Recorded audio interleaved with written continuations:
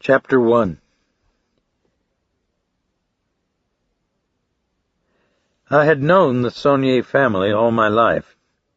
I'd attended the Catholic elementary school in New Iberia with 3 of them, had served with one of them in Vietnam, and for a short time had dated Drew, the youngest child, before I went away to the war.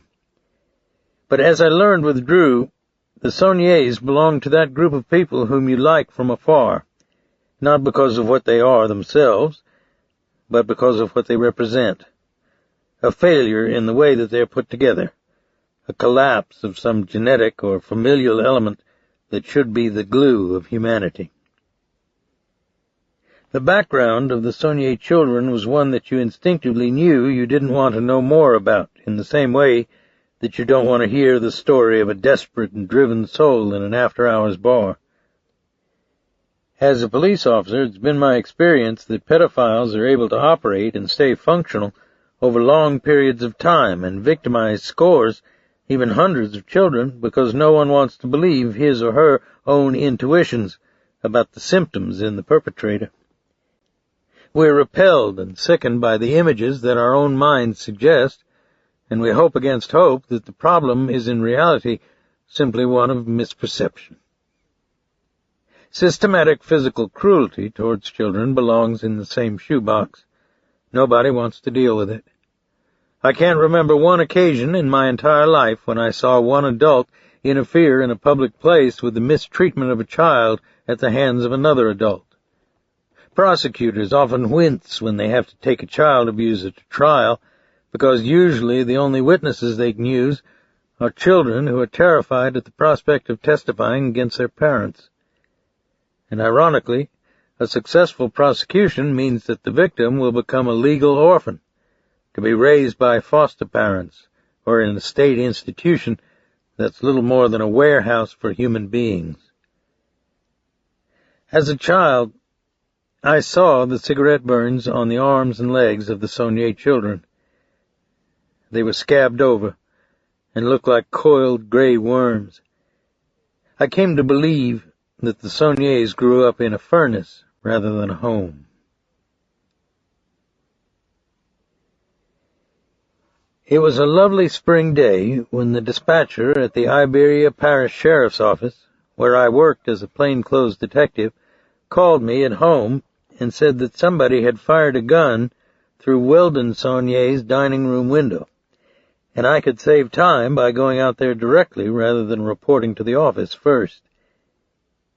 I was at my breakfast table, and through the open window I could smell the damp, fecund odor of the hydrangeas in my flower bed, and last night's rainwater dripping out of the pecan and oak trees in the yard. It was a truly fine morning, the early sunlight as soft as smoke in the tree limbs. "Are you there, Dave?" the dispatcher said. "Ask the sheriff to send someone else on this one," I said. "You don't like Weldon?" "I like Weldon. I just don't like some of the things that probably go on in Weldon's head." "Okay, I'll tell the old man." "Never mind," I said. "I'll head out there in about 15 minutes. Give me the rest of it." "That's all we got. His wife called in. He didn't. Does that sound like Weldon?" He laughed. People said Weldon had spent over $200,000 restoring his antebellum home out in the parish on Bayou Teche. It was built of weathered white-painted brick with a wide columned porch, a second-floor veranda that wrapped all the way around the house, ventilated green window shutters, twin brick chimneys at each extreme of the house, and scrolled ironwork that had been taken from historical buildings in the New Orleans French Quarter. The long driveway that led from the road to the house was covered with a canopy of moss-hung live oaks, but Weldon Sonnier wasn't one to waste land space for the baroque and ornamental. All the property in front of the house, even the area down by the bayou where the slave quarters had once stood, had been leased to tenants who planted sugarcane on it. It had always struck me as ironic that Weldon would pay out so much of his oil money in order to live in an antebellum home, whereas in fact he'd grown up in an Acadian farmhouse that was over 150 years old, a beautiful piece of hand-hewn, notched, and pegged cypress architecture that members of the New Iberia Historical Preservation Society openly wept over when Weldon hired a group of half-drunk black men out of a ramshackle back road nightclub, gave them crowbars and axes, and calmly smoked a cigar and sipped from a glass of cold duck on top of a fence rail, while they ripped the old Sonnier house into a pile of boards he later sold for $200 to a cabinet maker. When I drove my pickup truck down the driveway and parked under a spreading oak by the front porch, 2 uniformed deputies were waiting for me in their car, their front doors open to let in the breeze that blew across the shaded lawn. The driver, an ex-Houston cop named Garrett, a barrel of a man with a thick blonde mustache and a face the color of a fresh sunburn, flipped his cigarette into the rose bed and stood up to meet me. He wore pilot's sunglasses, and a green dragon was tattooed around his right forearm. He was still new, and I didn't know him well, but I'd heard that he'd resigned from the Houston force after he'd been suspended during an internal affairs investigation. "What do you have?" I said. "Not much," he said. "Mr. Sonnier says it was probably an accident. Some kids hunting rabbits or something." "What does Mrs. Sonnier say?" "She's eating tranquilizers in the breakfast room." "What does she say?" "Nothing, Detective." "Call me Dave. You think it was just some kid?" "Take a look at the size of the hole in the dining room wall and tell me." Then I saw him bite the corner of his lip at the abruptness in his tone. I started toward the front door. "Dave, wait a minute," he said, took off his glasses and pinched the bridge of his nose. "While you were on vacation, the woman called us twice and reported a prowler. We came out, didn't find anything, so I marked it off. I thought maybe her terminals were a little fried." "They are. She's a pill addict." "She said she saw a guy with a scarred face looking through a window. She said it looked like red putty or something. The ground was wet, though, and I didn't see any footprints. But maybe she did see something. I probably should have checked it out a little better." "Don't worry about it. I'll take it from here. Why don't you guys head up to the cafe for coffee?" "She's a sister of that Nazi or Klan politician in New Orleans, isn't she?" "You got it. Weldon knows how to pick 'em."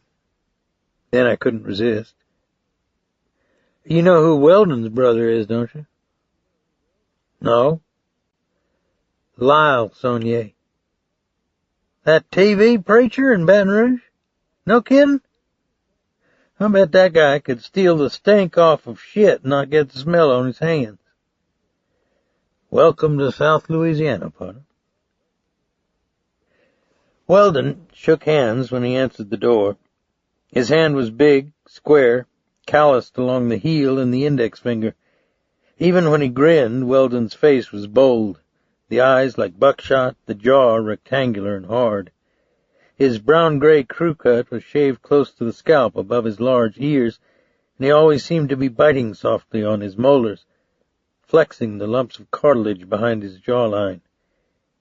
He wore his house slippers, a pair of faded beltless Levi's, and a paint-stained T-shirt that molded his powerful biceps and flat stomach.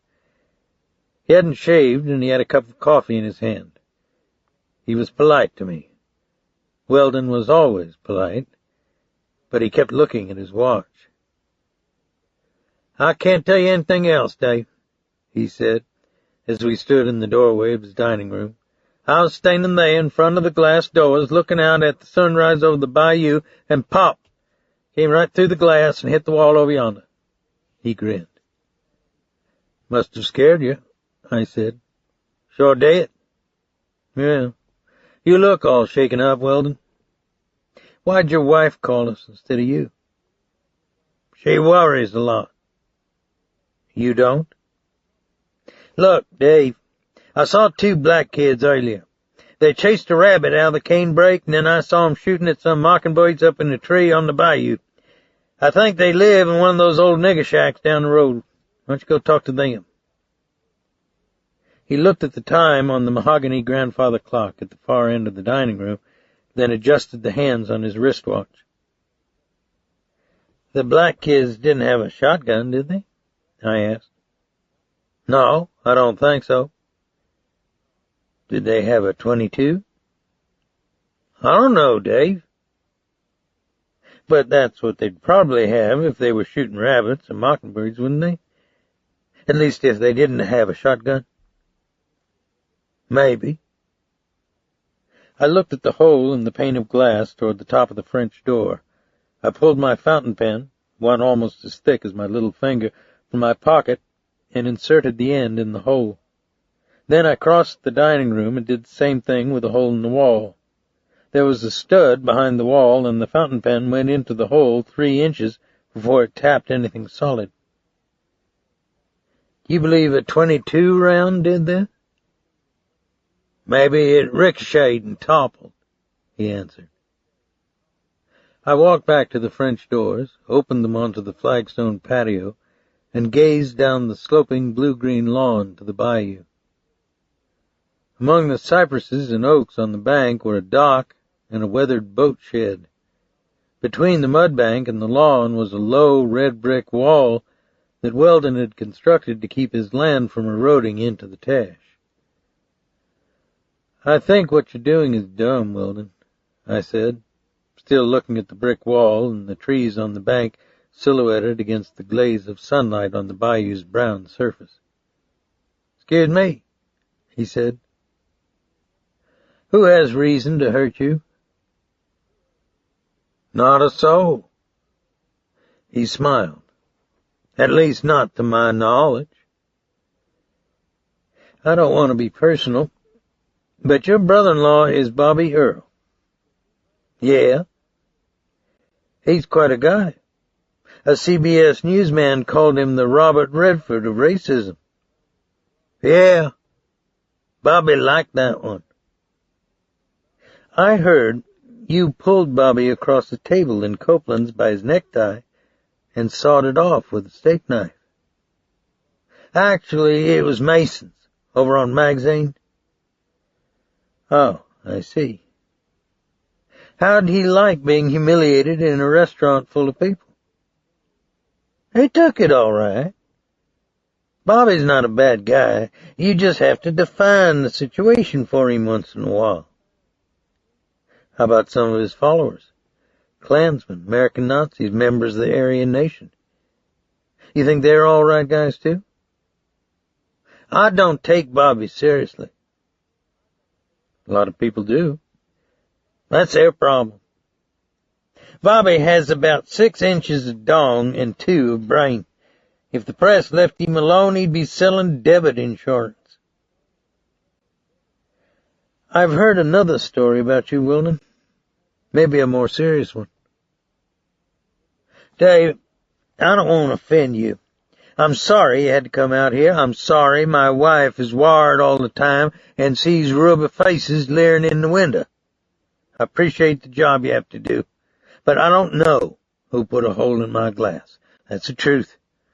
And I have to go to work. I've heard you're broke.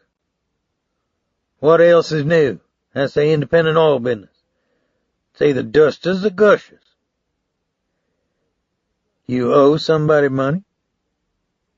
I saw the cartilage work behind his jaws. I'm getting a little on edge here, Dave. Yeah?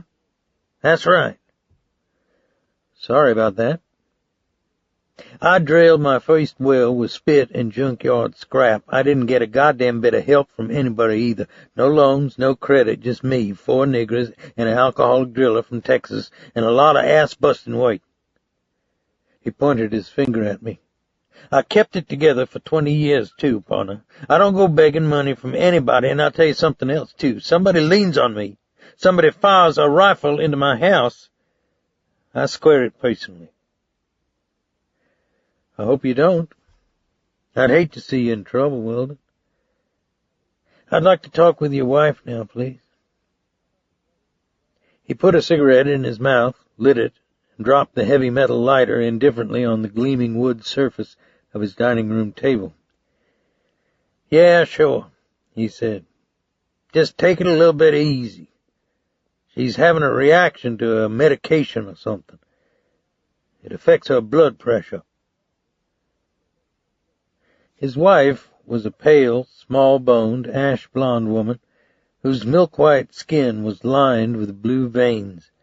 She wore a pink silk house robe, and she'd brushed her hair back over her neck and had put on fresh makeup. She should have been pretty, but she always had a startled look in her blue eyes, as though she heard invisible doors slamming around her. The breakfast room was domed and glassed in, filled with sunlight and hanging fern and philodendron plants, and the view of the bayou, the oaks, and the bamboo, the trellises erupting with purple wisteria, was a magnificent one. But her face seemed to register none of it. Her eyes were unnaturally wide, the pupils shrunken to small black dots, her skin so tight that you thought perhaps someone was twisting the back of her hair in a knot. I wondered what it must have been like to grow up in the same home that had produced a man like Bobby Earl. She'd been christened Bama. Her accent was soft, pleasant to listen to, more Mississippi than Louisiana, but in it you heard a tremolo, as though a nerve ending were pulled loose and fluttering inside her. She said she'd been in bed when she heard the shot and the glass break, but she hadn't seen anything. What about this prowler you reported, Mrs. Sonnier? Do you have any idea who he might have been? I smiled at her. Of course not. You never saw him before? No. He was horrible. I saw Weldon raise his eyes toward the ceiling, then turn away and look out at the bayou. How do you mean? I asked. He must have been in a fire, she said. His ears were little stubs. His face was like red rubber, like a big red inner tube patch. Weldon turned back toward me. You've got all that on file down at your office, haven't you, Dave? He said. There's not any point in covering the same old territory, is there? Maybe not, Weldon, I said, closed my small notebook and replaced it in my pocket. Mrs. Sonnier, here's one of my cards. Give me a call if you remember anything else, or if I can be of any other help to you. Weldon rubbed one hand on the back of the other and tried to hold the frown out of his face. I'll take a walk down to the back of your property, if you don't mind, I said. Help yourself, he said. The St. Augustine grass was wet with the morning dew and thick as a sponge as I walked between the oaks down to the bayou. In a sunny patch of ground next to an old gray roofless barn, one that still had an ancient tin haddock sign nailed to a wall, was a garden planted with strawberries and watermelons. I walked along beside the brick retaining wall, scanning the mud flat that sloped down to the bayou's edge. It was crisscrossed with the tracks of nutrias and raccoons and the delicate impression of egrets and herons. Then, not far from the cypress planks that led to Weldon's dock and boathouse, I saw a clutter of footprints at the base of the brick wall. I propped my palms on the cool bricks and studied the bank. One set of footprints led from the cypress planks to the wall, then back again. But somebody with a larger shoe size had stepped on top of the original tracks. There was also a smear of mud on top of the brick wall, and on the grass right by my foot was the Lucky Strike cigarette butt. I took a plastic Ziploc bag from my pocket and gingerly scooped the cigarette butt inside it. I was about to turn back toward the house when the breeze blew the oak limbs overhead, and the pattern of sunlight and shade shifted on the ground, like the squares in a net, and I saw a brassy glint in a curl of mud. I stepped over the wall and with the tip of my pen lifted a spent .308 hull out of the mud and dropped it in the plastic bag with the cigarette butt. I walked through the side yard back out to the front drive in my pickup truck. Weldon was waiting for me. I held the plastic bag up briefly for him to look at. "Here's the size round your rabbit hunter was using," I said. "He'd ejected it too, Weldon. Unless he had a semi-automatic rifle, he was probably going to take a second shot at you. Look, from here on out, how about talking to me and leaving Bama out of it? She's not up to it." I took a breath and looked away through the oak trees at the sunlight on the blacktop road. "I think your wife has a serious problem. Maybe it's time to address it," I said. I could see the heat in his neck. He cleared his throat. "Maybe you're going a little beyond the limits of your job, too," he said.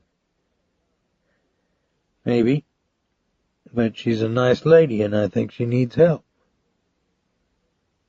He chewed on his lower lip, put his hands on his hips, looked down at his foot, and stirred a pattern in the pea gravel, like a third base coach considering his next play. "They're a bunch of 12-step groups in New Iberia and St. Martinville. They're good people," I said. He nodded without looking up. "Let me ask you something else," I said. "You flew an observation plane off a carrier in Vietnam, didn't you? He must have been pretty good." "Give me a chimpanzee, 3 bananas, and 30 minutes of his attention, and I'll give you a pilot." "I also heard you flew for Air America." "So?" "Not everybody has that kind of material in his dossier. You're not still involved in some CIA bullshit, are you?" He tapped his jaw with his finger like a drum. "CIA. Yeah, that's Catholic, Irish, and alcoholic, right? No, I'm a coon ass, my religion is shaky, and I never hit the juice. I don't guess I fit the category, Dave." "I see. If you get tired of it, call me at the office or at home." "Tired of what?" "Jerking yourself around, being clever with people who are trying to help you." "I'll see you around, Weldon." I left him standing in his driveway, a faint grin on his mouth, a piece of cartilage as thick as a biscuit in his jaw, his big square hands open and loose at his sides.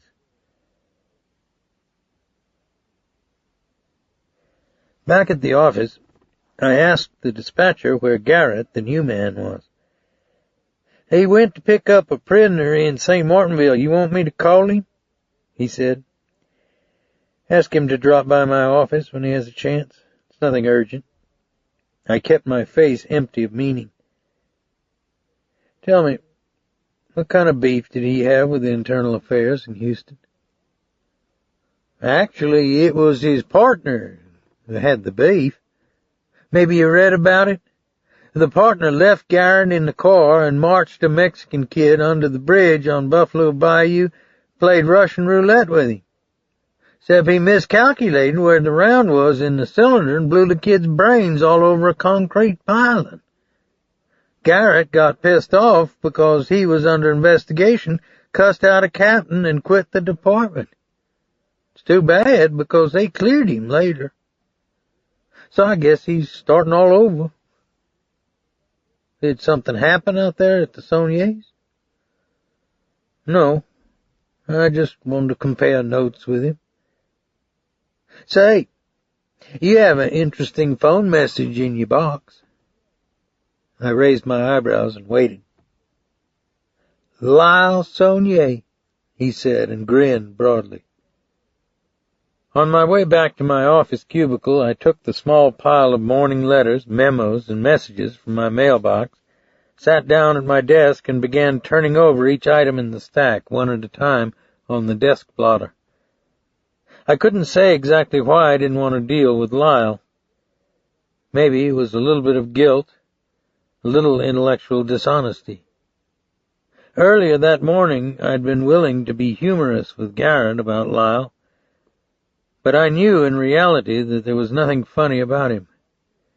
If you flipped through the late-night cable channels on TV and saw him in his metallic gray silk suit and gold necktie, his wavy hair conked in the shape of a cake, his voice ranting and his arms flailing in the air before an enwrapped audience of blacks and blue-collar whites, you might dismiss him as another religious huckster or fundamentalist fanatic whom the rural South produces with unerring predictability generation after generation. Except I remembered Lyle when he was an 18-year-old tunnel rat in my platoon, who would crawl naked to the waist down a hole with a flashlight in one hand, a .45 automatic in the other, and a rope tied around his ankle as his lifeline.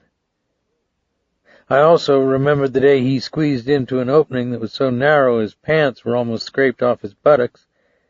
Then, as the rope uncoiled and disappeared into the hillside with him, we heard a whoomph under the ground, and a red cloud of cordite-laced dust erupted from the hole.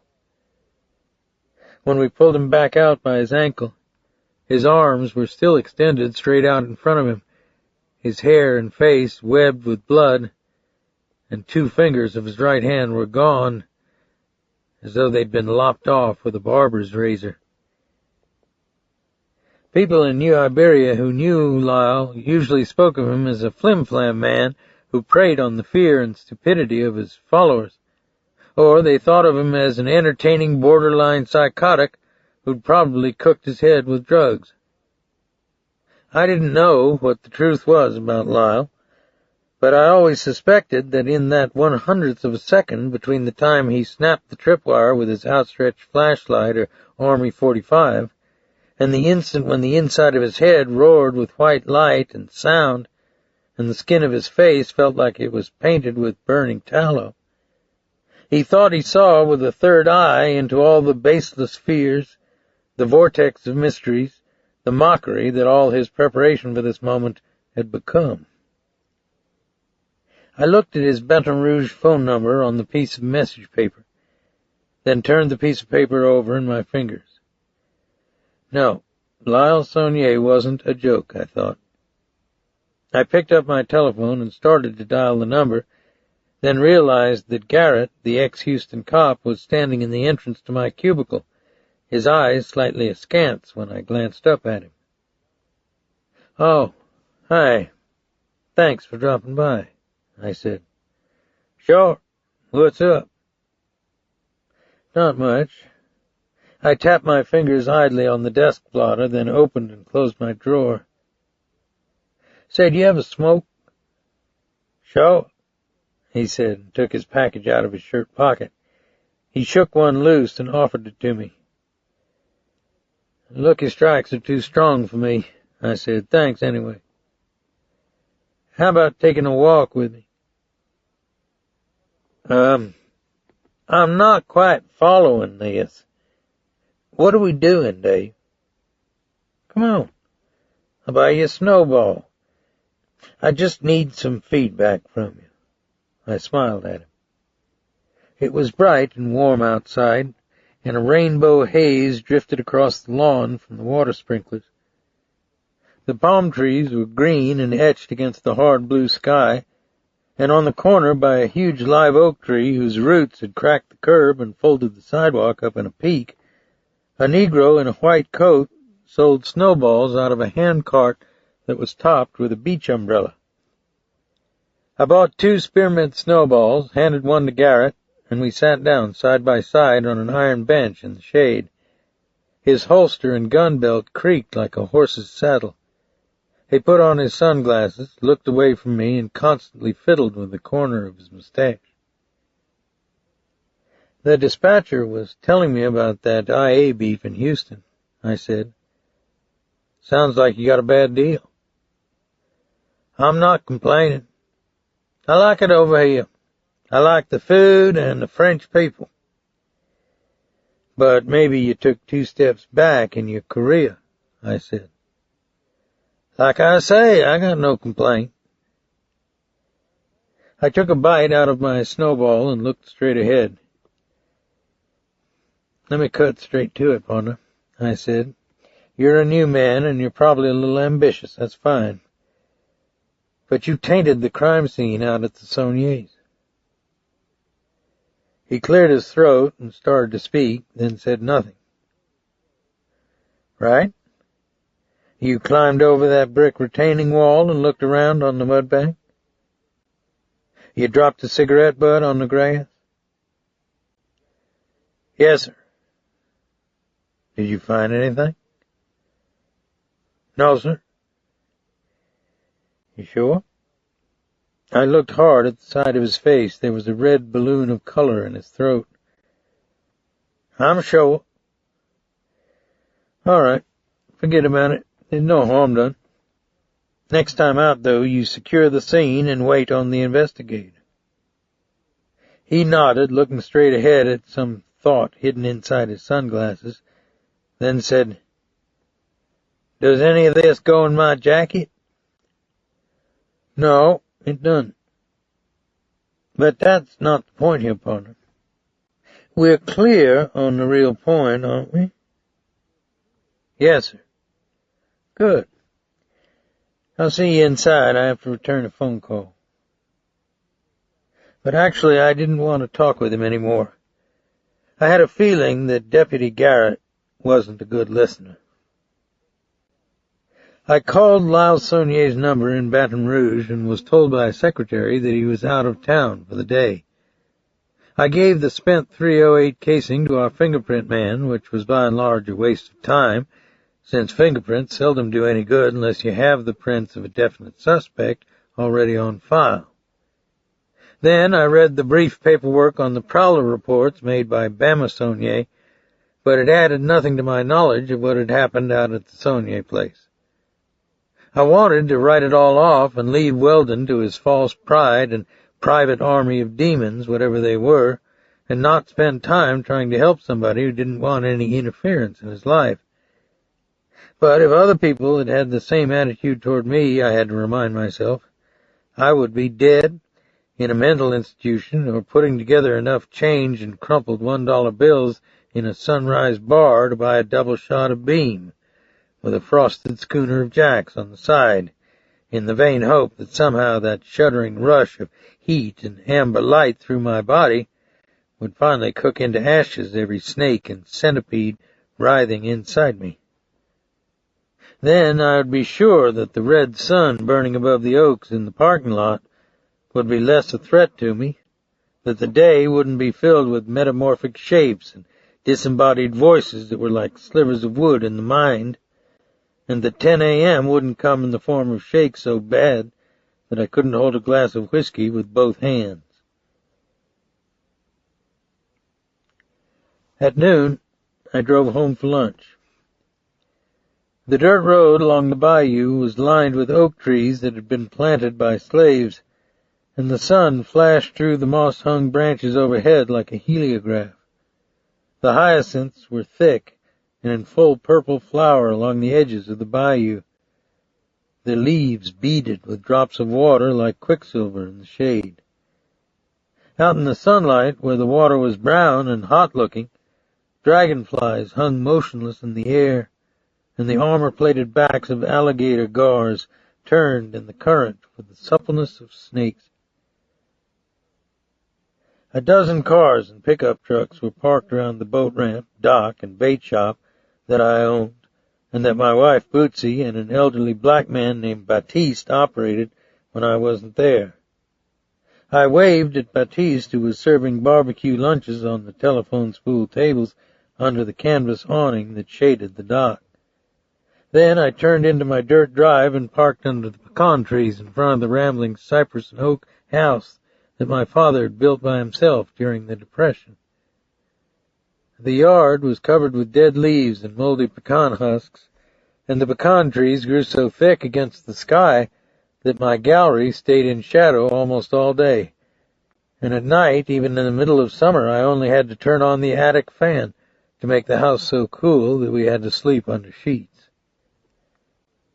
My adopted daughter, Alifair, had a 3-legged pet raccoon named Tripod, and we kept him on a chain attached to a long wire that was stretched between 2 oaks so he could run up and down in the yard.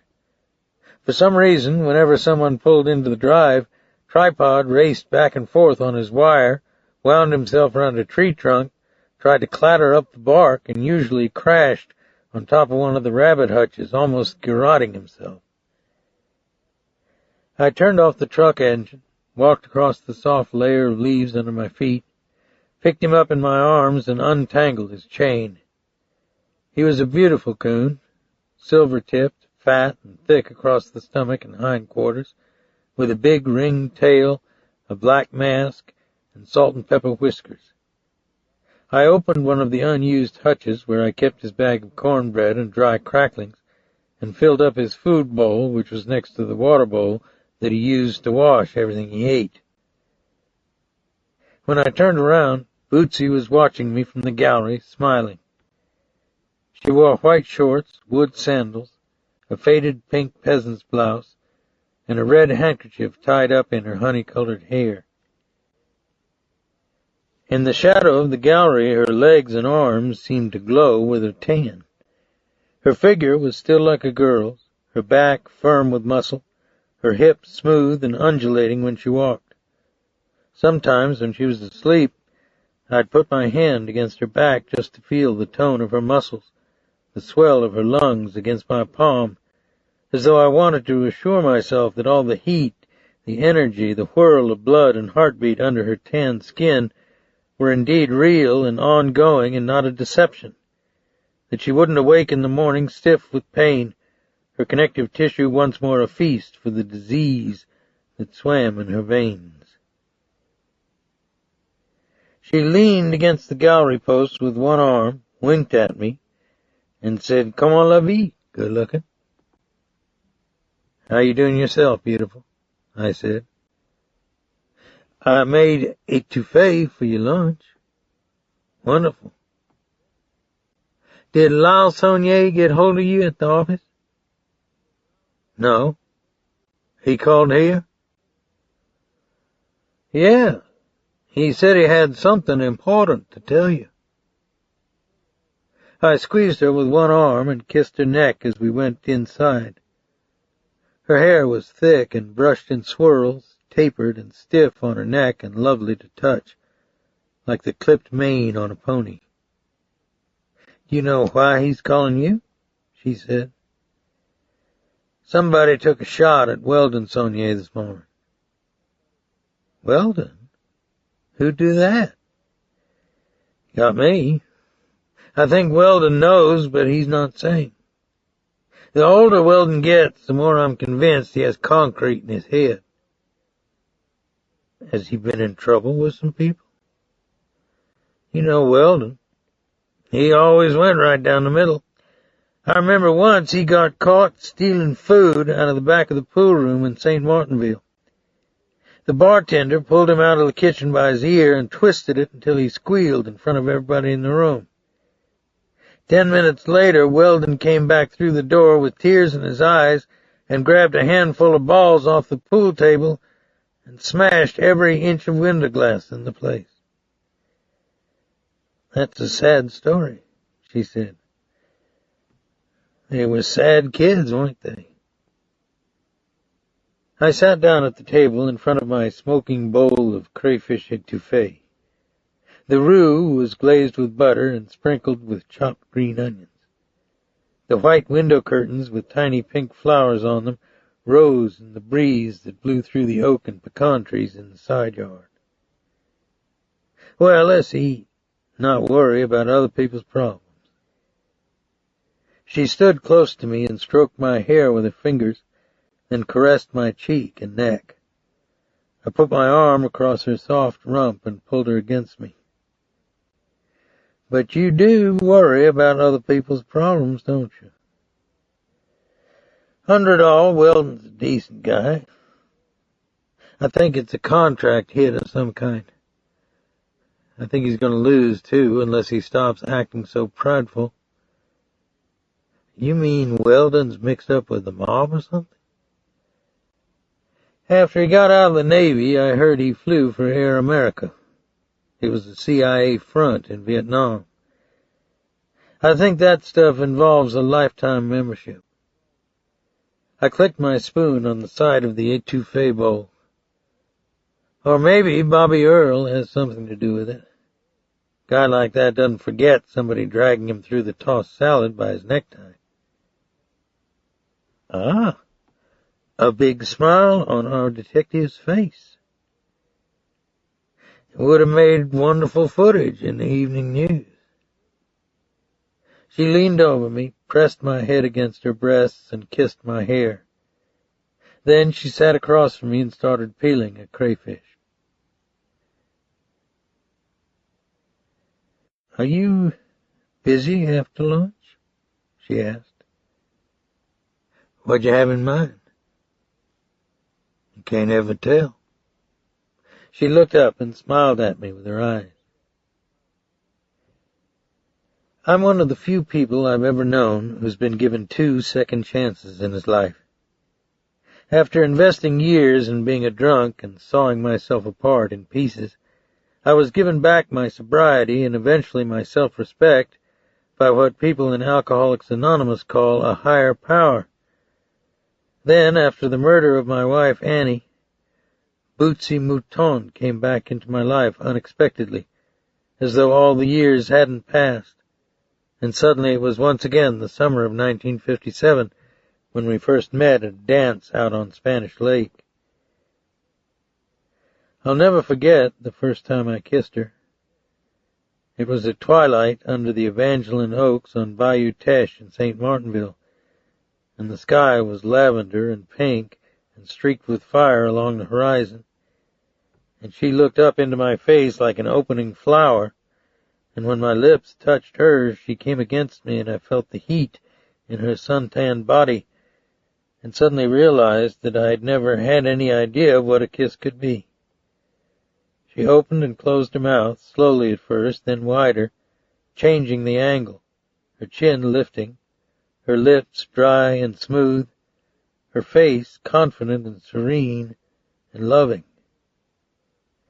When she let her hand slide down on my chest and rested her head against mine, I could hardly swallow, and the fireflies spun webs of red light in the black-green tangle of oak limbs overhead, and the sky from horizon to horizon was filled with the roar of cicadas. I stopped eating and walked around behind her chair, leaned down and kissed her on the mouth. My, what kind of thoughts have you been having this morning? She said. You're the best, Boots, I said. She looked up at me and her eyes were kind and soft, and I touched her hair and cheek with my fingers. Then she looked out the window toward the front road. Who's that? She said. A silver Cadillac with television and CB antennas and windows that were tinted almost black turned off the dirt road by the bayou and parked next to my pickup truck under the pecan trees. The driver cut the engine and stepped out into the yard, dressed in a suit that was silver charcoal, a blue shirt with French cuffs, a striped red and blue necktie, and wrap-around black sunglasses. He pulled off his sunglasses gingerly with his right hand, which had only a carved half-moon area where the 2 bottom fingers should have been, widened his eyes to let them adjust to the light, and walked over the layer of leaves and pecan husks toward the gallery. His black shoes were shined so brightly they could have been patent leather. Is that? Bootsy began. Yeah, it's Lal Sonnier. He shouldn't have come out here. Maybe he tried at the office and they told him you were home. Doesn't matter. He should have arranged to meet me at the office. I didn't know you felt that way about him. He takes advantage of poor and uneducated people, Boots. He used the Ethiopian famine to raise money for that television sideshow of his. Look at the car he drives. Shh! He's on the gallery, she whispered. I'll talk to him outside. There's no need to invite him in, okay, Boots? She shrugged and said, whatever you say. I think you're being a little too hard. Lyle grinned through the screen when he saw me walking toward the door. He had the same dark Cajun complexion as the other Sonniers, but Lyle had always been the thin one, narrow at the shoulders and hips, a born track runner or pool-room lizard, and ultimately one of the most fearless grunts I knew in Vietnam. Except Vietnam and pajama-clad little men who hid in tunnels and spider holes were 25 years back down the road. What's happening, Luke? He said. How are you, Lyle? I said, and shook hands with him out on the gallery. His mutilated hand felt light and thin and unnatural in mine. I have to feed the rabbits and my daughter's horse before I go back to work. You mind walking with me while we talk? Sure. Bootsy in home? He looked toward the screen. On the right side of his face was a shower of shrapnel scars, like a chain of flesh-toned plastic teardrops. She'll be out directly. What's up, Lyle? I walked toward the rabbit hutches under the trees so he would have to follow me. He didn't speak for a while. Instead, he combed his waxed-brown conked hair in the shade and looked out toward my dock and the cypress swamp on the far side of the bayou. Then he put his comb in his shirt pocket. You don't approve of me, do you? He said. I opened the chicken wire door to one of the hutches and began filling the rabbit's bowl with alfalfa pellets. Maybe I don't approve of what you do, Lyle, I said. I don't apologize for it. I didn't ask you to. I can heal, son. I looked at my watch, opened up the next hutch, and didn't answer him. I don't brag on it, he said. It's a gift. I didn't earn it. But the power comes through my shoulder, through my arm, right through this deformity of a hand, right into their bodies. I can feel the power swell up my arm, just like I was holding a bucket of water by the bale. And it's gone. From me into them. And my arm's so light it's like my sleeve is empty. You can believe it or not, son. But it's God's truth. I'll tell you another thing. You got a sick woman up in that house. I set down the alfalfa bag, latched the hutch door, and turned to look directly into his face. I'm going to ask two things of you, Lyle. Don't call me son again, and don't pretend you know anything about my family's problems. He scratched the back of his deformed hand and looked up toward the house. Then he sucked quietly on the back of his teeth and said, It wasn't meant as an offense. That's not my purpose. No, sir. What can I help you with today? You got it turned around. You went out to Weldon's, but he wouldn't tell you diddly squat, would he?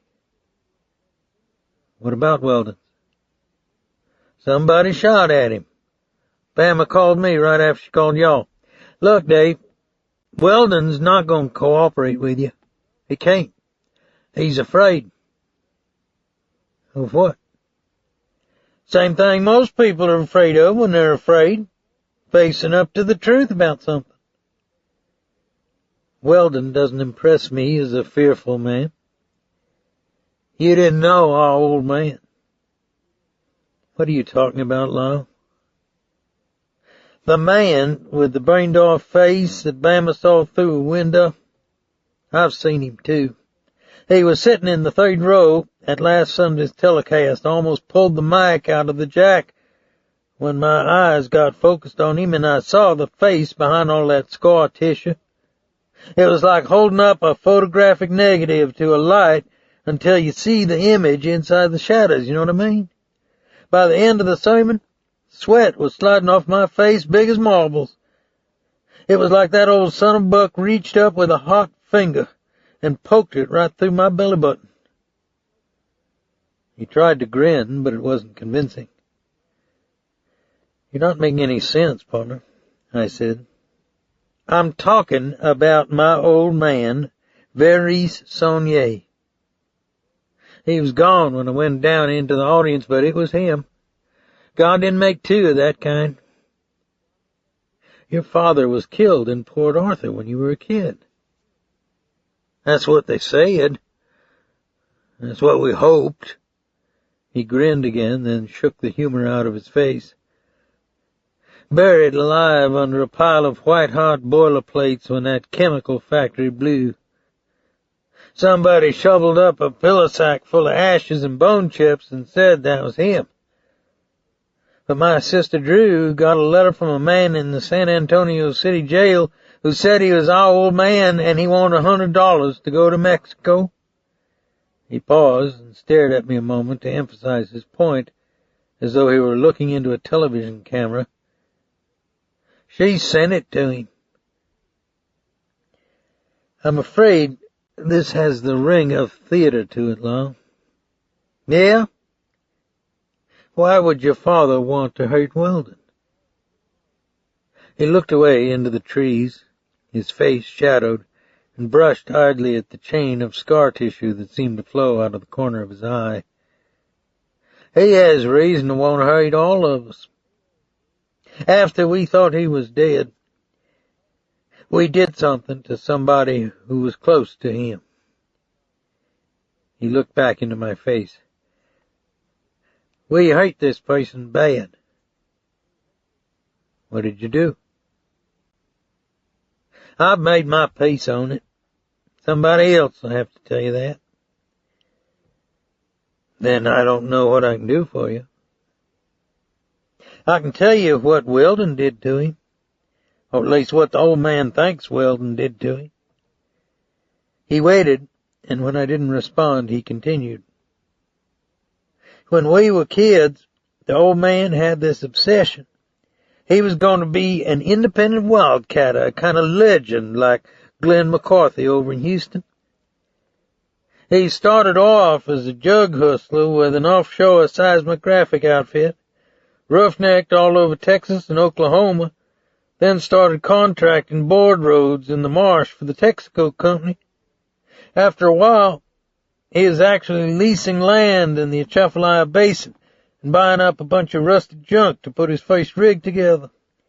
A geologist from Lafayette told him the best place to punch a hole was right there on our farm.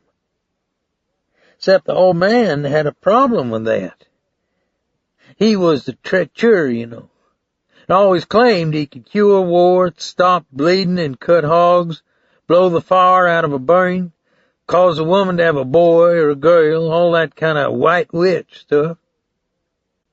But he also told us there were Injuns buried in an old Spanish well in the middle of our sugarcane field, and if he drilled a hole on our property, their spirits would be turned loose on us. He was afraid of spirits in the ground, all right, but I think of a different kind. My uncle got drunk once and told me the old man hired this black man for 30 cents an hour to plow his field. The black man ran the plow across a rock and busted it, then just lay down under a tree and took a nap. The old man found the busted plow and the mule still in harness in the row, and he walked over to the tree and kicked this fellow awake and started hollering at him. That black fellow made a big mistake. He sassed my old man. The old man went into a rage, chased him across the field, and broke open his skull with a hoe. My uncle said he buried him somewhere around that Spanish well." "What does this have to do with Weldon?" "Are you sure you're listening to me? As greedy and driven to be a success as he was, the old man was afraid to drill on his own property. But not Weldon, partner. That's where he built his first rig, and he cored right down through the center of that Spanish well, I think, just to make a point. A floor man on that rig told me the drill bit brought up pieces of bone when they first punched into the ground. I'll keep all this in mind. Thanks for coming out, Lyle. You don't look upon it as a big breakthrough in your case? When people go about trying to kill other people with forethought and deliberation, it's usually over money. Not always, but most times. Well, a man heals when it's time for him to heal. Is that right? I was never a good listener. At least not till somebody up on high got my attention. I don't fault you, Dave. Do you know what passive-aggressive behavior is? I never went to college like you and Weldon. Sounds real deep. It's not a profound concept. A person who has a lot of hostility learns how to mask it in humility, and sometimes even in religiosity. It's very effective. No kid. You learn all that in college? It's too bad I missed out. He grinned with the side of his mouth, his teeth barely showing like a possum. Let me ask you something fair and square, but no bullshit, Lyle, I said. Go ahead. Do you hold your last day against me? What do you mean? In Vietnam, I sent you into that tunnel. I wish we'd blown it and passed it on by. You didn't send me down there. I liked it down there. It was my own underground horror show. I made those zips think the scourge god had crawled down into the bowels of the earth. It wasn't a good way to be, son. He flinched good-naturedly and raised his hands palm outward in front of him. Sorry, just a manner of speaking. I looked at my watch. I guess that's my cue to go, he said. Thanks for your time. Say goodbye to Bootsy for me, and don't think too unkindly of me. I don't. That's good. Without saying anything further, he turned and walked through the dead leaves toward his Cadillac. Then he stopped, rubbed the back of his neck hard as though a mosquito had burrowed deep into his skin, then turned around and stared blankly at me, his jaw slack with a sudden and ugly knowledge. It's a disease that lives in the blood. It's called lupus. I'm sorry, Dave. God's truth I am, he said. My mouth fell open, and I felt as though a cold wind had blown through my soul. The next morning was Saturday, and the sun came up as pink as a rose over the willow trees and dead cypress in the marsh, and the clouds of mist that rolled out of the bays. Baptiste and I opened up the bait shop at first light, and the air was so cool and soft, so perfect with blue shadows and the smell of night-blooming jasmine, that I forgot about Lyle's visit and his attempt to appear omniscient about my wife's illness. I had concluded that Lyle was little different from any other televangelist huckster, and that somebody close to Bootsy had told him about her problem. But regardless, I wasn't going to clutter my weekend with any more thoughts about the Sonnier family. Some people were born to take a fall, I thought, and Weldon was probably one of them. I also had a feeling that Lyle was one of those theological self-creations whose own neurosis would eventually eat him like an overturned basket of hungry snakes. After we had rented most of our boats, Baptiste and I seined the dead shiners out of the aluminum bait tanks, poured crushed ice over the beer and soda pop in the coolers, and started the fire in the barbecue pit I'd made by splitting an oil drum with an acetylene torch, hinging it, and welding metal legs on the bottom. By 8 o'clock, the sun was bright and hot in the sky, burning the mist out of the cypress trees, and on the wind you could smell the faint odor of a dead animal back in the marsh. "You got something on your mind, Dave?" Baptiste asked. He had a head like a cannonball. A pair of surplus navy dungarees hung on his narrow hips, and his wash-torn undershirt looked like strips of white rag on his massive coal-black chest and back. "No, not really." He nodded, put a dry cigar in his mouth, and looked out the window at a tangle of dead trees and hyacinths floating past us in the bayou's current. "It ain't bad to have something on your mind, no," he said. "It's bad when you don't tell nobody." "What do you say we season the chickens?" "She gonna be all right. You gonna see. That's what they got all them doctors for." "I appreciate it, Baptiste." I saw Alifair walk down through the pecan trees from the house with Tripod on his chain. She was in 3rd grade now, a little bit fat across the stomach, so that her old gold and purple LSU T-shirt with a smiling Mike the Tiger on it exposed her navel and the top of her elastic-waisted jeans. She had shiny black hair cut in bangs, skin that stayed tan year-round, wide-set Indian teeth, and a smile that was so broad it made her dark eyes squint almost completely shut. Nowadays, when I'd pick her up, she felt heavy and compact in my arms, full of energy and play and expectation. But 3 years ago, when I pulled her from a crashed and submerged plane out on the Salt, one piloted by a Lafayette priest who was transporting illegal refugees from El Salvador, her lungs had been filled with water, her eyes dilated with terror as we rose in a rush of bubbles toward the Gulf's surface, her little bones as thin and frail as a bird's. Tripod thumped out on the dock, rattling his chain across the board planks behind him. "Dave, you left a bag of rabbit food on top of the hutch. Tripod threw it all over the yard," Alifair said. Her face was beaming. "You think that's funny, little guy?"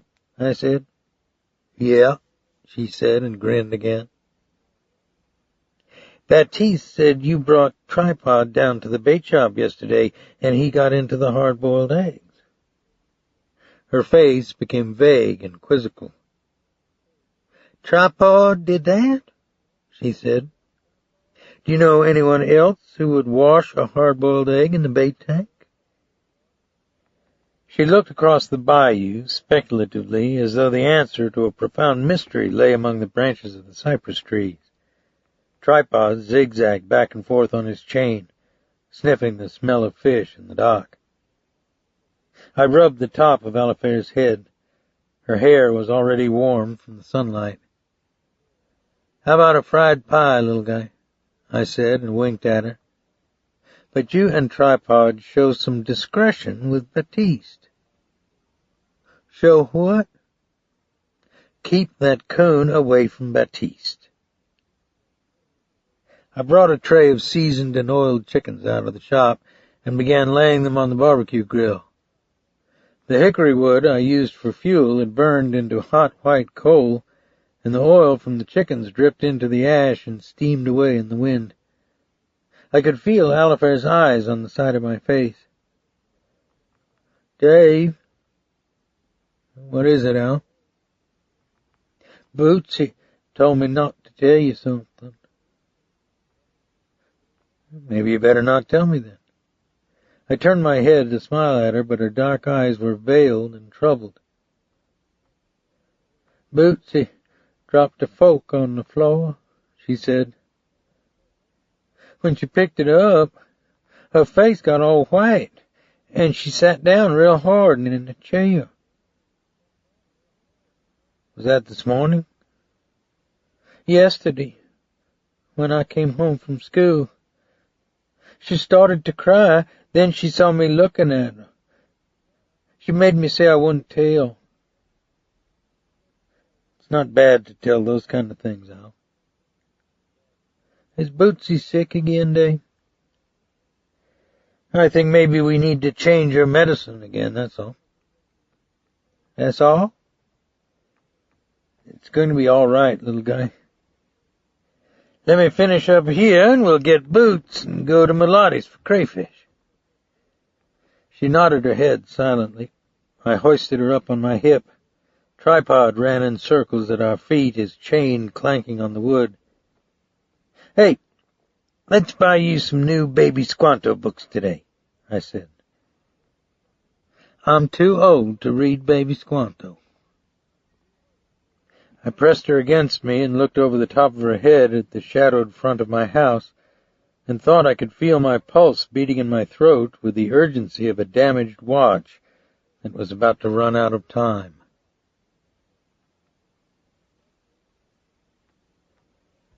I wasn't able to keep our weekend entirely free of the Sonniers after all.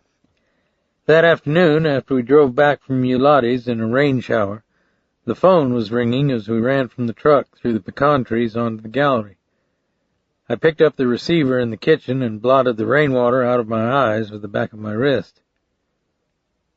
I thought I'd check with you before we left town, the voice said. Weldon? Yeah. Bama and I are going to visit her mother in Baton Rouge. We'll probably be gone a week or so. I thought I should tell you. Why? What do you mean, why? That's what you're supposed to do when you're part of a case, aren't you? Check in with the authorities, that sort of thing. You weren't cooperative yesterday, Weldon. I think you have information you're not giving me. I have my doubts about our level of sincerity here. I get the feeling I shouldn't have bothered you today. Your brother Lyle paid me a visit. He told me a long story about your father. Lyle's a great entertainer. Do you know he had a Zydeco band before he got hit with a bolt of religion? He said the prowler your wife saw was your father. He said he's seen the same man in his TV audience in Baton Rouge. Years ago, Lyle put so many chemicals in his head it glows in the dark. He has hallucinations. Was Bama hallucinating? You're poking a stick in the wrong place, Dave. Before I spoke again, I waited a moment and looked out the screen at the rain falling through the limbs of the mimosa tree in my backyard. So there's nothing to Lyle's story, then? I asked. As a matter of fact, there is. But it's not anything you might be interested in. The truth is that Lyle takes money from a lot of pitiful niggers and poor white trash who think heat lightning is a sign out of Revelation. But after the television cameras are off and the audience goes home, my brother has problems with his conscience.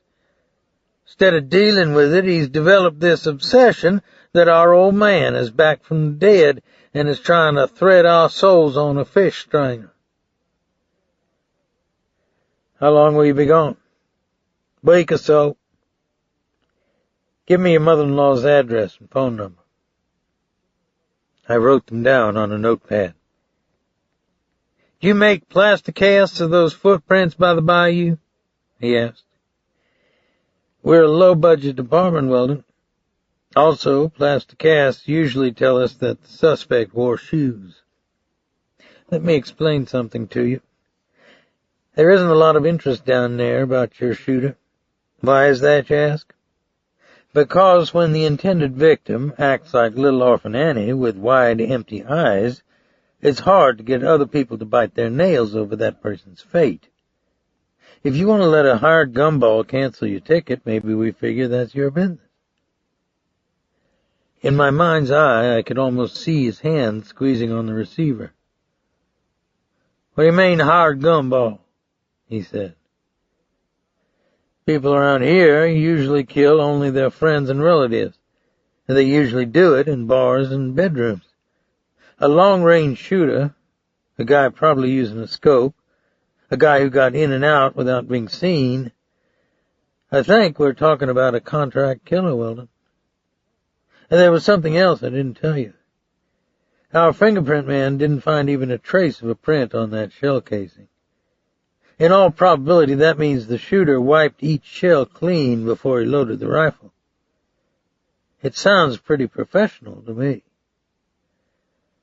"You're a smart cop." I didn't answer, and instead waited for him to speak again, but he remained silent. "You don't want to tell me anything else?" I said. "It's a story that involves a lot of players. You couldn't guess at it. When people get into trouble, it's over money, sex, or power. Always. It's not a new script. This one is. It's a real stomach chainer." I waited again for him to continue, but he didn't. "How about it?" I said. "That's all I have to say, except I'm not going to do time and I'm not going to get clipped by some gumball. If that doesn't float with somebody, or if they want some more information on that, they might try 1-800-EAT-SHIT for assistance. How's that sound?" "Who said anything about doing time?" "Nobody." "I see. Have a nice trip to Baton Rouge. Tell me, though, before you hang up, how bad did you and Lyle hurt your father's friend?" "What? What'd you say?" "You heard me." "Yeah, I did. You listen to me, Dave. You stay out of my goddamn family's history. It doesn't have anything to do with this. You understand that? We clear on that?" "Call back when you have something of value to tell me, Weldon," I said, and softly replaced the receiver in the telephone cradle.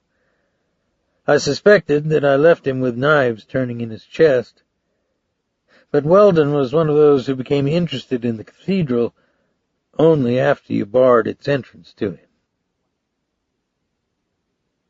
Sunday night it rained again, and Bootsy, Alifair, and I drove to New Iberia and had dinner at Dell's on East Main, then went to a movie. Later it stopped raining, and the moon rose over the freshly plowed sugarcane fields in a sky that looked like black ink wash.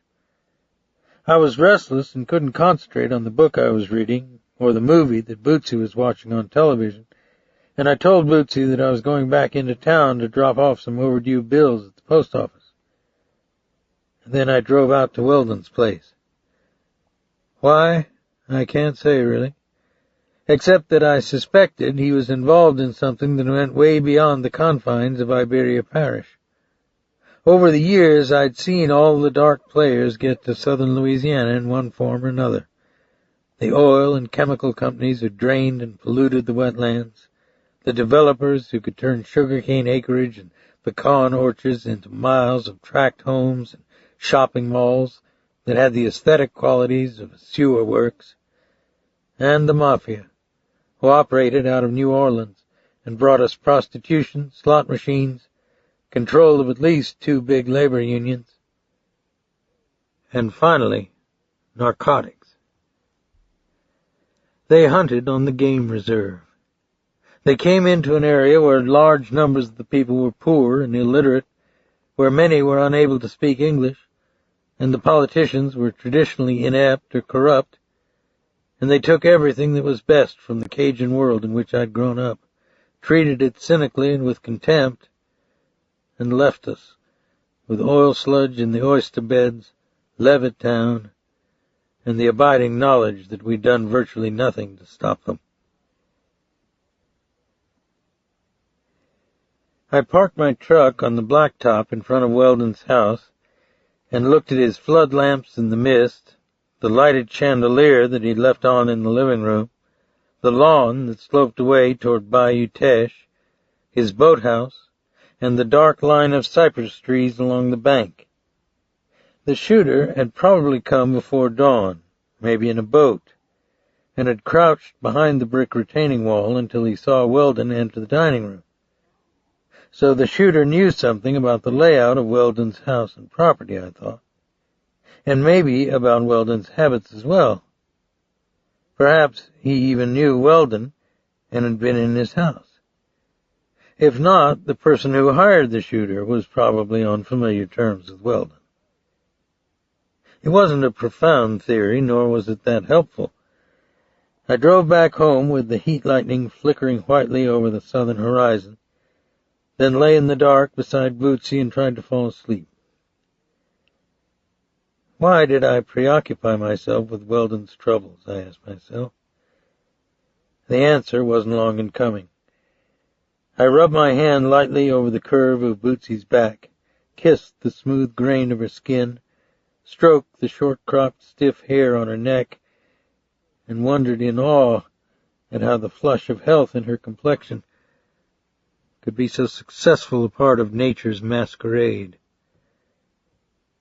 I had fantasies in which we changed the blood in her whole vascular system and rinsed disease out of her body. Saw faith and prayer drive the red wolf from her like an exorcised incubus. Or simply awoke one fine morning to discover that a new drug as miraculous as penicillin or the polio vaccine had been invented, and that all our cares and worries about Bootsy had been illusionary and ultimately forgettable. So when you have a problem that has no solution, and you can no longer drink over it, you get psychologically drunk on somebody else's woe, I thought. And maybe I even resented and envied Weldon for what I thought was the simplicity of his problem. The moon made a square of light on Bootsy's sleeping form. Her white silk gown looked almost phosphorescent, her bare shoulders as cool and bloodless as alabaster. I put my arm across her stomach and drew her against me, hooked one leg inside hers, and buried my face in her hair, as though anger and need were enough to hold both of us aloft, safe from the dark spin and pull of the earth beneath us. 2 days later, I would learn that Weldon's problems weren't simple ones either, and my involvement with the Sonnier family would become much more than a dry drunk. Chapter 2.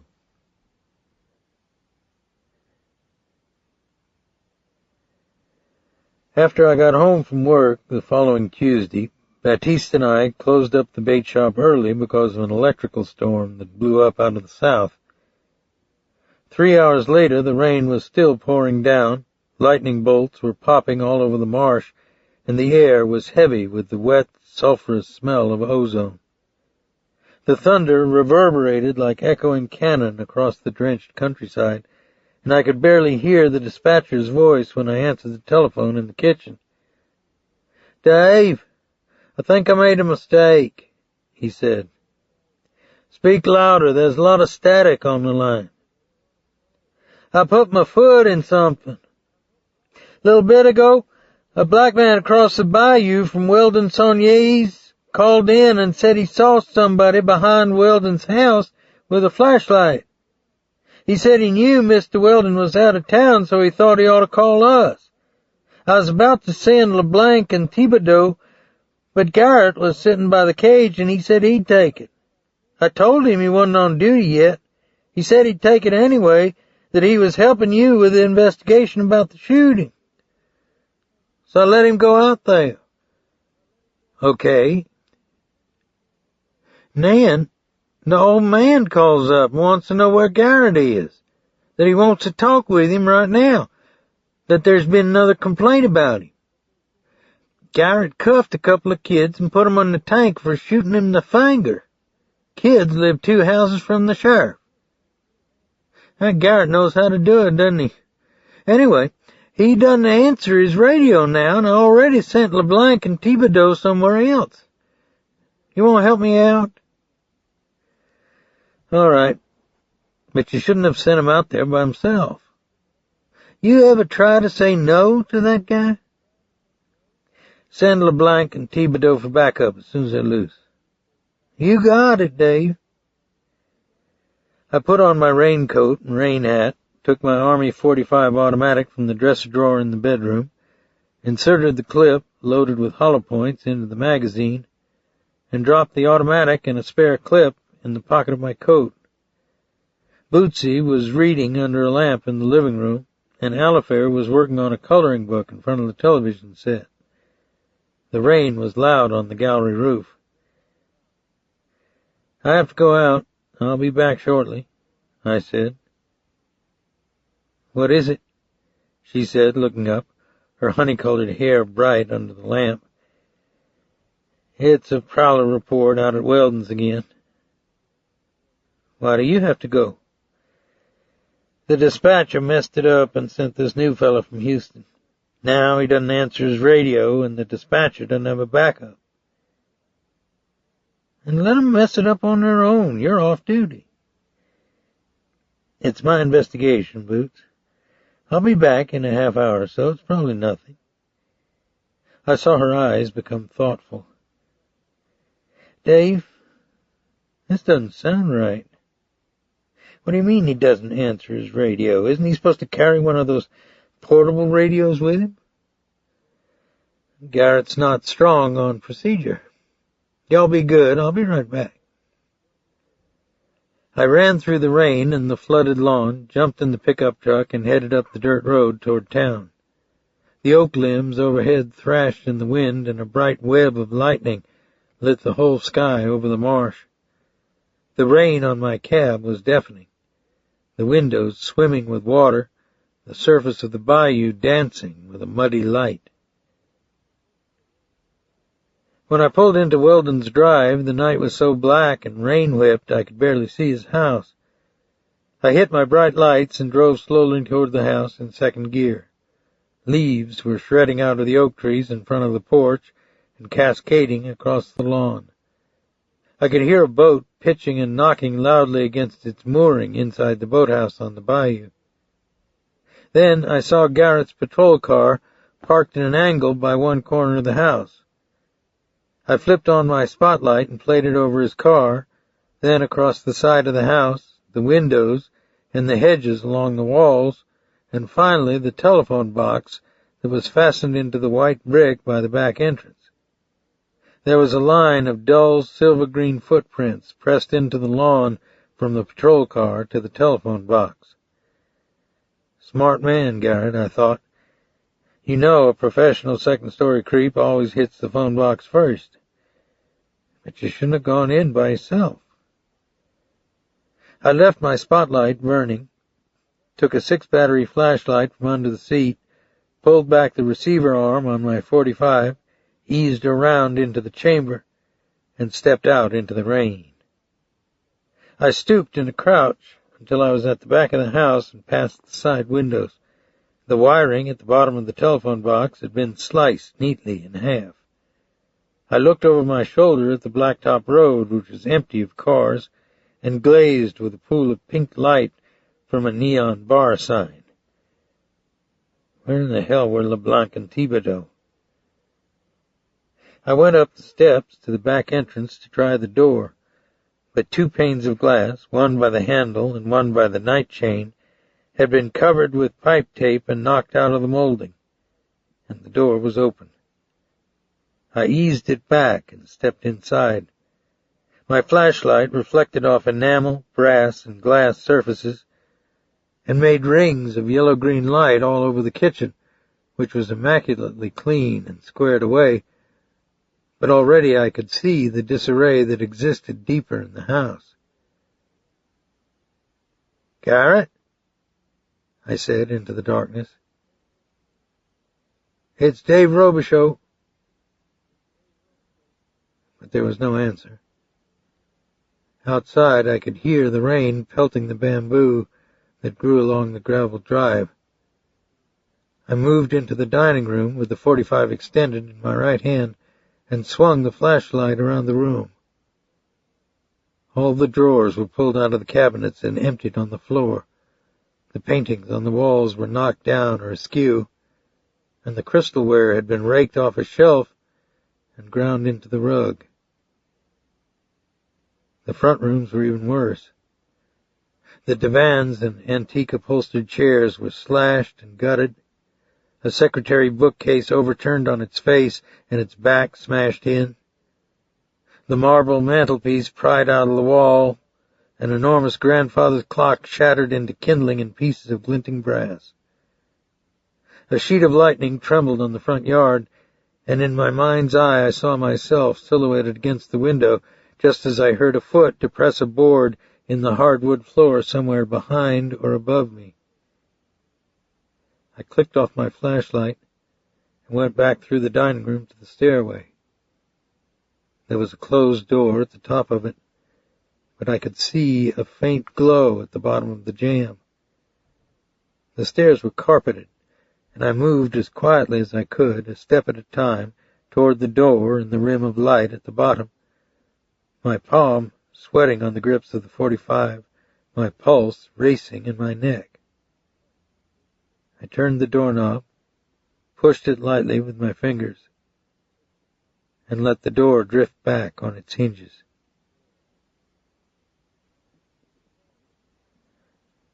The hallway was strewn with sheets, mattress stuffing, clothes, and shoes that had been thrown out of the doorways to the bedrooms.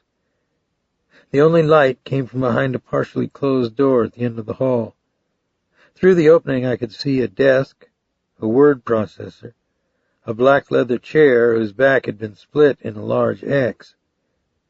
I moved along the wall with the .45 at an upward angle, past 2 demolished bedrooms, a linen closet, a darkened bathroom, an overturned dirty clothes hamper, a dumbwaiter, until I reached the last bedroom, which was only 10 feet from the lighted room that Weldon probably used as a home office. I stepped quickly inside the bedroom door and swept my .45 back and forth in the darkness. The room was still intact, except for the fact that the box springs had been shoved halfway off the frame of the canopy bed. A warning that I didn't heed. I caught my breath, squatted down at the base of the door, wiped the sweat and rainwater out of my eyes with my knuckle, then aimed the .45 along the wall at the lighted opening of the office. "This is Detective Dave Robicheaux of the Iberia Parish Sheriff's Department. You're under arrest. Throw your weapons out in the hall. Don't think about it, do it." But there was no sound from inside. "Right now it's breaking and entering," I said. "You can be smart and come out on your own. If we have to come in after you, we'll paint the walls with you, I guarantee it." Beyond the opening in the door, I saw a shadow break across Weldon's desk. I could feel the veins tightening in my head, the sweat dripping out of my hair. It wasn't going to go down right, I thought. When they think about it, they either freeze or become cunning. And my situation was all wrong. I'd been forced to take up a position on the right-hand side of the hallway, so that I had to extend my right arm at an awkward angle around the door jamb. I was getting a charley horse in my leg and a muscle twitch in my back. Where were LeBlanc and Thibodeau? "Last chance, partner. We're about to shift up into the dirty boogie," I said. But it was hard guy flim-flam. All I could do was contain whoever was in there and wait for the backup. Then the shadow broke across the desk again, a shoe scraped against a piece of furniture, and I straightened my back, stiffened my right arm, and aimed the .45 in the middle of the door, my eyes burning with salt. But I'd forgotten that old admonition from Vietnam. Don't let them get behind you, Robicheaux. He came out of the bedroom closet like a spring exploding from a broken clock, a short crowbar raised above his head. His head was huge, his face full of bone, his torso knotted with muscle under his wet T-shirt. I tried to pivot, swinging the .45 clear of the door jamb and aim it at his chest, or simply stand erect and get away from the arch of the crowbar, but my knees popped and burned and seemed to have all the resilience of cobweb. The crowbar thudded into my shoulder and raked down my arm and sent the .45 bouncing across the carpet.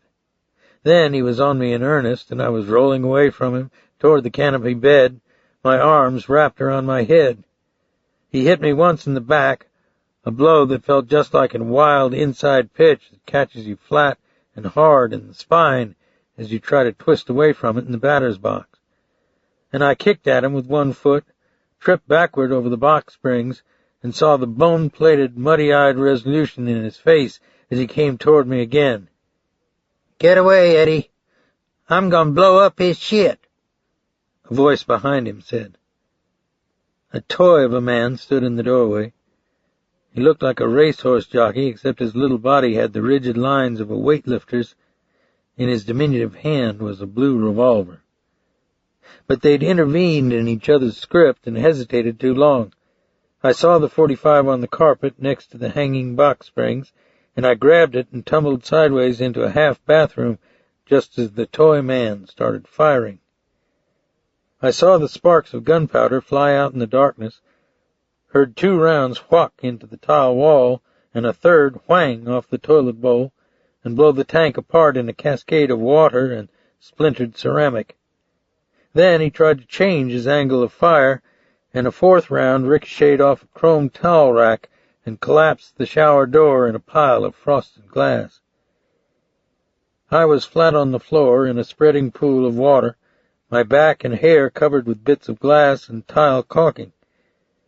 But it had turned around on him, and he knew it because he was already backing fast into the hallway when I raised up and started firing.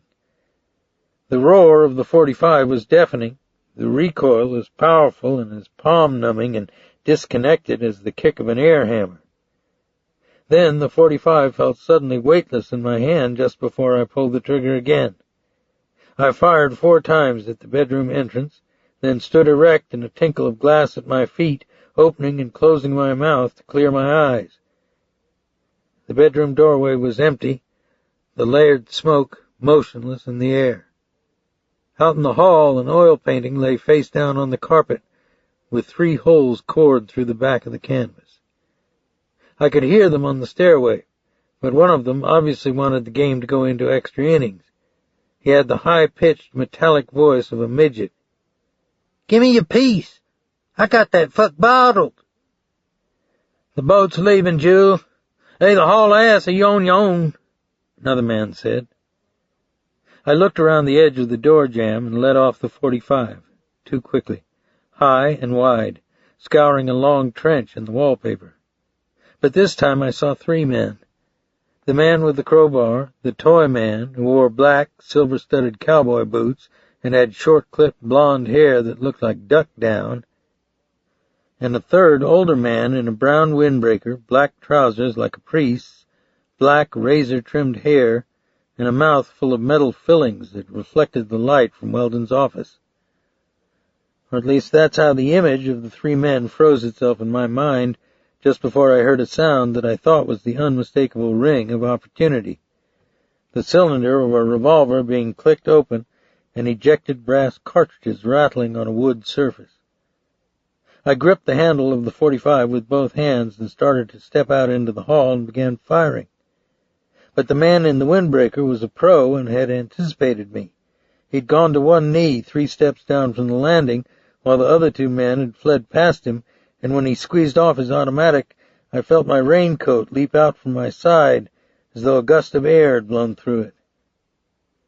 I spun back inside the cover of the doorway and heard him running into the darkness of the house below. They'll drop you coming down the stairs, I thought. Think. They didn't have a car in front or out on the blacktop. There's no access road in the back. They came on the bayou. They have to go back to it on foot. I crossed the hallway and went into a bedroom on the opposite side, one with French doors and a veranda that overlooked the driveway, the garage, and the bamboo border of Weldon's backyard. A moment later, I heard them running hard on the wet gravel. They were visible for not more than 2 or 3 seconds between the corner of the house and the back of the garage, but I aimed the .45 with both hands across the wood railing and fired until the clip was empty and the breech locked open and a solitary tongue of white smoke rose from the exposed chamber. Just before the 3 men crashed through the bamboo and disappeared into the rain, just as the man called Eddie was almost home free, the last round in the magazine ripped the corner off the garage and filled his face with a shower of wood splinters. He screamed, and his hand clutched his eye, as though he'd been scalded. Then I saw a patrol car turn off the blacktop and head fast up the front drive, the rain spinning in the blue and red kaleidoscopic flashing of emergency lights. I felt in my pocket for my flashlight, but it was gone. I ran down the stairs and out the front door just as LeBlanc and Thibodeau pulled abreast of the porch, their faces looking at me expectantly through the open passenger window. "They're headed for the bayou, 3 of them. They're armed, one guy's hurt. Nail 'em," I said. The driver stepped on the accelerator and the car shot around the side of the house, scouring skid marks in the gravel, gutting a big potted plant by the edge of the rose bed. I pulled the empty clip from the magazine of the .45, inserted a full one, and followed them through the rain toward the back of the property. But it was all comedy now. They drove through Weldon's bamboo, destroyed his vegetable garden, and spun sideways into the coulee. The back wheels of the car whined and smoked in the mud. Out in the darkness, I heard an outboard engine roar away from the dock, up the bayou, toward St. Martinville. The driver rolled down his window and looked at me in exasperation. "Get on the radio," I said. "Sorry, Dave, I didn't know that goddamn coulee was there." "Forget about it. Call an ambulance, too." "Are you all right?" "Yeah, but I think Garrett's not." "What happened in there?" the other deputy said, getting out of the passenger seat. But I was already walking back toward the house, the rain cold on my head, the .45 heavy and loose in my coat pocket. I found him at the bottom of the cellar stairs. The green dragon on his right forearm was laced with blood. I didn't even want to look at the rest of it.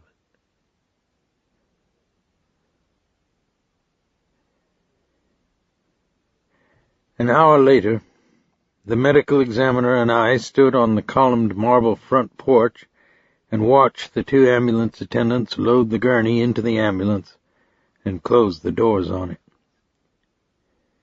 The rain had stopped and the ambulance lights made swinging red patterns in the oaks. I could hear the frogs out on the bayou. "Have you ever seen one like that before?" the medical examiner said. He was a thin, elderly man who wore gold-rimmed glasses and a white shirt and tie and carried a pocket watch on a chain. His sleeves were rolled and he kept brushing at his wrist with a piece of wet paper towel. "In New Orleans, when I was at the 1st District," I said. He wadded up the towel and threw it into the flower bed. His face looked disgusted. "It's a first for me," he said. "And maybe that's why I'll stay in New Iberia. Does he have a family here?" I think he was single. I don't know if he has relatives back in Houston or not. If you have to talk with any of them, you can tell him he is probably out of it with the first shot." "Is it true?" "It's what you can tell him, Dave." "I see." His eyes were open when he got the next one. He probably saw it coming. But where's the law say that relatives need to know everything? A fingerprint man went out the door and a deputy locked it behind him. They both got in their cars. "So you figure the shooter's from the mob?" the examiner said. Who knows? It's their signature. Why do they do it that way? Just to be thorough? More likely because most of them are degenerates and sadists. But maybe I say that just because I'm tired. I tried to smile. How's your shoulder? All right. I'll put some ice on it. I scraped a blood specimen off the corner of the garage. Might help you later. Thanks, Doctor. I'd appreciate it if you'd send me a copy of the autopsy report as soon as it's ready.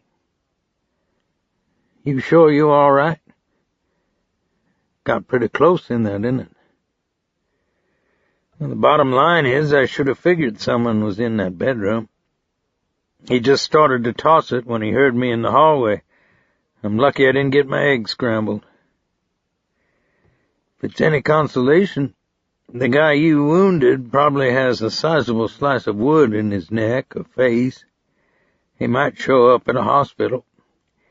My experience has been that most of these guys are crybabies when it comes to pain.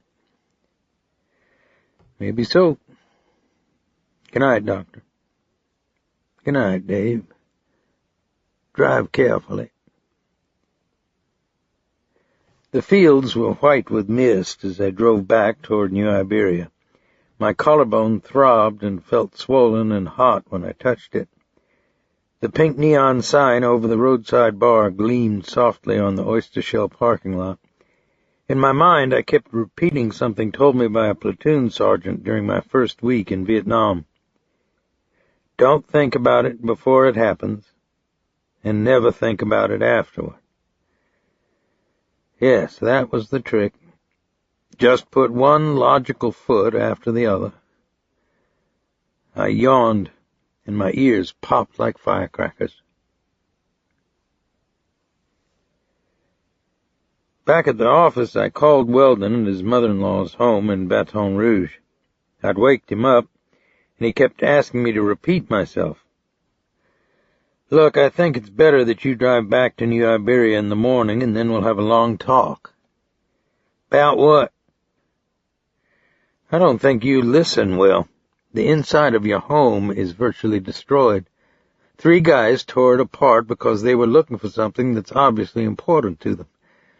Meanwhile, they murdered a sheriff's deputy. You want to know how they did it? He was silent. They shot him through the back, probably when he came down the basement stairs, I said. Then they put one under his chin, one through his temple, and one through the back of his head. Do you know any low-rent wise guys named Eddie or Jewel? I heard him cough in the back of his throat. I'm tied up here with some business for the next few days, he said. I'm going to send some repair people out to the house. You got this number if you need me. Maybe it's about time you plug into reality, Weldon. You don't make the rules in a murder investigation. That means you'll be in this office before noon tomorrow. I don't want to leave Bama by herself, and I don't want to bring her back there either. That's a problem you're going to have to work out. We're either going to be talking in my office tomorrow morning, or you're going to be in custody as a material witness. Sounds like legalese doodah to me. It's easy to find out. Yeah, well, I'll check my schedule. You want to have lunch? No. You sure got a dark view of things, Dave. Lighten up. The warrant gets cut 1 minute after 12 noon, I said, and hung up.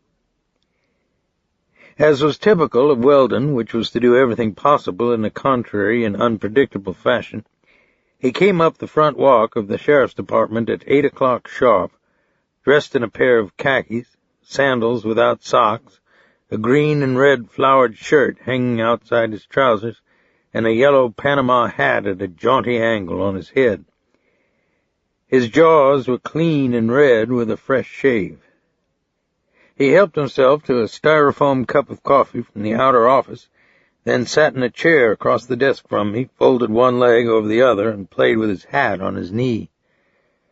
My shoulder still throbbed. down in the bone, like a dull toothache. "What were they after, Weldon?" I asked. "Search me." "You have no idea?" "Nope." He put an unlit cigar in his mouth and turned it in circles with his fingers. "It wasn't money or jewelry. They left that scattered all over the place." "There are a lot of weird guys around these days. I think it's got something to do with the times.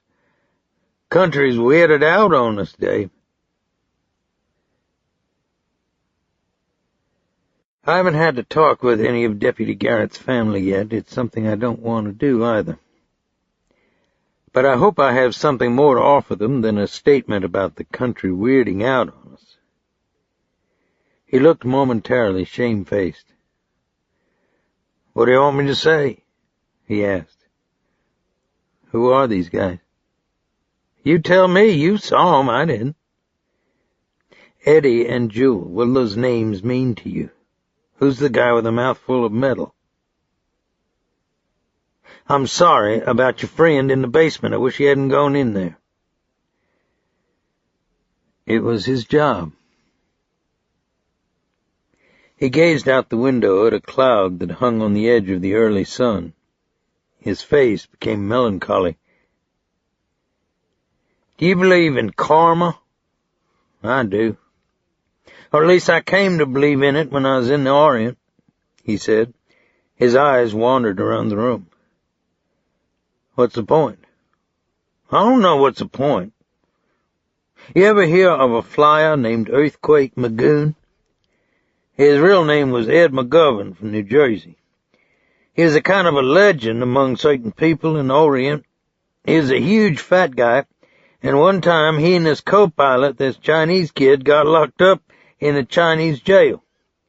Earthquake kept yelling at the guards, 'God damn it, you haven't fed me. Give me some goddamn food.' They told him he'd already had his rice bowl and to shut his mouth. That night, when the guards went home, Earthquake bent the bars apart and told his co-pilot to beat it. Then he pushed the bars back into shape. Guards came back in the morning and said, 'Where's the other guy?' Earthquake said, 'I told you to feed me and you wouldn't do it, so I ate the sumbitch.' He was one of those indestructible guys. Except he was doing a supply drop for the French at Dien Bien Phu, and he got hit by some ground fire. He tried to get his parachute on, but he was too fat. He told his kickers to jump, and he was going to set it down on Highway 1 going into Hanoi. They said if he was going to ride it down, they would too. He came in like a powder puff. Looked like they were home free. Then his wing tipped a telephone pole, and they flipped and burned." He looked at me as though I should find meaning in his face or his story. "That's what karma is," he said. "Highway 1 outside of Hanoi is waiting for us. It's all part of a piece. I'm sorry about your friend." "Have you ever been in jail?" I said. "No. Why?" I walked around the side of the desk. "Let me see your hand," I said. "What are you talking about?" "Let me see your hand." "Which hand?" "It doesn't matter." I lifted his right hand off the chair arm and snipped one end of my handcuffs around his wrist. Then I locked the other end to the D-ring on the floor. "What do you think you're doing, Dave?" "I'm going to have some breakfast. I'm not sure when I'll be back. You want me to bring you anything?" "You listen. You can start yelling or banging around in here if you want, and somebody will move you to the tank. I think today they have spaghetti for lunch. It's not bad." He looked simian in the chair with one shoulder and taut arm stretched down toward the floor, his square face discolored with anger. Before he could speak again, I closed the door behind me. I walked across the street in the sunshine and bought 4 donuts at a cafe and then returned to the office. I wasn't gone more than 10 minutes. I unlocked the handcuff from his wrist. "That's what it's like," I said, "except it's 24 hours a day. You want to eat now?" He opened and closed his right hand and rubbed his wrist. His eyes measured me as though he were looking down a gun barrel. "You want a donut?" I repeated. "Yeah, why not?" "You don't trust people, Weldon. And maybe I can understand that. But it's not a private beef anymore." "I guess it's not." "Who are the 3 guys?" "I've heard the name Jewel before. In New Orleans." "In connection with what?" "I flew for some people down in the tropics. A lot of different kinds of stuff goes in and out of there. You get my drift?" He closed his eyes and pinched the bridge of his nose. "I never saw the guy, but you get in bad with the wrong people, and guys like that get turned loose on you sometime." "Which people?" One tooth made a white mark on the corner of his lip. "I can't tell you any more, Dave. If you want to lock me up, that's the breaks. I'm living in a dark place, and I don't know if I'm ever going to get out of it." His face looked as flat and empty as melted tallow.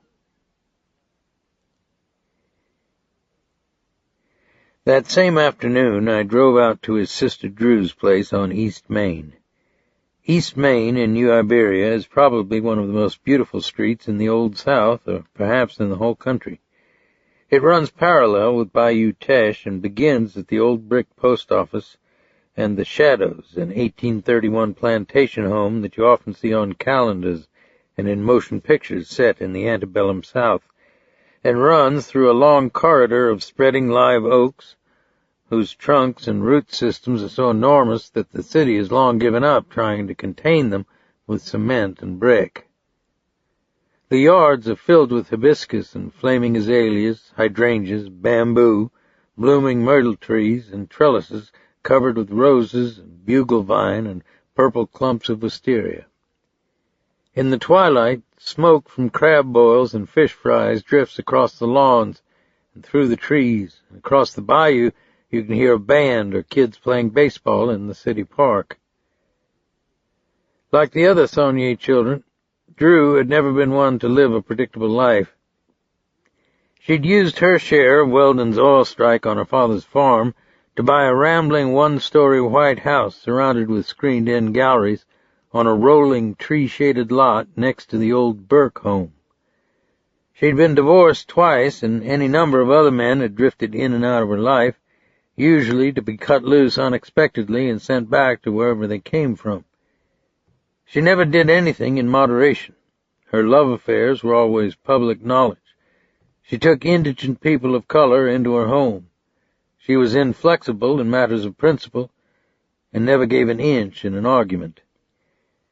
She was robust and merry and big-shouldered, and sometimes I'd see her at the health club in Lafayette clanking the weights up and down on the Nautilus machines, her shorts rolled up high on her thighs, her face hot and bright with purpose, a red bandana tied in her wet black hair.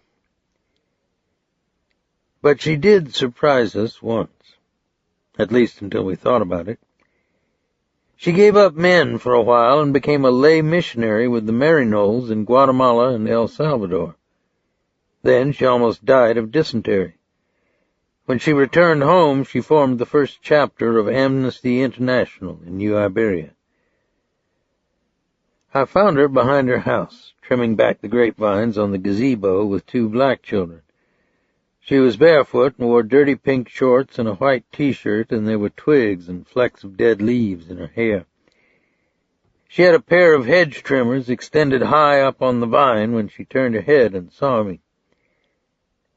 "Hi, Dave," she said.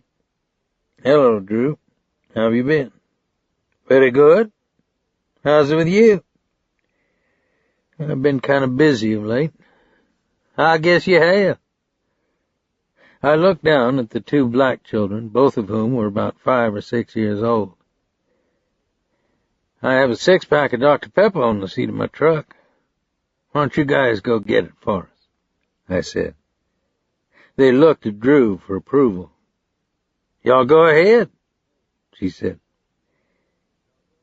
You know, a sheriff's deputy was murdered last night at Weldon's house, I said. Yeah? Why would some people want to kill your brother, Drew? Isn't he the one to ask? He seems to think that being a stand-up guy is the same thing as allowing someone to blow his head off. Except now an innocent man is dead. She wiped the sweat out of her eyebrows with the back of her hand. The sun winked brightly off the bayou. Come inside and I'll give you some iced tea, she said, wiped both of her hands on her rump, and walked ahead of me into the shade at the rear of her house. She pulled her damp T-shirt off her breasts with her fingers and shook the cloth as she opened the screen door. There was something too cavalier about her attitude, and I had the feeling that she'd anticipated my visit and had already made a private decision about the outcome of our conversation. She took a pitcher of tea out of the icebox, picked up 2 glasses, and we walked through a dark, cool room that gave onto a side porch. On the wall above her desk were several framed photographs.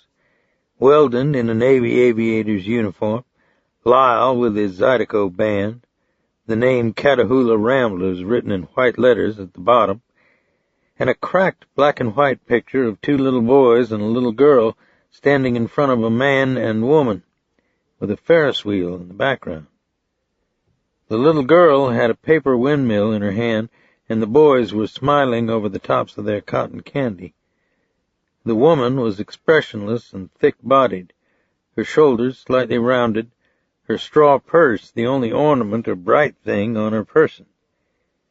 The man was dark and had a narrow face and wore cowboy boots, a bolo tie, and a cowboy hat at a slant on his head. He was looking at something outside the picture. Drew had stopped in the doorway to the porch. I was just admiring your photographs. Those your parents?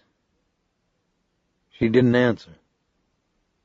I don't remember them very well, I said. What are you asking me, Dave? Lyle says your father's alive.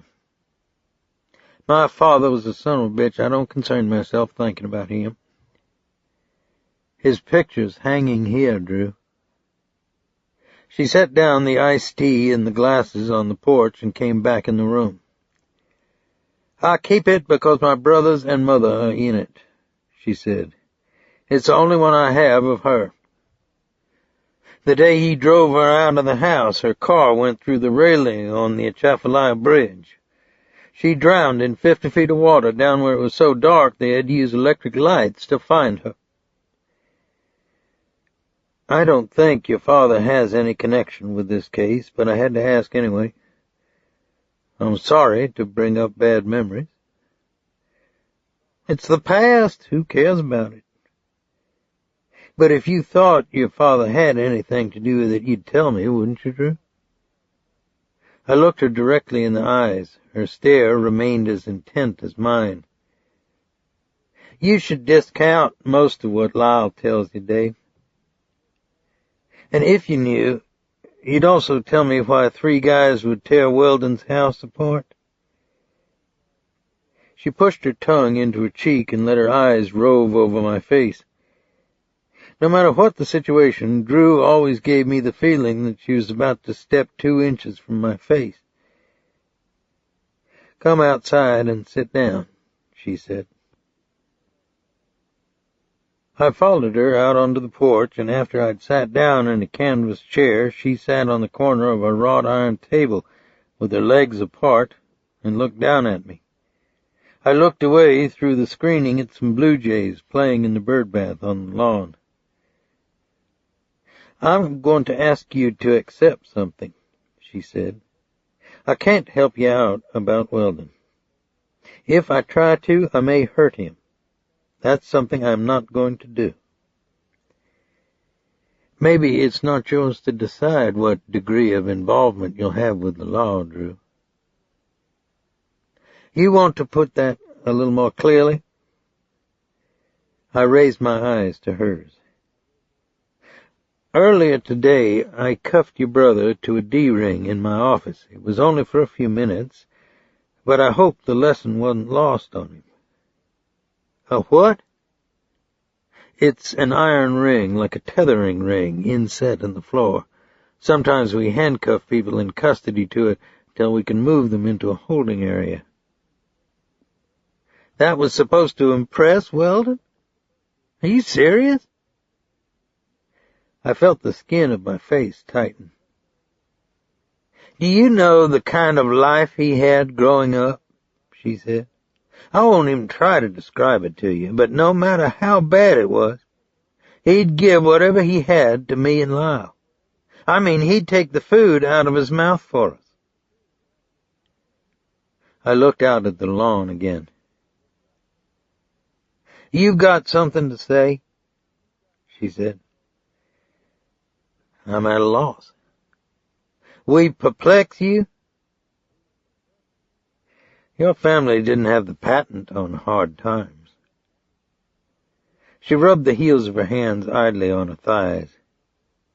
"You'll never get my brother to cooperate with you by pushing him," she said. "What's he into, Drew?" "Forget the D-ring clown act, and maybe one day he'll tell you about it." "I should revise my methods? That's the problem?" "Stop acting like a simpleton." "You always knew how to say it." I could have pressed on with my questions, but Drew wasn't one to be taken prisoner. Or at least that's what I told myself. I put my iced tea back on the table and stood up. "See you around," I said. "That's it?" "Why not? You've been straight with me, haven't you?" I walked across the blue-green lawn through the shade trees and could almost feel her troubled, hot eyes on my neck.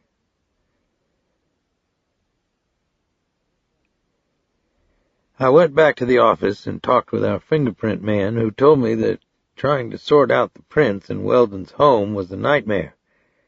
There was no single significant object, such as a murder weapon, for him to work with, and virtually every inch of space inside the house had been touched, handled, or smeared by family members, house guests, servants, meter readers, and a crew of carpenters that Weldon had evidently hired to refurbish several rooms.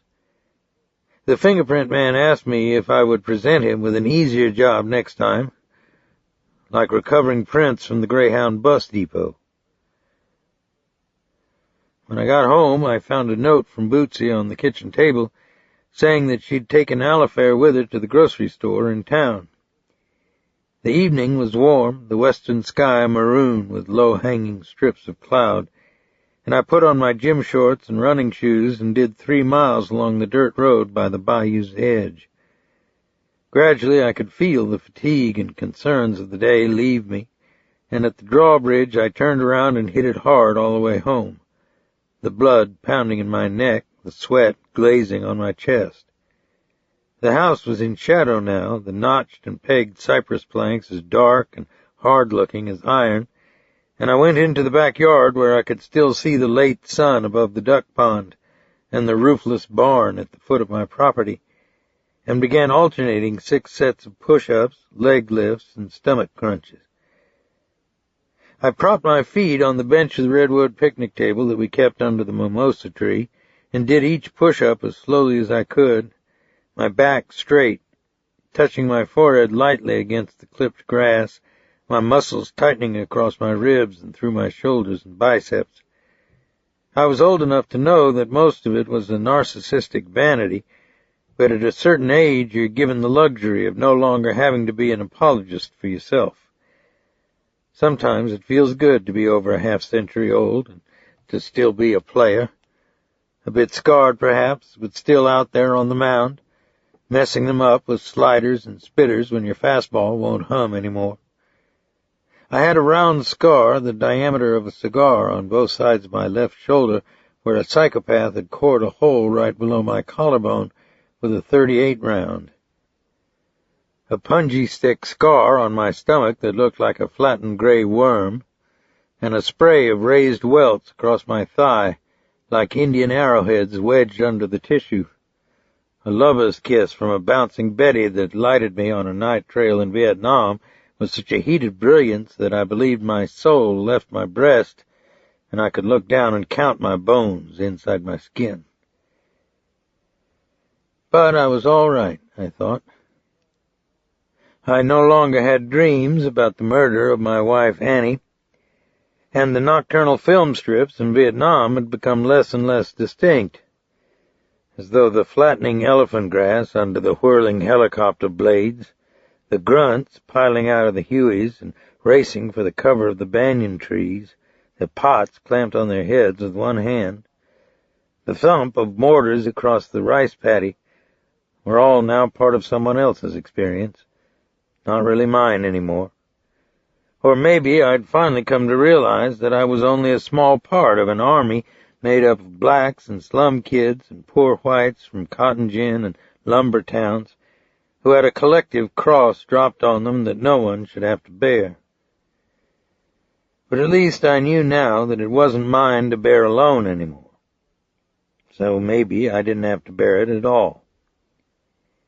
As always, in my moments of self-indulgent reverie, I'd failed to notice an aluminum pot that was sitting in the middle of the redwood table. It was filled with shelled shrimp and an okra and tomato roux, and a red line of ants went from a crack in the table up one side of the pot and down inside. I picked it up, took a spade from the tool shed, cleaned out the spoiled food in the vegetable garden by the coulee, and buried it. The doctors at Baylor and Houston, and the specialist we used in Lafayette had tried to explain in their best way, and, like most physicians, they were inept with language, even though the compassion was obviously there in their voices, that there was no one answer for lupus. The steroids and the medicines that we used to control it, to alleviate its symptoms, to knock it into remission, to protect the connective tissue and the kidneys, were hard to put into perfect balance, and sometimes an imbalance caused moments of hallucination, even temporary periods of psychosis. I'd seen her sway once to music that wasn't there, and had dismissed it. Then on a second occasion she told me that perhaps in fact dead people had called me up on the phone when I was having delirium tremens years ago, because just minutes earlier the phone had rung and she'd picked up the receiver and had heard the voice of her dead sister.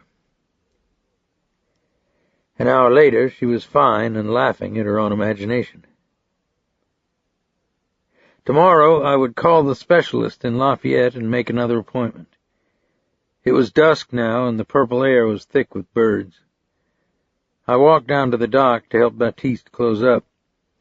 He wore cut-off Levi's, a tank top, and canvas boat shoes with no socks. His black body looked so hard and muscular you could break barrel slats across it. He was in the back of the bait shop, flinging cases of Jack's and Dixie beer into a stack against the wall, an unlit cigar shoved back in his jaw like a stick. I sent some dead shiners out of the bait tank, then began restocking one of the coolers with long-necked bottles of beer. "Something wrong, Dave?" he asked. "No, not really." I could feel his eyes on me. "Too much work at the office, I suppose," I said. "That's funny. It don't usually bother you." "It's just one of those days, Baptiste. When I got some trouble at home, Sometimes trouble with my wife, my kids. I don't like to tell nobody about it. So I just study on it. It ain't smart, nope. I worry about Bootsy, but there's nothing for it. Don't pretend you be knowing that. You don't know that at all. I didn't say anything more. I pushed the bottles of beer deep into the crushed ice. The bare electric bulb overhead glinted dully off the smooth metal caps and filled the inside of the bottles with a trembling gold-brown light. My hands were numb up to my wrists. We don't need to ice down no more. We got enough for tomorrow, Baptiste said. I'll finish closing up. Why don't you go on home? I got to sweep out. I'll do it. I ain't in no hurry, me. I took another case of Jack's off the wall and laid the bottles flat on the ice between the necks of the bottles I'd already loaded horizontally into the cooler. I slid the aluminum top shut with the heel of my hand. Baptiste was still watching me. Then he lit his cigar, flipped the match out the window into the dark, and began sweeping the plank floor. He was a good and kind man, and even though it might be a cliché for a southern white man to talk about the loyalty of a black person, I was convinced that if need be, he would open his veins for me. I said good night to him and walked back up to the house. In the kitchen, Bootsy and Alifair were taking pieces of pizza out of a box and putting them on plates. Chapter 3.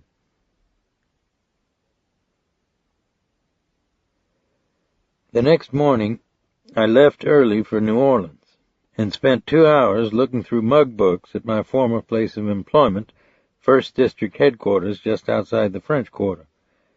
But I didn't see any of the 3 men who'd been inside Weldon's house. Most of the men I used to work with were gone, burnt out, transferred, retired, or dead. And the 2 detectives I talked with were of no help. One was the new man from Jefferson Parish, and the other was bored and uninterested by a case that had nothing to do with his workload. In fact, he kept yawning and playing with his empty coffee cup while I described the 3 intruders to him. Finally, I said, "They don't sound like local talent, huh?" "They don't clang any bells for me." I'd given him my business card. His cup had already made a half-moon coffee print on it. "But you'll rack your memory, won't you?" I said. "What?" "If I wanted to have somebody whacked out in New Orleans, who would I have to see?" His face began to grow attentive with the suggestion of the insult. "What are you getting at?" he asked. "There are at least 4 guys in the quarter who can arrange a contract hit for $500. You know who they are?" "I don't care for your tone." "Maybe it's just one of those off days. Thanks for the use of your mug books. I'd appreciate you keeping my card in your desk in case you need to call me." I drove on over to Decatur by the river and parked my truck down the street from Jackson Square and walked into the French Quarter.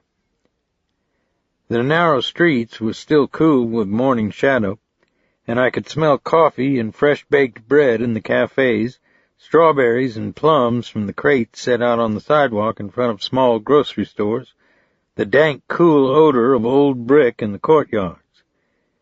It had rained just before dawn, and water leaked out of the green window shutters on the pastel sides of the buildings and dripped from the rows of potted plants on the balconies or hanging from the ironwork. I walked down St. Anne in the shadow of the cathedral to a 1-story stucco building with a piked gate and a domed brick walkway that led to an office just off a flagstone courtyard. The courtyard was bordered with tight clumps of untrimmed banana trees. Painted on the frosted glass office window were the words, "Cletus Purcell, Investigative Services." He'd been my partner in the 1st District and one of the best cops I ever knew. Among the lowlifes, the wise guys, the psychopaths, and even the contract hitmen out of Houston and Miami, he'd had a reputation that was notorious even by the standards of the New Orleans Police Department. Hard-nosed, mainline recidivists who laughed at the threat of 10-year jolts in Angola would swallow with apprehension and reconsider their point of view when they were told that Cleet had taken an interest in their situations. Once, a recently discharged convict from Parchman, a man who'd shot out his wife's eye with a BB gun and whom I busted in a hot pillow joint on Airline Highway, said he was coming back to New Orleans to cool out the cop who was responsible for his grief. Cleet met him at the Greyhound Depot, walked him into the restroom, and poured a container of liquid soap down his mouth. We never heard from him again. But his marriage went bad, and eventually he got into trouble with whiskey, prostitutes, and Shylocks, and a teaspoon at a time he began to serve the forces and people he'd hated all his life. Finally, he took $10,000 to get rid of a witness in a federal investigation, and barely made the flight to Guatemala 3 minutes before his fellow detectives were racing down the concourse behind him with a murder warrant. Later, the murder charge was dropped, and he became head of security at 2 casinos in Las Vegas and Reno, and the bodyguard of a Galveston mobster by the name of Sally Dio. I had marked Cleet off as a turncoat, a pitiful facsimile of the friend I'd once had, but I came to learn that his loyalty and courage went far deeper into his character than his personal problems. His resignation from the mob came in the form of Sally Dio's private plane exploding all over a mountaintop in western Montana. Sally Dio and his entourage had to be combed out of the ponderosa trees with garden rakes. The National Transportation Safety Board said they suspected that someone had put sand in the fuel tanks. "How's it hanging, nobleman?" he said from behind his desk when I opened his office door. He wore a candy-striped shirt that looked like it was about to burst on his huge shoulders, a tie pulled loose at the throat, a blue-black .38 revolver in a nylon shoulder holster, and a powder-blue pork-pie hat pushed down low on his forehead.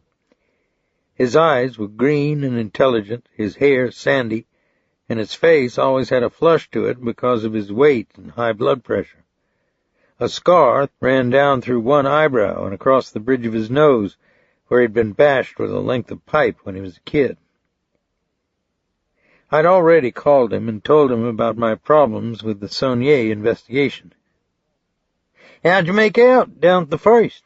he said. "I didn't recognize anyone in the mug books. I didn't get any help from anyone either. I got the feeling I was a tourist from the provinces." "Let's face it, Mon. They didn't hold a going-away party when either one of us hung it up." "How do you like the PI business?" I sat down across from him in a straw and deer-hide sway-back chair. The walls of his office were decorated with bullfight posters, wine bags, and festooned banderias. Through the back window I could see the courtyard and Cleet's barbells and weight bench next to a stone well that leaked water at the top. "It's good," he said. "Well, maybe the word's easy. You don't get rich at it, but the competition isn't exactly the first team. You know, ex-cops who majored in stupid, redneck jocks from Mississippi who think the big score is working security at Walmart. I'm clearing around $500 a week after the overhead. Beats running a nightclub for greaseballs, I guess." "Sounds all right." He took a cigarette out of his package of Camels and held it for a moment in his big hand, then set it down on the desk blotter and put a stick of gum in his mouth. His eyes smiled at me while he chewed. "The problem is that a lot of it's a drag," he said. "Discovery investigations for lawyers, stuff like that. Not like the old days in homicide when we used to really make 'em wince. You remember when we—" "No, I don't remember, Cleet." "Come on, Dave. It was all full tilt boogie rock and roll back then. You loved it, Ma. Admit it. He kept grinning, and his teeth clicked while he chewed his gum. Why the piece? It gets interesting once in a while. I run down bail jumpers for a couple of bondsmen, pimp, street dealers, bullshit like that. What a bunch. I think the Orkin Company ought to get serious in this town. I'm not kidding you. New Orleans is turning to shit. Fucking lowlifes have crawled out of the cracks. I looked at my watch. You're worried about your parking meter or something? He said. Sorry. I just need to be back in New Iberia this afternoon. How's everything at home? It's okay. Good. The smile went out of his eyes. I looked away from him. He spread his fingers on the desk blotter. His hands looked as big as skillets. Bootsy's having trouble again? He said. Yes. How bad? You never know. One day's fine and full of bluebirds. Next day the gargoyles come out of the closet. He took the gum out of his mouth and dropped it in the wastebasket. I heard him take a deep breath through his nose. Let's walk on over to the Pearl and have some oysters, he said. And then we'll talk about these 3 butt wipes you're looking for. I'm a little tapped out right now. I've got a tab there. I never pay it, but that's what tabs are for. Let's get out into this beautiful day.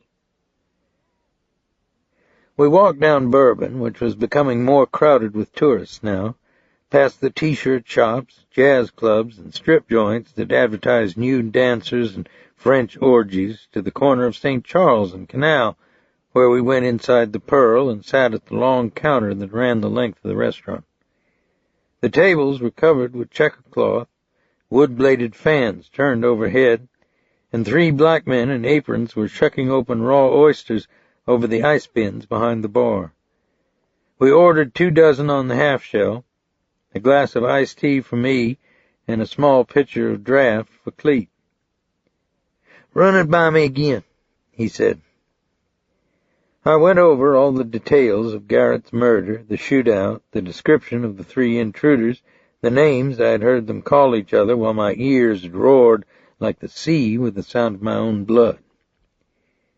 Cleet was silent, his green eyes thoughtful under his pork pie hat, while he squeezed a lemon on his oysters and dotted them with Tabasco sauce. I don't know about the guy named Eddie or the guy with the scrap metal in his mouth, he said. But this sawed-off character named Jules sounds like a local I used to know. Haven't seen him around in a while, but I think we might be talking about Jewel Fluck. What? You heard me. That's his name. His family came from Germany, and he grew up in the Channel. He tried to make it as a jockey out of Jefferson Downs, but he was too heavy. So he worked as a hot walker till they caught him doping a horse. He's a mean little bastard, Dave. Fluck? He got it. Maybe his name screwed him up. When you think of Jewel Fluck, think of a hornet somebody just poured hot water on. Why doesn't he have a record? He does. In Mississippi. I think he did 4 or 5 years in Parchment. What for? Cutting up a colored guy who was scabbing on a job or something like that. Look, the only reason I know about this guy is he hit out a bail jumper I was looking for. The jumper was in the A.B. I heard Fluck is too. The Aryan Brotherhood? Integrated jails breed 'em like fungus. I used to think it was the black Muslims we had to worry about. But this, you're genuine psychopathic white trash with a political cause up their butts. Hitler would have loved them. He signaled the bartender for another pitcher of beer. Something wrong with your oysters? He said. I'm just trying to figure this guy's tie-in with Weldon Sonnier, I said. Maybe it was just a robbery gone bad, Dave. Maybe it's not that complicated a deal. You didn't see the inside of the house.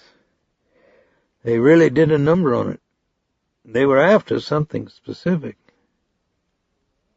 Maybe this Sonnier guy is holding some dope. We live in funny times. The coke money's a big temptation. A lot of straights have nosed up to the trough. Could be. When's the last time you saw Fluck? A year or so ago. I don't think he's around town. I'll ask around, though. Look, Dave, from what you told me, this Sonnier character has invited a pile of shit into his life. He also sounds like one of these white-collar cocksuckers who think cops have about the same status as their yard men. Maybe it's time he learned the facts of life. Sir, could you watch your language, please? The bartender said. What? Cleet said. Your language. What about my language? We're okay here, I said to the bartender. He nodded and walked farther down the bar and started mixing a drink. Cleet continued to stare after him. Does Fluck still have relatives in New Orleans? I asked. Oh, no, he answered, his eyes coming back into mine. His mother probably wishes she'd thrown him away and raised the afterbirth. Forget about Fluck a minute. I got a thought, a funny memory about somebody. The guy with the crowbar, the one named Eddie. Tell me what he looked like again. His head was real big, his face full of bone, the kind you break your fist on. Did he have a tattoo? I don't remember. A red and yellow tiger on his right arm? I tried to see it in my mind's eye, but the only image that came back was the bone-heavy face and the ridges of muscle under the T-shirt. Maybe I couldn't even pull him out of a lineup with any certainty, I said. There's one guy around town. He has a head like a pumpkin. His name's Raintree from Baton Rouge. I don't know his first name, though.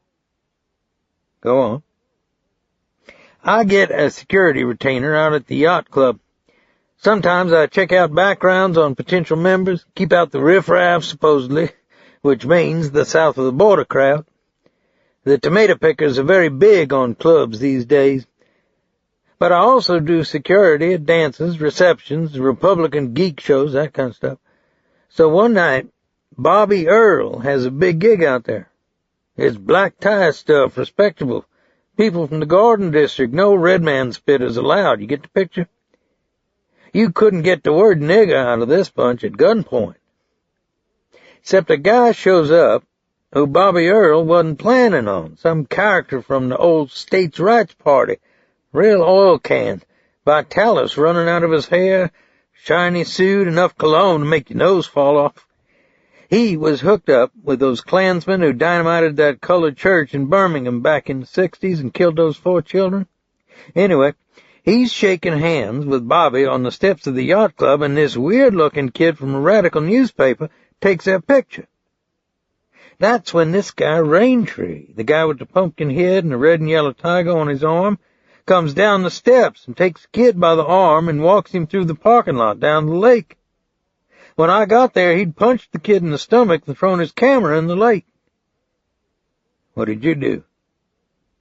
I told Raintree to leave the grounds. I told the kid he ought to go home and leave these guys alone. His eyes shifted away from me. He lit a cigarette. When I didn't speak, he turned on the stool and looked at me, a pinched light in his eyes. So it's not noble stuff. If I'd had my choices, I'd have clicked off Raintree's switch with a slapjack. But I don't get a city paycheck anymore, Dave. No, that's not what I was thinking about. You just tied the ribbon on the box, partner. You mean the connection between Jewel Fluck, the AB maybe, and this racist politician?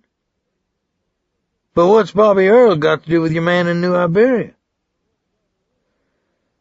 Weldon Sonnier is his brother-in-law. 5 minutes later, we were walking under a colonnade on our way back to Cleet's office. The sun had gone behind a cloud, and the air had become close with the smell of rain and the ripe fruit that was stacked in boxes on the sidewalk. "What are you going to do?"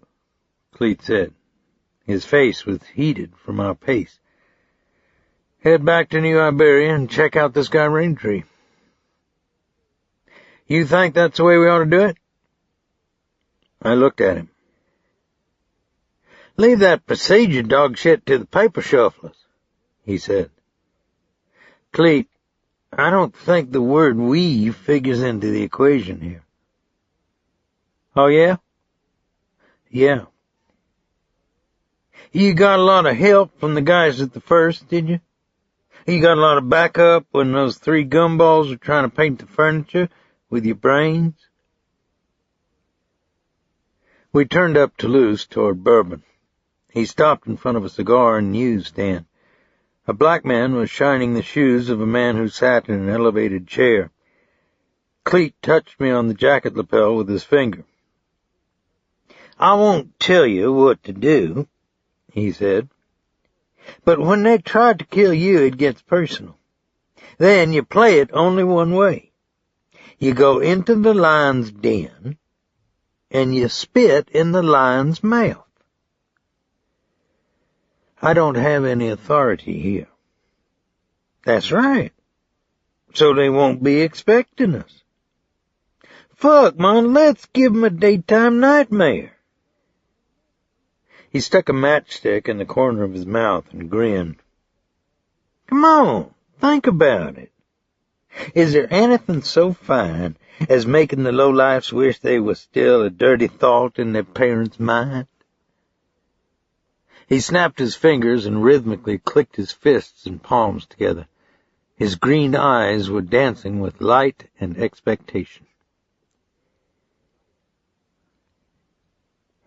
If you grew up in the deep South, you're probably fond, as I am, of recalling the summertime barbecues and fish fries, the smoke drifting in the oak trees, the high school dances under a pavilion that was strung with Japanese lanterns, the innocent lust we discovered in convertibles by shadowed lakes groaning with bullfrogs, and the sense that the season was eternal, that the world was a quiet and gentle place, that life was a party to be enjoyed with the same pleasure and certainty as the evening breeze that always carried with it the smell of lilac and magnolia and watermelons in a distant field. But there's another memory, too. The boys who went nigger-knocking in the little black community of Sunset, who shot people of color with BB guns and marbles fired from slingshots, who threw M80s onto the galleries of their pitiful homes. Usually these boys had burr haircuts, jug ears, half-moons of dirt under their fingernails. They lived in an area of town with unpaved streets, garbage in the backyards, ditches full of mosquitoes and water moccasins from the coulee. Each morning they got up with their loss, their knowledge of who they were, and went to war with the rest of the world. When we meet the adult bigot, the Klansman, the anti-Semite, we assume that he was bred in that same wretched place. Sometimes that's a correct conclusion. Oftentimes it's not. "Did this guy grow up in a shithole or something?" Cleet said. We were parked in my truck across from Bobby Earle's home out by Lake Pontchartrain. "I heard his father owned a candy company in Baton Rouge," I said.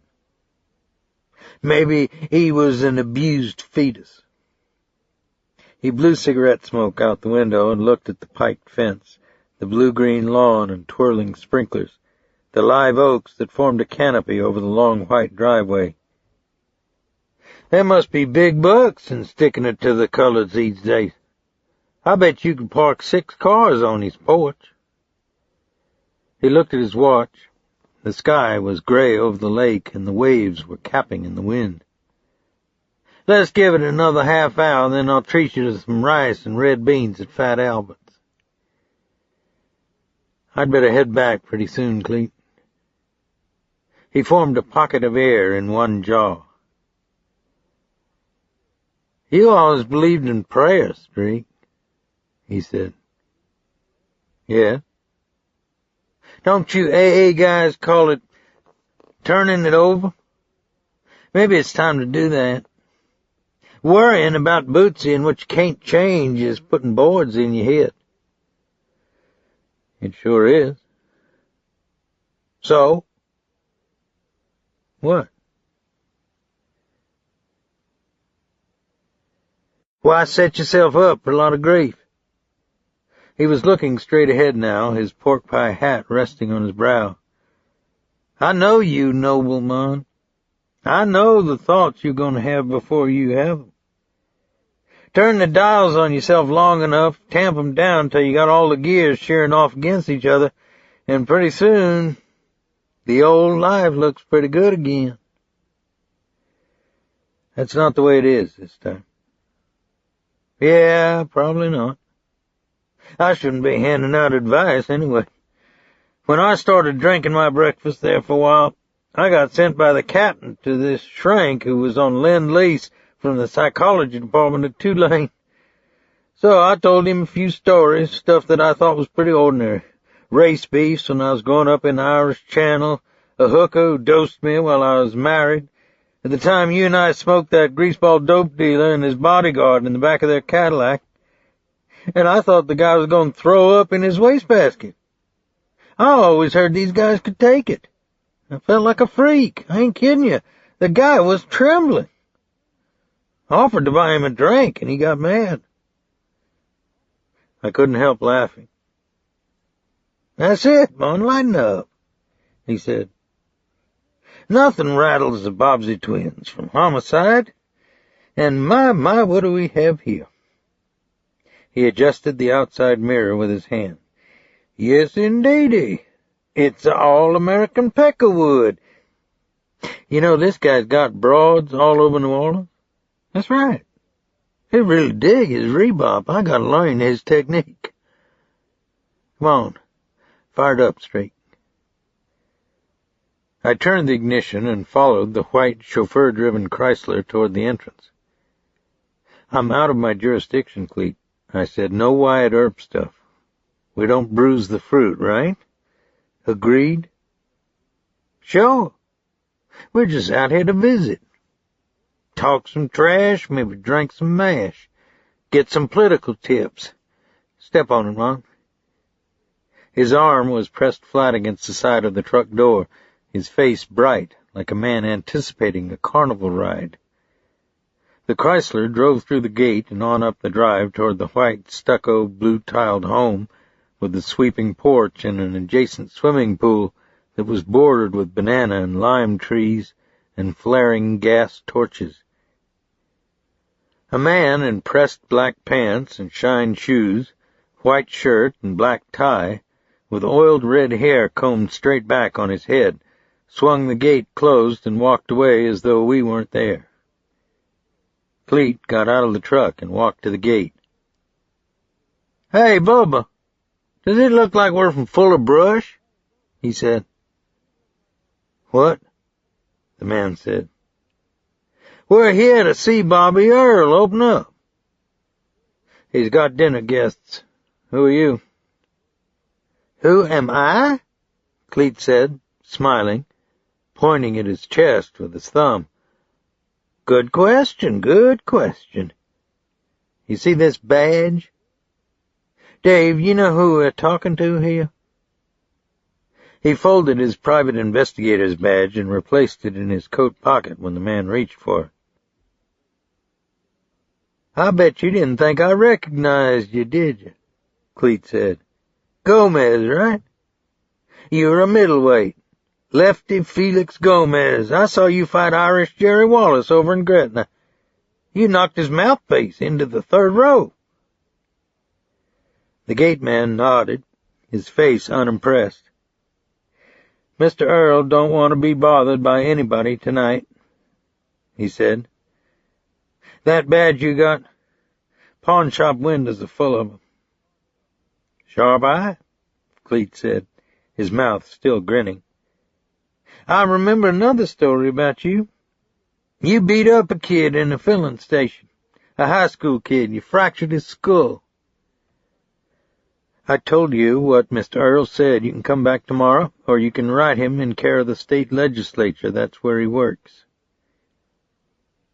"Nice tie," Cleet said, reached through the gate, knotted the man's necktie in his fist, and jerked his face tightly against the bars. "You got a serious problem, Lefty. You're hard of hearing. Now you get on that box and tell Mr. Earl that Cletus Purcell and Detective Dave Robicheaux are here to see him. Is my signal getting through to you? Are we big picture clear on this?" "Let him go, Cleet," I said. A tall, good-looking man with angular shoulders in a striped gray double-breasted suit, his silk shirt unbuttoned on his chest, walked down the drive toward us. "Sure," Cleet said, and released the gateman, whose face had gone livid with anger, except for the 2 diagonal lines where the flesh had been pressed into the iron bars of the gate. "What's the trouble, Felix?" the man in the suit said. "No trouble, Mr. Earl. We want a few minutes of your time. I don't think your man here was passing on the information very well," Cleet said. "I'm Detective Dave Robicheaux of the Iberia Parish Sheriff's Office," I said, and opened my badge in my palm. "I'm sorry for the late hour, but I'm in town only for today. I'd like to talk with you about Mr. Raintree." "Mr. Raintree?" "Yeah. Well, I'm having someone for dinner, but—" His thick brown hair was styled and grew lightly over his collar, giving him a rugged and casual look. His skin was fine-grained, his jaws cleanly shaved, and his smile was easy and good-natured. The only strange characteristic about him was his right eye, whose pupil was larger than the one in his left eye, which gave it a monocular look. "Well, we can take a minute or two, can't we? Would you like to sit down by the pool? I'm not sure that I can help you, but I'll try." "I appreciate your time, sir," I said, and followed him up the drive. "Hey, Lefty, I forgot to tell you," Cleet said, winking at the gateman. "When you were in the rank, I always heard they tried to match you up with cerebral palsy victims." We sat on canvas deck chairs by a swimming pool that was shaped in the form of a cross. The underwater lights were on, and the turquoise surface glistened with the thin sheen of suntan oil. On the flagstone patio, a linen-covered table was set with candelabra and service for 2. Bobby Earl walked to the side door of his house and spoke to his chauffeur, who had changed into a white butler's jacket. Then a young blonde woman in pink bathing suit, terry-cloth robe, and high heels came out the door and began arguing with Bobby Earl. His back was to us, but I could see him raise his long, slender hands in a placating gesture. Then she slammed the screen and went back inside. "I told you he was a gash hound," Cleet said. "Cleet, will you ease up? I mean it." "I'm mellow. I'm extremely serene. Don't sweat it. Hey, I didn't mention something else about the gateman back there. He was a coke mule for Joey Guzza and the Gicano family. It's funny he's out here with the white man's hope. We'll run him later. Now stop shaking the screen on the zoo cage. You got no sense of humor, straight. This sumbitch is scared. Watch the corner of his mouth. Now's the time to squeeze his peaches." Bobby Earl came back to the pool with his butler behind him. The butler set a bowl of popcorn crayfish down on a folding table between me and Cleet. "Would you gentlemen like something from the bar?" he said. His face was flat, with a small nose, close-set eyes, and a chin beard. "Nothing for me, thanks," I said. How about a double blackjack, no ice, with a 7 on the side? Cleet said. I'll have a vodka Collins, Ralph, Bobby Earl said, sat down across from us and folded one leg across his knee. I studied his handsome face and tried to relate it to the 1970s newspaper photograph I'd seen of him in silken clan robes when he'd been Imperial Wizard of the Louisiana Grand Knights of the Invisible Empire. Does Mr. Raintree work for you? I asked. I opened a small notebook in my hand and clicked my ballpoint pen with my thumb. No. He doesn't work for you? I said. You mean Eddie? Yes, Eddie Raintree. We did at one time. Not now. I don't know where he is now. Then I saw what Cleet had meant. The skin at the corner of his mouth wrinkled like fingernail impressions in putty. When's the last time you saw him? I asked. It's been a while. I tried to help him a couple of times when he was out of work. Has Eddie done something wrong? I don't understand. I'm investigating the murder of a police officer. I thought Eddie might be able to help us. Do you know if Eddie has ever been up the road? What? Has he ever done time? I don't know. Then his peculiar mismatched eyes focused on me thoughtfully. Why do you ask me if he's been in prison? As a police officer, wouldn't you know that? I didn't know his first name until you told me, I said, and smiled at him. The butler brought the drinks from the poolside bar and served them to Cleet and Bobby Earl. Earl took a deep drink from his without his eyes ever leaving my face. When he lowered his glass, his mouth looked cold and red like a girl's. When was the last time you talked to him? I asked. It was a while back. I don't remember. I nodded and smiled again while I wrote in my notebook. Cleet put a handful of popcorn crayfish in his mouth, drank out of his glass of 7-Up, and cracked the ice between his molars. It's a great place, he said. You own it? I lease it. I hear you're going to run for the U.S. Senate, Cleet said. Perhaps. Say, you ever see Jewel Fluck around? Cleet said. Who? He's a little sawed-off guy. Hangs around with Eddie. He's in the A.B. I'm not sure what you're saying. The Aryan Brotherhood, Cleet said. They're jailhouse Nazis. Well, Bobby Earl began. You really don't know Fluck, huh? Cleet said. No. Streak would really like to talk with him and Eddie. They almost blew out his light. You get Streak mad and he'll throw elephant shit through your window fan. Cleet held up his glass for the butler to fill it again. I think we don't need to talk anymore, Bobby Earl said.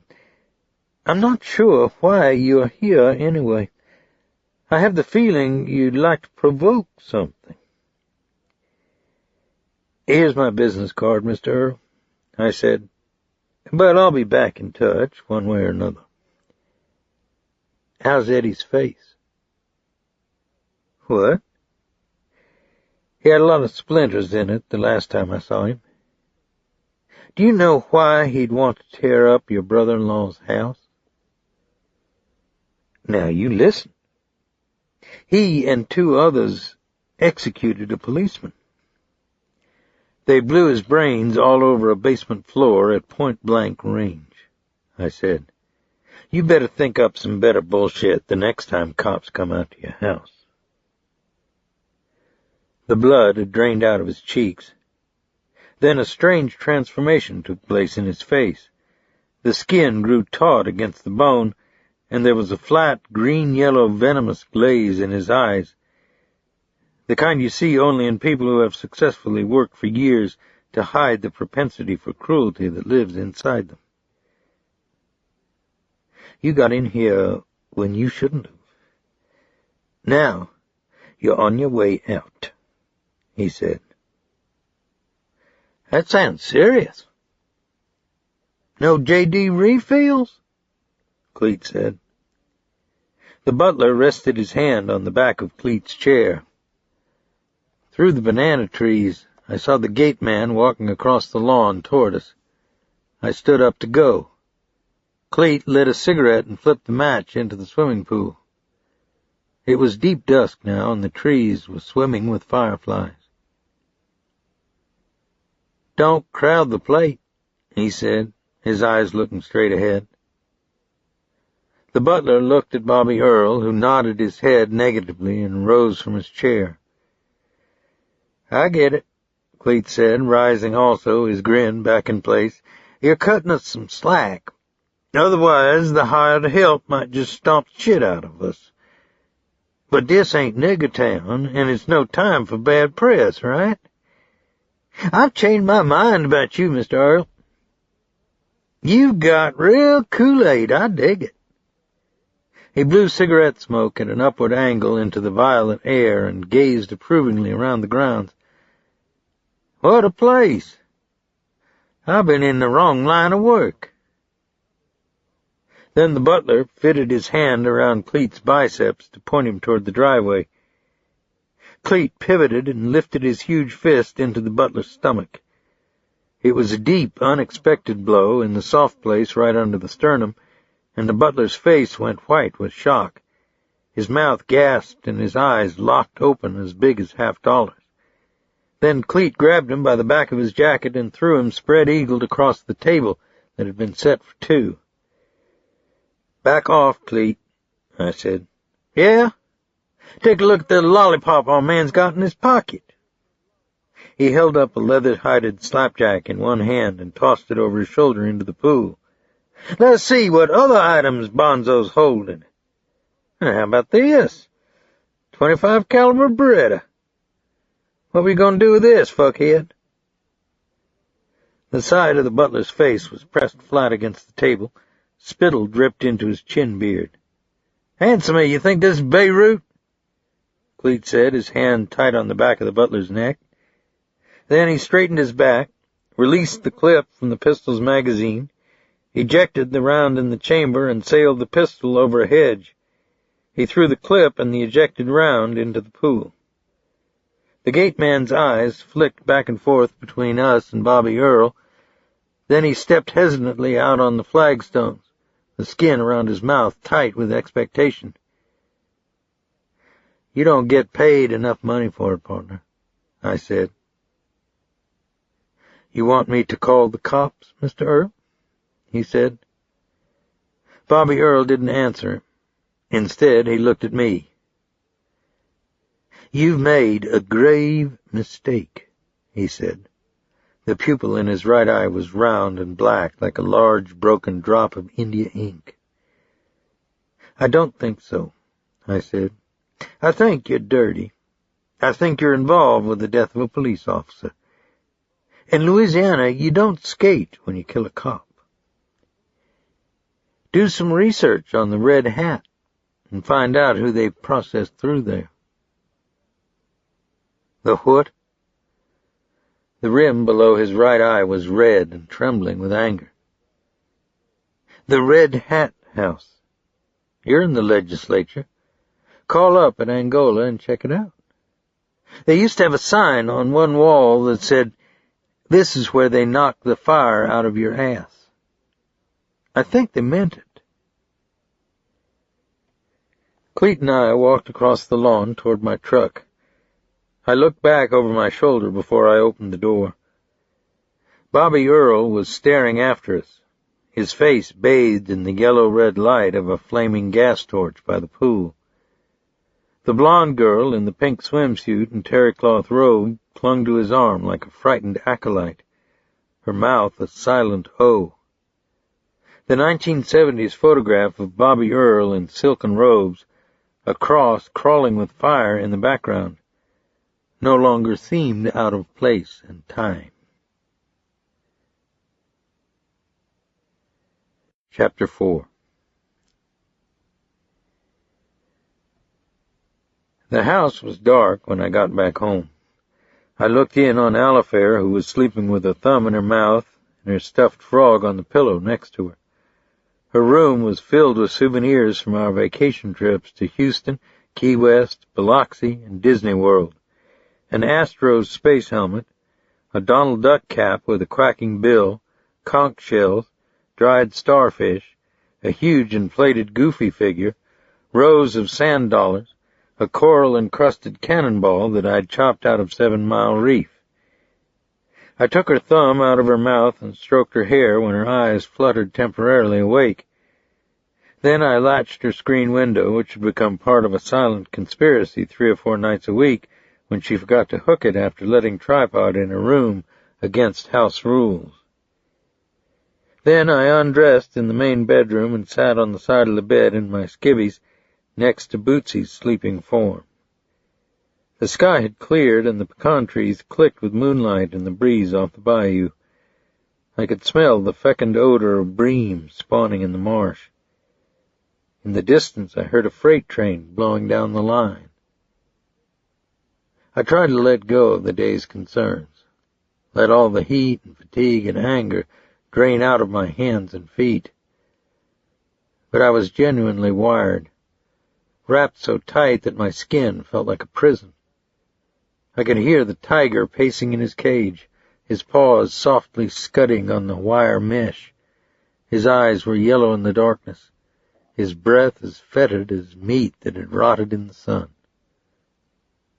Sometimes I imagined him prowling through trees in William Blake's dark moral forest, his striped body electrified with a hungry light.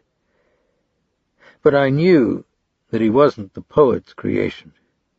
He was conceived and fed by my own self-destructive alcoholic energies and fears, chiefly my fear of mortality and my inability to affect the destiny of those whom I couldn't afford to lose.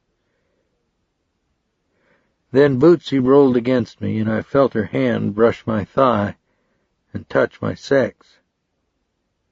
I took off my shorts and undershirt and lay down next to her, slipped my arms around her back, and put my face in her hair. Her body was warm from sleep, and she'd spread one leg around my calf, placed me inside her, and pressed her palm in the small of my back.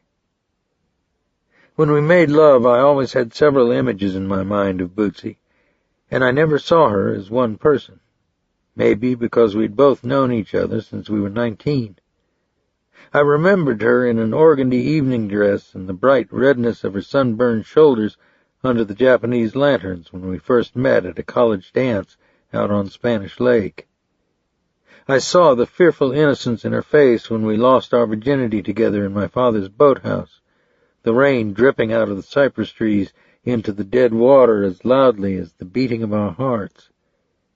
And I still saw the pain in her eyes when I rejected her, hurt her deeply, and caused her to marry another man, all because of my own self-loathing and inability to explain to anyone else the dark psychological landscape I'd wandered in and out of since I was a child.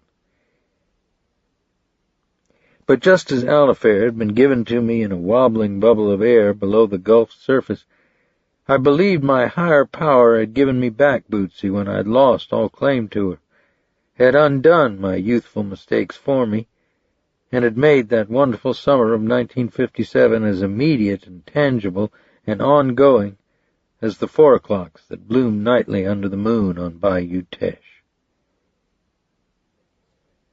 But how do you cast out the canker from the rose, I thought.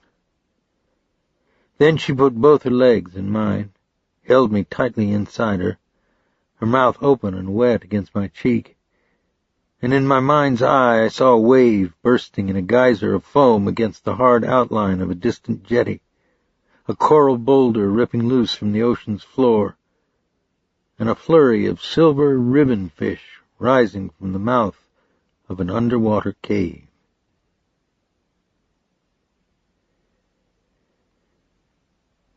By the next afternoon, I'd received the files and photos of Jewel Fluck and Eddie Raintree from the National Crime Information Center in Washington, D.C., police departments in New Orleans, Jackson, Biloxi, and Baton Rouge, and Angola and Parchman penitentiaries. Both men belonged to the great body of psychologically misshapen people that I refer to as the pool. Members of the pool leave behind warehouses of official paperwork as evidence that they've occupied the planet for a certain period of time. Their names are entered early on in welfare case histories, child abuse investigations, clinic admissions for rat bites and malnutrition. Later on, these same people provide jobs for an army of truant officers, psychologists, public defenders, juvenile probation officers, ambulance attendants, emergency room personnel, street cops, prosecutors, jailers, prison guards, alcohol and drug treatment counselors, bail bondsmen, adult parole authority, and the county morticians who put the final punctuation mark in their files. The irony is that without the pool, we would probably have to justify our jobs by refocusing our attention and turning the key on slumlords, industrial polluters, and the coalition of defense contractors and militarists who look upon the national treasury as a personal slush fund. I looked at the mugshots of Fluck and Raintree and was reasonably sure that these were the same men who'd been in Weldon's house. I say reasonably sure because a booking room photograph is often taken when the subject is tired, angry, drunk, or drugged, and recidivists constantly change their hairstyles, grow and shave mustaches and hillbilly sideburns, and become bloated on jailhouse fare like grits, spaghetti, and mashed potatoes. But Fluck's file told me little that I didn't already know or couldn't have guessed at. At 17, he'd pushed another boy down the stairs at the Superdome and broke his arm, but the charge had been dropped. He'd been banned for life from Louisiana racetracks after he was caught feeding a horse a speedball. He'd been in the New Orleans City Prison twice, once for beating up a taxicab driver, a second time for distribution of obscene film materials. His mainline fall had been at Parchman, where he did a 5-year jolt and went out on what is called max time, which meant he either gave the hacks constant trouble and earned no good time, or he refused parole because he didn't want to go back on the street under supervision.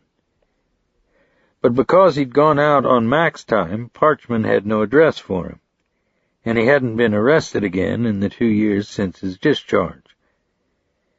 His parents were deceased, and neither the New Orleans phone directory nor any of the utilities companies listed anyone by the name of Fluck.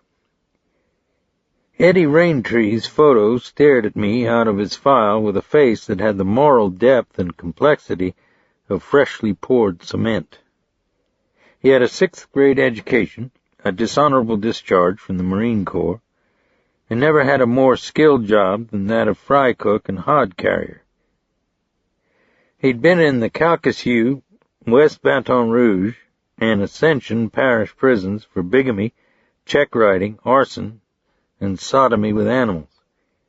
He went down for 3 years in Angola for possession of stolen food stamps, and he spent 2 of those 3 years in lockdown with the Big Stripes, the violent and unmanageable, after he was suspected of involvement in a gang rape that left a 19-year-old convict dead in a shower stall.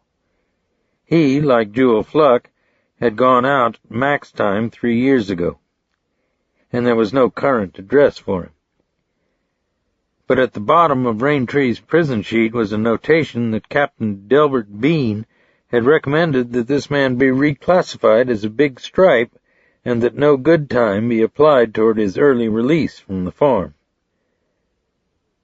Early Monday morning I drove up to Angola, north of Baton Rouge on the Mississippi River, rolled across the cattle guard between the gun towers and the fences topped with rolls of razor wire, and followed the narrow road past the block, an enormous fenced compound where both the snitches and the big stripes were kept in lockdown.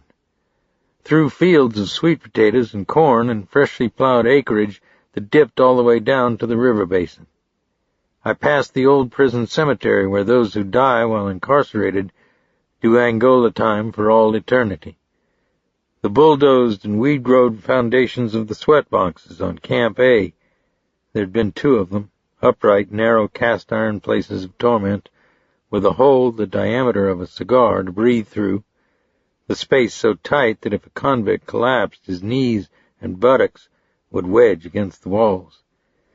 The crumbled ruins of the stone buildings left over from the war between the states, which for years had been used to house Negro inmates, including 3 of the best 12-string blues guitarists I know of, Leadbelly, Robert P. Williams, and Hogman Matthew Maxey. And finally, the old Red Hat House down by the riverbank, a squat, ugly, off-white building that took its name from the red-painted straw hats worn by the big striped levee gangs who were locked there before the building became the home of the electric chair, which has since been moved to a more modern environment, one with tile walls that glow with the clean, antiseptic light of a physician's clinic. The Mississippi was high and churning with mud and uprooted trees, and out on the flat among the willows I saw Captain Delbert Bean on horseback, a pearl-gray Stetson hat slanted on his head, working a gang of convicts who were filling sandbags out of a dump truck and laying them along the base of the levee. That levee is a burial ground for an untold number of convicts who were murdered, some as object lessons by prison personnel. Ask anyone who ever worked in Angola or did time there.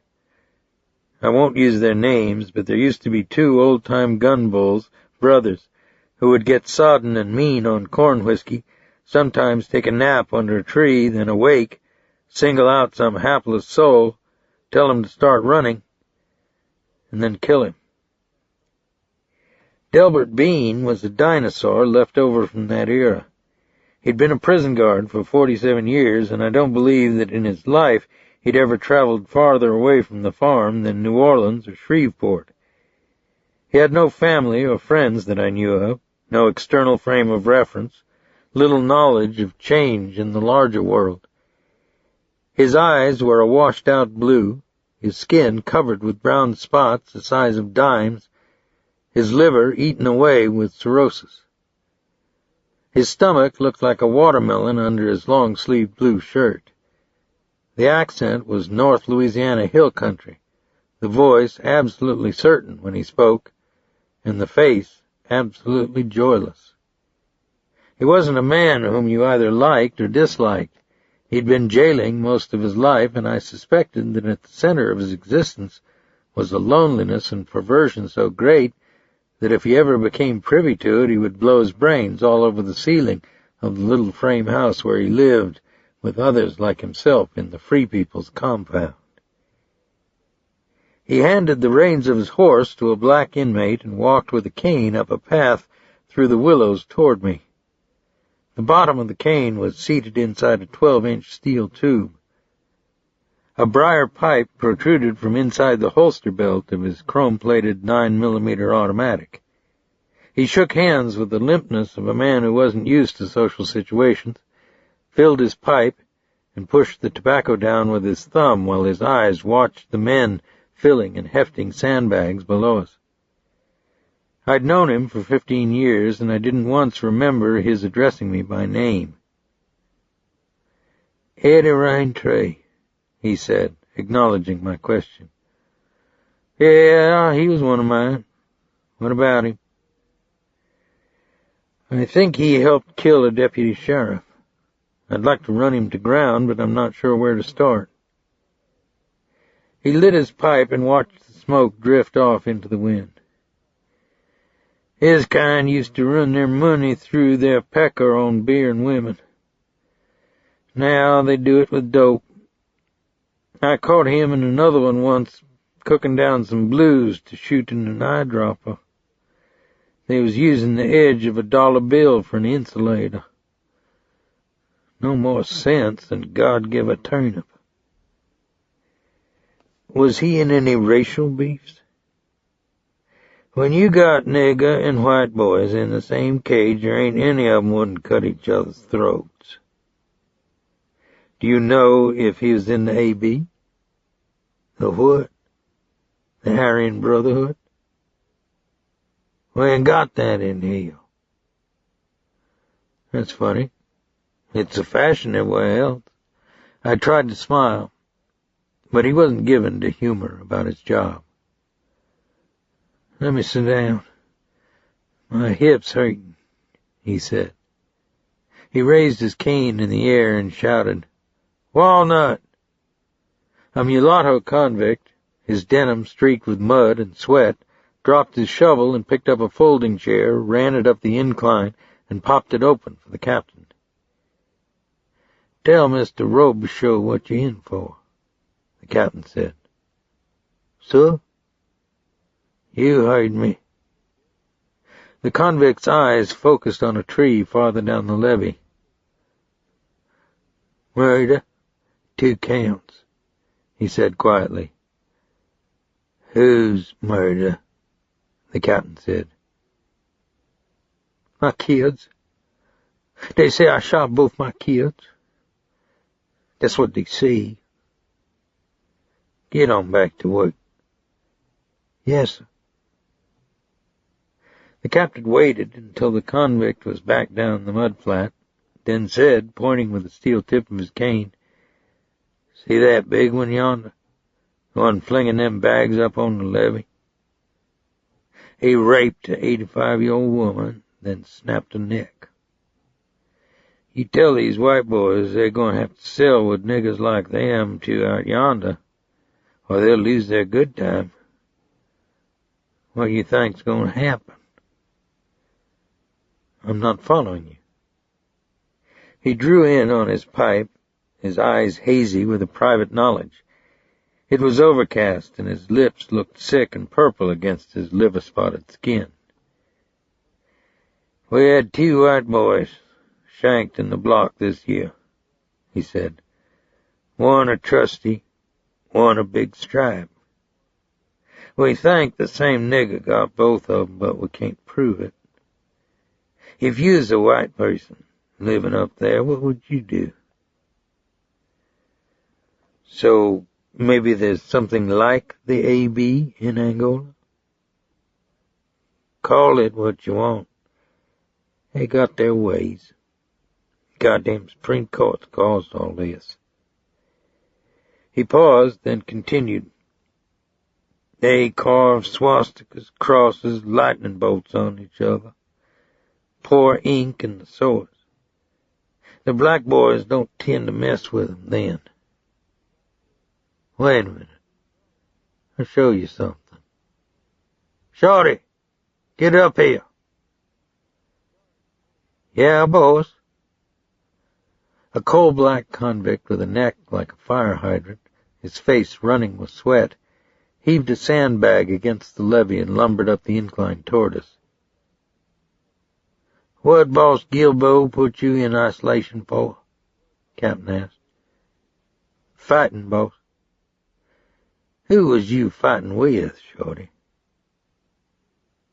One of them boys back in Ash. He grinned, his eyes avoiding both of us. Was he white or colored, Shorty? He was white, boss. Show Mr. Robicheaux how you burned yourself when you got out of isolation. So, pull up your shirt, boy. Don't act ignorant. The convict named Shorty unbuttoned his sweat-spotted denim shirt and pulled the tail up over his back. There were 4 gray, thin, crusted lesions across his spine, like his skin had been branded by heated wires or coat hangers. How'd you burn yourself, Shorty? The captain said. Backed into the radiator, boss. What was the radiator doing on in April? I don't know, sir. I wished it ain't been on. Sure did it hurt. Yes, sir. Get on back down there. Tell them others to clean it up for lunch. Yes, sir. The captain knocked his pipe out on his boot heel and stuck it back in his holster belt. He gazed out on the wide yellow-brown sweep of the river and the heavy green line of trees on the far side. He didn't speak. That's the way it is here, huh? I said. Besides, dope, Raintree's problem is his prick. He's got rut for brains. Don't matter if it's male or female. If it's warm and moving, he'll try to top it. The other thing you might look for is fortune tellers. He had astrology maps all over his cell walls. He give a queer and Magnolia a carton of cigarettes a week to read his palm. By the way, it ain't the AB you ought to have on your mind. Them with the swastikas I was telling you about, they get mail from some church out in Idaho called Christian Identity, Hayden Lake, Idaho. He raised himself up on his cane to indicate that our interview was over. I could almost hear his bones crack. I thank you for your time, Captain, I said. Then, as an afterthought, he said, if you bust that boy, tell him he'd just as lief hang himself as come back here for killing a policeman. His pupils were like black cinders in his washed-out blue eyes. I arrived back at my office just in time to shuffle some papers around on my desk and sign out at 5 o'clock. I was tired from the round-trip drive up to Angola. My shoulder still hurt where Eddie Raintree had caught me with the crowbar, and I wanted to go home, eat supper, take a run along the dirt road by the bayou, and maybe go to a movie in Lafayette with Alifair and Bootsy. But parked next to my pickup truck was a waxed fire-engine red Cadillac with the immaculate white canvas top folded back loosely on the body. A man in ice cream slacks lay almost supine across the leather seats, one purple suede boot propped up on the window jamb. A sequined sunburst guitar hung across his stomach. Allons à Lafayette pour voir les petites Françaises, he sang. Then sat up, pulled off his sunglasses with his mutilated hand, and grinned at me. What's happening, Lieutenant? Hello, Lyle. Take a ride with me? How many of these do you own? They actually belong to the church. I bet. Take a ride with me. I'm on my way home. You can blow a few minutes, it's important. Do you have anything against talking to me during office hours? Somebody broke into Drew's house last night. I didn't hear anything about it. Did she report it to the city police? No. Why not? Maybe I'll explain that. Take a ride with me. He lifted his guitar over into the back seat. I opened the door and sat back in the deep, flesh-colored leather seat next to him. We clanked across the drawbridge over Bayou Teche and drove out of town on East Main. He picked up a paper cup from the floor and drank out of it. A familiar odor struck my nostrils in the warm air. Did you give yourself a dispensation today? I said. I preach against drunkenness, not drinking. There's a big difference. Where are we going, Lyle? Not far. Right there, he said, and pointed across a sugarcane field to a collapsed barn, a rusted and motionless windmill, and some brick pilings that had once supported a house. The field behind the barn was unplowed, and in it were a half-dozen oil wells. We pulled off the parish road into a weed-grown dirt lane that led back to the barn. Lyle cut the engine, removed a pint bottle of bourbon from under the seat, and unscrewed the cap with one thumb. His hair, which he wore on camera in a waved conch that reminded me of a washboard, was wind-blown and loose and hanging in his eyes. "I own a third of it, a third of them whales out there, too," he said. "But I'm not fond of coming out here. I surely ain't." "Why are we here, then?" "You got to go back where the dragons live if you want to get rid of them." I tried to make myself clear before, Lyle. I sympathize with the problems your family had in the past, but my concern now is with a murdered police officer. Drew came home last night from her Amnesty International meeting, and she noticed the light on the back porch was out. She went on into the house, and there was a guy in the kitchen, in the dark, looking at her. He had something in his hand, a screwdriver or a knife. She ran back out the front of the house to the neighbors and tried to get hold of Weldon. Then she called me up in Baton Rouge. Why didn't she call the cops, Lyle? She thinks she's protecting Weldon from something. What? I'm not sure. Neither one of them is real convinced about my religious conversion. They tend to think that maybe my brain cells soaked up a little too much purple acid when I came back from Vietnam. So they don't always confide everything in me. But it doesn't matter. I know who that fellow was. Your father? I don't have a doubt. Everybody else seems to, including me. He took a sip from his pint bottle and looked away at the red sun over the bayou. The wind was warm, and I could smell the reek of natural gas from the wells. What does Drew say? What did this man look like? I asked. She didn't see his face. I'll talk to her tomorrow. Now I'd better get back home. All right. I'm going to tell you all of it. Then you can do any damn thing you want with it, Luke. But by God, first you are going to listen. The scars dripping down the side of his face looked like smooth pieces of red glass in the late sunlight.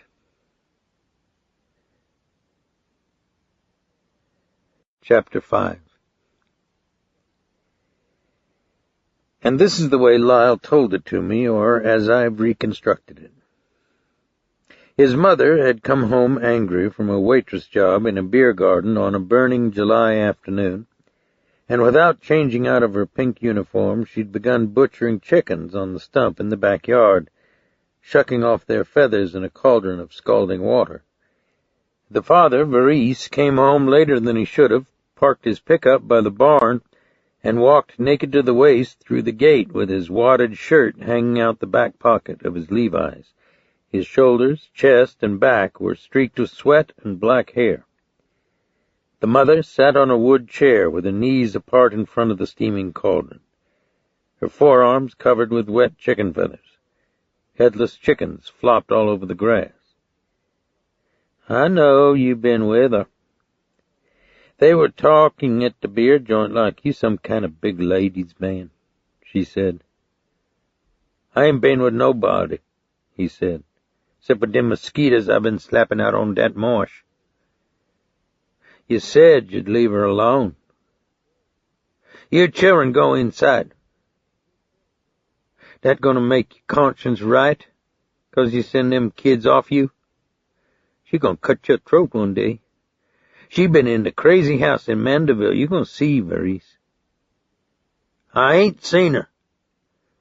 You some bitch, I smell her on you, the mother said, and swung a headless chicken by its feet and whipped a diagonal line of blood across his chest and Levi's.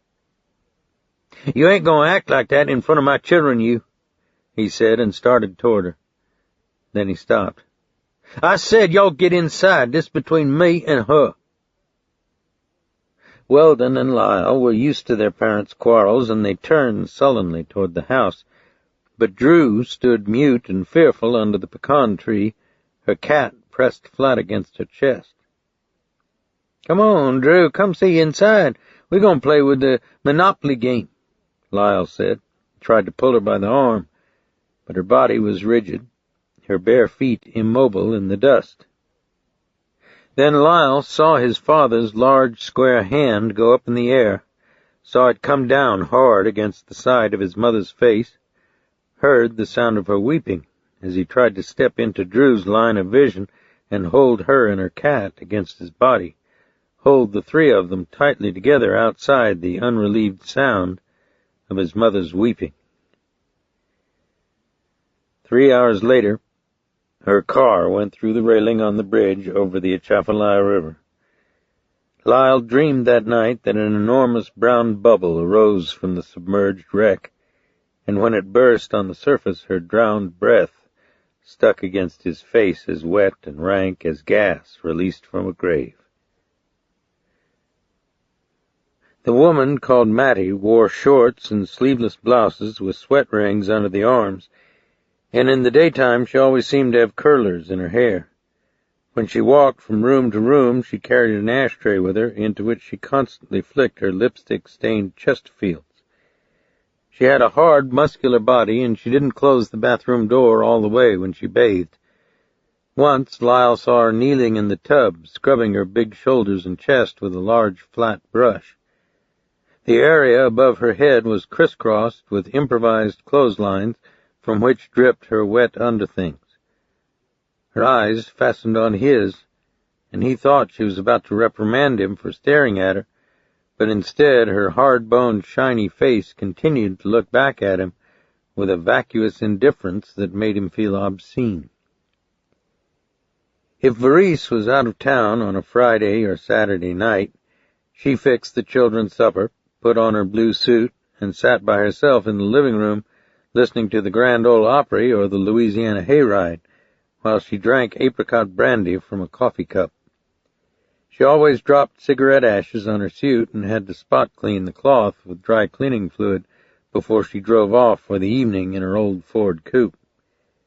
They didn't know where she went on those Friday or Saturday nights, but a boy down the road told them that Mattie used to work in Broussard's bar on Railroad Avenue, an infamous area in New Iberia where the women sat on the galleries of the cribs, dipping their beer out of buckets and yelling at the railroad and oil field workers in the street. Then one morning, when Verice was in Morgan City, a man in a new silver Chevrolet sedan came out to see her. It was hot, and he parked his car partly on the grass to keep it in the shade. He wore sideburns, striped brown zoot slacks, two-tone shoes, suspenders, a pink shirt without a coat, and a fedora that shadowed his narrow face. While he talked to her, he put one shoe on the car bumper and wiped the dust off it with a rag. Then their voices grew louder, and he said, "You like the life. Admit it, he ain't giving you no wedding ring, has he?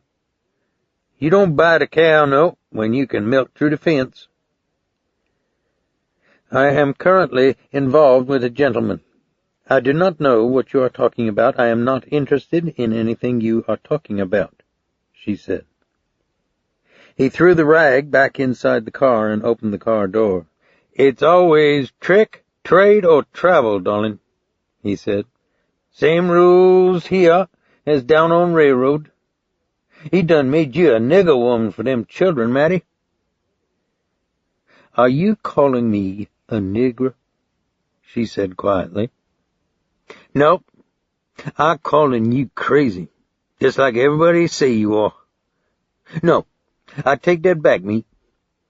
I ain't calling you nothing. I ain't got to, 'cause you gonna be back. You in the life, Mattie.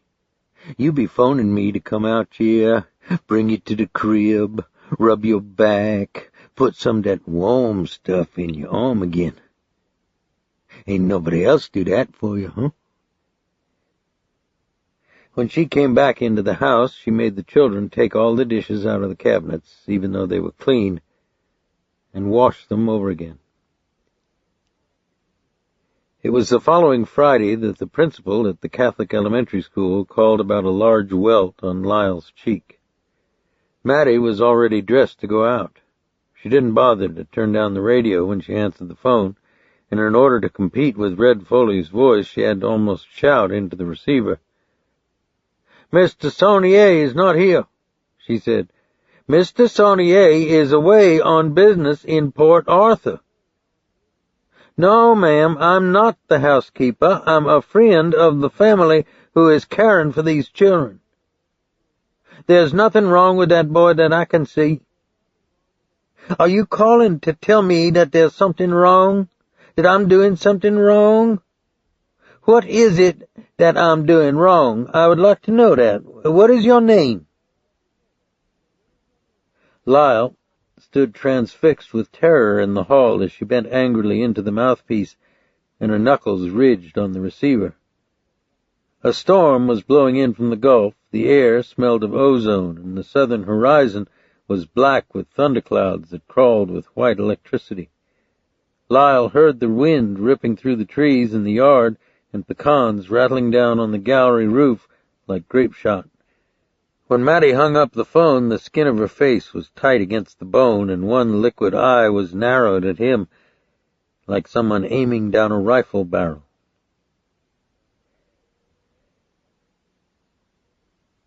That winter, Varese started working regular hours, what he called an indoor job, at a chemical plant in Port Arthur, and the children saw him only on weekends. Mattie cooked only the evening meal and made the children responsible for the care of the house and the other 2 meals. Weldon started to get into trouble at school. His 8th grade teacher, a laywoman, called and said he had thumbtacked a girl's dress to the desk during class, causing her to almost tear it off her body when the bell rang, and he would either pay for the dress or be suspended. Mattie hung up the phone on her, and 2 days later the girl's father, a sheriff's deputy, came out to the house and made Mattie give him $4 on the gallery. She came back inside, slamming the door, her face burning, grabbed Weldon by the neck of his T-shirt and walked him into the backyard where she made him stand for 2 hours on an upended apple crate until he wet his pants. Later, after she'd let him come back inside and he'd changed his underwear and blue jeans, he went outside into the dark by himself, without eating supper, and sat on the butcher stump, striking kitchen matches on the side of the box and throwing them at the chickens. Before the children went to sleep, he sat for a long time on the side of his bed, next to Lyle's, in a square of moonlight with his hands balled into fists on his thighs. There were knots of muscle in the backs of his arms. Mattie had given him a burr haircut, and his head looked as hard and scalped as a baseball.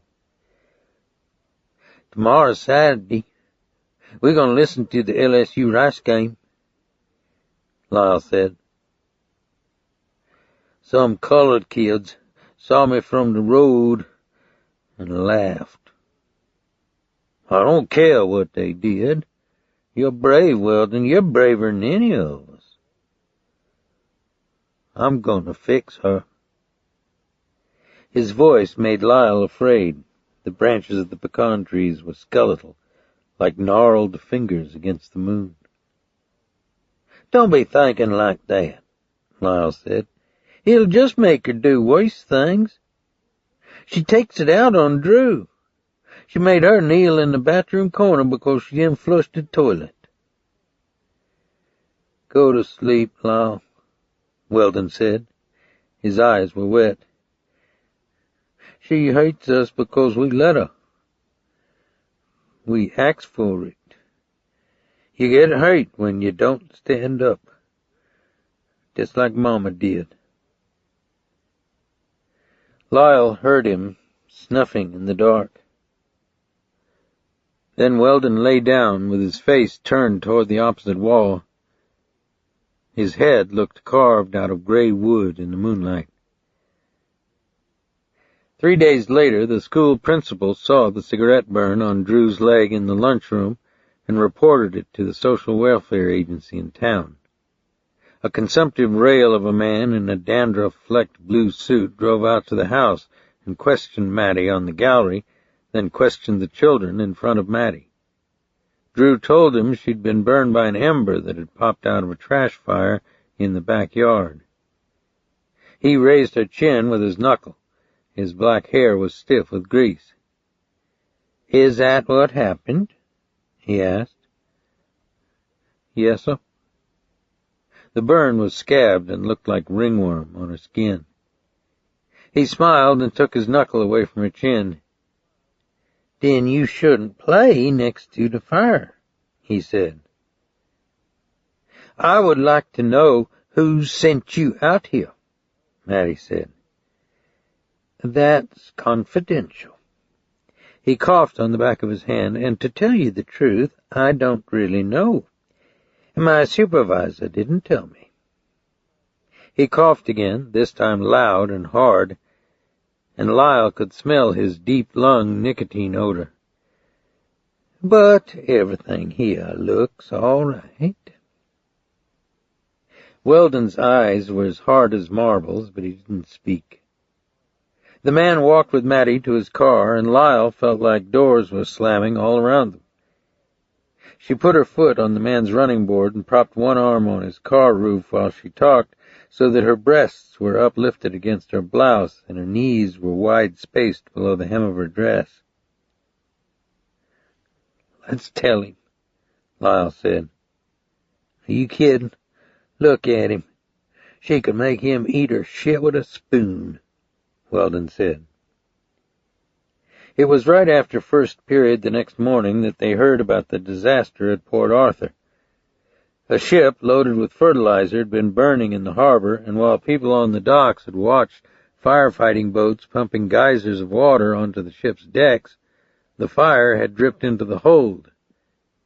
The explosion filled the sky with rockets of smoke and rained an umbrella of flame down on the chemical plant.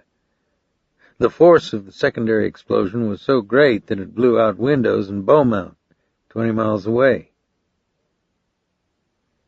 Mattie got drunk that night and fell asleep in the living room chair by the radio. When the children returned home from school the next afternoon, Mattie was waiting on the gallery to tell them that a man from the chemical company had telephoned and said that Maurice was listed as missing. Her eyes were pink with either hangover or crying, her face puffy and round like a white balloon. "Your father may be dead. Do you understand what I am saying? That was an important man from his company who called. He would not call unless he was gravely concerned. Do you children understand what is being said to you?" Weldon brushed at the dirt with his tennis shoe, and Lyle looked into a place about 6 inches in front of his eyes. "He's worked like a nigger for you. Maybe lost his life for you. You have nothing to say?" "Maybe we ought to start cleaning up our rooms. You wanted us to clean up our rooms," Lyle said. "You stay outside. Don't even come in this house," she said. "I have to go to the bathroom," Weldon said. "Then you can just do it in the dirt like a darky," she said, and went inside the house and latched the screen behind her. The next afternoon, Maurice was still unaccounted for. Mattie had an argument on the phone with somebody, perhaps the man in the zoot pants and two-tone shoes. She told him he owed her money, and she wouldn't come back and work at Broussard's bar again until he paid her. After she hung up, she breathed hard at the kitchen sink, smoking her cigarette and staring out into the yard. She snapped the cap off a bottle of Jack's and drank it half empty, her throat working in one long wet swallow, one eye cocked at Lyle. "Come here," she said. "What?" "You tracked up the kitchen. You didn't flush the toilet after you used it either." "I did." "You did what?" "I flushed the toilet." "Then one of the others didn't flush it. Every one of you, come out here now." "What is it, Mattie?" We didn't do anything, he said. I changed my mind. Every one of you outside. All of you outside. Weldon, you too. You get out there right now. Where's Drew? She's playing in the yard. What's wrong, Maddie? Lyle said. Outside, the wind was blowing through the trees in the yard, flattening the purple clumps of wisteria that grew against the barn wall. Each of you go to the hedge and cut the switch you want me to use on you, she said. It was her favorite form of punishment. If they broke off a large switch, she hit them fewer times with it. If they came back with a thin or small switch, they'd get whipped until she felt she'd struck some kind of balance between size and number. They remained motionless. Drew had been playing with her cat. She'd tied a piece of twine around the cat's neck, and she held the twine in her hand like a leash, her knees and white socks dusty from play. I told you not to tie that around the kitten's neck again, Maddie said. It doesn't hurt anything. It's not your cat anyway, Weldon said. Don't sass me, she said. You will not sass me. None of you will sass me. I ain't cutting no switch, Weldon said. You're crazy. My mama said so. You ought to be in the crazy house. She looked hard into Weldon's eyes, and there was a moment of recognition in her colorless face, as though she'd seen a growing meanness of spirit in Weldon that was the equal of her own. Then she wet her lips, crimped them together, and rubbed her hands on her thighs. We shall see who does what around here, she said.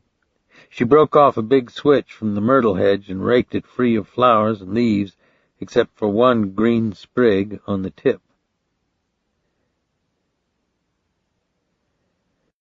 Drew looked up into Maddie's shadow and dropped the piece of twine from her palm.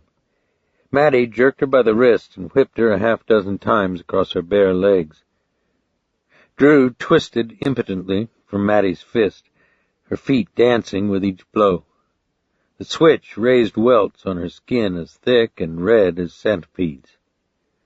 Then suddenly Weldon ran with all his weight into Maddie's back, stiff-arming her between the shoulder blades, and sent her tripping sideways over a bucket of chicken slops. She righted herself and stared at him open-mouthed with the switch loose in her hand. Then her eyes grew hot and bright with a painful intention, and her jawbone flexed like a roll of dimes. Weldon burst out the back gate and ran down the dirt road between the sugar-cane fields, the soles of his dirty tennis shoes powdering dust in the air. She waited for him a long time, watching through the screen as the mauve-colored dusk gathered in the trees and the sun's afterglow lit with flame the clouds on the western horizon. Then she took a bottle of apricot brandy into the bathroom and sat in the tub for almost an hour, turning the hot water tap on and off until the tank was empty. When the children needed to go to the bathroom, she told them to take their problem outside. Finally, she emerged in the hall, wearing only her panties and bra, her hair wrapped in a towel, the dark outline of her pubic hair plainly visible. I'm going to dress now and go into town with a gentleman friend, she said. Tomorrow we are going to start a new regime around here. Believe me, there will never be a recurrence of what happened here today. You can pass that on to young Mr. Weldon for me. But she didn't go into town. Instead, she put on her blue suit, a flower-print blouse, her nylon stockings, and walked up and down on the gallery, her cigarette poised in the air like a movie actress. Why not just drive your car, Maddie? Lyle said quietly through the screen. It has no gas. Besides, a gentleman caller will be passing for me any time now, she answered. Oh. She blew smoke at an upward angle, her face aloof and flat-sided in the shadows. Maddie? Yes? Weldon's out back. Can he come in the house?" "Little mice always return where the cheese is," she said. At that moment, Lyle wanted something terrible to happen to her. She turned on one high heel, her palms supporting one elbow, her cigarette an inch from her mouth, her hair wreathed in smoke. "Do you have a reason for staring through the screen at me?" she asked. "No," he said. "When you're bigger, you'll get to do what's on your mind. In the meantime, don't let your thoughts show on your face. You're a lewd little boy." Her suggestion repelled him and made water well up in his eyes. He backed away from the screen, then turned and ran through the rear of the house and out into the backyard, where Weldon and Drew sat against the barn wall, fireflies lighting in the wisteria over their heads. No one came for Mattie that evening. She sat in the stuffed chair in her room, putting on layers of lipstick until her mouth had the crooked, bright red shape of a clown's. She smoked a whole package of Chesterfields, constantly wiping the ashes off her dark blue skirt with a hand towel soaked in dry cleaning fluid. Then she drank herself unconscious. It was hot that night, and dry lightning leaped from the horizon to the top of the blue-black vault of sky over the Gulf. Weldon sat on the side of his bed in the dark, his shoulders hunched, his fists between his white thighs. His chopped haircut looked like feathers on his head in the flicker of lightning through the window. When Lyle was almost asleep, Weldon shook him awake and said, "We got to get rid of her. You know we got to do it." Lyle put his pillow over his head and rolled away from him, as though he could drop away into sleep and rise in the morning into a sun-spangled and different world. But in the false dawn he woke to Weldon's face close to his. Weldon's eyes were hollow, his breath rank with funk. The mist was heavy and wet in the pecan trees outside the window. "She's not going to hurt Drew again. Are you going to help or not?" he said. Lyle followed him into the hallway, his heart sinking at the realization of what he was willing to participate in. Mattie slept in the stuffed chair, her hose rolled down over her knees, an overturned jelly glass on the rug next to the can of spot cleaner. Weldon walked quietly across the rug, unscrewed the cap on the can, laid the can on its side in front of Mattie's feet, then backed away from her. The cleaning fluid spread in a dark circle around her chair, the odor as bright and sharp as white gas. Weldon slid open a box of kitchen matches, and they each took one, raked it across the striker, and with the sense that their lives at that moment had changed forever, threw them at Mattie's feet. But the burning matches fell outside the wet area. Lyle jerked the box from Weldon's hand, clutched a half-dozen matches in his fist, dragged them across the striker, and flung them right on Mattie's feet. The chair was enveloped in a cone of flame, and she burst out of it with her arms extended as though she were pushing blindly through a curtain, her mouth and eyes wide with terror. They could smell her hair burning as she raced past them and crashed through the screen door out onto the gallery and into the yard. She beat at her flaming clothes and raked at her hair as though it was swarming with yellow jackets. Lyle and Weldon stood transfixed in mortal dread at what they'd done. A Negro man walking to work came out of the mist on the road and knocked her to the ground, slapping the fire out of her dress, pinning her under his spread knees as though he were assaulting her. Smoke rose from her scorched clothes and hair as in a depiction of a damned figure on a holy card. The Negro got to his feet and walked toward the gallery, a solitary line of blood running down his black cheek where Mattie had scratched him. "Your mama ain't hurt bad. Go get some butter or some bacon grease. It's gonna be fine, you gonna see," he said. "Don't be shaking like that. Where your daddy at? It's gonna be just fine. You little white children ain't got to worry about nothing." He smiled to assure them that everything would be all right. "They put her in the crazy house at Mandeville," Lyle said, his face turned into the warm breeze off the bayou. "She died there about 10 years later, I heard."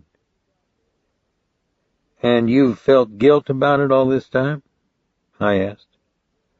"Not really." "No?"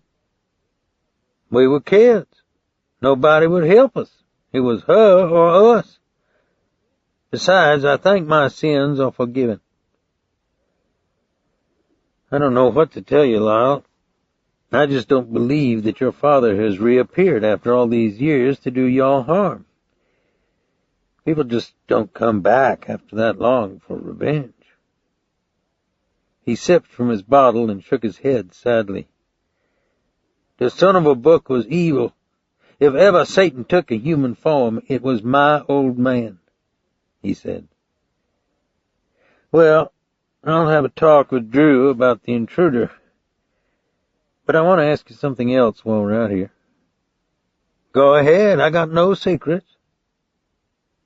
"If you really did get religion, was it because of something that happened in Vietnam that I don't know about?" The oil wells clanked up and down in the unplowed field, which was now pink in the sun's afterglow. "You think maybe you had something to do with it?" he asked. "Don't give yourself too much credit, Dave." He snuffed dryly and touched at his nostrils with one knuckle. "I killed a nun," he said.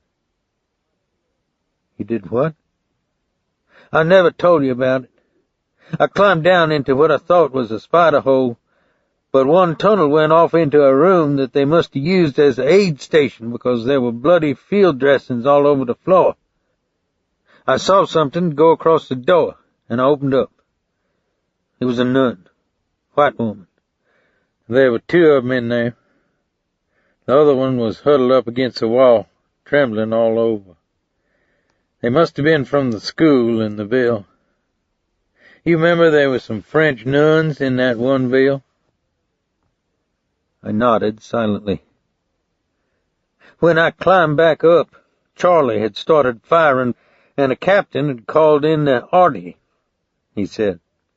"Then we were all hauling butt, you remember? It was short. That's when Martinez got it. So I just never said anything about it. Next day we got into that minefield. I couldn't keep it all straight in my head anymore." "It wasn't your fault, Lyle. You were a good soldier." "No, I told you before. I dug it down there. The raging Cajun, sliding down the tunnel, give Charlie a red-hot enema. What a hand job. I'll give you some advice someone once gave me. Get Vietnam out of your life. We already fought our war. Let the people who made it grieve on it." "I don't grieve. I believe I've been reborn. I don't care if you accept that or not. I give those people out there something they ain't found anyplace else. And I couldn't give it to them unless God gave it to me first. And if He gave it to me, that means I've been forgiven." "What is it you give them?" "Power. A chance to be what they're not. They wake up scared every morning of their lives.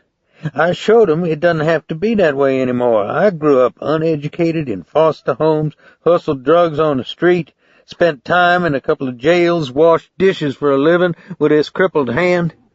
But the man on high got my attention, and son, I ain't did bad. Sorry, that word's just one I can't seem to get away from."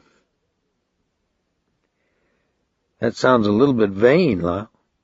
"I never said I was perfect. Look, make me one promise. Watch out for my sister. I suspect you got personal feelings toward her anyway, don't you?" "I'm not sure I know what you mean." "She said you poked her when y'all were in college." I looked at the side of his face, the scars that leaked from one eye, Then I gazed at the bayou and a black man fishing in a pirogue and drummed my fingers on the leather seat. "I better get home now," I said. "The next time you have information for me, I'd appreciate your bringing it to me at my office." "Don't get bent out of shape. Drew made it with a lot of guys, so you were one of them. Why pretend you were born 50 years old?" I changed my mind. I really don't need a ride all the way home, Lyle. Just drop me at the Four Corners. I'm going to ask Bootsy to come in town for some crayfish. "Whatever you want, Luke." He screwed the cap on his whiskey bottle, dropped it on the seat, and started the engine. "You might think I have a head full of spiders. But if I do, I don't try to hide them from anybody. You get my meaning? I want you to take this in the right spirit, Lyle. You don't have the franchise on guilt about Vietnam, and you're not the only guy who had his life set back on track by some power outside himself. I think the problem here is peddling it to other people for money. You ever see a bishop drive a Volkswagen? I'll get off right there at the corner. Thanks very much for the evening."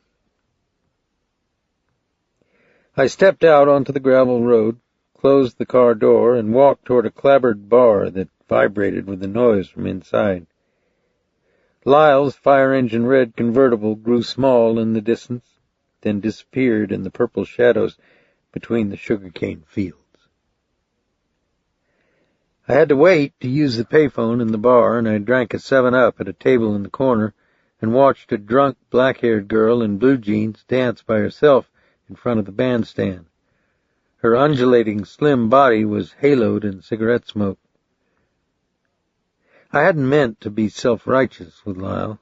I truly felt for him and his family and what they'd endured at the hands of the father and the prostitute named Mattie. But Lyle also made me angry in a way that I couldn't quite describe to myself.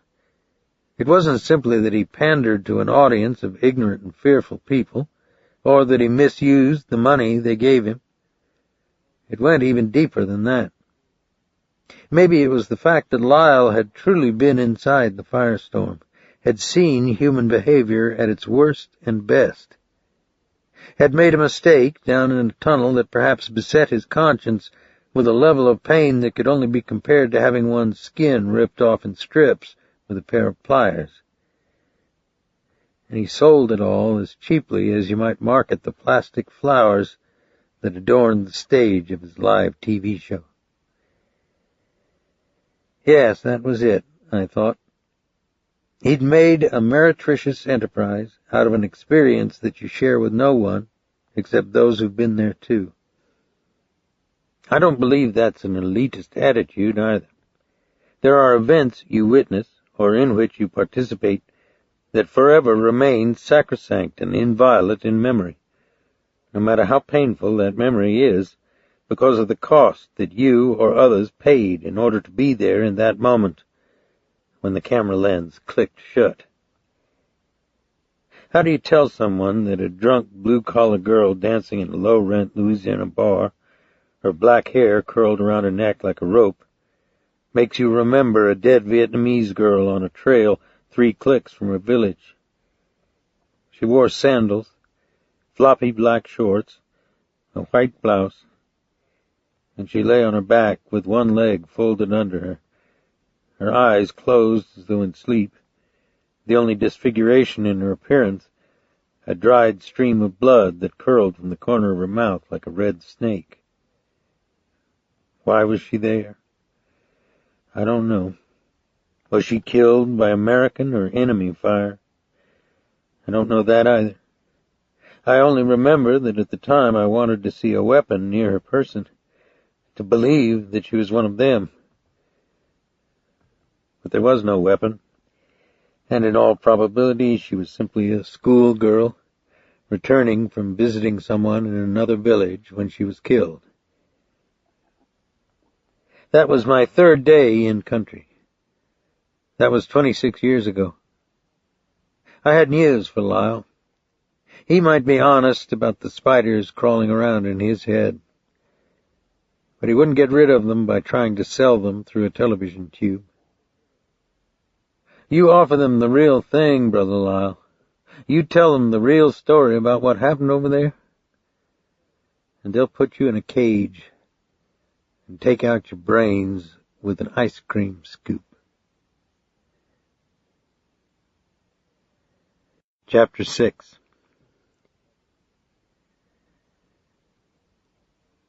The next morning I telephoned Drew to ask her about the intruder in the kitchen, but there was no answer, and later when I went by her house she wasn't home. I stuck my business card in the corner of her screen door.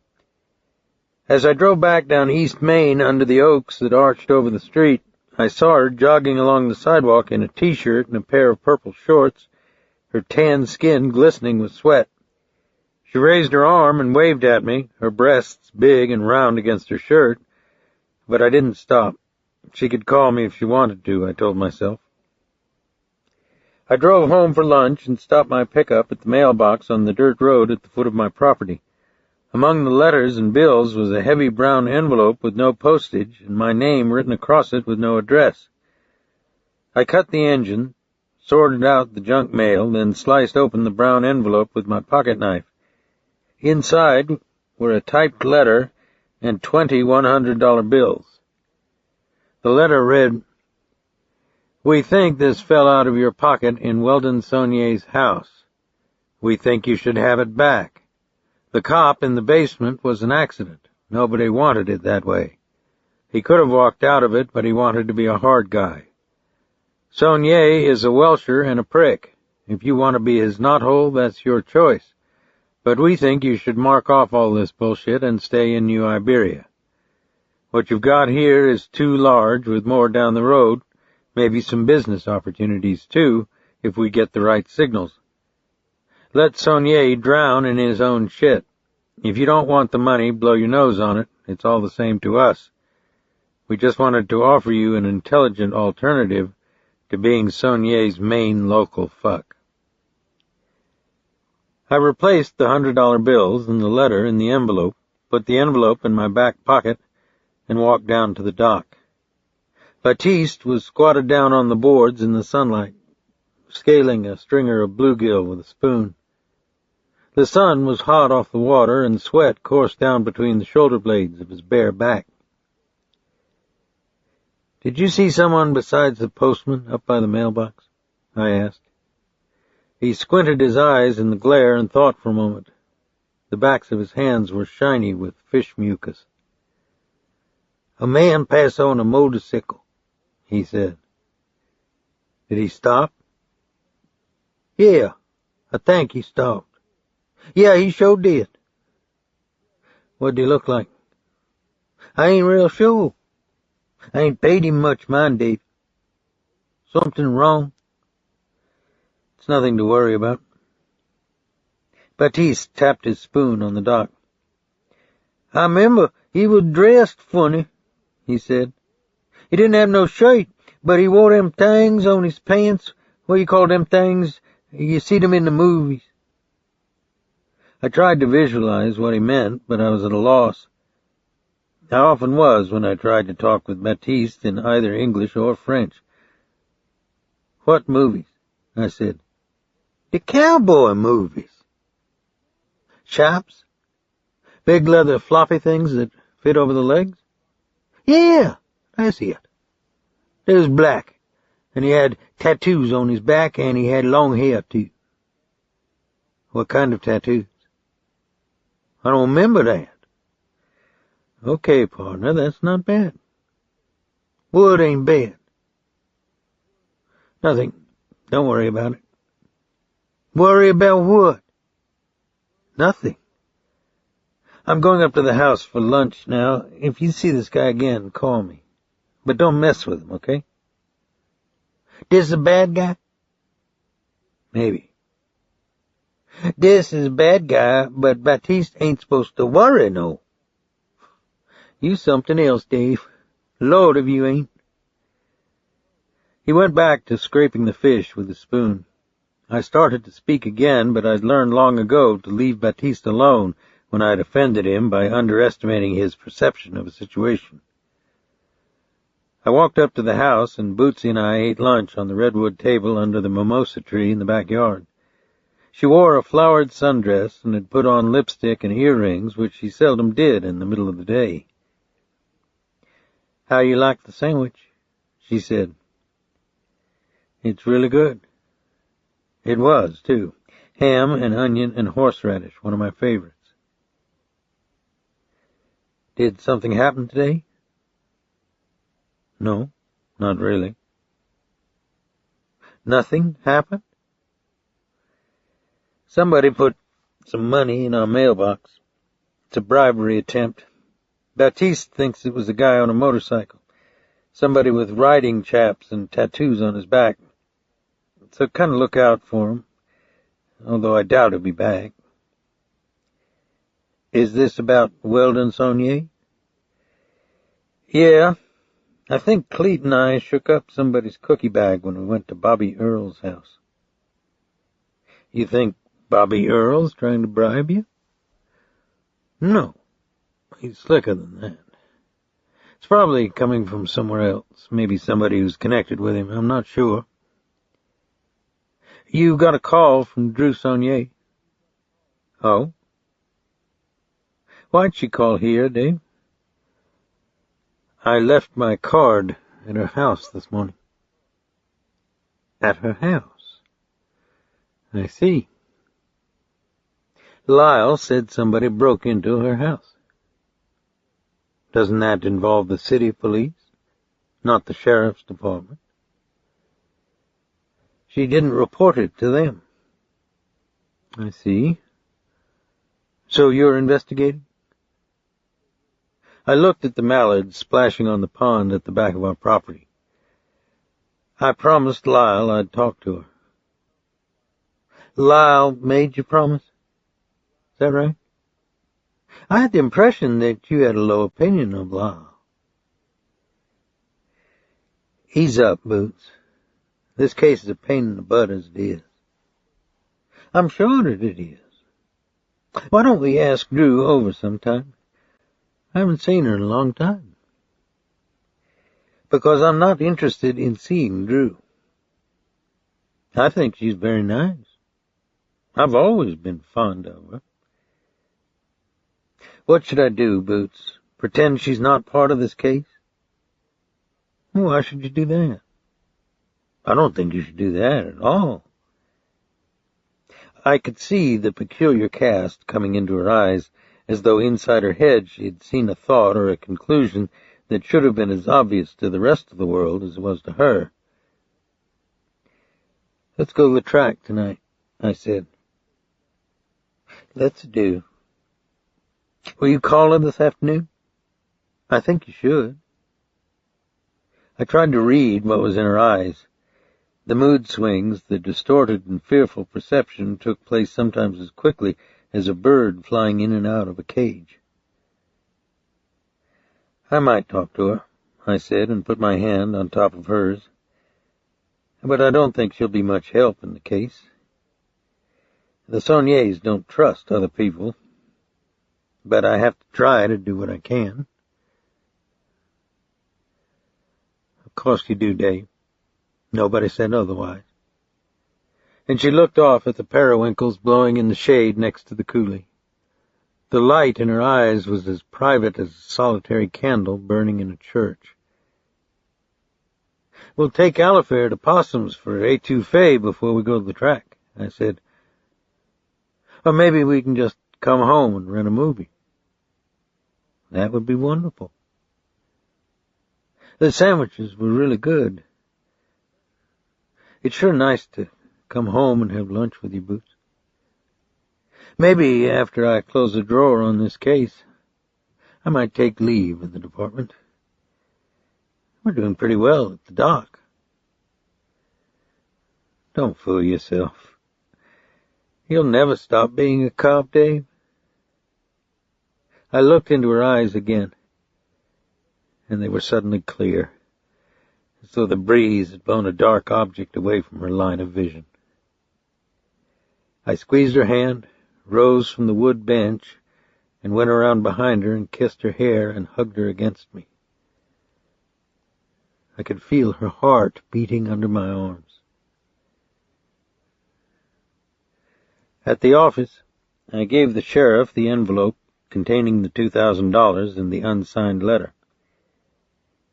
"It must be a cheap outfit," he said.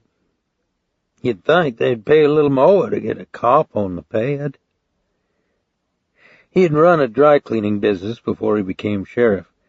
He was also a Boy Scout master and belonged to the Lions Club, not for political reasons, but because he thoroughly enjoyed being a scoutmaster and belonging to the Lions Club. He was a thoughtful and considerate man, and I always hated to correct him or to suggest that his career as an elected police officer would probably always consist of on-the-job training. "Seduction usually comes a teaspoon at a time," I said. "Sometimes a cop who won't take 50 grand will take 2. Then one day you find yourself way down the road and you don't remember where you made a hard left turn." He wore large rimless glasses, and his stomach swelled over his gun belt. Through the window behind his desk I could see 2 black trustees from the parish jail washing patrol cars in the parking lot. He scratched the blue and red veins in his soft cheek with his fingernail. "Who do you think it came from?" he asked. "Somebody with long-range plans. Somebody who's always looking around to buy a cop. Probably the mob, or somebody in it." "Not from Bobby Earl?" "His kind only pay out money when you catch them sodomizing sheep. I'm pretty sure we're dealing with the wise guys now." "What do you think they'll do next?" "If I stay out of New Orleans, there'll probably be another envelope. Then they'll offer me a job providing security in one of their nightclubs or in a counting room at the track." He put an unlit cigarette in his mouth and rotated it with his fingers. "I've got a bad feeling about all this," he said. "I surely do." "Why?" "Don't underestimate Bobby Earl's potential. I met him a couple of times 10 or 12 years ago when he was still appearing in Klan robes. This guy could make the ovens sing and grin while he was doing it." "Maybe, but I never met one of those guys who wasn't a physical and moral coward." "I saw Garrett's body before the autopsy. It was hard to look at, and I was in Korea." "Watch your butt, Dave." His eyes were unblinking over his rimless glasses.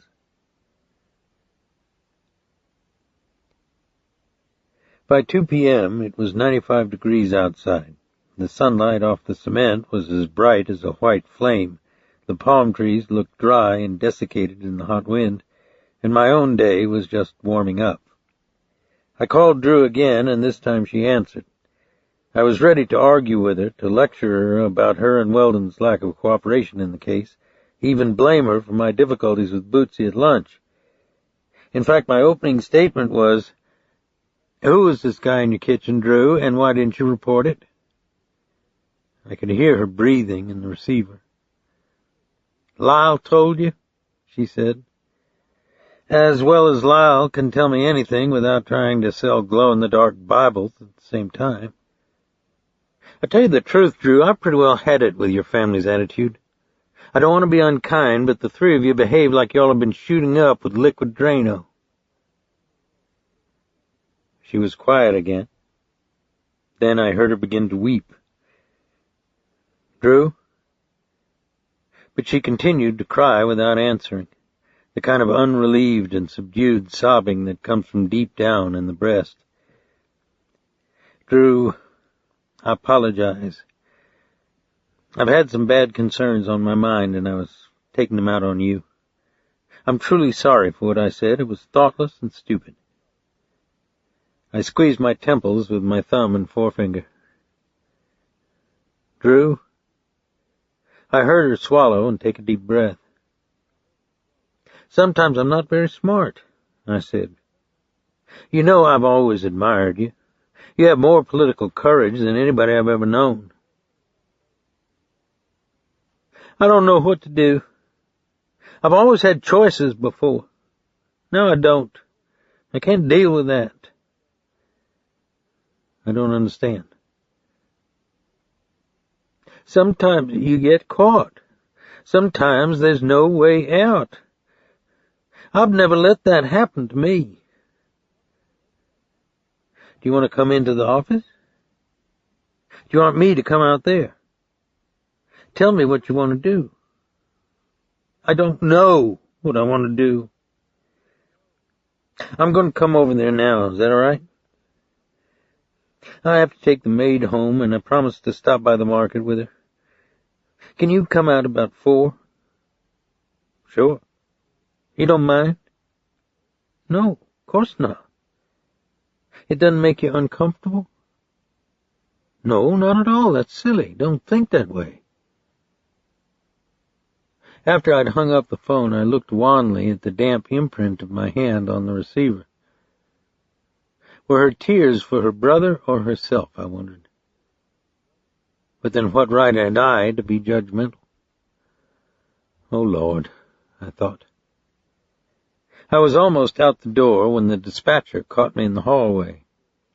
Pick up your line, he said.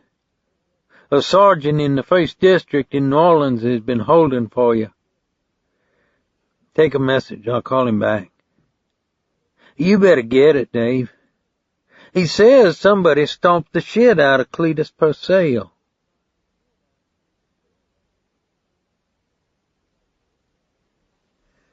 After I'd finished talking with the sergeant in New Orleans, who hadn't been the investigative officer and who couldn't tell me much other than Cleet's room number in the hospital off St. Charles, and the fact that Cleet wanted to see me, that somebody had worked him over bad with a piece of pipe, I told the dispatcher to send a uniformed deputy out to Drew's house and to call Bootsy and tell her that I'd be home late and would call her from New Orleans.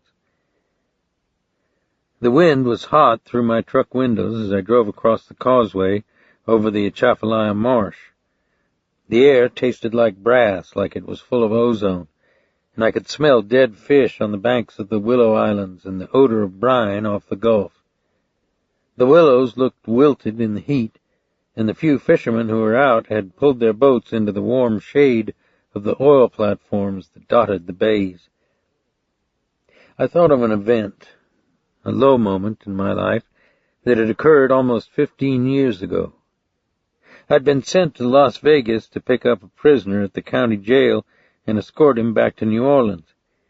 But the paperwork and the court clearance had taken almost 2 days, and I walked in disgust from the courthouse down a palm-lined boulevard in 115-degree heat to a casino and cool bar, where I began drinking a series of vodka Collinses as though they were soda pop.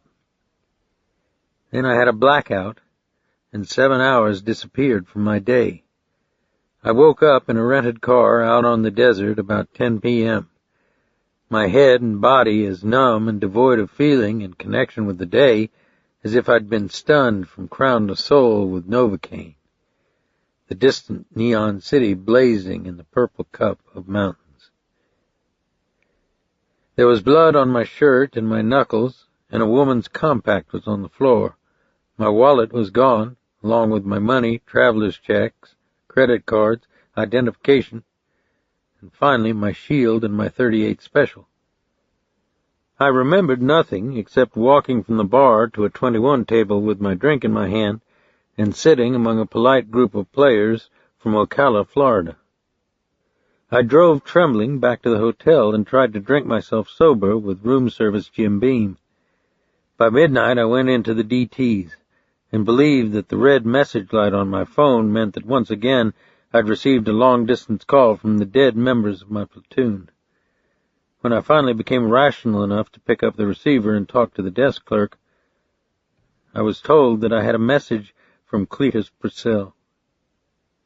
I had to use both hands to dial his number, while the sweat slid out of my hair and down the sides of my face. 6 hours later, he was standing in my hotel room in his Budweiser shorts, sandals, pork pie hat and cut-off LSU t-shirt that looked like a tank top on a hippo. He sat on the side of the bed and listened to my story again, chewing gum, nodding, looking between his knees at the floor. Then he left and didn't come back until 3 in the afternoon. When he did, he dropped a paper sack on the dresser and said, smiling, "Time to pick up our prisoner and boogie on down the road. The Chinese broad got away with your traveler's checks, but I got your money, credit cards, your shield, and your piece back. The American guy working with her is heading back to the coast by Greyhound to make some long-range dental plans. He's looking forward to it," he said. "And ain't no paperwork on this one, Mon." "What Chinese? What are you talking about?" "She and a pimp picked you up in the parking lot outside a bar at the end of the strip. You were too drunk to start your car. They said they'd drive you back to the hotel. You're lucky he didn't put a shank in you. I took a gut rip off him that must have been 8 inches long." I don't remember any of it. My hands still felt thick and wooden when I tried to open and close them. "Sometimes you lose. Forget it. Come on. Let's eat a steak and blow this shithole.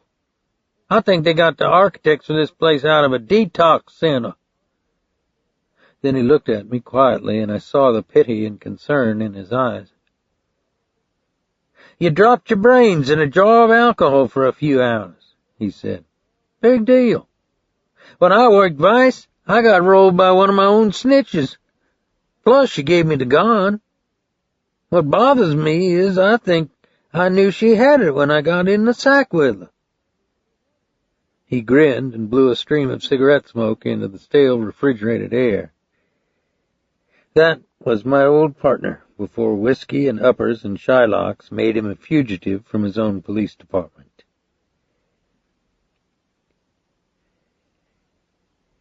His face whitened when he tried to sit farther up in bed and reach the water glass and the glass straw on the nightstand. "Don't try to move around with broken ribs, Clete," I said, and handed him the glass. His green eyes were red along the rims, and they blinked like a bird's while he sucked on the straw with the corner of his mouth. Divots of hair had been shaved out of his head, and his scalp was sewn with butterfly stitches in 6 places. "Man, what a drag," he said. "They say I'm supposed to be in here 2 more days. I don't think I can cut it. You ought to see my night nurse. She looks like the beast of Buchenwald. She tried to shove a thermometer up my butt while I was asleep." "They hit you with pipes?" "No. Little guy had brass knuckles, and Jack Gates, the guy I made for sure, had a baton. The cop I talked to said they beat you up with pipes." "Then they got it wrong in the report. They sound like the same incompetent guys we used to work with." "How'd they get into your apartment?" "Picked the lock, I guess. Anyway, Jack Gates was behind the door when I walked in. He caught me right across the ear with the baton. Damn, those things hurt. I crashed right over my new TV set. Then that little fuck was all over me. Last thing I remember, I was falling through the furniture, trying to get my piece untangled from my coat, those brass knuckles bouncing off my head, and Gates trying to get a clear swing to take me off at the neck. That's when I grabbed him around the head and tore the stocking off his face. First thing I saw was all the metal in his teeth. Then it was lights out for Cletus. That sawed-off little fort caught me right at the base of the skull. It was just like you said. Gates has a scrapyard for a mouth. I should have made the connection before. He was a button man for Joey Gouza, but I heard he moved to Fort Lauderdale or Hallandale 2 or 3 years ago and got ice-picked by a chippy or something. But it was Jack Gates, man, a real barf bucket. I heard Joey Gouza caught his brother-in-law skimming off his horse, so he told Gates to create an object lesson. The brother-in-law was a big, soft, mushy guy who couldn't climb the stairs without pulling himself up the banister with both hands. Gates wined and dined him at Copeland's, got him stinking drunk, and kept telling him about these hot-ass Mexican broads over in Galveston. So the tub got his ovaries fired up, and Gates drove him out to a private airport in Kenner, all the time telling the tub what these broads would do for his sex life. Then old Jack walked him out to the runway, lit a cigar for him, and pushed him into an airplane propeller. You think he's working for Gouza now? He's gotta be. You don't resign from Joey Meatballs. It's a lifetime job. Where'd he get that name? His old man ran a spaghetti place on Felicity. In fact, Joey still owns 3 or 4 Italian restaurants around town. But the story is, when he was a kid in the reformatory, a redneck guard made Joey cook him meatballs all the time. Except Joey would always spit in 'em or mash up dead cockroaches in 'em. You ever seen him? His mother must have been knocked up by a street lamp. The little guy with the brass knuckles is probably Fluck, right? Maybe, but a nylon stocking makes everybody look like cream of wheat. All I can tell you is I think he wanted to take my eyes out. Why are you looking like that? I got you into this, Cleet. No, you didn't. It was my idea to go out to Bobby Earl's and pull on his tallywhacker. But I was right about the connection between Earl and Gouza, wasn't I told you that flunky at the gate used to be a mule for Gouza. I think we got the ultimate daisy chain of Louisiana buttwipes here. Klansmen, Nazis, and wise guys. You took the beating for me. Bullshit. You haven't heard it all. I received a bribe attempt earlier today. A couple of grand in my mailbox, a letter suggesting I spend a lot of time around New Iberia. Ah, he said. The streetcar rattled down the tracks on St. Charles. The carrot and stick. I think so. And I got the stick. They don't like to beat up cops. They did something else too, Dave. Maybe a signal for you about their future potential. After they laid me out, they sprinkled a bag full of rainbows and black beauties all over the room, make it look like a drug deal gone sour. I cleaned them up before I called the first district. Dave, I don't like what I'm seeing on your face. What's that? Like you got a piece of barbed wire behind your eyes. You get those thoughts out of your head. You're mistaken. Like hell I am. Old Strake turns on the mixmaster and almost drives himself crazy with his own thoughts, then goes out and strikes a match to their balls. You wait till I'm out of here and we'll front these guys together. Are we straight on that, Pajo? I looked at the square of sunlight on his sheets. The palm trees outside the window lifted and straightened in the breeze. I'm not supposed to be a player, he said. You want me to bring you anything? Don't go up against Gouza on your own. An Iberia sheriff's badge is puppy shit to these guys. What do you want me to bring you? My piece. It's a little sock drawer under my bed. He took his keys off the nightstand and dropped them in my palm. There's also a fifth of vodka and a carton of cigarettes on the kitchen counter. I'll be back in a little while. Dave? Yeah? Goose is a weird combo. He's got an ice cube in the center of his head when it comes to business. But he's also a sadistic paranoid. A lot of the greaseballs in this town are scared shitless of him.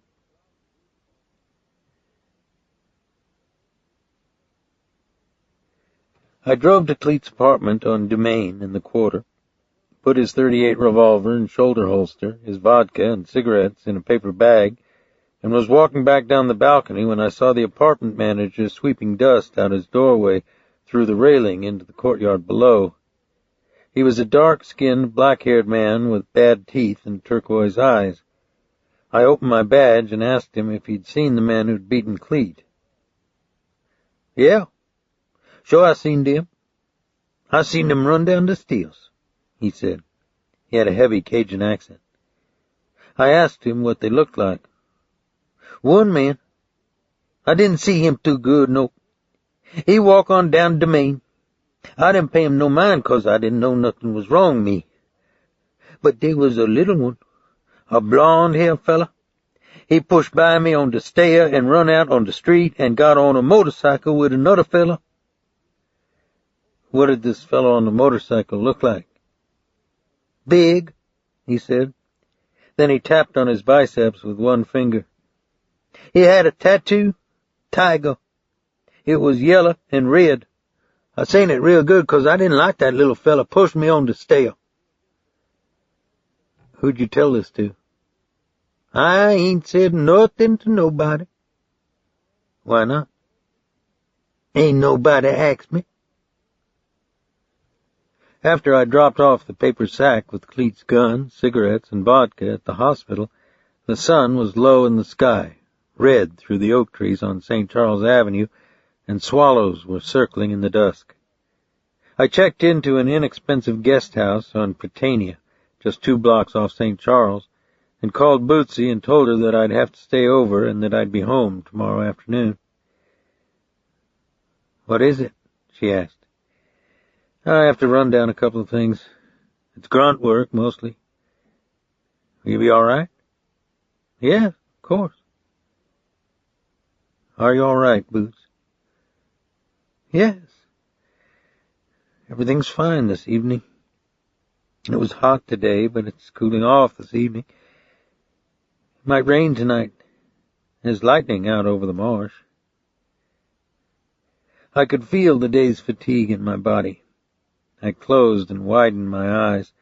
The long-distance hum in the telephone receiver was like wet sand in my ear. "Would you call the dispatcher for me?" I said. "All right. Don't worry about anything, Dave. We're just fine."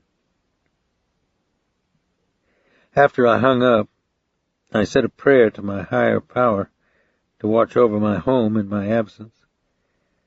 Then I called Clarice, an elderly mulatto woman who had worked for my family since I was a child, and asked her to look in on Bootsy that evening and to return in the morning to do house chores.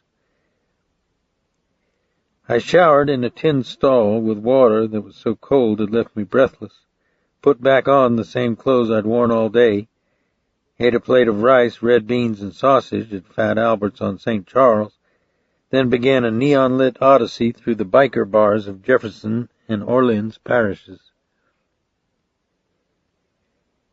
It's a strange, atavistic, and tribal world to visit. Individually, its members are usually hapless, bumbling creatures who were born out of luck and whose largest successes usually consist of staying out of jail, paying off their bondsmen, and keeping their appointments with their probation officers and welfare workers. It's probably not coincidence that most of them are ugly and stupid, but collectively, they're both frightening and a source of fascination for those who wonder what it might be like if they'd traded off their routine and predictable lives for a real fling out on the ragged edge. The first bar I hit was one out on Airline Highway. Think of a shale parking lot covered with chopped-down Harleys, whose chrome and lacquered black surfaces seem to glow with a nocturnal iridescence.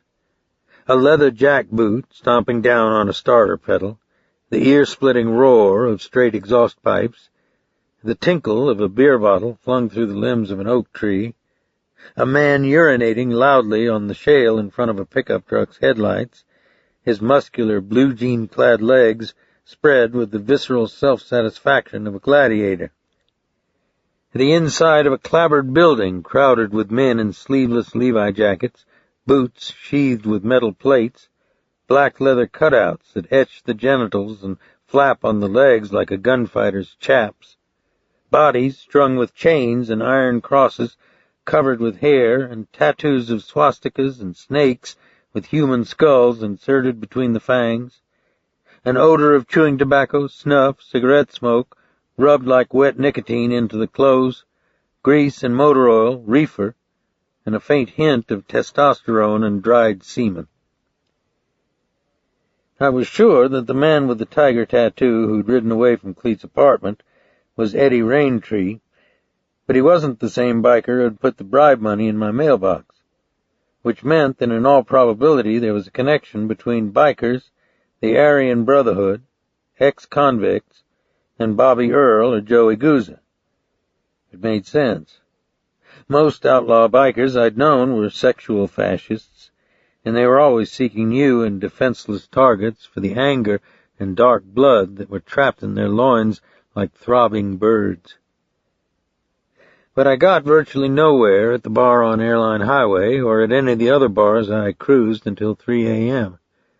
No one knew Eddie Raintree, had ever heard of him, or even thought his photograph vaguely familiar.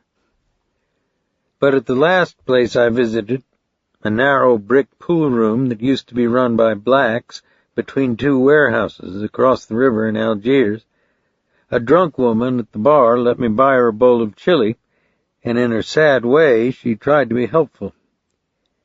Her hair was platinum, dark at the scalp, and the number 69 was tattooed on her arm.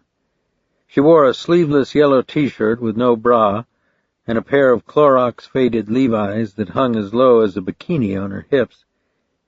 I'd never been able to understand the women who hung with outlaw bikers, because with some regularity they were gang-raped, chain-whipped, and had their hands nailed to trees, but they came back for more, obedient, anesthetized, and bored, like spectators at their own dismemberment. She kept lifting spoonfuls of chili to her mouth, then forgetting to eat them, her eyes trying to focus on my face and the photograph of Eddie Raintree I held in my palm. "What do you want with that dumb shit?" she asked. Her words were phlegmatic, like dialogue in a slow-motion film. "Could you tell me where he is?" "In jail, probably. Or out fucking goats or something." "When did you see him last?" She drew in on her cigarette and held the smoke down like she was taking a hit off a reefer. "You don't want to waste your time with a dumb shit like that," she said. "I'd really like to talk with Eddie. I'd really appreciate it if you could help me."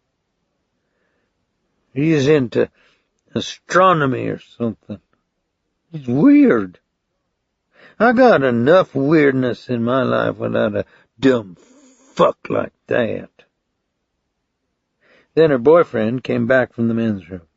He was huge, with a wild beard, and he wore striped overalls with no shirt. His massive shoulders were ridged with hair. His odor was incredible. "What do you think you're doing, man?" he said.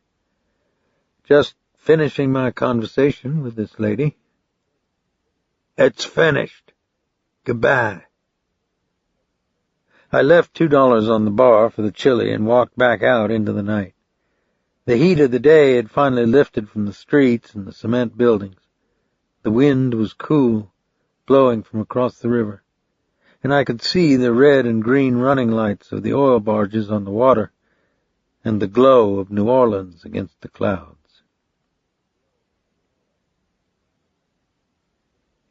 I slept until 9 the next morning, had coffee and beignet at a cool table under the pavilion at the Café du Monde, and watched the water from the sprinklers click against the piked fence around the park in Jackson Square and drift in a rainbow haze through the myrtle and banana trees. Then I went over to 1st District headquarters a few blocks away and read Joey Guzza's file. It was another study in institutional failure, the kind of document that makes you doubt your own convictions and conclude that perhaps the right-wing simpletons are correct when they advocate going at social complexities with a chainsaw. Since age 13, he'd had 43 arrests. He was in the Louisiana Reformatory when he was 17. He went up the road twice to Angola, and he did a federal 3-bid in Lewisburg. He'd been arrested for breaking and entering, auto theft, assault and battery, possession of burglar tools, armed robbery, strong-arm robbery, sale of stolen food stamps, possession of counterfeit money, procuring, tax fraud, and murder. He was one of those career criminals who early on had gone about investigating and participating in every kind of illegal activity that a city offered. But unlike most petty thieves, pimps, small-time fences, and smash-and-grab artists, Joey had gravitated steadily upward in the New Orleans mob and had developed a skill that was at one time revered in the underworld, that of the safecracker. Evidently, he'd peeled and cut up safes with burn bars in 4 states, although he'd fallen on only one job, a box in a Baton Rouge pawn shop that netted him $86 and a 2-year jolt in Angola. He wasn't hard to find. He owned a small Italian cafe and delicatessen in an old brick, iron-scrolled building shaded by oak trees on Esplanade. The inside smelled of oregano and meat sauce, crab boil, sautéed shrimp, cheese, and salami, the fried oysters and sliced tomatoes and onions that went into the poor boy's sandwiches on the counter, the steamed coffee from the espresso machine. The cafe was empty except for a black cook, the counterman, and a couple having breakfast at one of the checker-cloth tables. I asked for Joey Guzza. "He's back in the office. What's the name?"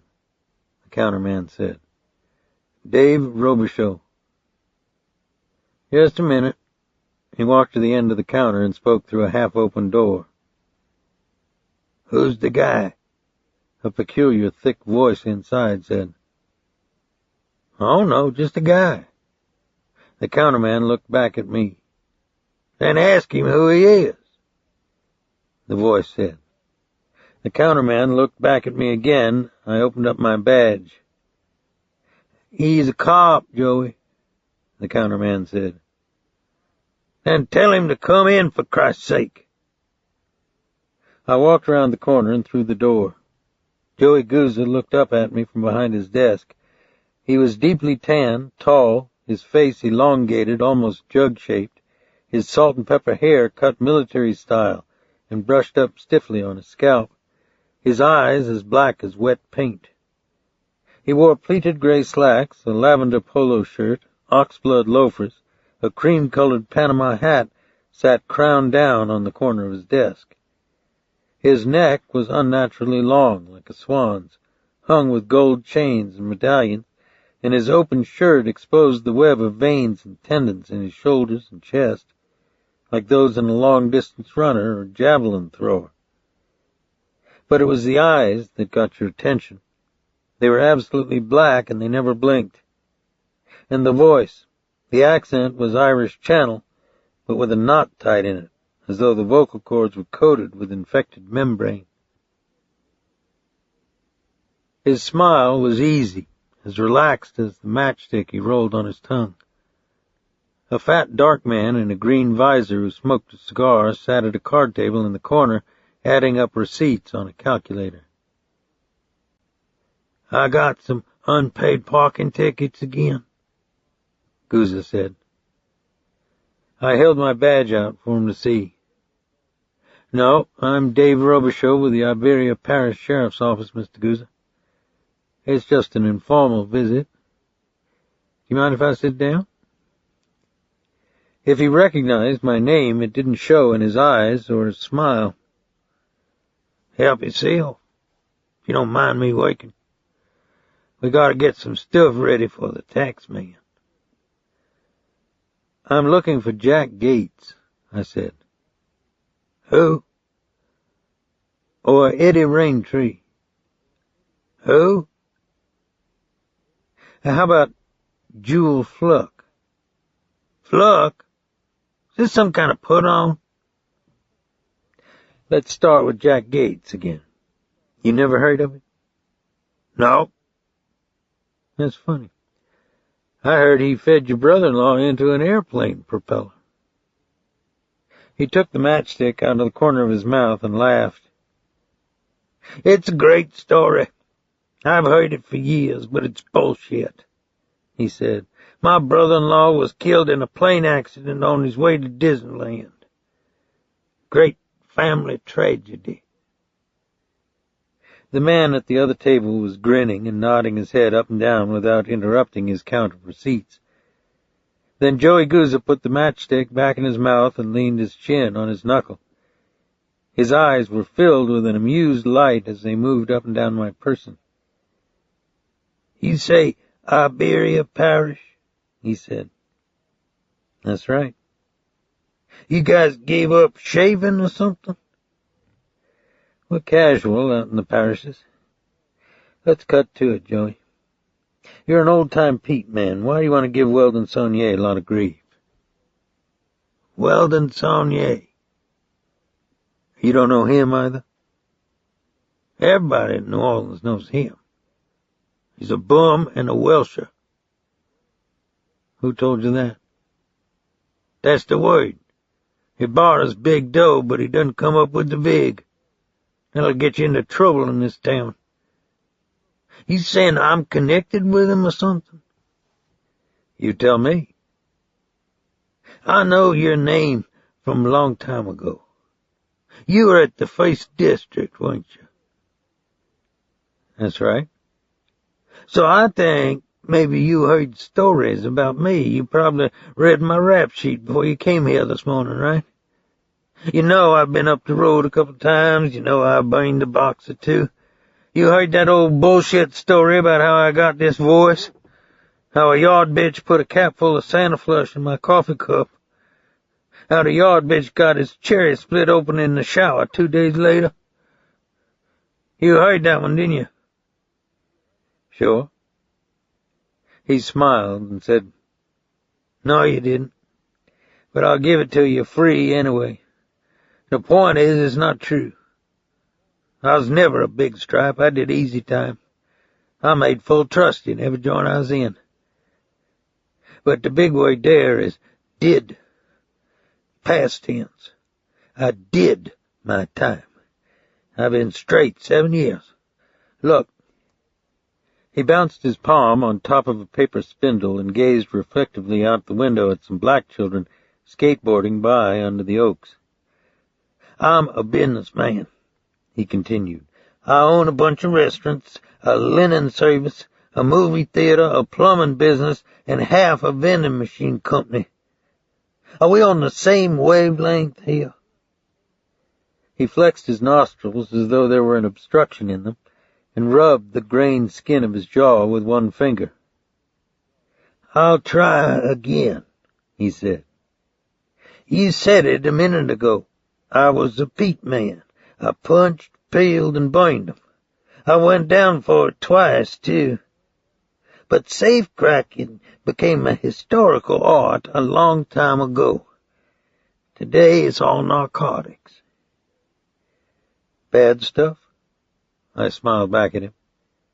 He shrugged his shoulders and turned his palms up. "Who am I to judge?" he said. "But go out to the welfare projects and see who's running the action. They're all colored kids. They scrape out crack pipes, they call it bazooka or something, and sell it for $1 a hit. Nobody who could think his way out of a wet paper bag is going to try to compete with that." "Maybe my information isn't very good, or maybe I'm a little bit out of touch, but it's my understanding that you've got connections with Bobby Earl, that Jack Gates is a button man for you." He leaned back in his chair and looked out the window again. He took the matchstick out of his mouth and dropped it in the waste can. "I've tried to be polite," he said. "You're from out of town. You had some questions. I tried to answer them. You think maybe you're abusing the situation here?" "I came here to pass on a couple of observations, Joey. When you try to get a cop on a pad and you don't know anything about him, get somebody to lend him money. Don't leave it in his mailbox." "What are you talking about?" "The $2,000 is in the Iberia Parish Sheriff's desk drawer, At the end of the year, it'll probably be donated to the city park program. He was grinning again. You're saying I tried to bribe you?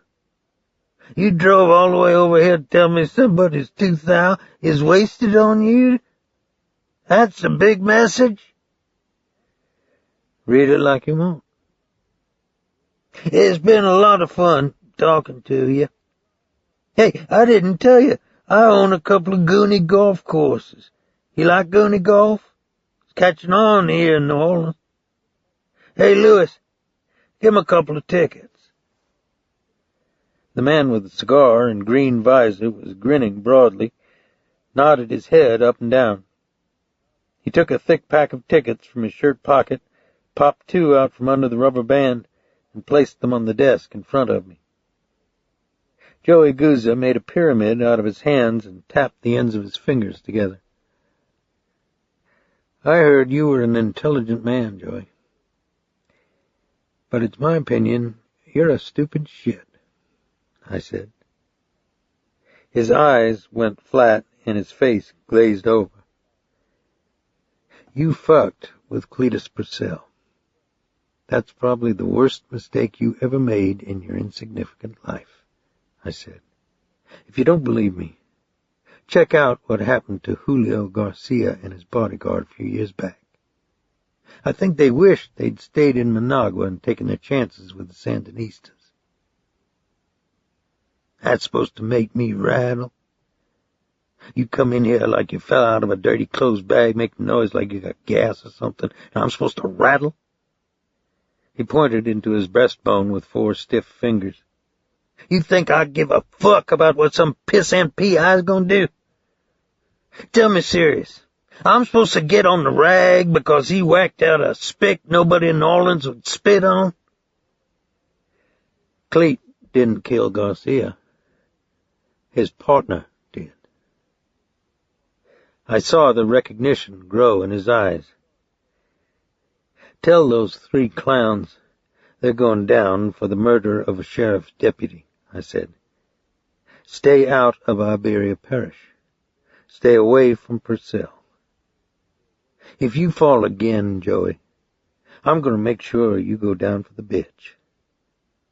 4-time loser. Mandatory life. I flipped the Goonie golf passes on his shirt front.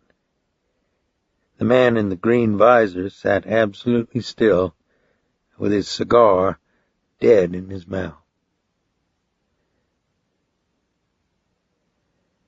Chapter 7. When I got back to New Iberia, I showered, shaved, put on fresh clothes, and ate lunch with Bootsy in the backyard. I should have felt good about the day. It wasn't hot like yesterday. The trees were loud with birds. The wind smelled of watermelons. The roses in my garden were as big as fists. But my eye registered all the wrong things. A fire burning in the middle of the marsh where there should have been none. Buzzards humped over a dead rabbit in the field, their beaks hooked and yellow and busy with their work. A little boy with an air rifle on the bank of the bayou, taking careful aim at a robin in an oak tree. Why? Because we were on our way back to the specialist in Lafayette. The treatment of lupus in our case hadn't been a matter of finding the right medication, but the right balance. Bootsy needed dosages of corticosteroid to control the disease that fed at her connective tissue, but the wrong dosage resulted in what's called steroid psychosis. For us, her treatment had been like trying to spell a word correctly by repeatedly dipping a spoon into alphabet soup. There were times I felt angry at her, too. She was supposed to avoid the sun, but I often came home from work and found her weeding the flower beds in shorts and a halter. When we went out on the salt to seine for shrimp, she'd break her promise and not only leave the cabin, but strip nude, dive off the gunwale, and swim toward a distant sandbar until she was a small speck, and I'd have to go after her. We got back from Lafayette at 4 p.m. with a half-dozen new prescriptions in her purse. I sat listlessly on the front porch and stared at the smoke still rising into the sky from the cypress trees burning in the marsh. Why had no one put it out, I thought. "What's wrong, Dave?" Alifair said. "Nothing, little guy. How you doing?" I put my arm around her small waist and pulled her against me. She'd been riding her horse, and I could smell the sun in her hair and horse sweat in her clothes. "Was there a fire out there?" "Dry lightning probably hit a tree during the night," I said. "It'll burn itself out. Can we go buy some strawberries for dessert?" "I have to go by the office a few minutes. Maybe we'll go to town for some ice cream after supper. How's that?" "Dave, did the doctor say something bad about Bootsy?" "No. She's going to be fine." "Why do you think that?" "Why did she do that with those, what do you call them, those things the doctor gives her?" "Her prescriptions?" "Yeah. I saw her dump her purse all over her bed. Then she wadded up all those prescriptions. When she saw me, she put them all back in her purse and went into the bathroom. She kept running the water a long time. I had to go to the bathroom, and she wouldn't let me in." "Bootsy's sick, little guy, but she'll get better. You just got to do it one day at a time. Hey, hop on my back and let's check up on Baptiste. Then I have to go." She walked up on the steps and then climbed like a frog onto my shoulders, and we galloped like horse and rider down to the dock. But it was hard to feign joy or confidence in the moment or the day.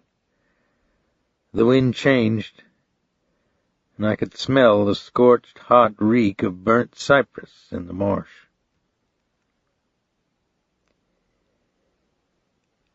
I drove to the office, talked briefly with the sheriff about my visit to New Orleans, my search through biker bars for Eddie Raintree, and my conversation with Joey Gouza.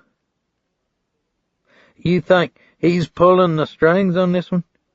the sheriff said. "He's involved one way or another. I'm just not sure how. He controls all the action in that part of Orleans Parish. The guys who beat up Cleet wouldn't have done it without Gouza's orders or permission." "Dave, I don't want you putting a stick in Gouza's cage again. If we nail him, we'll do it with a warrant, and we'll work through New Orleans PD. He's a dangerous and unpredictable man." "The New Orleans families don't go after cops, Sheriff. It's an old tradition." "Tell that to Garrett." Garrett stumbled into it. "In 1890, the Black Hand murdered the New Orleans police chief. A mob broke 11 of them out of the parish prison, hanged 2 from street lamps, and clubbed and shot the other 9 to death. So cops like me get bribe offers, and guys like Cleet get brass knuckles. Don't start a new precedent." I went to check my mailbox next to the dispatcher's office. It was 5:15.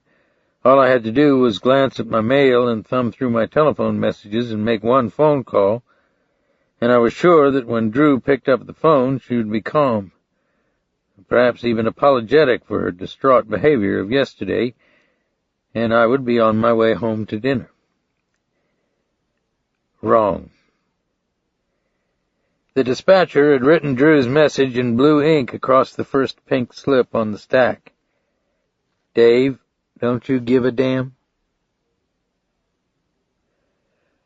Her house was only 2 blocks from the drawbridge that I would cross on my way home, I told myself. I would give myself 15 minutes there.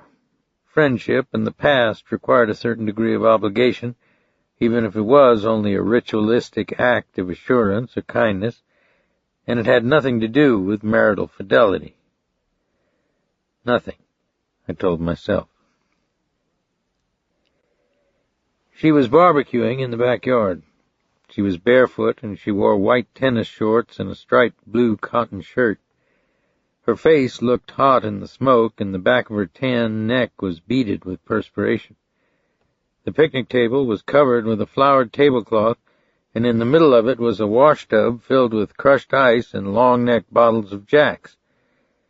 The oaks and myrtle trees in the yard were full of fireflies, and through the gray trunks of the cypresses along the bank, I could see some kids water-skiing behind a motorboat on Bayou Teche.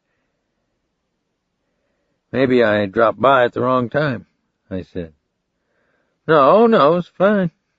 "I'm glad you're here," she said, waving the smoke away from her face. "Weldon and Bama coming over at 8. Stay for supper if you like." "Thanks. I have to be getting on in a minute. I'm sorry I didn't get back to you, but I had to go to New Orleans. Did a uniformed deputy come out yesterday?" "Yes. He read magazines in my living room for 3 hours. She picked up an open bottle of beer from the table and drank out of it. The bottle was beaded with moisture, and I watched the foam run down inside the neck into her mouth. "There's some soda in the refrigerator," she said. "That's all right." She put the bottle in her mouth again and looked at me. I glanced away from her, then picked up a fork and flipped one of the chickens on the grill. The sauce piquante flared in the fire and steamed off in the breeze. "Why didn't you report the break-in, Drew?" "I don't know who it was. What good would it do?" "Was it your father?" "If he's alive, he'd have no interest in me." "Do you think it was one of Joey Goose's people?" "That gangster in New Orleans?" "That's right. I have a feeling he and Weldon are on a first-name basis. If I knew who it was, I'd tell you." "Cut it out, Drew. You can't get strung out one day, then the next day go back to the deaf and dumb routine." "I don't like you talking to me like that, Dave. You made a point of relaying your feelings through the dispatcher. It's a small department, Drew. It's a small town. I don't have those kinds of concerns, thank God. I'm sorry if you do." She took a bandana from her pocket and wiped the perspiration off the back of her neck. Her face suddenly looked soft and cool in the mauve-colored light off the bayou. "I wasn't doing very well yesterday," she said. "Maybe I shouldn't have called you. I shouldn't have made it so personal, either. Look, when somebody creeps your house, it's for one of 2 reasons. Either to steal from you or do you bodily harm, or perhaps both. When it happens, it frightens you. You feel violated. You want to take everything out of your closets and dresser drawers and wash them." She unsnapped the cap on another bottle of Jack's and sat down on the picnic bench. But she didn't drink from the bottle. She just kept drawing a line down through the moisture with her finger. "I was in northern Nicaragua," she said. "When the Contras violated someone, they cut the person up in pieces." "I was just trying to say that your reaction was understandable, Drew. I bought a pistol this morning. Next time somebody breaks into my house, I'm going to kill the sumbitch." "That's not going to make the bigger problem go away. You're protecting Weldon from something, and at the same time, you know if he doesn't get help, he's going to take a fall. I think you've got another problem, too. Weldon's done something that goes against your conscience, and somehow he's pulled you into it. I wish I could be omniscient. Must be wonderful to have that gift." "Has he been mixed up with the Contras?" "No." I looked her steadily in the eyes. "I said no," she repeated. "I'm going to say something you probably won't like. Weldon worked for the CIA. Air America flew in and out of the Golden Triangle. Sometimes they ferried around warlords who were in reality transporting narcotics. The station chiefs knew it, the pilots knew it. Weldon's been involved in some nasty stuff. Maybe it's time he took his own fall. I think he's a chicken shit for hiding behind his sister. Why'd you let everything go between us? Excuse me? You were talking about chicken shit. I thought you were the sun coming up in the morning. That's what I thought you were. I felt the skin of my face tighten in the humid air. I went to Vietnam. Do you remember what you thought about people who went to Vietnam? I said. That wasn't it at all, and you know it. You blew it with Bootsy, and I was just passing through. That's what chicken shit means. You're wrong. She took a drink from the bottle and looked away toward the bayou so I couldn't see her face. I always respected you, I said. You got upset yesterday because under it all you have a tender heart, Drew. Nobody's expected to be a soldier every day of his life. I start every other day with a nervous breakdown. Her face was still turned away from me, but I could see her back shaking under her shirt. I put my hand lightly on her shoulder. Her fingers came up and covered mine, rested there a moment. Then she lifted my hand up and released it. It's time for you to go, Dave, she said. I didn't reply. I walked across the thick St. Augustine grass, through the shadows and the tracings of fireflies in the trees. When I turned and looked back at her, I didn't see a barefoot woman pushing at her eyes in the smoke, but a little Cajun girl of years ago, whose bare legs danced in the air while a switch whipped across them.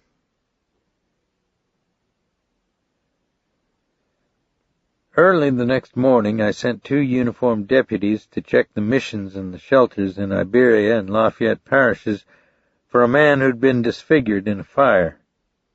I also told them to check the old hobo jungles along the SP tracks.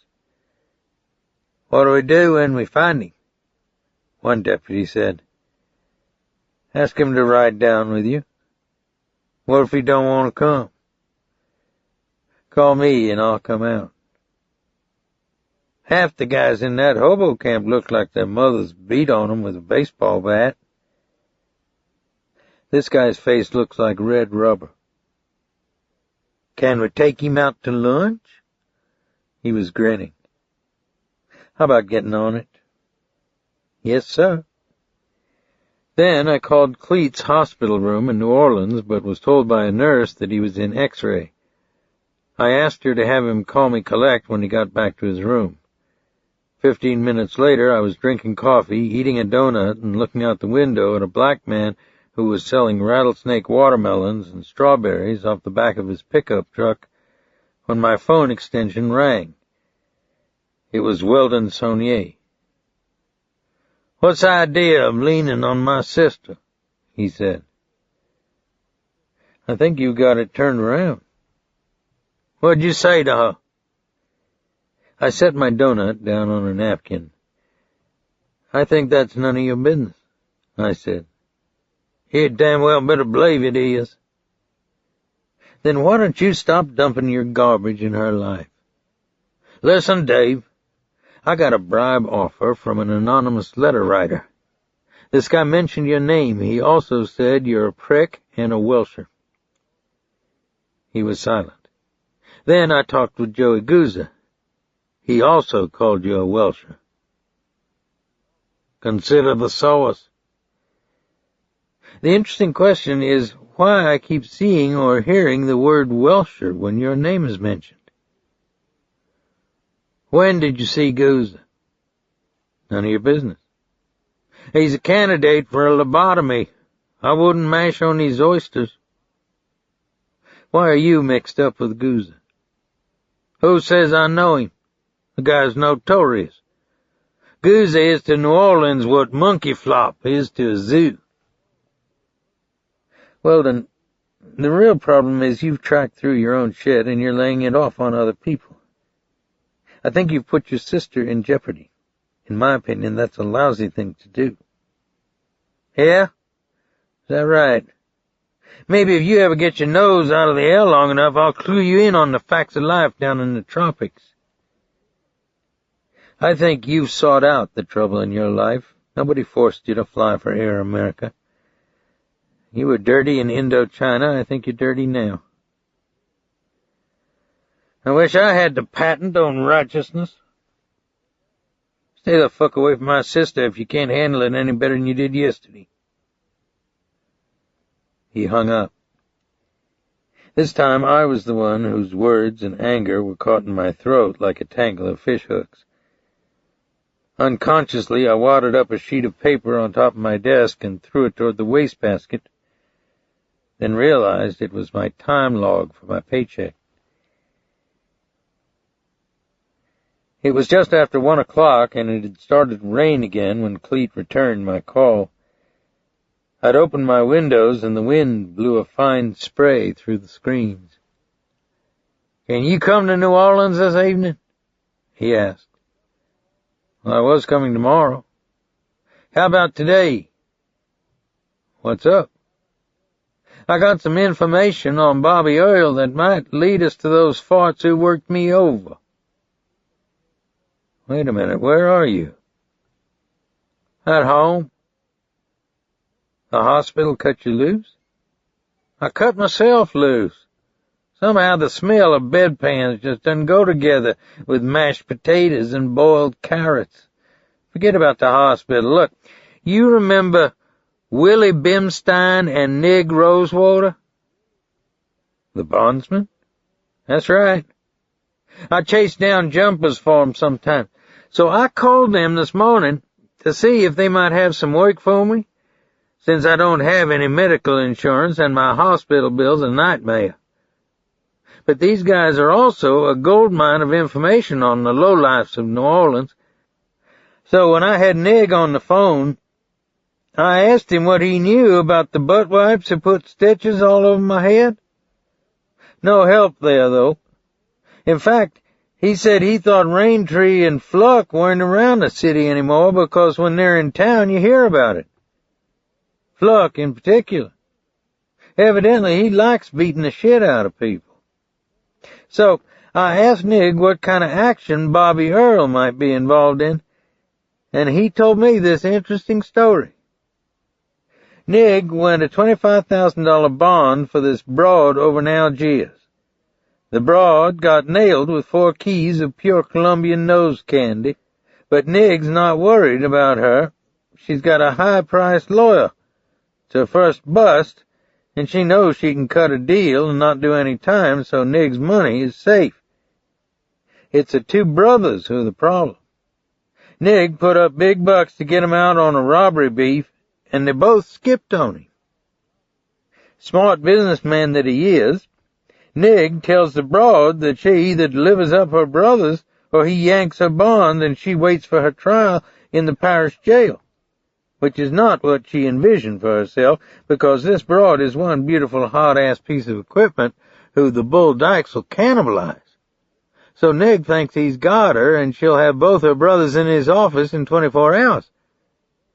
But the broad pulls one on Nig that he doesn't expect.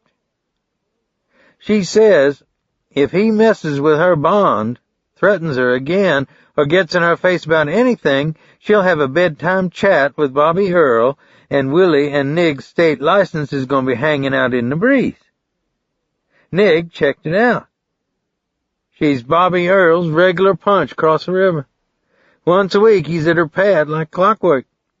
She brags it around among the lowlifes that she fucked him cross-eyed on the ceiling. I'm not following you, Cleet. Who cares? This doesn't get us any closer to Fluck, Gates, or Raintree. Tell Nig to give his story to the Picayune about election time.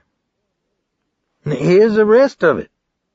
Nig says the Broad's brothers are bikers, and they were both in the AB in Angola and Huntsville. I don't know if that's a big lead. You got anything else? It's Thursday. Nig says Thursday is poontang night for Bobby in Algiers. We tail him over there and see what happens. Come on. Bobby Earl's an amateur. We'll make drops of blood pop on his forehead. I looked out at the rain denting the trees and thought for a moment. The rain was blowing across the truck awning of the black man selling strawberries and watermelon, and in the south, against a black sky, lightning was striking against the Gulf. "All right," I said. "Why all the thought?" "No reason. I'll be at your apartment in about 3 hours." Cleet had enough problems of his own and didn't need to know everything about a police investigation, I told myself. I called Bootsy and told her that I had to go to New Orleans, but I promised to be back that night no matter how late it was. I meant it, too. We used Cleet's battered Plymouth for the tail. It was 7:30, and we were parked a block down the street from Bobby Earl's driveway. The sky was still black with clouds, and rainwater ran high and dark in the gutters. Out on Lake Pontchartrain I could see the lighted cabins of a yacht rocking in the swell. Cleet smoked a cigarette and blew the smoke out his window into the rain-flecked air. He wore his pork-pie hat over the scalp divots and stitches in his head, and a purple and white striped shirt and seersucker trousers that rode up high on his ankles. He kept rubbing the back of his thick neck and craning his head. "Is something wrong?" I asked. "Yeah, there he is. I hurt from head to foot. Man, I must be getting old to let punks like that take me down." "Sometimes you lose." "You're always quoting Hemingway to me. Do you know what he told his kid when his kid asked something about the importance of being a good loser? He said, 'Son, being a good loser requires one thing: practice.' Cleet, we do it by the numbers tonight." "Who said different? But you gotta make 'em sweat, Mom. When they see you coming, something inside 'em should try to crawl away and hide." "There he goes. Try to stay a block behind him," I said. Cleet started up the Plymouth's engine. The rusted-out muffler, which was wired to the frame with coat hangers, sounded like a garbage truck's. The white Chrysler headed up the street with its lights on and turned at the corner toward Lakeshore Drive. "Don't worry, he's not going to make us," Cleet said. "Our man's got his mind on getting his Johnson serviced." "I got to scope out this broad. Nig says she looks like a movie star. When I was in Vice..." "He's not going to Algiers. He's turning the wrong way." "He's probably picking up some rubbers." "Cleet, I didn't drag you down here just to fire in the well. Take it easy." We watched the Chrysler speed down the wet boulevard along the lakefront, then slow and turn through the iron gates of the yacht club. The taillights disappeared down a palm-lined drive that led to an enormous white glass-domed building by a golf course. Cleet pulled to the curb and stared glumly through the windshield. The waves out on the lake were dark green and blowing with strips of froth. He breathed loudly through his nose. "It's all right," I said. "Hell, it is. I'm going to take that cocksucker down." "We don't need him to talk to the girl." "I don't know where she is. He meets her in different bars, then they go to a motel." "We'll give it a little while. Maybe he'll head over to Algiers later." "Yeah, maybe," he said. His eyes moved over the rolling fairways and oak trees, the parking lot in front of the main building, the sailboats rising and falling in their slips. "There's 2 or 3 exits to this place. We better park inside. I'm going to have a talk with Nig later about credibility. That's the problem with this PI stuff. You got about the same clout as the lowlifes. I always feel like I'm picking up table scraps."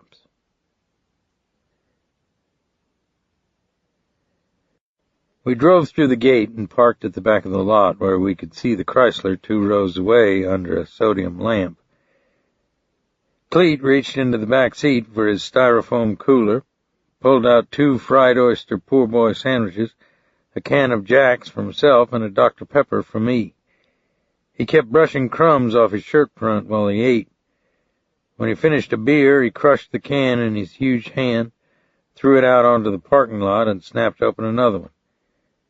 He squinted one eye at me. "Dave, have you got something else on the agenda?" he said. "Not really." "You're not going to see Joey Meatballs again and forget to invite your partner to the party, are you?" "Gouza doesn't rattle. We're going to have to take down somebody around him." "Been tried before.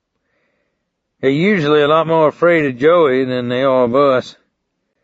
I heard he busted out a snitch's teeth in Angola with a ball-peen hammer. Every punk and addict and pervert in New Orleans knows that story, too." "How heavy do you figure he's into the crack trade?" "He's not. It's pieced off too many times before it gets to the projects. Gouza's on the other end. Big shipments, pure stuff out of Florida or South America. I hear his people distribute to maybe 4 or 5 guys in Orleans Parish. They make their profit on quantity. Then they're out of the chain with minimum risk. Even the greaseballs won't go into the welfare project. I had to go after a jumper for Nig at the St. Thomas. 2 kids on the roof filled up a 30-gallon garbage can with water and dropped it on me bottom end down. Missed me by a foot and flattened the kid's tricycle like a $50. But you didn't really answer my question, nobleman. I think you got something else on the dance card and you're not cutting old Cletus in on it."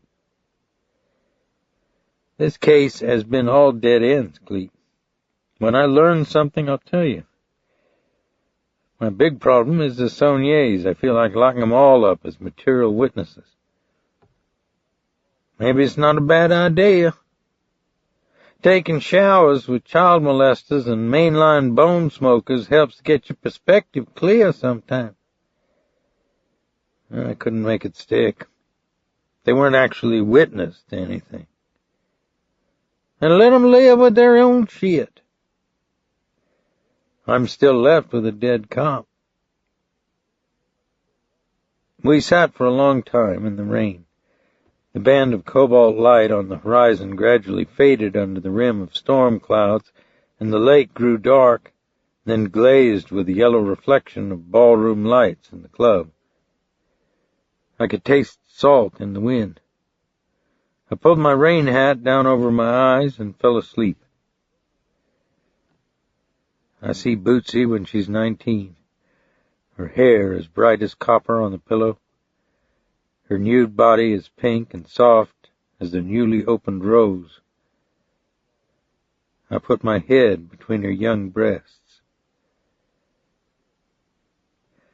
When I awoke, the rain had stopped completely. The moon had broken through a rip in the clouds over the lake, and Cleet wasn't in the car. I could hear orchestra music from the ballroom. Then I saw him in silhouette, his wide back framed in the open driver's door of Bobby Earl's Chrysler, his elbows cocked, both his arms pointed down toward his loins. He rotated his head on his neck as though he were standing indifferently at a public urinal. Even at that distance I could see the spray splashing on the dashboard, the steering wheel, the leather seats. Cleet shook himself, flexed his knees, and zipped his fly. He cupped his Zippo in his hands, lit a cigarette, and puffed it in the corner of his mouth as he walked back toward the car and squinted up approvingly at the clearing sky overhead. "I don't believe it." "You gotta let a guy like Bobby know you're around," he said, slamming the door behind him. "Ah, looky there. Our man scored after all. I think he's one of the guys who plans on marrying up and screwing down." Bobby Earl walked across the parking lot in a white suit, charcoal shirt and white and black striped tie. A red-headed woman in a sequined evening gown held onto his arm and tried to step across the puddles in her high heels. Both she and Bobby Earl balanced champagne glasses gingerly in their hands. The woman was laughing uncontrollably at something Bobby Earl was telling her. Earl opened the passenger door for her, then got behind the wheel. The light from the sodium lamp shone through his front window, and I saw his silhouette freeze, then his shoulders stiffen, as though he'd just become aware that a geological fissure had opened up below his automobile. Then he got out of the car, staring incredulously at his upturned palms, the wet streaks in his suit, the damp imprints of his shoes. Cleet started the engine, and the rusted-out muffler thundered off the asphalt and reverberated between the rows of cars. He turned out into the aisle and drove slowly past the Chrysler, the engine and frame clanking like broken glass. "What's happening, Bob?" he asked, then flipped his cigarette in a high, sparking arc, punched in a rock tape, and gave Bobby Earl the thumbs-up sign. Bobby Earl's face slipped by the window like an outraged balloon. The woman in the sequined evening gown walked hurriedly back toward the clubhouse, her spiked heels clicking across the puddles. All men have a religion or totems of some kind. Even the atheist is committed to an enormous act of faith in his belief that the universe created itself and the subsequent creation of intelligent life was simply a biological accident. Eddie Raintree's votive attempt at metaphysics was just a little more eccentric than most. Both the gunbowl in Angola and the biker girl in Algiers had said that Raintree was wired into astronomy and weirdness. In New Orleans, if your interest ran to UFOs, called ufology by enthusiasts, island voodoo, witchcraft, teleportation through the third eye in your forehead, palm reading, the study of ectoplasm, the theory that Atlanteans are living among us in another dimension, and herbal cures for everything from brain cancer to impacted wisdom teeth, you eventually went to Tante Marjorie's occult bookstore on Royal Street in the Quarter. Tante Marjorie was big all over and so black that her skin had a purple sheen to it.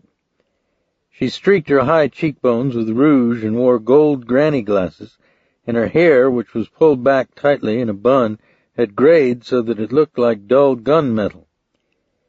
She lived over her shop with another lesbian, an elderly white woman, and 15 cats who sat on the furniture, the bookshelves, and the ancient radiator, and tracked soiled cat litter throughout the apartment. She served tea on a silver service, then studied the photo of Eddie Raintree. Her French doors were open on the balcony, and I could hear the night noise from the street. I'd known her almost 20 years and had never been able to teach her my correct name. "You say he got a tiger on his arm?" she asked. "Yes." "I remember him. He used to come in every 3-4 months. That's the one. Ain't forgot him. He's afraid of black people." "Why do you think that?" "He always want me to read his hand, but when I pick it up in my fingers, it twitch just like a frog. I tell him it ain't shoe polish, darling. It ain't gonna rub off on you." "Why you looking for him?" "He helped murder a sheriff's deputy." She looked out the French doors at the jungle of potted geraniums, philodendron, and banana trees on a balcony. "You ain't got to look for him, Mr. Streak. That boy ain't got a long way to run," she said. "What do you mean?" "I told him. It ain't no accident he got that tiger on his arm. I told him, tiger burning bright in the forest of the night, just like in the Bible, glowing out there in the trees. That tiger gonna eat him." I respect your wisdom and your experience, Tante Marjorie, but I need to find this man. She twisted a strand of hair between her fingers and gazed thoughtfully at a calico cat nursing a half-dozen kittens in a cardboard box. Every month, I send out astrology readings for people on my list, she said. He's one of them people. But Raintree ain't the name he give me. I don't remember the name he give me. Maybe you ain't supposed to find him, Mr. Streak. My name's Dave, Tante Marjorie. Could I see your list? It ain't gonna help. It's kind come with a face. What they get called don't matter. They come out of the womb without no name, without no place in the house where they're born, without no place down at a church, a school, a job down at a grocery store. There ain't a place or a person they belong to in this whole round world. Not till that day they turn and look at somebody at the bus stop or in the saloon or sitting next to 'em in the hot pillow house, and they see that animal that ain't been fed in that other person's eyes. That's when they know who they always been. Then she went back into the back of the apartment and returned with several sheets of typing paper in her hand. I got maybe 200 people here, she said. They're spread all over Louisiana and Mississippi, too. Well, let's take a look, I said. You see, Tante Marjorie, the interesting thing about these guys is their ego. So when they use an alias, they usually keep their initials. Or maybe their aliases have the same sound value as their real names. Her list was in alphabetical order. I sorted the pages to the R's. How about Elton Rupert? I asked. I don't remember it, Mr. Davis. My clerk must have put it down, and he don't work here anymore. My name is Dave, Tante Marjorie, Dave Robicheaux. Where's your clerk now? He moved up to Ohio, one of them places up north. I wrote down the mailing address of Elton Rupert, a tavern in a small settlement out in the Atchafalaya Basin west of Baton Rouge. Here's my business card, I said. If the man in the photo shows up here again, read his palm or whatever he wants, then call me later. But don't question him or try to find out anything about him for me, Tante Marjorie. You've already been a great help. Give me your hand. I beg your pardon? She reached out and took my hand, stared into my palm, and kneaded it with her fingers. Then she stroked it as though she were smoothing bread dough. There's something I ain't told you, she said. The last time that man was in here, I read his hand just like I'm reading yours. He asked me what his lifeline was like. What I didn't tell him, what he didn't know, was he didn't have no lifeline. It was gone. I looked at her. You ain't understood me, darling, she said. When your lifeline's gone, his kind get it back by stealing somebody else's. She folded my thumb and fingers into a fist, then pressed it into a ball with her palms. I could feel the heat and oil in her skin. You hold on to it real hard, Mr. Streak. That tiger don't care who it eat.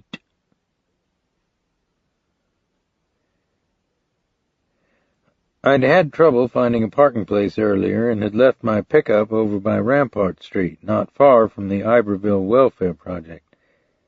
When I rounded the corner, I saw the passenger door agape, the window smashed out on the pavement, the flannel-wrapped brick still in the gutter. The glove box had been rifled and the stereo ripped out of the panel, as well as most of the ignition wires, which hung below the dashboard like broken spaghetti ends. Because 1st District headquarters was only 2 blocks away, it took only an hour to get a uniformed officer there to make out the theft report that my insurance company would require. Then I walked to a drugstore on Canal, called AAA for a wrecker, and called Bootsy and told her that I wouldn't be home as I'd promised, that with any luck I could have the truck repaired by late tomorrow. "Where will you stay tonight?" she asked. "At Cleet's." "Dave, if the truck isn't fixed tomorrow, take the bus back home and we'll go get the truck later. Tomorrow's Friday. Let's have a nice weekend. I may have to check out a lead on the way back. Might be a dud, but I can't let it hang." "Does this have to do with Drew?" "No, not at all. Because I wouldn't want to interfere. This may be the guy who tried to take my head off with a crowbar." "Oh, God, Dave, give it up. At least for a while." "Doesn't work that way. The other side doesn't do pit stops." "How clever," she said. "I'll leave the answering machine on in case we're in town." "Come on, Boots. Don't sign off like that." "It's been a long day. I'm just tired. I don't mean what I say." "Don't worry. Everything's going to be fine. I'll call in the morning. Tell Alifair we'll go crabbing on the bay Saturday." I was ready to say good night. Then she said, as though she were speaking out of a mist, "Remember what they used to teach us in Catholic school about virginity? They said it was better to remain a virgin until you married, so you wouldn't make comparisons. Do you ever make comparisons, Dave?" I closed my eyes and swallowed, as a man might if he looked up one sunny day and felt the cold outer envelope of a glacier sliding unalterably into his life.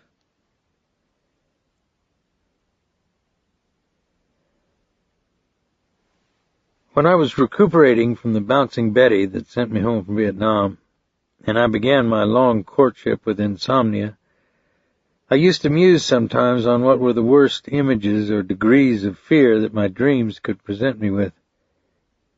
In my innocence I thought that if I could face them in the light of day, imagine them perhaps as friendly gargoyles sitting at the foot of my bed, even hold a reasonable conversation with them, I wouldn't have to drink and drug myself nightly into another dimension where the monsters were transformed into pink zebras and prancing giraffes.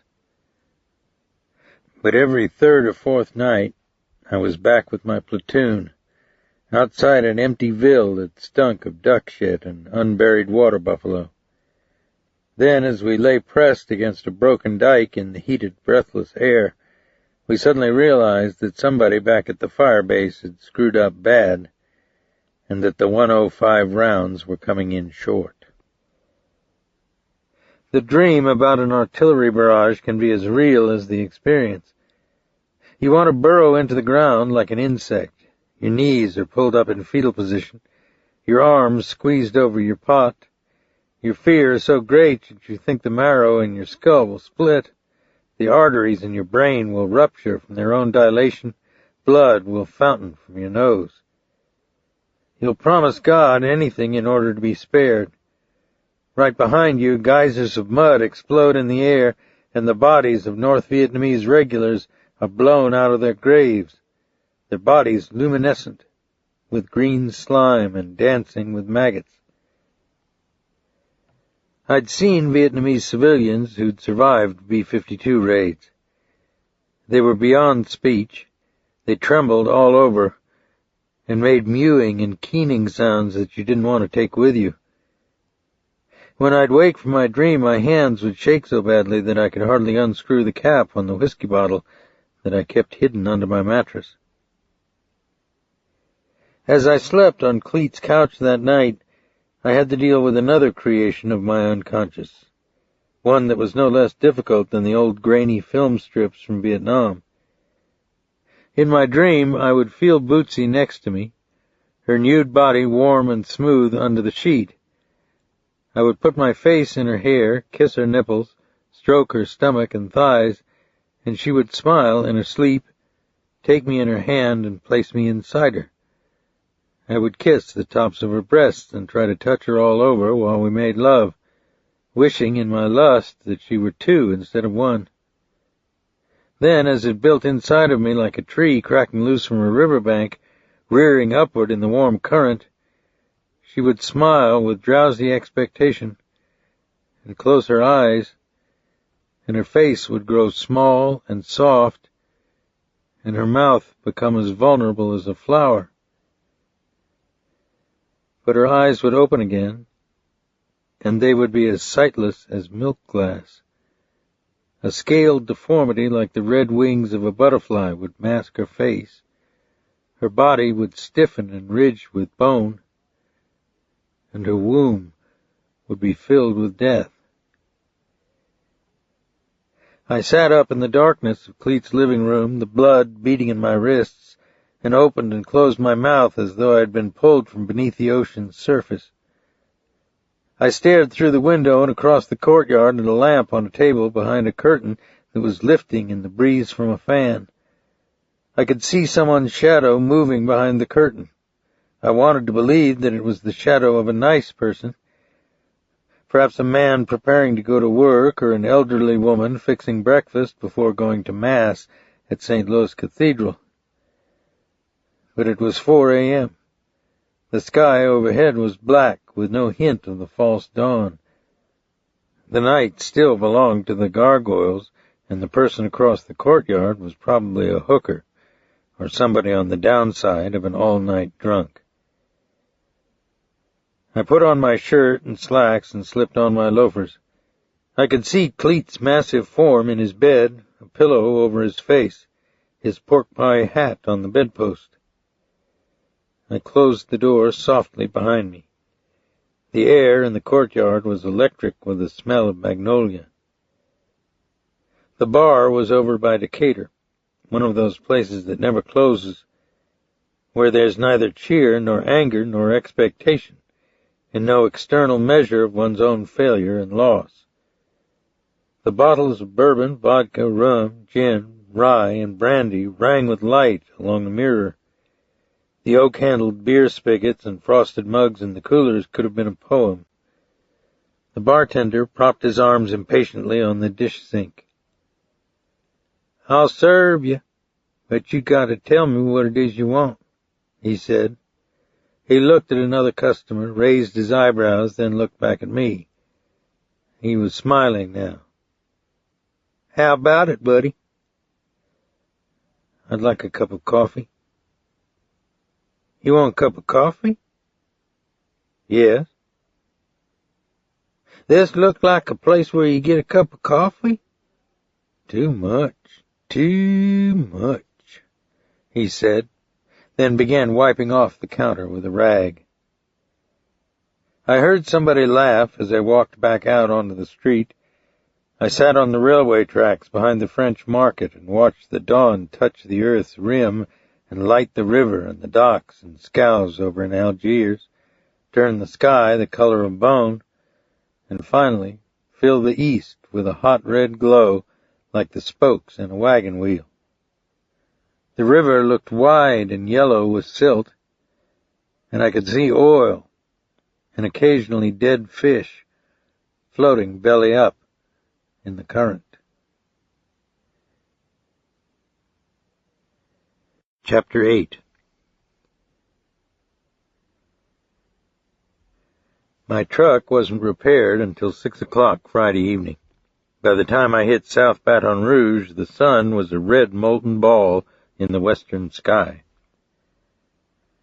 I crossed the Mississippi and swung off the interstate at Port Allen and continued through the Atchafalaya Basin on the old highway. The bar that Eddie Raintree may have been using as his mail drop was on a yellow dirt road that wound through thick stands of dead cypress and copper-colored pools of stagnant water.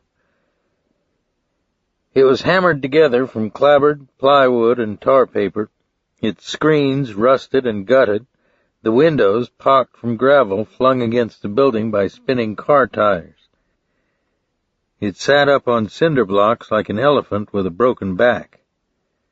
A half-dozen Harleys were parked on the side, and in the back a group of bikers were barbecuing in an oil drum under an oak tree. The yellow dust from the road drifted across their fire.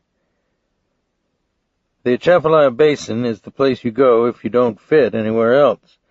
It encompasses hundreds of square miles of bayous, canals, sand spits, willow islands, huge inland bays, and flooded woods where the mosquitoes will hover around your head like a helmet, and you slap your arms until they're slick with a black-red paste.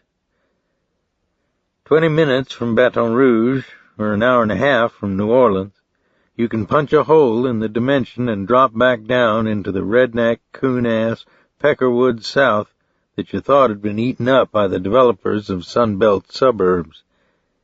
It's a shrinking place, but there's a group that holds on to it with a desperate and fearful tenacity. I slipped my .45 in the back of my belt along with my handcuffs, put on my seersucker coat, and went inside the bar. The jukebox played Waylon and Merle. The men at the pool table rifled balls into side pockets as though they wanted to drive pain into the wood and leather, and a huge Confederate flag billowed out from the tacks holding it to the ceiling. A metal sign the size of a bumper sticker over the men's room door said, "White Power." I used the urinal.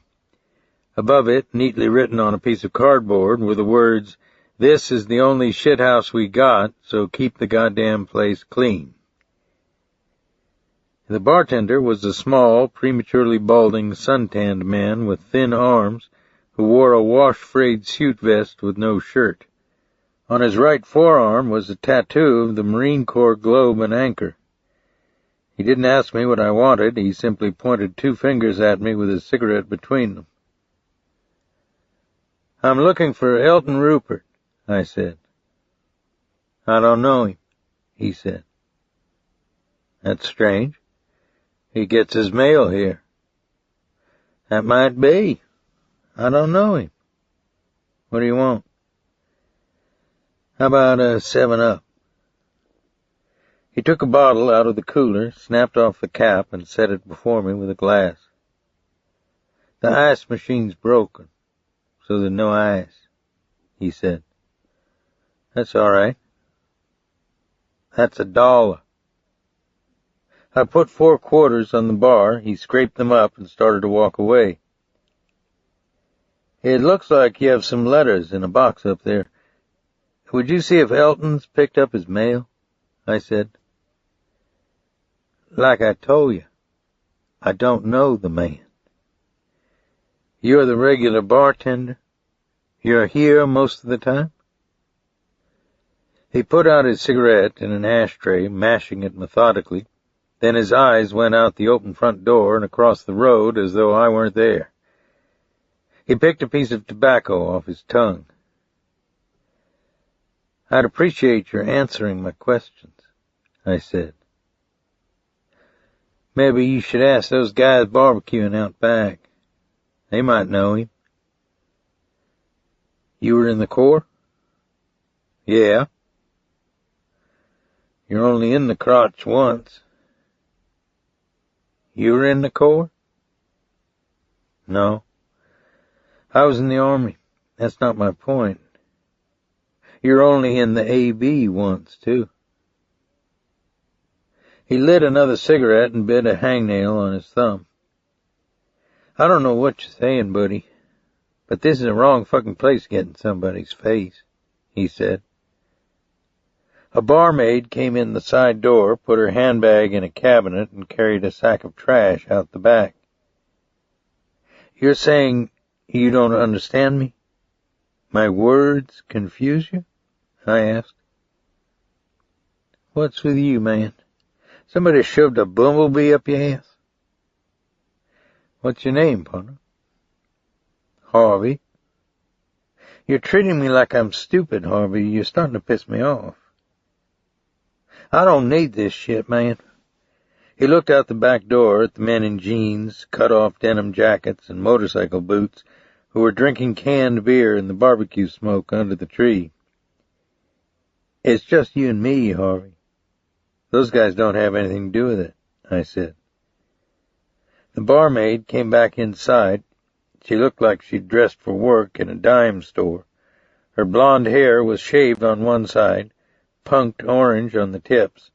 She wore black fingernail polish, a pink top, black vinyl shorts, owl glasses with red frames, earrings made from chrome 38 holes. "Give this guy a free 7-Up if he wants one. I'm going to the head," Harvey said to her. I waited a moment, then followed him into the men's room and shot the bolt on the door. He was in the single stall, urinating loudly into the toilet bowl. "Zipper it up and come out here, Harvey," I said. He opened the stall door and stared at me, his mouth hanging open. I stuck my badge up close to his face. "The man's real name is Eddie Raintree," I said. "Now don't you bullshit me. Where is he?" "You can bust me, you can kick my ass, it don't matter." "I don't know the sumbitch," he said. "Guys get their mail here. They go behind the bar and pick it up. I don't know who they are. I don't ask. Check out those cats behind the building, man. There's one guy drove a pool cue through another guy's lung out there." "Where's my man live, Harvey?" He shook his head back and forth, his mouth a tight line. I rested one hand on his shoulder and looked steadily into his face. "What are you going to do when you walk out of here?" I said. "What do you mean, going? You think you're going to make some mileage with my butt?" "Look, man." He started to shake his head again. "Maybe ease over to the phone booth and make a call, or take a round of beers to the outdoor geek show and mention that the heat is drinking 7-Up inside. Now, I'm neutral. I got no stake in this." "That's right. So it's time for you to go. Tell the lady behind the bar you're taking off early tonight. We're understood on this, aren't we?" "You're the man. I'll do what you say. But if I find out you talk to somebody you shouldn't, I'll be back. It's called aiding and abetting and obstruction of justice. What that means is I'll take you back with me to the Iberia parish jail. The guy who runs it is a 300-pound black homosexual with a sense of humor about which cells he puts you guys in." He rubbed his mouth. His hand made a dry sound against his whiskers. "Look, I didn't see you, I didn't talk to you," he said, "okay? I'm going home sick. What you said about the AB, it's true. It's a lifetime. If one guy doesn't take you out, another does. I'm a $4 an hour beer bartender. I got ulcers and a slip disc. All I want is some peace." "You've got it, partner.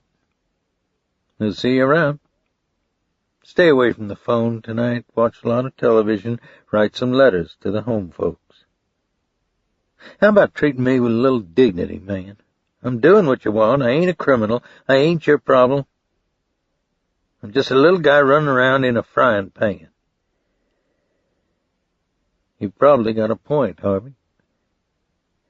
I unbolted the door and watched him walk to the bar, say something to the barmaid, then leave by the side door and drive up the dirt road in a paintless pickup truck. The dust from the parking lot drifted back through the rusted screens in the late afternoon sunlight. Once he was out of sight, it wouldn't take Harvey long to decide that his loyalties to the bikers and Eddie Raintree were far more important to his welfare than his temporary fear of me and the Iberia parish jail. I returned to the bar and asked the barmaid for a pencil and a piece of paper. She tore a page from a notepad by the telephone and handed it to me. I scribbled 2 or 3 sentences on the back and folded it once, then twice. "Would you give this to Elton for me?" I said. "Elton Rupert?" "Yeah." "Sure." She took the note from my hand and dropped it in the letterbox behind the bar. You probably just missed him. He usually comes in about 4 o'clock. Yeah, that's what Harvey was saying. Too bad I missed him. Too bad? She laughed. You got stopped up nostrils or something, trying to open up your sinuses? What? The guy's got gapo that would make the dead get up and run down the road. He has what? Gorilla armpit odor. You sure you know Elton? He stays in that shack by the levee and doesn't bathe unless he gets rained on.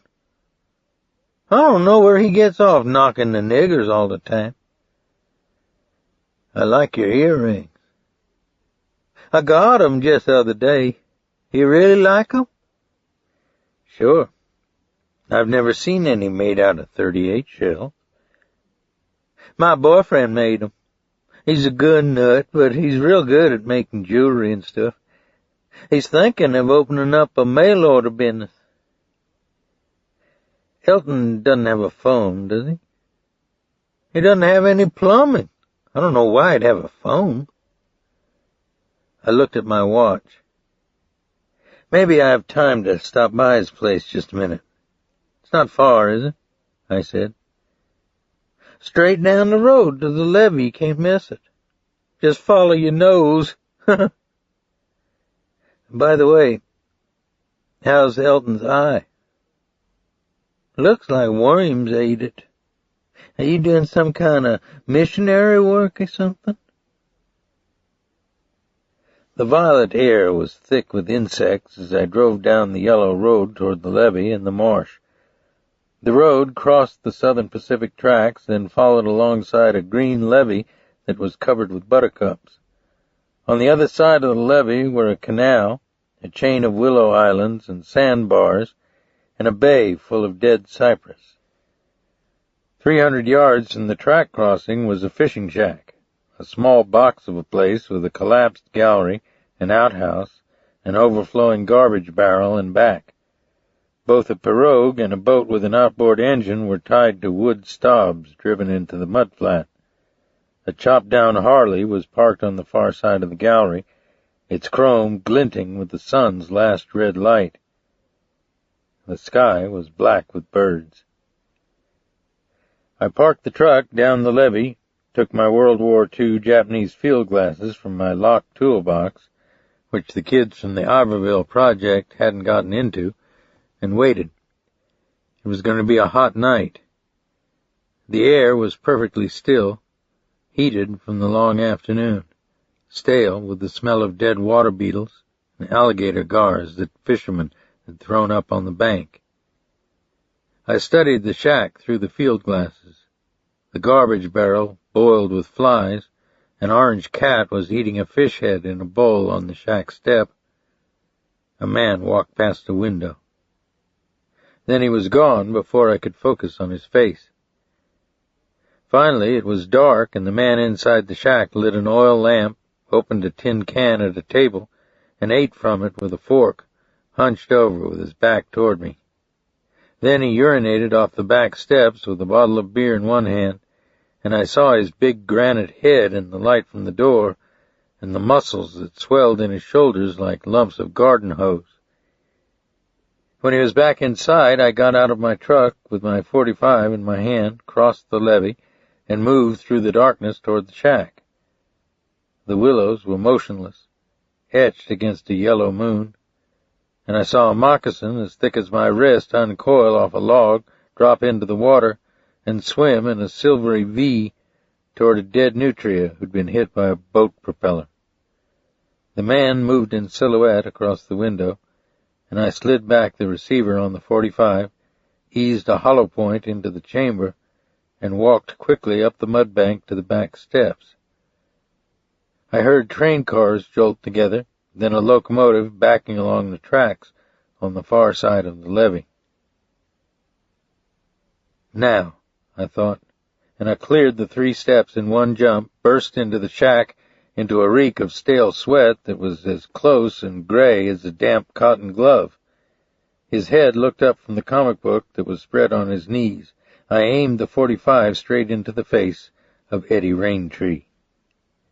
"Hands behind your neck, down on the floor. Do it! Do it! Do it!" I shouted. The skin around his right eye was puckered with white sores. I shoved him off the chair amid a litter of newspapers, beer cans, and fast food containers. His weight bowed the floor planks. I put the .45 behind his ear. "All the way down on your face, Eddie," I said, and began to pull the handcuffs from the back of my belt. That should have been the end of it, but I got careless. Maybe my alcoholic dreams and sleeplessness of the previous night were to blame, or the eye-watering body odor that filled the room, or the sudden slamming of freight cars out in the darkness. But in the time it took the handcuffs to drop from my fingers, my vision to slip off the back of his head, he spun around like an animal turning in a box, grabbed the .45 with both hands, and locked his teeth on the knuckle of my right thumb. His eyes were close set like a pig's in the lamplight, his jaws knotted with cartilage, trembling with exertion. Blood spurted across the back of my hand. I could feel his teeth biting into the bone. I clubbed desperately at the back of his thick neck. His coarse, oily skin felt like rubber under my knuckles. I was almost ready to drop the gun when he rammed his shoulder into my chest and dove headlong through the front window curtain. My right hand quivered uncontrollably. I picked up the .45 with my left and went out the front door after him. He was running along the levee next to a stopped freight that must have been a mile long. The locomotive was haloed with white light and wisps of vapor, and in front of it gandywalkers were repairing track in the red glare of burning flares. Eddie Raintree must have received his dishonorable discharge from the Marine Corps before a DI could teach him to stay off the crests of hills and embankments and never run in a straight line when someone is making a study of you through iron sights. It felt strange to fire the .45 with my left hand. It leaped upward in my grasp as though it had a life of its own. Both rounds whanged and sparked off the sides of a gondola, and Eddie Raintree kept running, his head hunched into his shoulders. I knelt in the weeds, sighted low to allow for the recoil, let out my breath slowly, and squeezed off another round.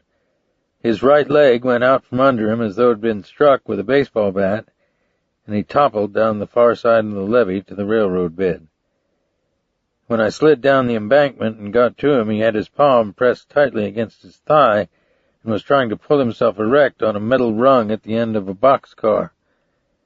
His hand was shining and wet, and his face had already gone white with shock.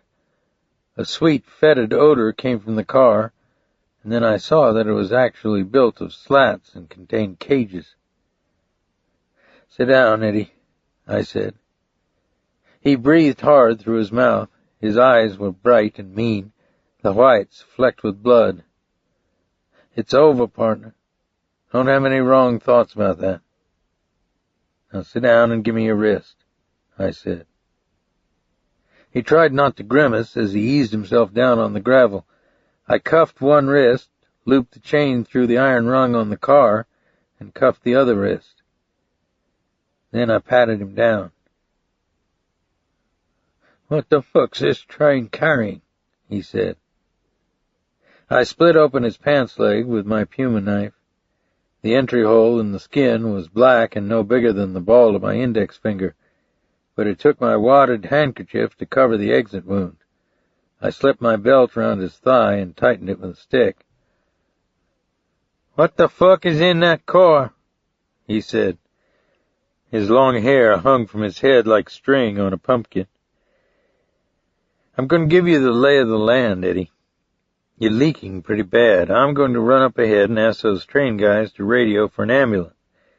But if we can't get one out here right away, I think we should dump you into my truck and head into Baton Rouge." The side of his face twitched. "What's the game?" he said. "No game. You've got a big hole in you. You're going to need some blood." "That's it? I'm supposed to get scared now? I had a nigger gunbolt swept me with a cattle prod till he ran out of batteries. Go fuck yourself." Read it like you want. I'm going to the head of the train, then I'll be back and will load you in my truck. He twisted his head around at a sound inside the railroad car. There's fucking lions or tigers in there, man, he said. It's part of a circus. They're in cages. They can't hurt you. What if they back up the fucking train while you take no walk? You dealt the play, Eddie. Live with it. Keep that belt tight and don't move your leg around. Hey, man, come here. Cuff me that light over there. It's too far to move you. What the fuck's with you? You enjoy people's pain or something? I'll be back, Eddie. All right, man, I'll trade. Jules smoked the cop in the basement, but I didn't have any part in it. We were just there to creep the joint. You saw me. I didn't have a piece. That's not much of a trade. He waited a moment, then he said, There's a whack out on Sonnier and the broad both. Which broad? His sister. He wet his lips. I can't swear it, but I think the whack's out on you, too. You're a hair in the wrong guy's nose. Which guy? That's all you get, motherfucker. I cut a deal. It's in custody with a lawyer and a prosecutor there. I think you're a gas bag, Eddie, but I don't want to see you die of fright. I uncuffed one wrist, then locked both of his arms behind him. Lie quietly. I'm going to ask a couple of those Gandy walkers to help me put you in the truck. Hey, man, those animals smell my blood. Hey, man, come back here. He lay on his side in the gravel and weeds, his face sallow and slick with sweat in the humid air.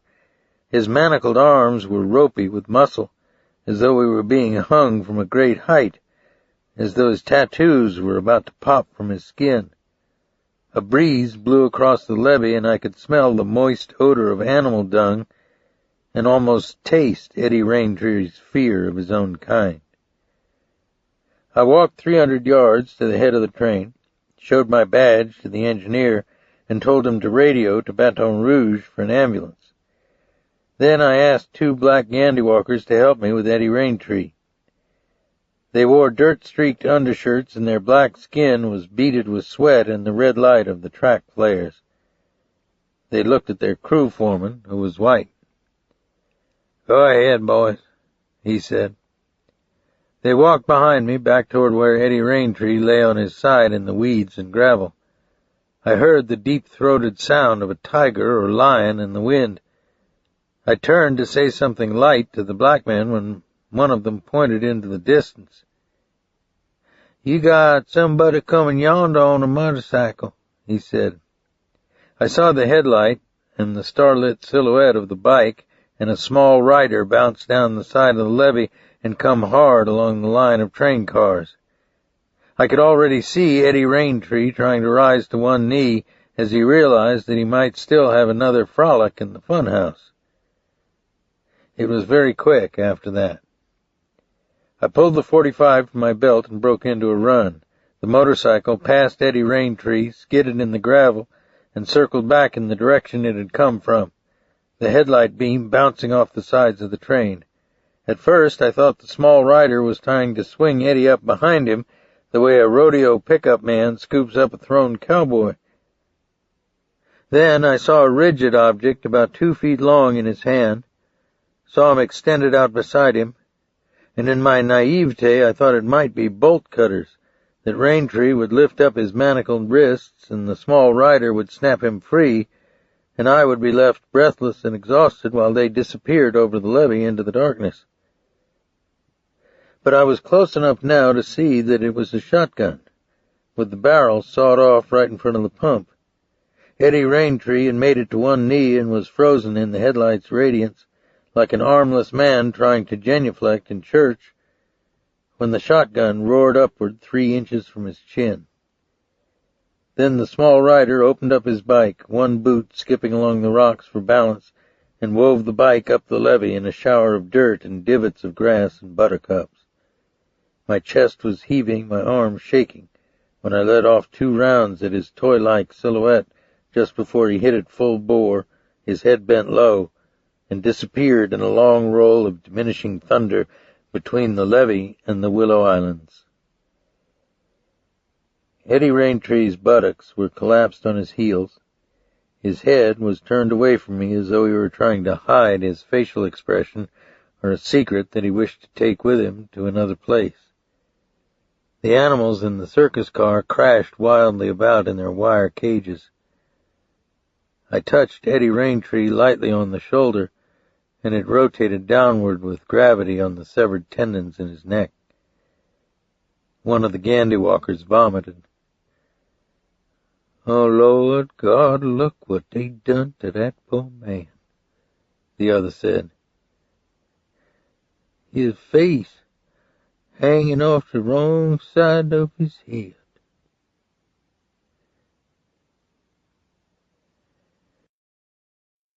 This audiobook has been broken into multiple parts to make the download faster. You have reached the end of a part, but not the end of the complete audiobook. So please check your library for the next part of this audiobook. Audible hopes you have enjoyed this program. This is Audible. Recorded Books presents an unabridged recording of A Stained White Radiance by James Lee Burke. Narrated by Mark Hammer. Chapter 9. It was after midnight before I finished with the paramedics, local sheriff's deputies, and an angry detective who accused me of operating in his jurisdiction without first contacting his office, and the parish medical examiner who, like many of his kind, had aspirations to be a comedian. "You could can that guy's B.O. as a chemical weapon and bring the Iranians to their knees," he said. "I'd consider rabies shots." When I got into my truck, I knew I should drive straight back to New Iberia. That would have been the reasonable thing to do. But my late-night hours had never been characterized by reason, neither as a practicing or as a recovering drunk. Less than an hour later, I was on Highland Drive, west of the LSU campus in Baton Rouge, and I turned out of a long corridor of oaks into a brick-paved driveway lined with a rick fence and rose bushes.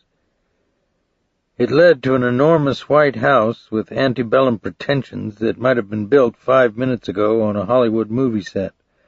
The trim on the front door was pink, the brasswork as bright and portentous as gold. When he opened the front door in his pajamas, the breeze made the chandelier over his head ring with sound and light. "Bootsy needs your help," I said. "No, that's not really true. I need it for her. I'm out there on the rim, Lyle." Chapter 10. The next morning was Saturday, and I should have been off for the day, but the dispatcher called at 9 a.m. "What do you want to do with these 4 guys Levy and Gilry brought in?" he asked. "What 4 guys?" "The bums Levy and Gilry brought in from the shelters. Levy said you were looking for guys who'd been in an ugly man contest. And you got some buttes here, Dave." I'd completely forgotten. "Where are they now?" I said. "In the drunk tank." "How long have they been there?" "Since yesterday." "Get 'em out of there. I'll be right down." 15 minutes later, I was at the office. I walked down a corridor to a holding cell where the 4 men patiently waited for me on a single wood bench. In the center of the cell floor was a urine-streaked drain hole. The men all had the emaciated characteristics of people whose lives existed on a straight line between the blood bank and the wine store. Like most professional tramps, they had a strange chemical odor about them, as though their glands had long ago stopped functioning properly and now secreted only a synthetic substitute for natural body fluids. I opened up the barred door. One man's head was misshapen, broken on one side like a dented walnut. The second's face was eaten with a skin disease that looked like skin cancer. The third had a bad hair lip and virtually no cartilage in his nose. But it was the face of the fourth man on the bench that made me wince inside. "Have you guys eaten?" I said. They nodded that they had, except the man on the end. His eyes never blinked and never left my face.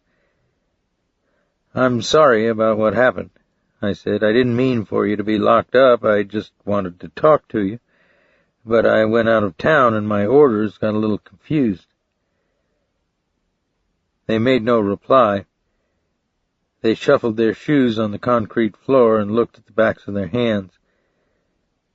Then the man with the skin disease said, "It ain't bad. They got TV." "Anyway, I apologize to you guys," I said. "A deputy will drive you back to wherever you want to go. He'll also give you a voucher for a meal at a cafe in town. Here's my business card. If you ever want to pick up $1 or $2 sanding down some boats, call that number." They rose as one to go out the open cell door. "Say, partner, would you stay a minute with me?" I said to the last man on the bench. He sat back down indifferently and began rolling a cigarette. I took a chair from the corridor and sat opposite him. His whole head looked like it had been put in a furnace. The ears were burnt into stubs. The hairless red scar tissue looked like it had been applied in layers to the bone with a putty knife. Part of the lips had been surgically removed so that the teeth and gums were exposed in a permanent sneer. He rolled the tobacco into a tight cylinder, wet down the glued seam, and crimped the edges. He lifted his eyes up to mine. They looked as lidless, as reptilian and liquid as a chameleon's. He popped a match aflame on his thumbnail. It was as thick and purple as tortoiseshell. "You like my face?" he asked. "What's your name?" "Vic." "Vic what?" "Vic who gives a shit. One name is as good as another, I figure." "How about giving me your last name?" "Benson." "How'd you get hurt, partner?" He put his cigarette in the hole where his lips were pared away at the corner of his mouth. He blew smoke out toward the bars. "In a tank," he said. "You were in the service?" "That's right." "Where'd you serve?" "Korea." "Your tank got nailed?" "You got it." "Where in Korea?" "Second day at Heartbreak Ridge." "What's all this stuff about?" "There's some people who say they've seen a man with your description looking through their windows." "Yeah? Must be my twin brother." He laughed, and saliva welled up on his gum. "There's a preacher in Baton Rouge who thinks a man who looks like you might be his father." "I had a son once, but I didn't raise no preacher." "You ever hear of a woman called Mattie?" He took his cigarette carefully off his lip and tipped the ashes between his knees. "Did you hear me, partner?" I said. His eyes regarded me quietly. "You guys got nothing else to do except this kind of stuff?" he asked. "Did you know a woman named Mattie?" "No, I didn't." He picked at a scab inside his wasted forearm. How often do you go to the blood bank? I asked. Once or twice a week. Depends on how many's in town. They keep records. Where do you receive your VA checks? What? Your disability payments. I don't get 'em no more. I ain't gone in to certify in 5 or 6 years. Why not? 'Cause I don't like them son of a bitches. I see, I said. Then I spoke to him in French. I don't speak it, he said. I think you're not telling me the truth, Vic. He dropped his cigarette to the cement and mashed it out with his foot. You interested in my life story? Ruin my print, he said, and turned up his palms. We were buttoned down when they put one up our snout. I was the only guy got out. The hatch burned me all the way to the bone when I pushed it open. I don't know no preacher, except at the mission. You saying I look in people's windows. You're a goddamn liar. His breath was stale, his eyes like heated marbles inside his red mannequin-like face. Where are you staying? I said. At the Sally in Lafayette. I don't have anything to hold you on, Vic, but I'm going to ask you to stay out of Iberia Parish. If these same people are bothered by a man who looks like you, I want to know that you were somewhere else. Do we have an agreement on that? I go where I want. I tapped my fountain pen on the back of my knuckles, then stood up and swung the door wide for him. All right, partner. The deputy at the end of the corridor will drive you back to Lafayette, I said. But I'll leave you with a thought. If you're Maurice Sonnier, don't blame your children for your unhappiness. They've had their share of it, too. You might even learn to be a bit proud of them. Get out of my way, he said, and walked past me, tucking in his shirt over his skinny hips. I went home, turned on the window fan in the bedroom, and slept for 4 hours. On the edge of my sleep, I could hear Alifair and Bootsy weeding the flower beds under the windows, walking through the leaves, scraping ashes out of the barbecue pit. When I awoke, Bootsy was in the shower. Her figure was brown and softly muted through the frosted glass, and I could see her washing her arms and breasts with a rag and a bar of pink soap. I took off my underwear and stepped into the stall with her, rubbed the smooth muscles of her back and shoulders, worked my thumbs up and down her spine, kissed the dampness of her hair along her neck. Then I dried her off like she was a little girl, although it was I who often had the heart of a child while making love. We lay on top of the sheets, and the fan billowed the curtain and drew its breeze across us. I kissed her thighs and her stomach, and put her nipples in my mouth. When I entered her, her body was so hot she felt like she was burning with a high fever. Later, I took Alifair to Saturday evening Mass at the cathedral, then attended an AA meeting. When it was my turn to talk, I did a partial fifth step before the group, which consists of admitting to ourselves, to another human being, and to God, the exact nature of our wrongs.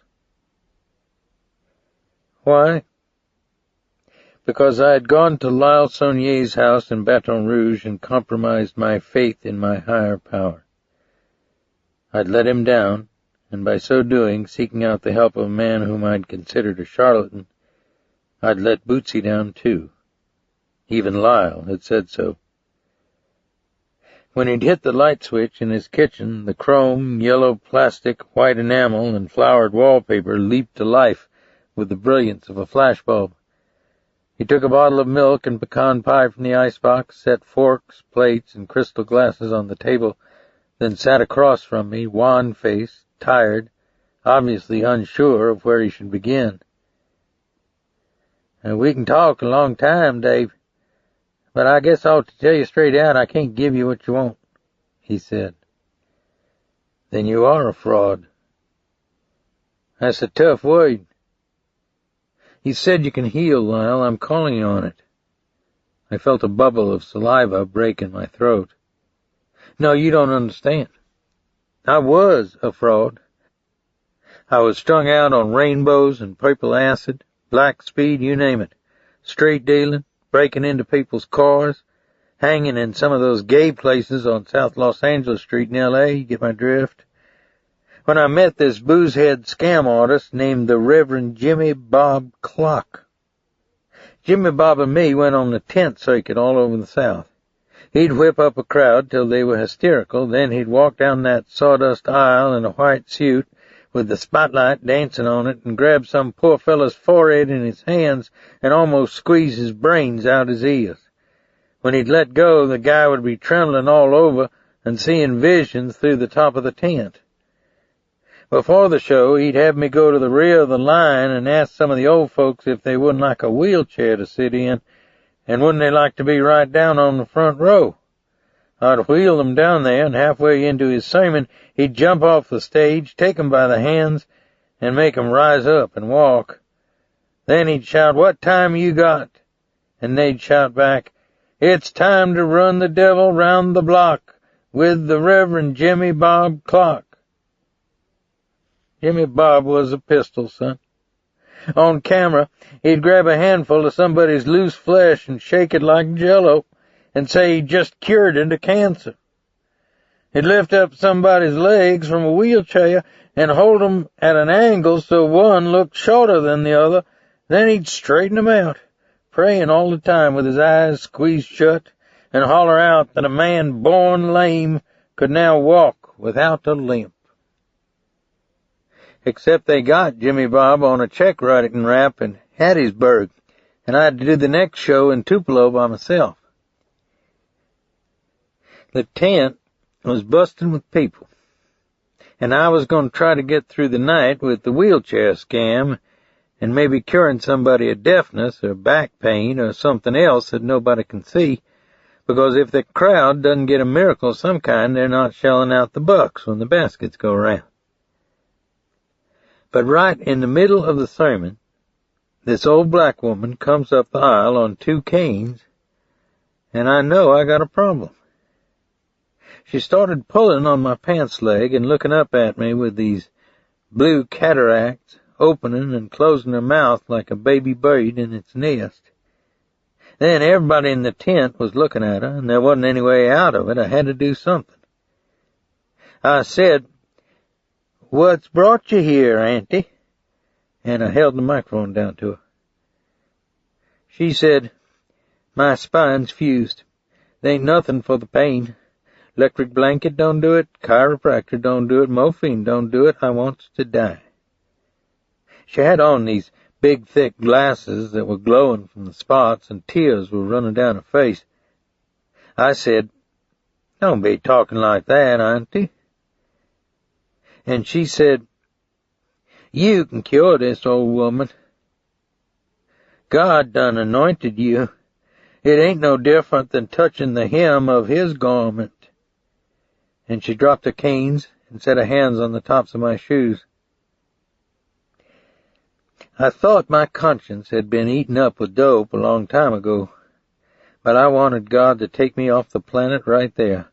I wanted to tell everybody in that tent they were looking at a man who was gone as low as spit on the sidewalk. I didn't have any words. I didn't know what to do. I couldn't see anything but those spots burning in my eyes. So I got down on my knees. I put my hand on that old woman's head. Her hair was gray and wet with sweat, and I could feel the blood beating in her temples. I prayed to God right up through the top of the canvas. "Punish me, Lord, but let this lady have her way." and that's when I felt it for the first time. It kicked through both my arms just like I grabbed hold of an electric fence. Made my teeth rattle. She straightened her back, and the pain and misery drained out of her face like somebody poured cool water through her whole body. I'd never seen anything like it. I was trembling so bad I couldn't get off my knees. Something broke inside me and I started crying. The whole tent went crazy. But I knew, even at that moment, the power had come up through that old woman, through the faith in that old sweaty, tormented black head. Sometimes in my sleep, I can still feel her hair on my palms. It won't work for you, Dave. You came here for magic. You don't believe in the world I belong to. It's going to make you remorseful later, too. I hadn't eaten any of the pie. I pushed it away from me with the back of my wrist and looked through the side window at the headlights of a car clicking whitely along the dark line of oak trees on Highland Drive. What I'm saying is, you gave up on your own belief, he said. But don't beat up on yourself about it. You got desperate and you came here to get help for somebody else, not yourself. Just go back to doing what you were before. Sometimes you got to hump it a long way before you get out of Indian country, Lou. I looked down between my knees at the linoleum. I didn't think I'd ever been so tired. I appreciate your time, Lyle, I said.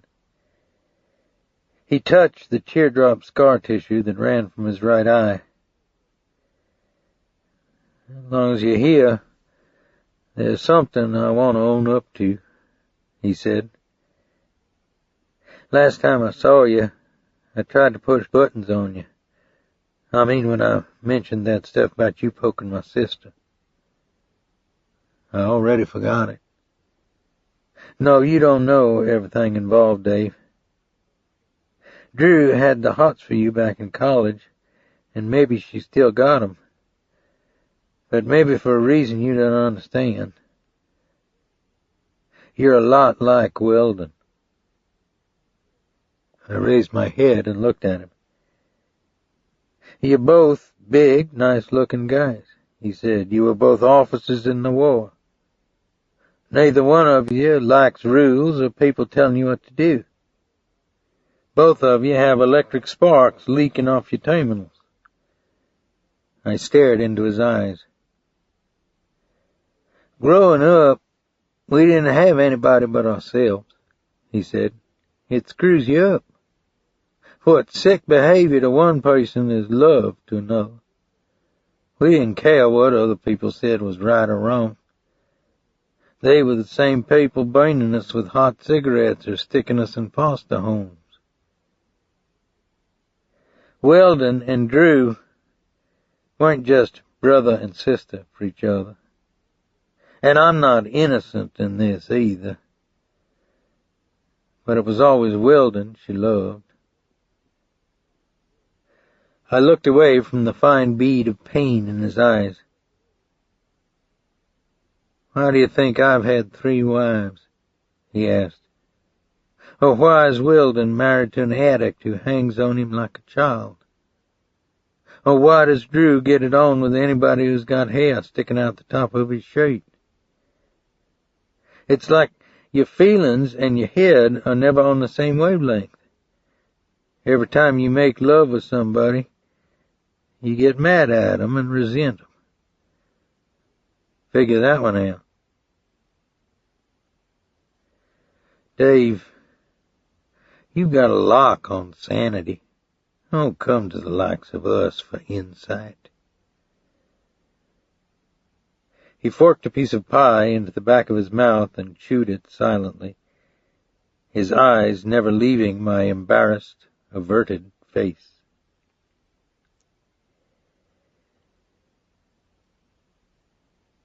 Sunday morning, Bootsy, Alifair, and I went crabbing down by the coast. We tied chicken necks inside the weighted wire traps whose sides would collapse on the bottom of the bay and then snap back into place with a jerk of the cord that was strung through a ring on the top.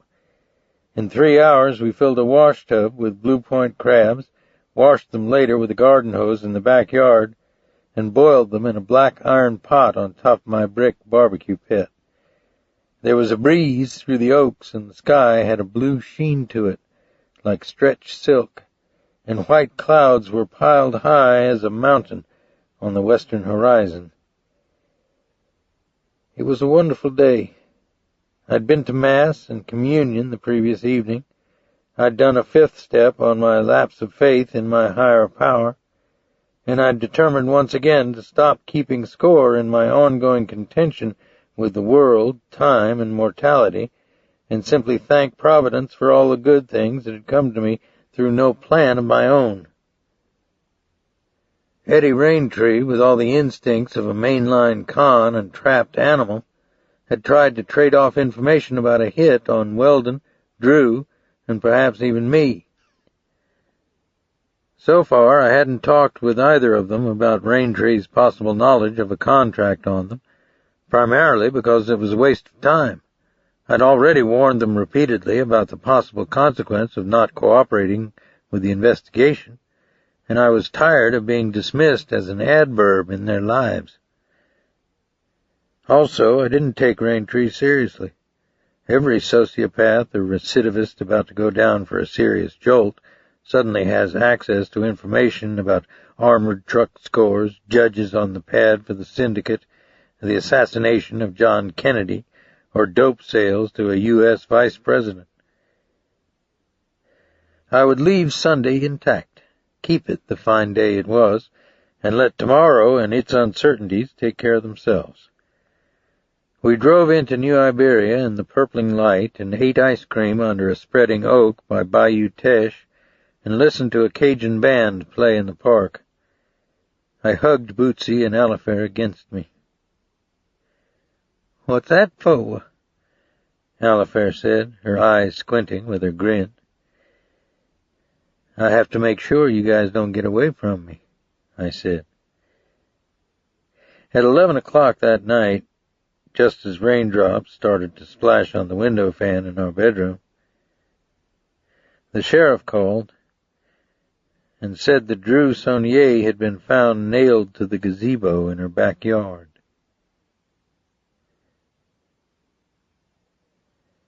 Chapter 11.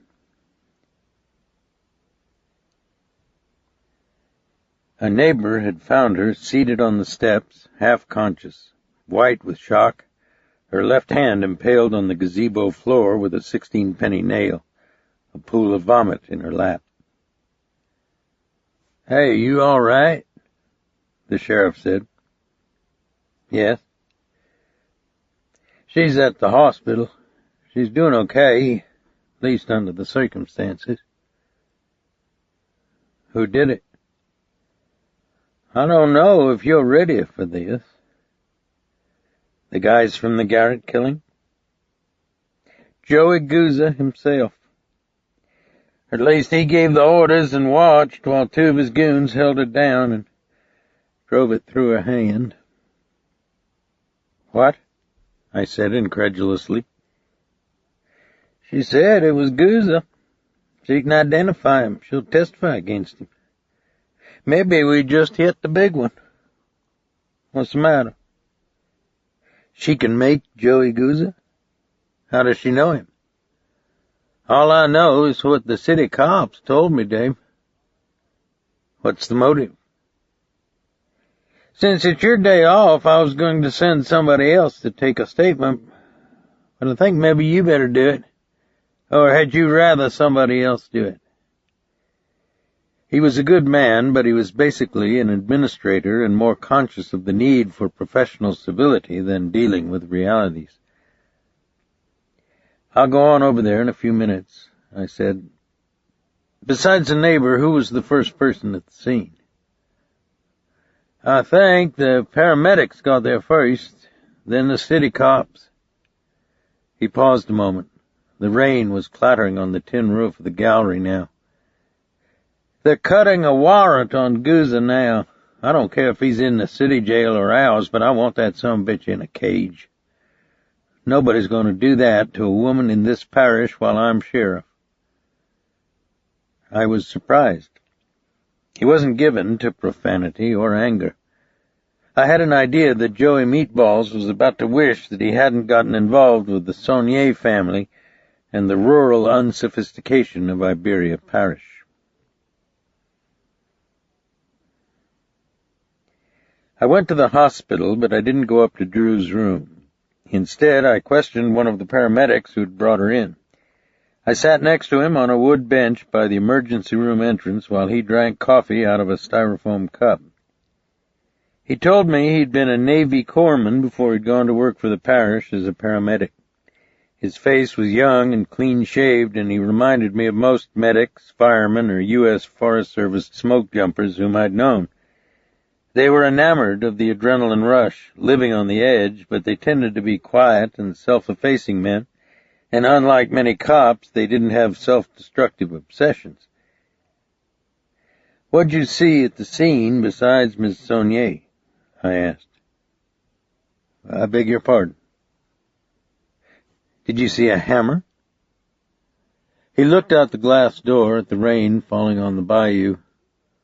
"No," he answered, "I don't think so. But it was getting dark." "What do you think they used to nail her hand down?" "I don't know. But whoever did it drove it all the way down to the skin. It was a son of a gun to pull out of the boards. Had to press her hand down flat while my partner worked the nail out with a pair of vice grips. She passed out while we were doing it, poor lady." "Did she look like she'd fought with them? Was she bruised or scratched?" "She could have been. I didn't notice. I was thinking about getting that nail out of her hand." "Did she tell you anything?" "She was in trauma. When something like that happens to them, it's like they've been drugged behind a car. Maybe you ought to talk with the city cops. They were up there a little while ago." "I will. Thanks for your time. Here's my telephone number in case you think of anything later that might be important." "She's a nice lady. She jogs by my house sometimes. She must have got messed up with a bad guy. Maybe they were both drunk when he did it to her. I've seen some bad stuff since I came to work here, but not one like this." "What do you mean drunk?" "She must have puked up a fifth of gin and vermouth. There's no mistaking the smell." I decided not to take a statement from Drew right then. Sometimes trial attorneys use the axiom, never ask a question you don't know the answer to. The same is not absolutely true for a police officer, but you do have to know some of the answers in advance in order to gauge the accuracy or truthfulness of the others. I drove to the city police station and read the report written up by the investigating officer. It was one paragraph long, ungrammatical, full of misspellings, and described almost nothing about the crime scene or the crime itself except the nature of the injury to the victim and the fact that in the hospital she'd identified her assailant as 2 white males of medium height and build and a third white male by the name of Joey Gouza, who had watched the assault from the driver's window of his automobile. The only evidence recovered or noted at the crime scene was the 16-penny nail. Drew's house was dark, and the rain was slanting through the trees as I walked through her side yard with a 6-battery flashlight. I squatted down on the floor of the gazebo and shined the beam on the planks by the top of the steps. They were smeared with miniature horsetails of dried blood, and one was centered with a blonde nail hole. I walked back into the rain and searched in the myrtle bushes around the gazebo. The light flicked across a pop bottle impacted with dirt, 2 broken bricks, and what looked like a shattered slat from an apple crate that lay propped against some myrtle branches at the base of the gazebo. But there was no hammer. I stooped into the wet bushes and examined the bricks by turning them over with my pocket knife and shining the light on all their surfaces, but I saw no chip marks or scratches that would indicate that either had been used to drive a nail into a hardwood surface. I searched among the oak trees, in the flower beds, and over the lawn, and found no hammer there either. Not that I should, I told myself. But it was something else that I didn't see that bothered me most. According to the report, she'd told the city cops that Gouza had watched the assault from the window of his automobile. I returned to the gazebo steps and shined the flashlight back toward the house. The long driveway and a garage were obscured from view by a hedge and two huge clumps of banana trees. If Gouza had had a direct line of vision from his car to the gazebo, he would have had to pull it around the garage and park it on the grass behind the house. And there were no tire tracks on the lawn. But it had rained, I thought, and maybe the depressed blades of grass had sprung back into place. What I did find in the weeded area around a lime tree was a wet handkerchief spotted with blood. I put it in a Ziploc bag, and I had no idea what it meant, if anything. The next morning, I sat by Drew's hospital bed and put a half-dozen mugshots face down on the sheets next to her good hand. Her other hand, her left, was wrapped thickly with bandages and rested on top of a pillow. She wore no makeup, and her hair was unbrushed and her face still puffy with sleep. "I thought you might wait until after breakfast," she said. "Would you excuse me a minute?" She went into the bath, then came back out a few minutes later, touching at her face with a towel and widening her eyes. She got back in the bed and pulled the sheet up to her stomach. "Look at the pictures, Drew." She turned them over mechanically one by one. Then she picked up one and dropped it in front of me.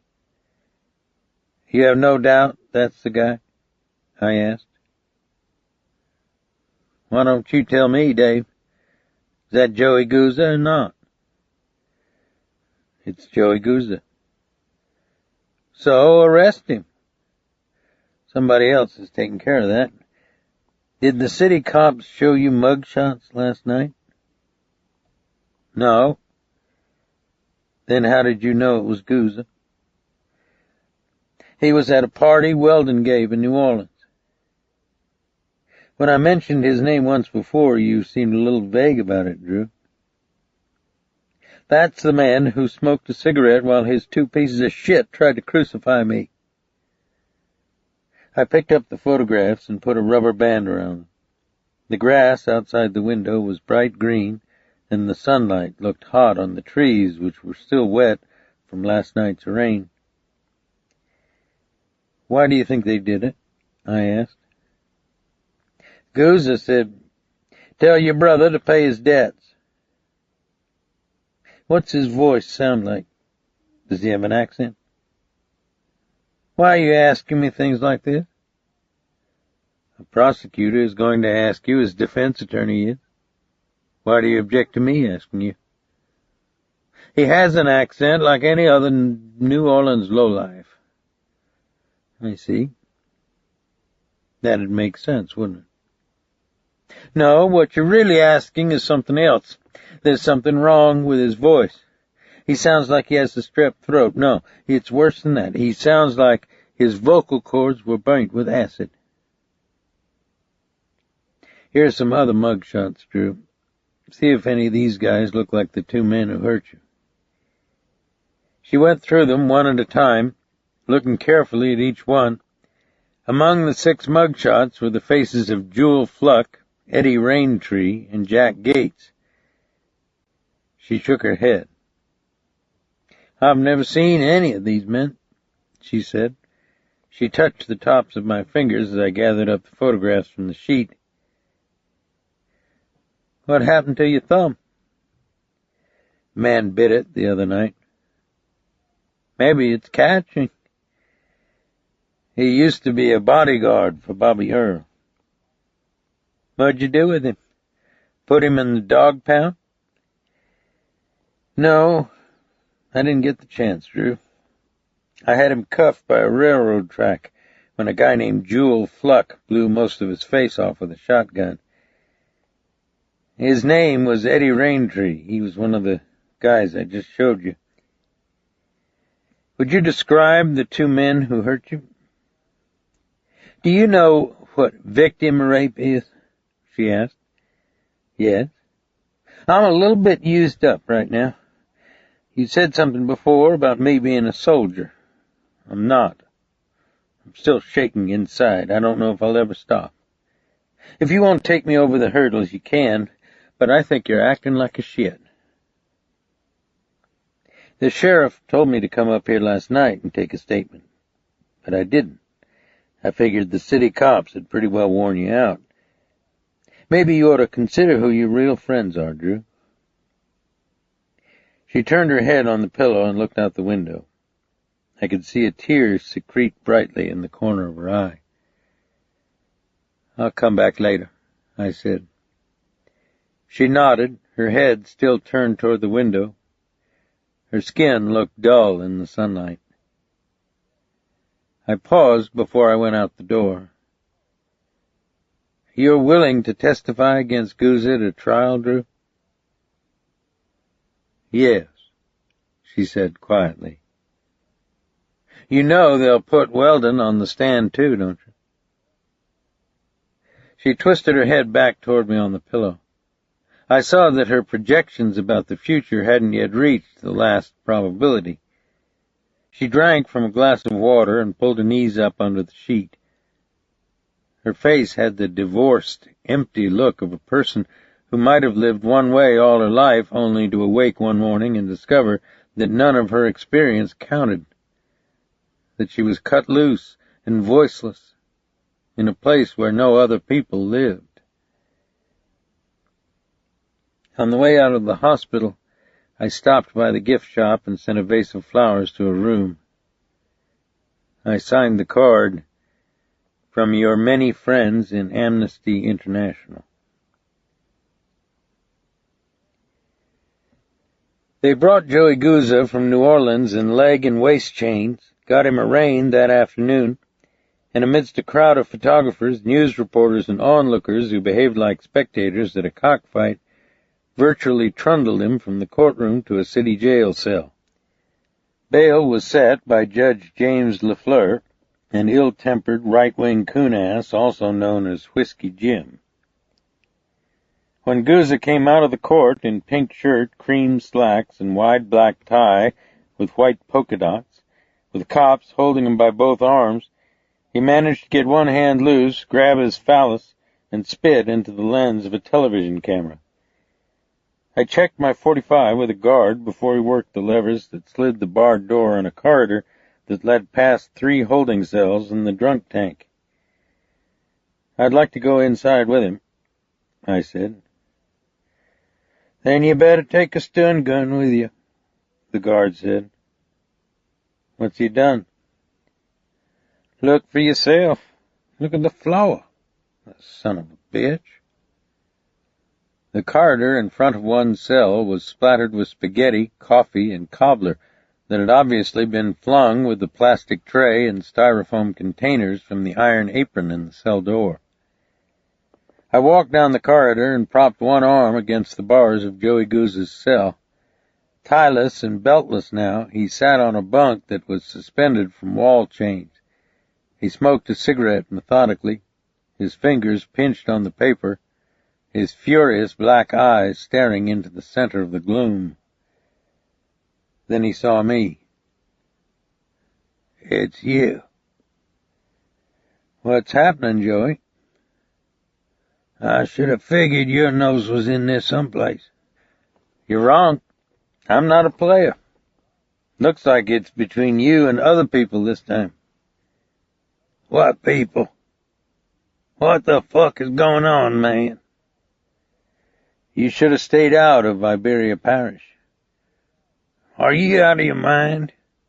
You think I got an interest in some shithole that counts the mosquitoes in the population? You tell me what the fuck is going on. His voice rasped and broke wetly in his throat. He breathed deeply to regain his momentum. "Look, I don't sit still while people ream me. You got that, Jack? You tell me what the fucking game is." "I don't think there is one, Joey. I just think you paddled too far up shit creek this time. That's the way it breaks sometimes."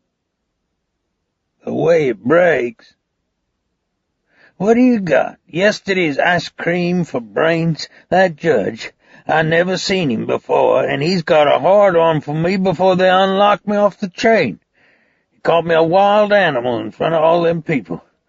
Bail, $1.7 million. That's $170,000 large for a bondsman. You telling me these people ain't trying to run a hook through my balls? Those two guys who busted me, they stuck guns in my face in my own restaurant. You got a real problem here. Some people that's totally out of control. You've got good lawyers. They'll get your bail reduced." He flipped his cigarette in a shower of sparks off the wall and kneaded his hands together. His long neck and shoulders were webbed with veins. "What are you down here for? To toss peanut shells at the monkeys?" he said. "Go tell that screw there's no toilet paper in here." "I thought you might want to talk to me." He rose from the bunk, breathing hard through his nose, and came toward me. "That broad's lying," he said. "She's been pretty convincing." His eyes looked hard into mine and narrowed. "You know it's a ream. I see it in your face, man," he said. "You offering me something?" "Somebody did it to her. I don't think it was anybody around here. Everybody I talk to thinks you're the #1 candidate, Joey. I think they've got the right person in the cell." His hand shot out of the bars, knotting my shirt in his fist. His breath was rife with jailhouse funk. My collar button popped loose on the floor. "I ain't going down on a phony beef. You tell that broad that," he said. I tore his hand loose. "You understand me, man?" he said. "I don't roll over. You push me, I'll leave your hair on the wallpaper." "Tell that to everybody at your trial, Joey. It makes good courtroom theater." He hit the bars with the heel of his fist. His face was livid, popping with cartilage. "You're twisting me, man. What's your stake? What's your fucking stake?" he said. "Why did those guys creep Weldon Sonnier's house?" He paced back and forth, his nostrils dilating. "I'll print it out for you in big letters," he said. "I'm a businessman. I don't creep houses. I don't drive out to some hole in the road to stoke up a bunch of small-town jack-offs. They're the kind who send you to the lecture chair and then go back to watering their plants. Look, you were a New Orleans cop. You know how it gets done. Somebody keeps getting in your face and don't listen to reason. You tell another guy about it and then you forget it. You don't even want to know who does it. If you're a sick guy with a real bone on for somebody, you get Polaroids, then you burn them. That's how it works. You don't drive into some broad's backyard and nail her to a gazebo. You don't end up in a hit court with Elmer Fudd dropping a $1.7 million bond on your head. The point is, when people got dog food between their ears, they're dangerous, and I don't fuck with them. Is it starting to clear up for you now?" He stuck a cigarette in his mouth and hunted his shirt pockets for a match. "Give me a light," he said. "How'd you get involved with Bobby Earl?" I said. He pulled the cigarette out of his mouth and shook it at me. "You quit trying to jerk my chain, man," he said. You want to know how I got this voice? A swinging dick tried to make me his punk when I was a 17-year-old fish. I caught him in the shower with a string knife. Except he was a made guy, and I didn't know the rules about made guys back then, and his friends hung me up in my cell with a coat hanger. They crushed my voice box. But I didn't roll over then, man, and I don't roll over now.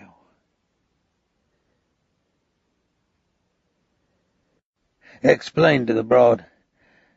I'm a 3-time loser. If I go down on the bitch, I got nothing to lose. That means I can cop to anything they want and take Sonnier with me.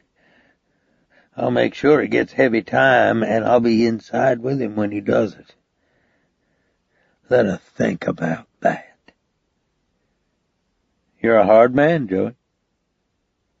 Tell that screw down there to get me processed to send up some toilet paper. He scratched at the inside of his nostril with his thumbnail and blew air through his nasal passages. He'd already lost interest in my presence, but a dark light remained in his face, as though he were breathing bad air, and his heated eyes, the nests of veins in his neck, his unwashed smell, the soft scud of his loafers on the cement, his jug head and silhouette against the cell window, made me think of the circus creatures who pawed the dark while they watched the denouement of Eddie Raintree from their cages. Later, I called Weldon at his office and was told that he was with a drilling crew at the old Sonnier farm. I drove down the dirt road past the rusted windmill and crumbled brick supports where the house had stood before Weldon had hired a gang of drunken blacks to tear it apart with crowbars and sledgehammers. I parked my car by a sludge pond and an open-sided shed stacked with pipe and sacks of drilling mud, and walked up the iron steps of a rig that roared with the noise of the drilling engine. The roughnecks on the floor were slimy with mud, bent into their work at the wellhead with the concentration of men who know the result of a moment's inattention on a rig, when the tongs of a whirling chain can pinch off your fingers or snap your bones like sticks. A tool pusher put a hard hat on my head. "Where's Weldon?" I shouted at him. "What?" "Where's Weldon Sonnier?" I shouted again, over the engine's roar. He pointed up into the rig. High up on the tower, I saw Weldon in coveralls and hard hat, working with the derrick man on the monkey board. The derrick man was clipped to the tower with a safety belt. I couldn't see one on Weldon. His face was small and round against his yellow hat as he looked down at me. A moment later, he put one foot out on the hoist, grabbed the cable with one hand, and rode it down to the rig floor. There was a single smear of bright grease like war paint on one of his cheekbones. "Coffee time," he yelled at the floorman. Somebody killed the drilling engine, and I opened and closed my mouth to clear my ears. Weldon pulled off his braided gloves, unzipped his coveralls, and stepped out of them. He was wearing slacks and a polo shirt, and his armpits and the center of his chest were dark with sweat. "Let's go over here in the shade," he said. "Must be 95 today." We walked to the far end of the platform and leaned against the railing under a canvas awning. The air was sour with natural gas. "I thought you'd pretty well punched out this field," I said. "Any place there was an ocean, there's oil. You just gotta go deep enough to find it." I looked out at the wells pumping up and down in the distance and the long spans of silver pipe that sweated coldly from the natural gas running inside. "With the low price of crude, a lot of outfits are shut down now," I said. "That's them, not me. What are you out here for, Dave?" "To deliver a message." "How?" "Actually, I'm just passing on an observation." "Have you been up to see Drew today?" "Yeah, a little while ago." "You know you're going to end up testifying at Gouza's trial, then?" So? I get the feeling you think somebody's going to wave a wand over your situation and you won't ever have to explain your dealings with Guza. He's not copping a plea. He's facing life in Angola. His defense attorneys are going to use a chainsaw when they get you and Drew on the stand. What am I supposed to do about it? Give some thought to what Drew's doing. He wiped at the grease on his face with a clean mechanic's cloth. Tell Guza he doesn't want to make bond, he said. Believe me, he doesn't want to see me unless he's got some cops around him. Then you buy it? You think she did it to herself? You got the right guy in jail, just make sure he stays there. Here's the problem I have, Weldon. Joey Guza is what they call a made guy. That's unusual in his case. He wasn't born to it. He didn't have any patrons or political allies greasing the wheels for him. He worked his way up from a reformatory punk. That means that in his world he's a lot smarter than a lot of the people around him. Come on, you know him, Weldon. Do you think he'd set himself up for a fall like this? He folded the pink mechanic's cloth in a neat square and balanced it on the rail. Then he moved it and balanced it again. Stonewall time is over, I said. Your sister just put the tape on fast forward. So you come out here to tell me she's a liar? No. I've come out here to tell you she's a victim. I'm using the word in a broad sense, too. There's a certain kind of victimization that starts in childhood. Then the person grows older and never learns any other role, except maybe one other. The word for that one is enabler. You better get to it, Dave. He turned toward me and rested his hand on the metal rail. Lyle understands it, and he never finished high school. I'm going to ask you to choose each of your words carefully, Dave. I took a deep breath. The air was pungent with gas, acrid with the smell of oil sludge and dead weeds in the sunlight. Look, Weldon, if I know about your family's history, about some of the complexities in it, do you believe that Guza's attorneys won't have access to the same information? That they won't use it to tear your sister apart? Say it, or shut the fuck up and get out of here. She's not just your sister. In her mind, she's your wife, your lover, your mother. She'll do anything for you. It's a way of life for her. You know it too, you rotten son of a bitch. His feet were already set when he swung. He caught me on the chin, and my head snapped back, and my hard hat rolled across the rigged floor. I straightened up, held the rail with one hand, and looked into his face. It was stretched tight on the bone, and the sun-tanned skin at the corners of his eyes was filled with white lines. The roughnecks on the floor stared at us in disbelief. I pushed at the side of my chin with my thumb. They'll melt you into lard in the courtroom, Weldon, I said. Guza won't even have to take the stand. Instead, you and Drew will be on trial, and those defense attorneys will make you sound like a pornographer's wet dream.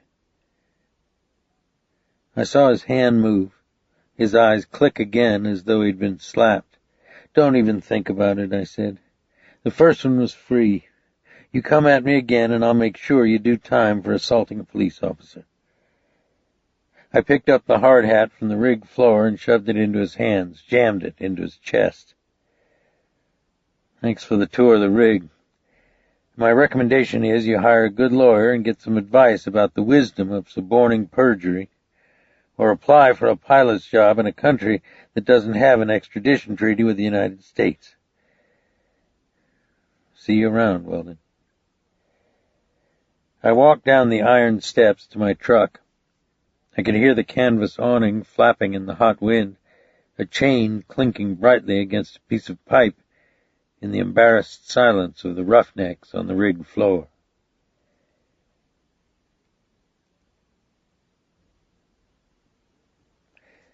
The next morning, I drove across the I-10 bridge over the Mississippi to Baton Rouge. The river was high and muddy, almost a mile across, and the oil barges far below looked as tiny as toys. Huge oil refineries and aluminum plants sprawled along the east bank of the river, but what always struck my eye first when I rolled over the apex of the bridge into Baton Rouge was the spire of the Capitol building lifting itself out of the flat maze of trees and green parks in the old downtown area. All the state's political actors since Reconstruction had passed through there.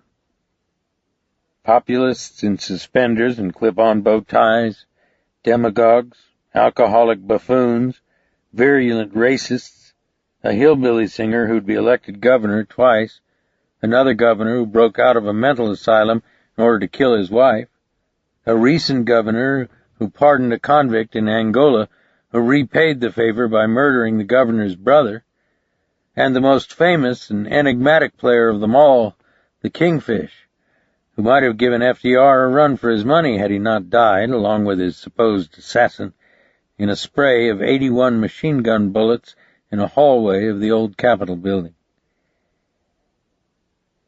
I parked my truck and sat in the gallery during the morning session of the legislature.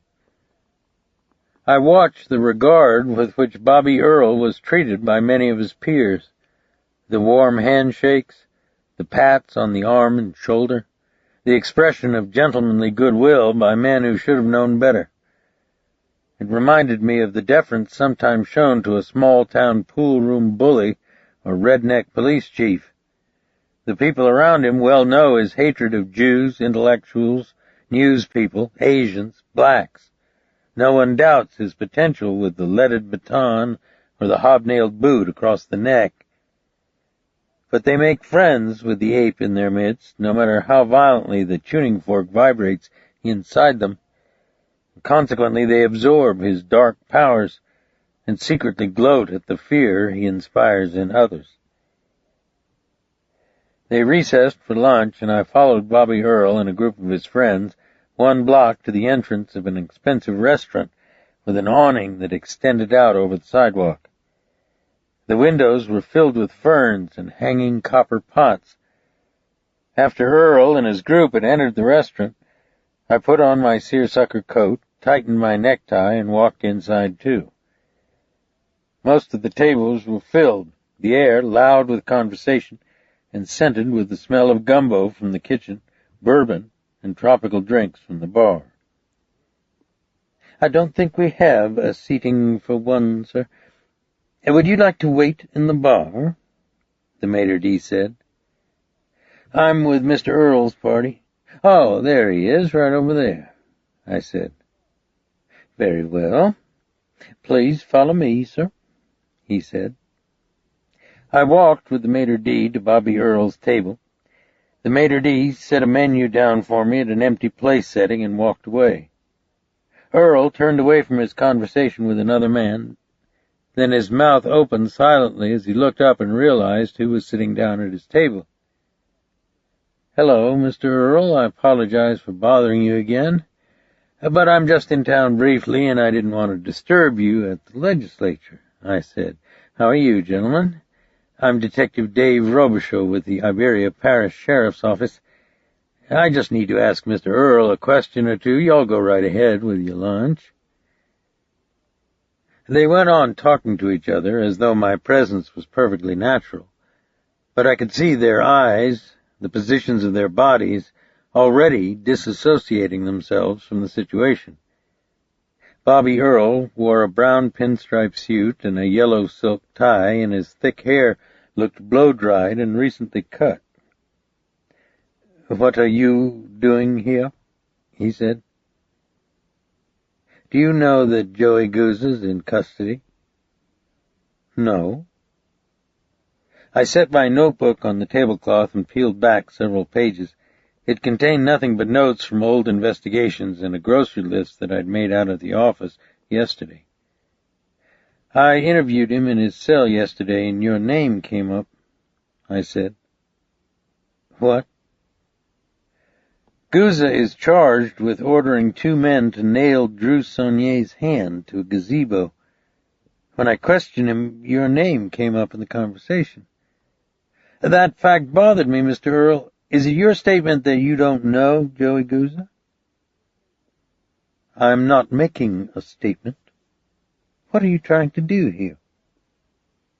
A man at the end of the table coughed quietly into his fist and went to the restroom. You and Joey Gouza seem to have the same friends. Your lines keep crossing in this case, Mr. Earl. Originally, I questioned you about Eddie Raintree. Now someone has blown Eddie's face off with a shotgun. You knew that, didn't you? No, I don't know anything about this. You listen. His voice level rose, and the man next to him excused himself to talk with friends at the bar. You are harassing me, Earl began again. I can't prove it, but I suspect you have a political motivation for what you've been doing. It won't work. It just makes my cause stronger. If you doubt me, call the Morning Advocate and check the polls. Let me tell you what Gouza said, and you can come to your own conclusions. We were talking about you. Then he begins to tell me that if he goes down for what is called the bitch, which is a life sentence given to habitual criminals, he's going to take others down with him. And what does that seem to suggest to you, Mr. Earl? It suggests you're going to have a lawsuit against you for slander. His monocular right eye, with the enlarged pupil like a spot of India ink, was fixed on my face. The skin along the bottom rim was trembling with anger. I folded my notebook and put it in my shirt pocket. I picked up a package of crackers from the bread basket, then dropped it in the basket again. You're an intelligent man, and I'll tell you the truth, Mr. Earl, I said. I think Joey might be in on a bum rap. But unfortunately for him, nobody cares if a guy like Joey is innocent or not. People just want him put away in a cage for a long time, and they don't care how it's done. The prosecutor will probably get a new political career out of it. His lawyers will get rich on his appeals, while he's chopping sugarcane at Angola. His wife and mistresses will clean out his bank accounts and sell everything he owns, and his hired stooges will go to work for his competitors and forget they ever heard of him. In the meantime, there are probably some sadistic gunbulls who will ejaculate at the thought of busting Joey's hump on their work gangs. Now, if you were Joey Meatballs and facing a prospect like that, wouldn't you be willing to cut a deal? Any deal, including maybe putting your mother in harness on a dog sled team? The other men at the table had gone quiet now, and had given up the pretense of conviviality. They looked at their watches, touched nervously at their mouths with their napkins, stared at a remote part of the restaurant. The cost of their lunch with Bobby Earl was not one they'd anticipated. I rose from the table. You like primitive law and vigilante solutions to complex problems, Mr. Earl, I said. Maybe you've stumbled into one of your own creations this time. But I wouldn't end up as Joey Gouza's fall partner. He doesn't care about political causes. He had his own brother-in-law fed into an airplane propeller. What do you think his lawyers might have planned for you? The tables around Bobby Earl's had now become quiet too. He turned to speak to the men seated next to him, but their eyes were fixed on the flower arrangement in the center of the table. But I learned then that Bobby Earl was not easily undone in a public situation. He rose from the table, put his napkin neatly by his plate, and walked toward the men's room, pausing to let a black drink waiter pass. His gaze was level, his face handsome, almost pleasant-looking, his thick brown hair tousled by the cool currents from the air conditioner. I realized then that Bobby Earl might burn inside with banked fires, and that perhaps I'd indeed inserted some broken glass in his head that would saw through brain tissue later. But in front of an audience, he was a tragedian actor, a protean figure who could create an emanation of himself out of willpower alone and become as benign, photogenic, and seemingly anointed by history as Jefferson Davis in Defeat. I had a feeling this one would go into extra innings.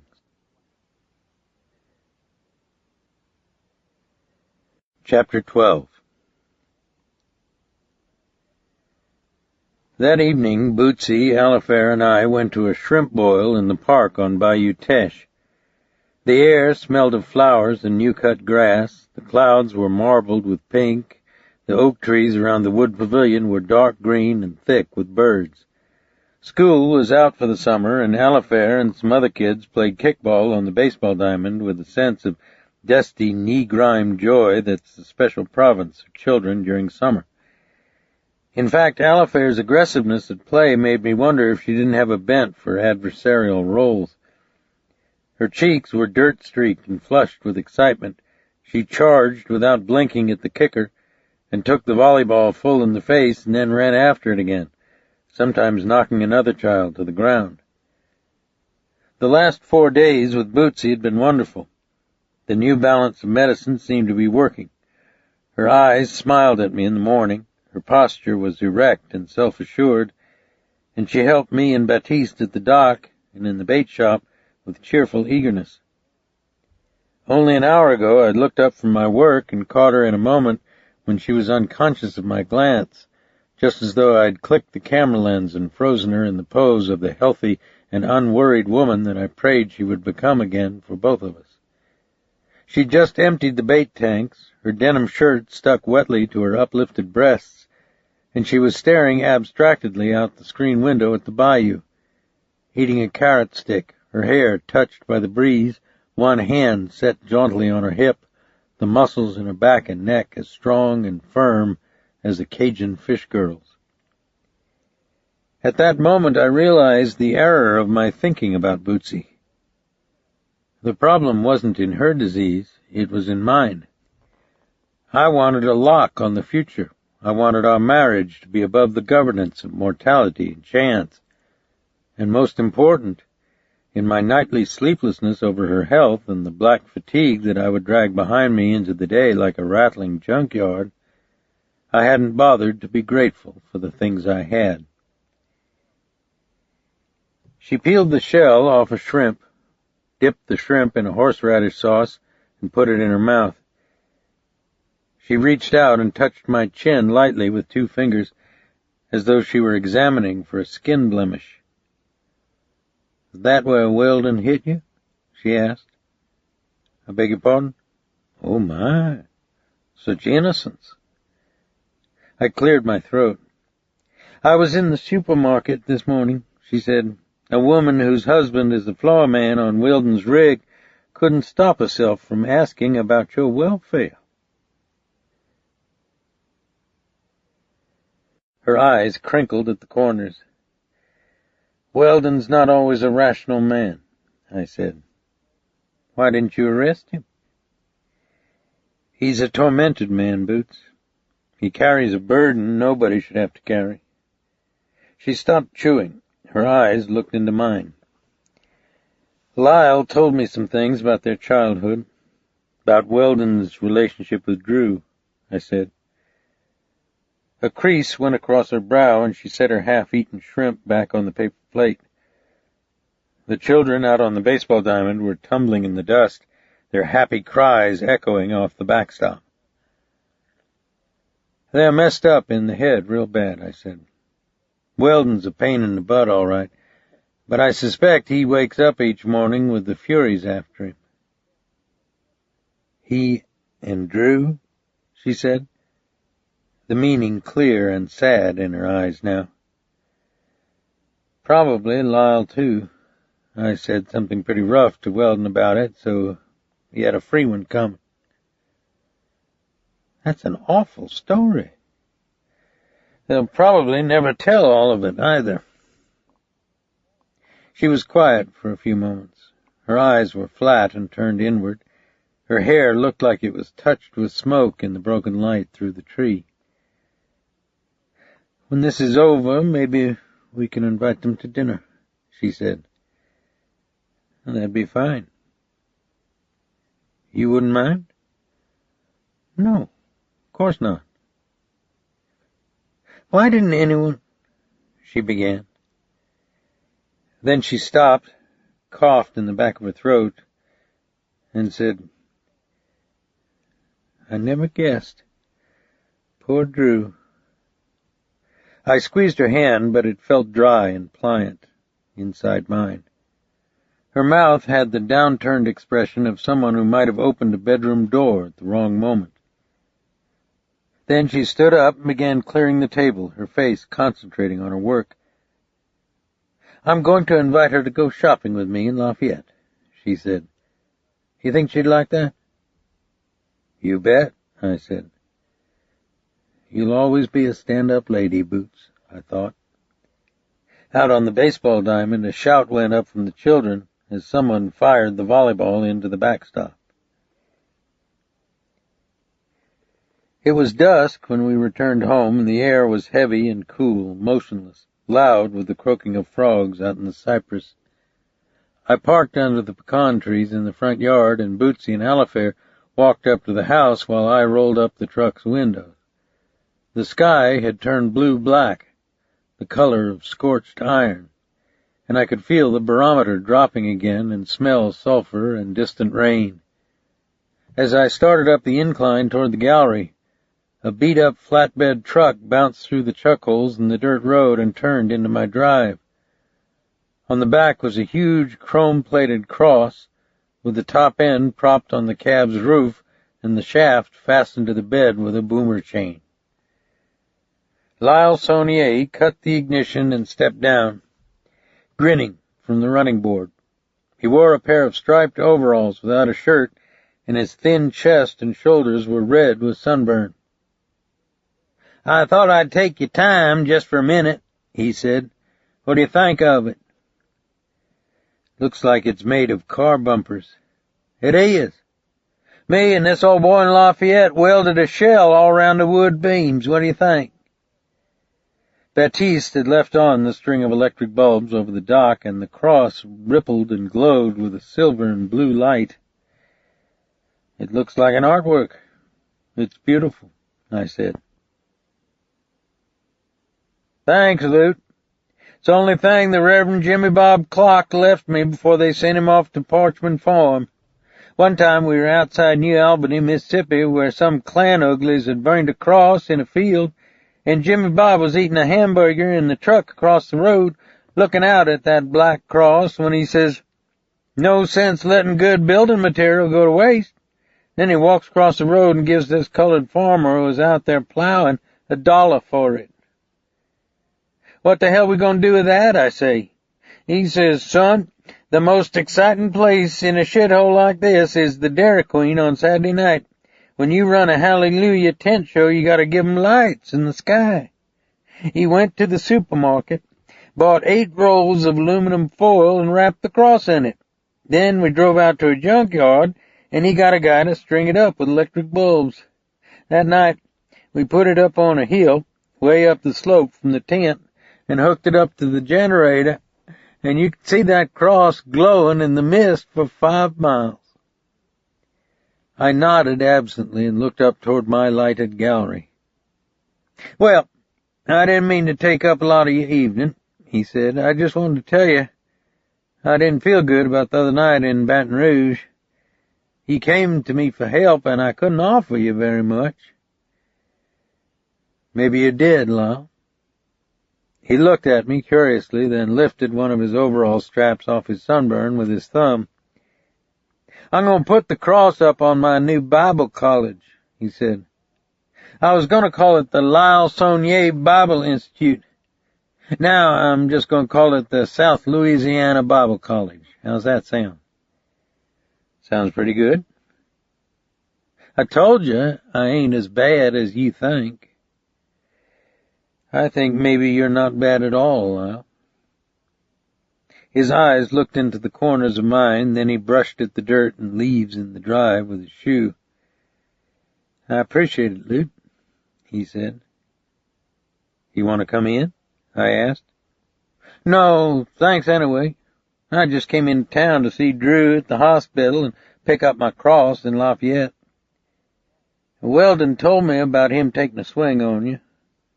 I'm sorry that happened. I know you've been as good and fair as you can to both him and Drew. But you really stuck a garden rake in his head. Weldon has to stop jerking everybody around. Maybe it's time he takes his own fall. Lyle etched lines in the leaves and dust with the point of his shoe. He rested his mutilated hand, which in the deepening shadows looked almost like part of an amphibian, on the truck's door handle. Weldon told me last night what he's been involved in. It's a mess, it surely is, he said. I think he wants to tell you about it. He's pretty well worn out with it. Do you want to tell me what it is? It's his grief. You'll have to get it from him. No offense meant. He got up in the cab of his truck and clicked the door shut with his underarm. He smiled. I better get out of here before I get in some kind of legal trouble. You know why I keep that burnt cross? Why I'm going to put it up on top of my Bible college? It don't let me forget where I've been and what I'm fixing to be. It's like that old boy says in the song, I might be an old chunk of coal, but I'm going to be a diamond someday. Give Weldon a chance. Maybe inside that cinder block head of his, he wants you to like him. What I think is unimportant, Lyle. Your brother's problem is going to be with the court. Anyway, there's something I should tell you before you go. We brought in an old-timer from the Sally in Lafayette, a fellow who'd been in a fire. He might be the same man you saw in your audience. He told you his name was Vic Benson? You know him? Sure. I drove to Lafayette and talked to him the other day. We run a shelter in Baton Rouge and a couple of new guys told me about him. He's not your father, then? He smiled again and started his truck. It's him, all right. He denied it. Said he had only one son and not some diddly-squat TV preacher he wouldn't waste his jism on. He shook his head good-naturedly. That old sumbuck still knows how to rub a little pain into you. But he's a wet brain now. Been in and out of jails and insane asylums all over Texas, Louisiana, and Mississippi. At least that's what the other wet brains say. They say maybe he's got cancer in the lungs, too. So what are you going to do except feel sorry for a guy like that? I got a DD, Lute. Hang loose. He drove down the dirt road through the dark tunnel of oak trees, the chrome-plated cross vibrating against his cab, just as the first raindrops dimpled the bayou.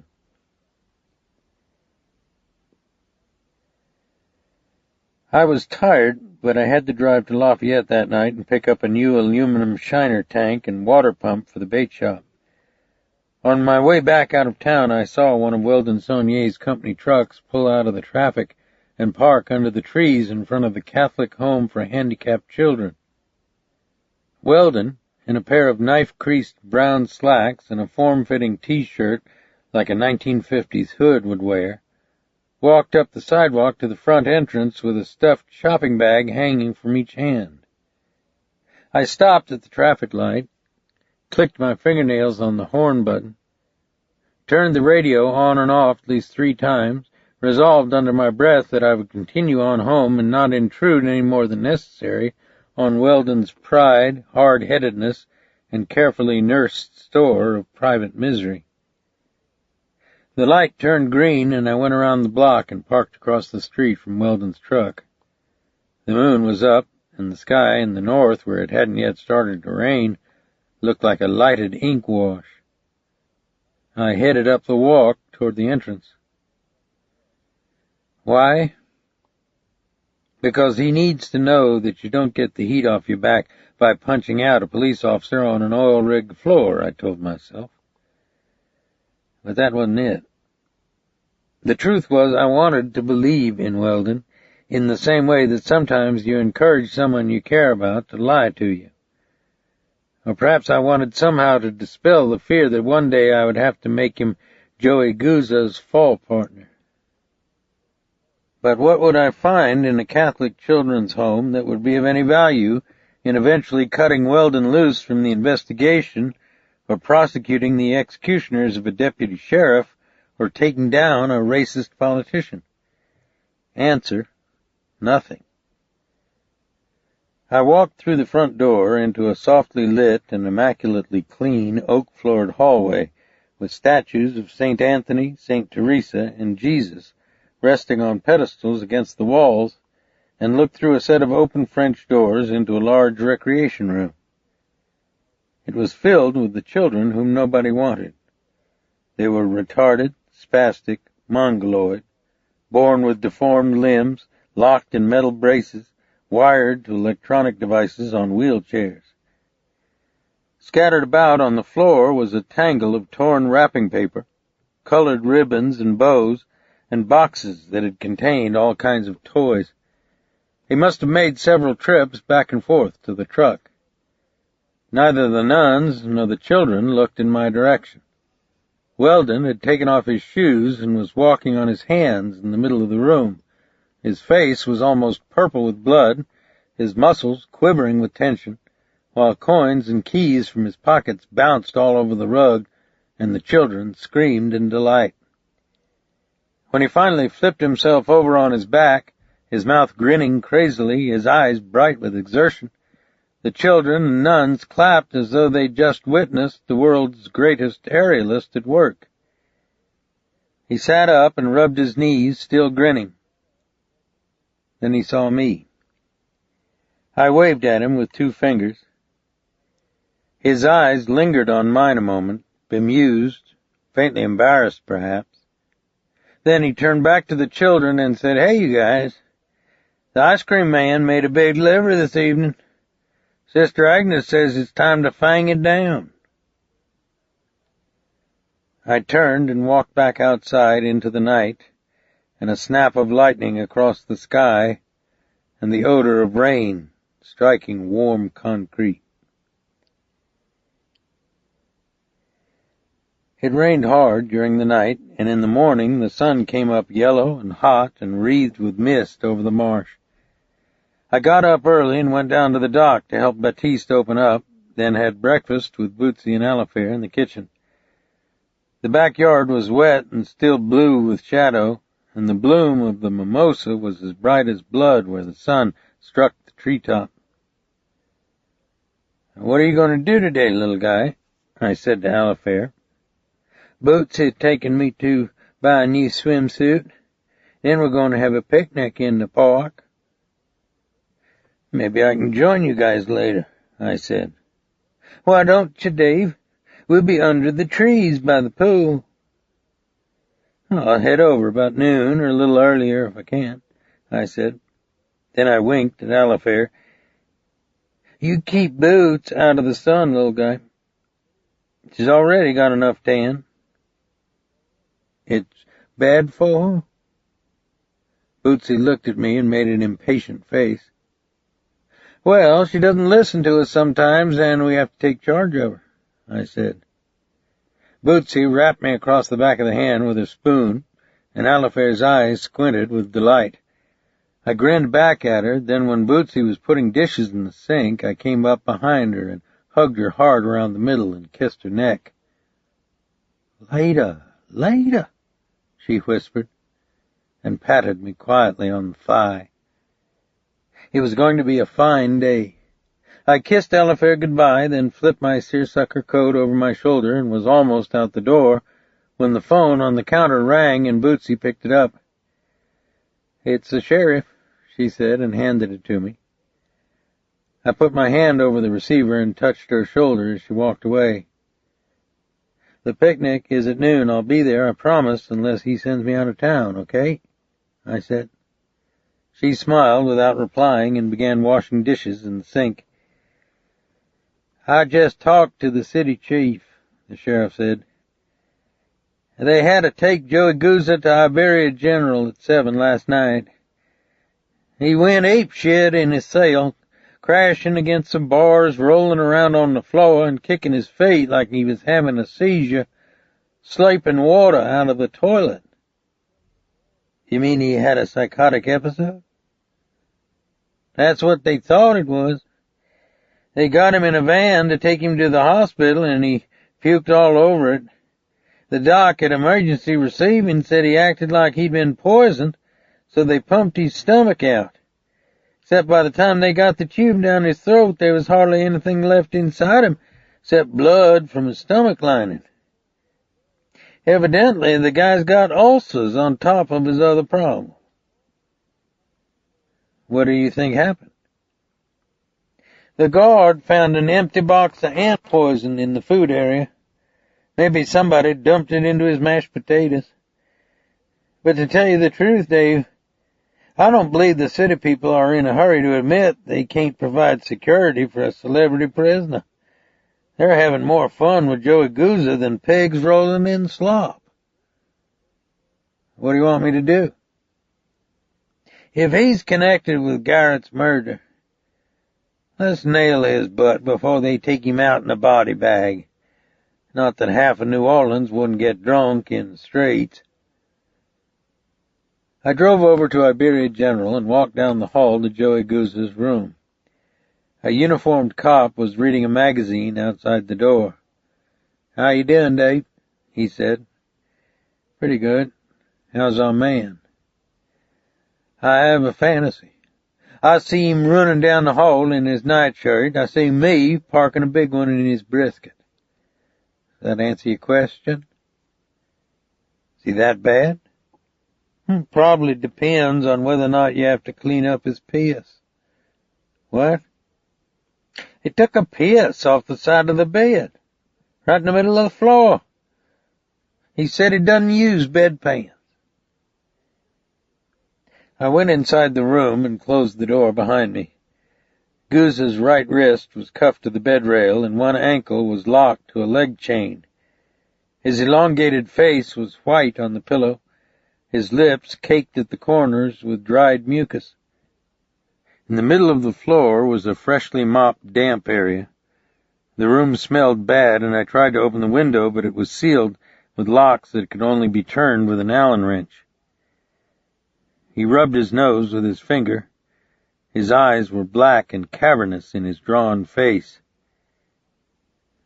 "You don't like the smell?" he asked. His voice sounded like air wheezing out of sand. "It's kind of close in here, partner." "They told you I took a leak on the floor?"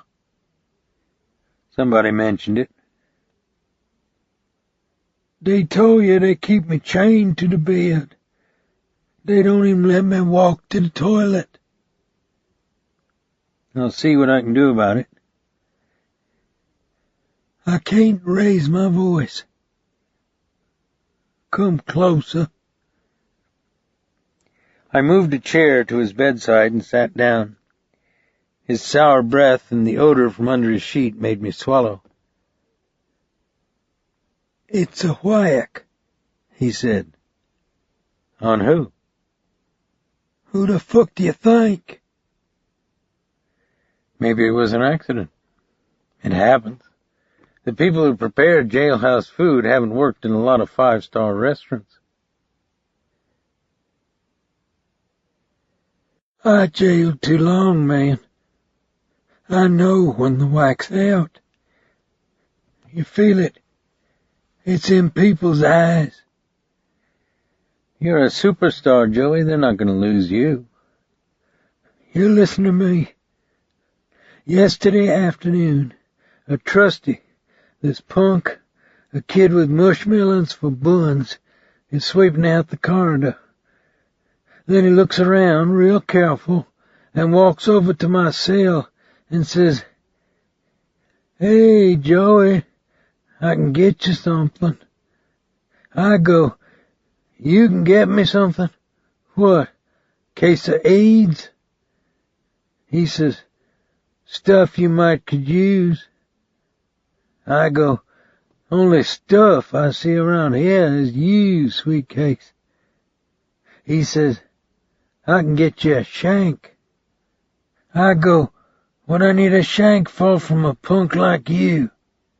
He says, "Sometimes there's some badasses in the shower, man." I go, "You clean the shit out of your mouth when you talk to me." He says, "It's just a city jail, but there's a couple of bad guys here. You don't want the shank, you don't want a friend, that's your business. I was only trying to help out." I go, "What guys?" But he's already walking off. I go, "Come back, you little bitch." But he clangs the door for the screw to open up and shoots me the bone. Like you say, Joey, he's probably just a punk who wants a job when he gets out. What's the big deal? You don't get it. A guy like that don't shoot the bone at a guy like me. Something's happening. There's been some kind of change. His hand motioned vaguely in the air at the sunlight through the window. "Out there somewhere. It's a whack. Look, I want a hot plate and canned food brought in." Then I saw something in his eye that I hadn't seen before. In the corner, a tremolo, a moist, thread-like yellow light like a worm feeding. He and his kind spent a lifetime trying to disguise their self-centered fear. It accounted for their grandiosity, their insatiable sexual appetites, their unpredictable violence and cruelty. But almost always, if you were around them long enough, you saw it leak out of them like a sticky substance from a dead tree.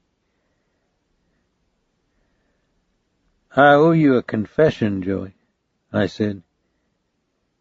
"You owe me a—" He turned his head on the pillow to look at me.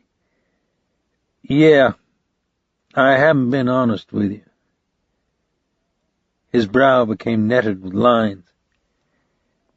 "I cooked the books on you a little bit," I said. "You wanted me to tell Weldon you weren't going down by yourself. I did as you asked, but I told the same thing to Bobby Earl." His head lifted an inch off the pillow. "You told Earl?" His breath was rasping.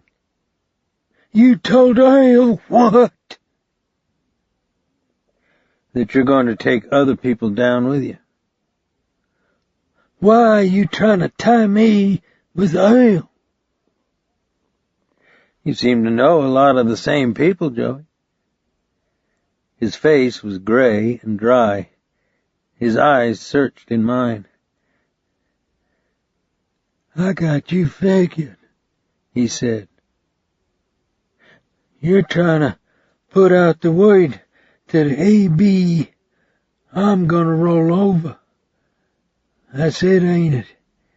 You're gonna keep squeezing me till I cop to some bullshit plea. You know what you're doing, man. The AB is not part of the organization. They think somebody gonna rat out a member. It's an open contract. They're in every joint in the country. You do time when there's an AB hit on you, you do it in lockup. I mean with a solid iron door, too, man. Or they get you with a Molotov through the bars. That's what you're trying to bring down on me. That's why you're pulling on Bobby Earl's crank. That's a lousy fucking thing to do, man. Would Jewel Fluck try to whack you, Joey? His eyes narrowed and grew wary. I saw him take out Eddie Raintree. It was pretty ugly. I got no more to say to you. I can't blame you. I'd feel the same way if all the doors were slamming around me. But think about it this way, Joey. You're a made guy. There are cops who respect that. Are you going to do major time while a guy like Bobby Earl sips cold duck and gets his picture on the society page? He's a Nazi, Joey. The honest-to-God real article. Are you going to take a jolt for a guy like that? He leaned over the side of the bed and spit in the wastebasket. I looked the other way. Drop dead, man. I don't know anything about Bobby Earl. I studied his face. His skin was grained, unshaved, filled with twitches. What are you staring at? He said. Give him up. You must have some kind of brain tumor or something. Nothing I say seems to get in your head. You guys ain't gonna do this stuff to me. You tell these local bozos I'm walking out of this beef. I'm not doing time. I'm not getting whacked in custody either. I ain't getting whacked. Can you handle that, Jack? The local bozos aren't taking a lot of interest in your point of view, Joey. Every once in a while, a token guy gets dropped in the skillet, and this time it looks like you're it. Might not be fair, but that's the way it works. You never saw a mob run across town to do a good deed, did you? He tried to turn away from me, but his wrist clanked the handcuff chain against the bed rail. He hit the mattress with his other fist, then clenched his arm over his eyes. I want you to leave me alone, he said. I got up from the chair and walked to the door. His chained right foot stuck out from under the sheet. He tried to clear his throat and instead choked on his saliva. I'll see about the canned goods and the hot plate, I said. He worked his sheet up to his chin, kept his arm pressed tightly across his eyes, and didn't reply. I arrived in the park before Bootsy and Alifair and walked idly along the bayou's edge under the trees. Desiccated gray leaves were scattered along the mud bank. I squatted down and flipped pebbles at several thin, needle-nosed garfish that were turning in the current.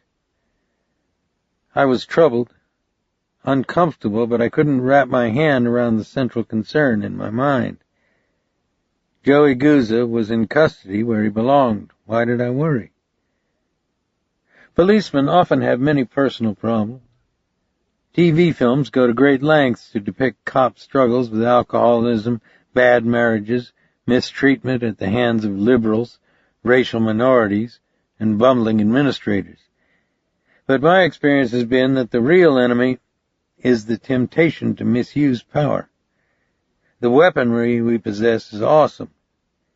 Leaded batons, slapjacks, mace, stun guns, M16s, scoped sniper rifles, 12-gauge assault shotguns, high-powered pistols, and steel-jacketed ammunition that can blow the cylinders out of an automobile's engine block. But the real rush is in the discretionary power we sometimes exercise over individuals. I'm talking about the kind of people no one likes, the lowlifes, the aberrant, the obscene and ugly, about whom no one will complain if you leave them in lockdown the rest of their lives with a good-humored wink at the Constitution, or if you're really in earnest, you create a situation where you simply saw loose their fastenings and throw down a toy gun for someone to find when the smoke clears. It happens, with some regularity. I saw Bootsy and Alifair setting out picnic food on a table by the baseball diamond, and I walked over to join them. Alifair streaked past me, her face already flushed with expectation. "Hey, where you going, little guy?" I said. "Play kickball. Don't blind anyone." "What? Never mind." Then she turned and plunged into the midst of the game, knocking another child to the ground. I sat down in the shade with Bootsy and ate a piece of fried chicken and 2 or 3 bites of dirty rice before my attention wandered. "Did something happen this morning?" Bootsy asked. "No, not really. Joey Goose is probably having his day in the Garden of Gethsemane, but I guess that's the breaks." "Do you feel bad about him for some reason?"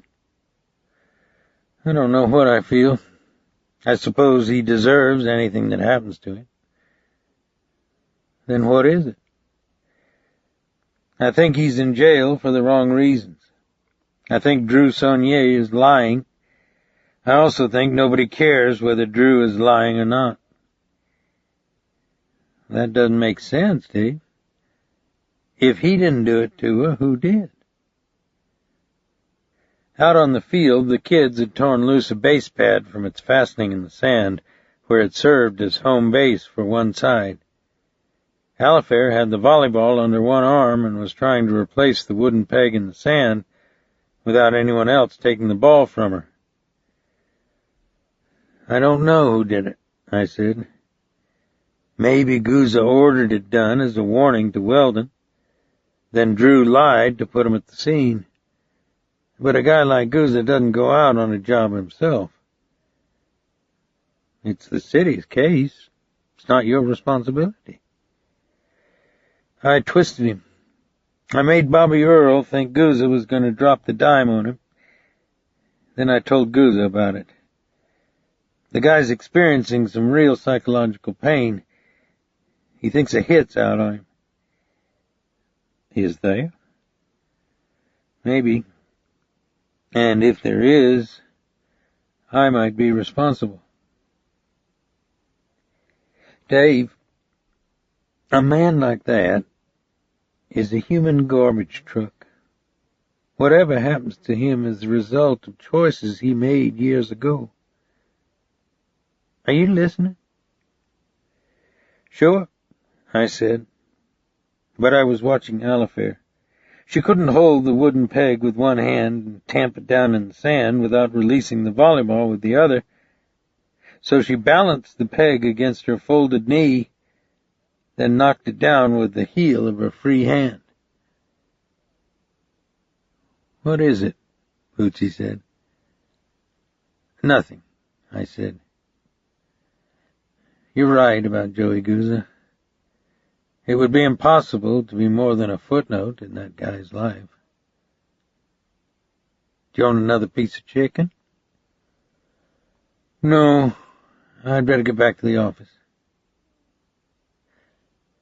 "Let the city people handle its share."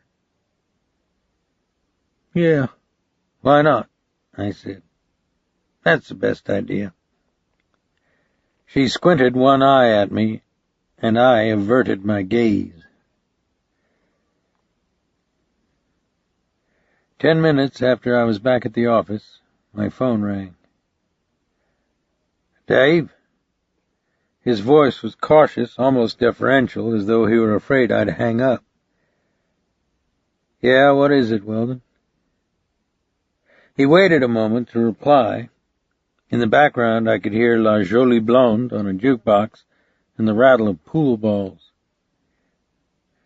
"You won't have a bowl of gumbo down at Teen Eggs?" he asked. "I've already eaten, thanks." "You shoot pool?" "Once in a while. What's up?"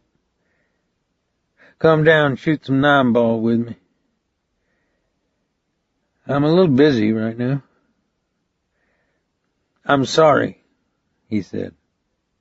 "About what?" "For taking a punch at you. I'm sorry I did it. I wanted to tell you that." "Okay." "That's all? Okay?" I pushed you into a hard corner, Weldon. You're not still heated up about it? No, I don't think so. 'Cause I wouldn't want you mad at me. I'm not mad at you. So come down. Shoot some 9-ball. No more games, partner. What's on your mind? I gotta get out of this situation. I need some help. I don't know anybody else to ask. After I hung up, I drove over to T. Negg's pool hall on Main Street. The interior had changed little since the 1940s. A long mahogany bar with a brass rail and cuspidors ran the length of the room, and on it were gallon jars of cracklings, which are called gratons in southern Louisiana, hard-boiled eggs, and pickled hog's feet. Wood-bladed fans hung from the ceiling, green sawdust was scattered on the floor, and the pool tables were lighted by tin-shaded lamps. In the back, under the blackboards that gave ball scores from all around the country, old men played dominoes and bourrée at the felt tables, and a black man in a porter's apron shined shoes on a scrolled iron elevated stand. The air was thick and close with the smell of gumbo, boiled crayfish, draft beer, whiskey, dirty rice dressing, chewing tobacco, cigarette smoke, and talcum from the pool tables. During football season, illegal betting cards littered the mahogany bar and the floor, and on Saturday night, after all the scores were in, T. Negg, which means little Negro in Cajun French, put oilcloth over the pool tables and served free robin gumbo and dirty rice. I saw Weldon shooting pool by himself at a table in back. He wore a pair of work boots, clean khakis, and a denim shirt with the sleeves folded in neat cuffs on his tanned biceps. He rifled the 9-ball into the side pocket.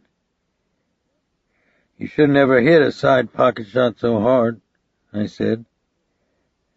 Scared money never wins, he said, sat at a table with his cue balanced against his thigh, knocked back a jigger of neat whiskey and chased it with draft beer. He wiped at the corner of his mouth with his wrist. You want beer or a cold drink or something? No, thanks. What can I do to help you, Weldon? He scratched at his brow. I want to give it up, but I don't want to do any time, he said. Not many people do. What I mean is, I can't do time. I got a problem with tight places. Like if I get in one, I hear a popsicle stick snapping inside my head. He motioned his empty jigger at the bar. Maybe your fears are getting ahead of you, I said. You don't understand. I had some trouble over there. Where? In Laos. He waited until the barman had brought him another shot and a fresh draft chaser. He tipped the whiskey into the beer and watched it balloon in a brown cloud off the bottom of the glass. We operated a kind of flying taxi service for some of the local warlords. We were also transporting some of their homegrown organic. Eventually it got processed into heroin in Hong Kong. For all I know, GIs in Saigon ended up shooting it in their arms. Not too good, huh? Go on. I got sick of it. On one trip, I told this colonel, this half-Chinese character named Liu, that I wasn't going to load his dope. I pushed him off the plane and took off down the runway. Big mistake. They shot the shit out of us, killed my co-pilot and two of my kickers. I got out of the wreck with another guy and we ran through the jungle for 2 hours. Then the other guy, this Vietnamese kid, said he was going to head for a village on the border. I told him I thought NBA were there, but he took off anyway. I never found out what happened to him. But Liu's lice heads caught me an hour later.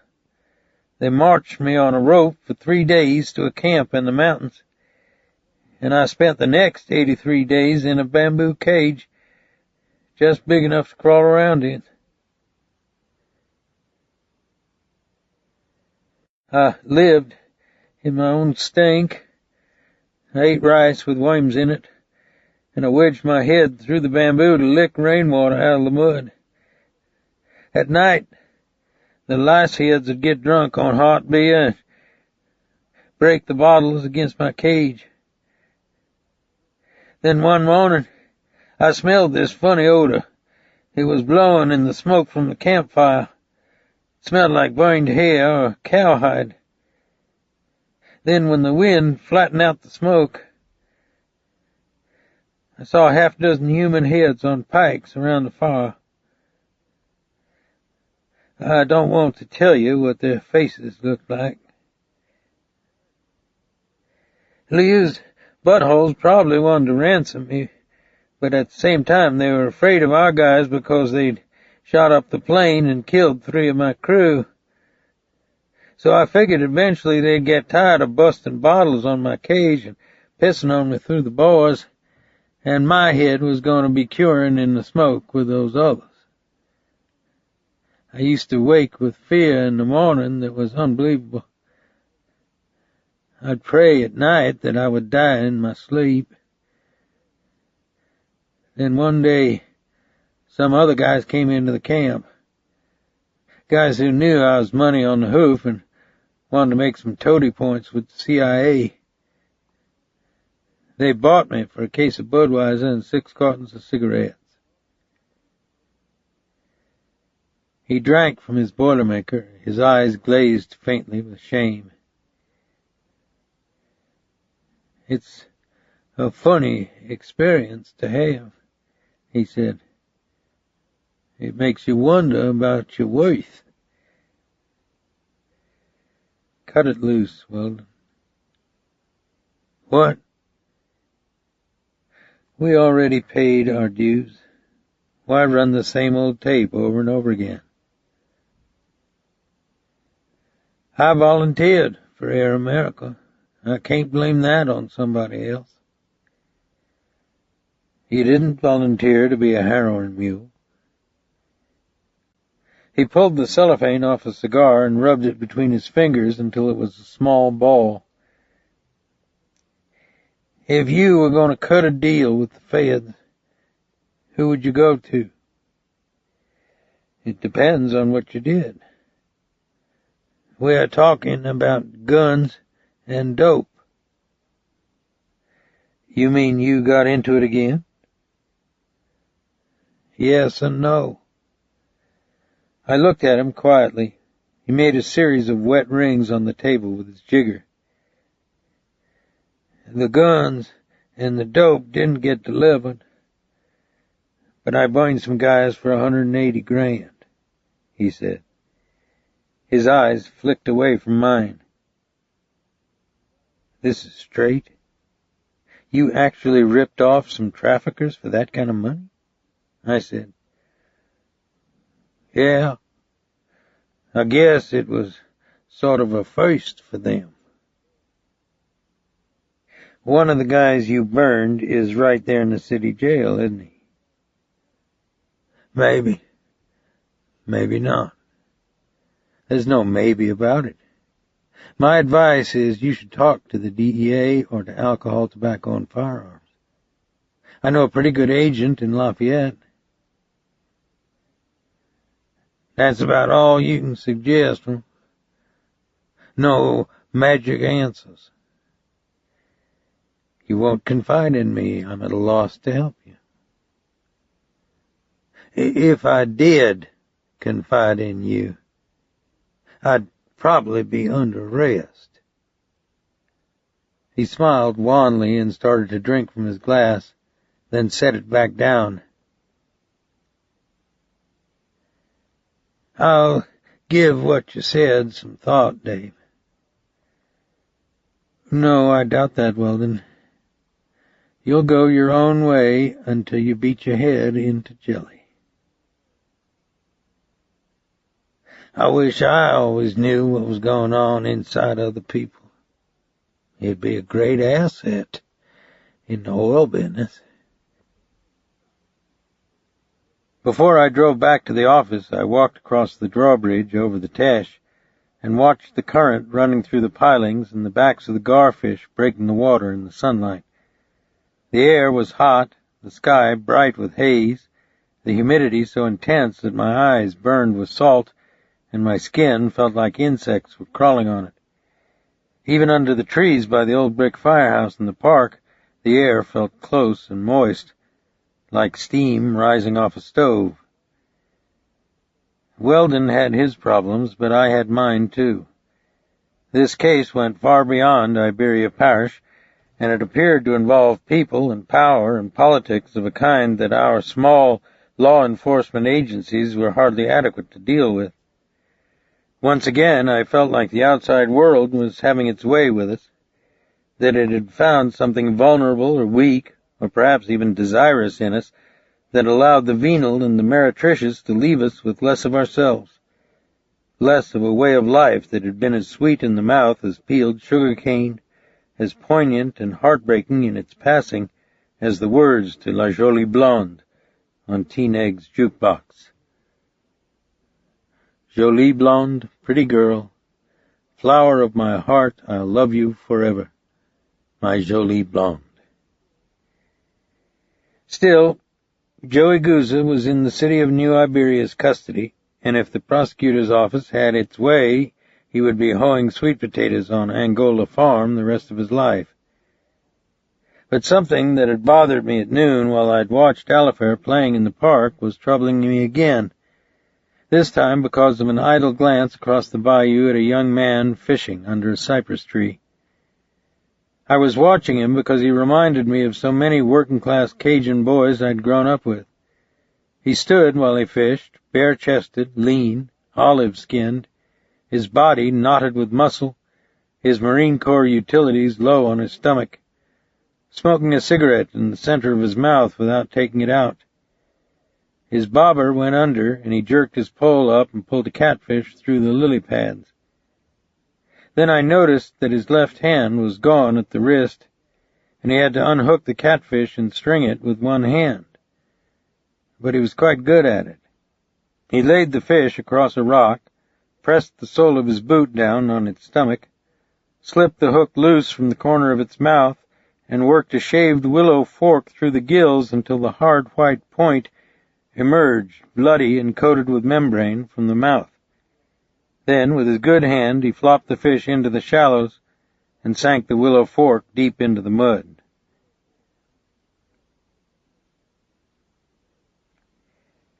The sheriff was sitting sideways in his swivel chair, reading a diet book, punching at his stomach with 3 fingers when I walked into his office.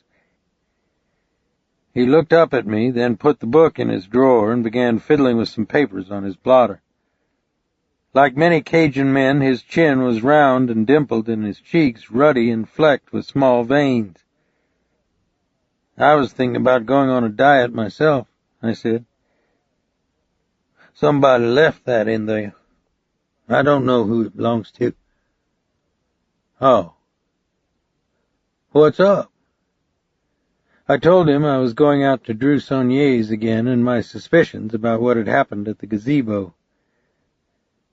All right, Dave, but make sure you get her permission to look around on the property. If she won't give it to you, let's get a warrant. We don't want any tainted evidence. He saw me raise my eyebrows. What? He said. You're talking about evidence we might use against her? It's not up to us. If she's filed false charges against Joey Gouza, the prosecutor might want to stick it to her. You still want to go out there? Yes. Then do it. And by the way, she was discharged from the hospital this morning, so she's back home now. Okie doke. Dave, a little advice. Try to put the lid on your personal feelings about the Sonniers? They're grown-up people now. All right, Sheriff. There are a couple of other things I need to tell you. While you were out, the jailer called. It seems one trustee decided to snitch on another one. The night Joey Gouza went apeshit and vomited all over his cell. The trustee preparing the food got swacked on paregoric and accidentally knocked a box of ant poison off the shelf onto the table. It probably got in Gouza's food, except the trustee didn't tell anybody about it. Instead, he wiped off the table and served the trays like nothing had happened. Gouza's convinced there's a hit on him. And that might be, but this time it looks like it was an accident. Where's the trustee now? They are moving him over to the parish jail. I'd hate to be that guy when Gouza finds out who fired up his ulcers. There's no chance an AB guy was involved? The guy who spilled the ant poison is a migrant farm worker in for DWI. You almost look disappointed. No, I just thought maybe the guys in the black hats were starting to cannibalize each other. Anyway, was there something else? Yeah, I'm afraid there is. He kept putting one hand on top of the other, which was always his habit when he didn't want to say something offensive to someone. Then he pressed his glasses more tightly against his eyes. I got 3 phone calls. 2 from state legislators and 1 from Bobby Earl's attorney. They say you're harassing Earl. I don't read it that way. They say you gave him a pretty bad time in a Baton Rouge restaurant. I had 5 minutes conversation with him. I didn't see anything unusual in it, considering the fact that I think he's involved with a murder. This is another thing that bothers me, Dave. We don't have any evidence that Earl is connected with Garrett's death, but you seem determined to tie Earl into it. Should I leave him alone? I looked him straight in the face. Now, I didn't say that. I'm just asking you to look at your motivations. Well, He saw the heat in my face. What? He asked. I want to turn the key on the people who killed Garrett. It's that simple, Sheriff. Sometimes we have an agenda we don't tell ourselves about. It's just human. Maybe it's time somebody fronts a guy like Earl. Maybe he's gotten a free pass too long. You're going to have to ease up, Dave, or it'll be out of my hands. He's got that kind of juice? No, he doesn't. But if you try to shave the dice, you'll give it to him. You got into it at his house. Then you created a situation with him in a public place. I don't want a suit filed against this department. I don't want a couple of Peckerwood politicians telling me I've got a rogue cop on my hands. It's time to take your foot off the accelerator, Dave. My palms were ringing with anger. You think I'm being too hard on you? He asked. You have to do what you think is right. You're probably the best cop we've ever had in this department. Don't walk out of here thinking my opinion is otherwise, Dave. But you got a way of kicking it up into overdrive. Then the bottom line is we're cutting Bobby Earl some slack. You once told me the best pitch in baseball is a change of pace. Why not ease up on the batter and see what happens? Ease up on the wrong guy and he'll drill a hole in your sternum with it. He turned his hands up on the blotter. I tried, he said and smiled. When I left the room, the back of my neck felt as though someone had held a lighted match to it. Drew answered a door in a print sundress covered with yellow flowers. Her tan shoulders were spotted with freckles the size of pennies. Even though her left hand was swathed in bandages as thick as a boxing glove, she'd put on eyeshadow, lipstick, and dangling earrings set with scarlet stones, and she looked absolutely stunning as she stood with one plump hip pressed against the door jamb. I'd called 15 minutes earlier. I don't want to keep you if you're on your way out, Drew, I said. No, it's fine. Let's sit on the porch. I fixed some tea with mint leaves in it. I just need to look around back. What for? I might have missed something when I was out before. I thought you might like some tea. Thanks just the same. I appreciated the flowers.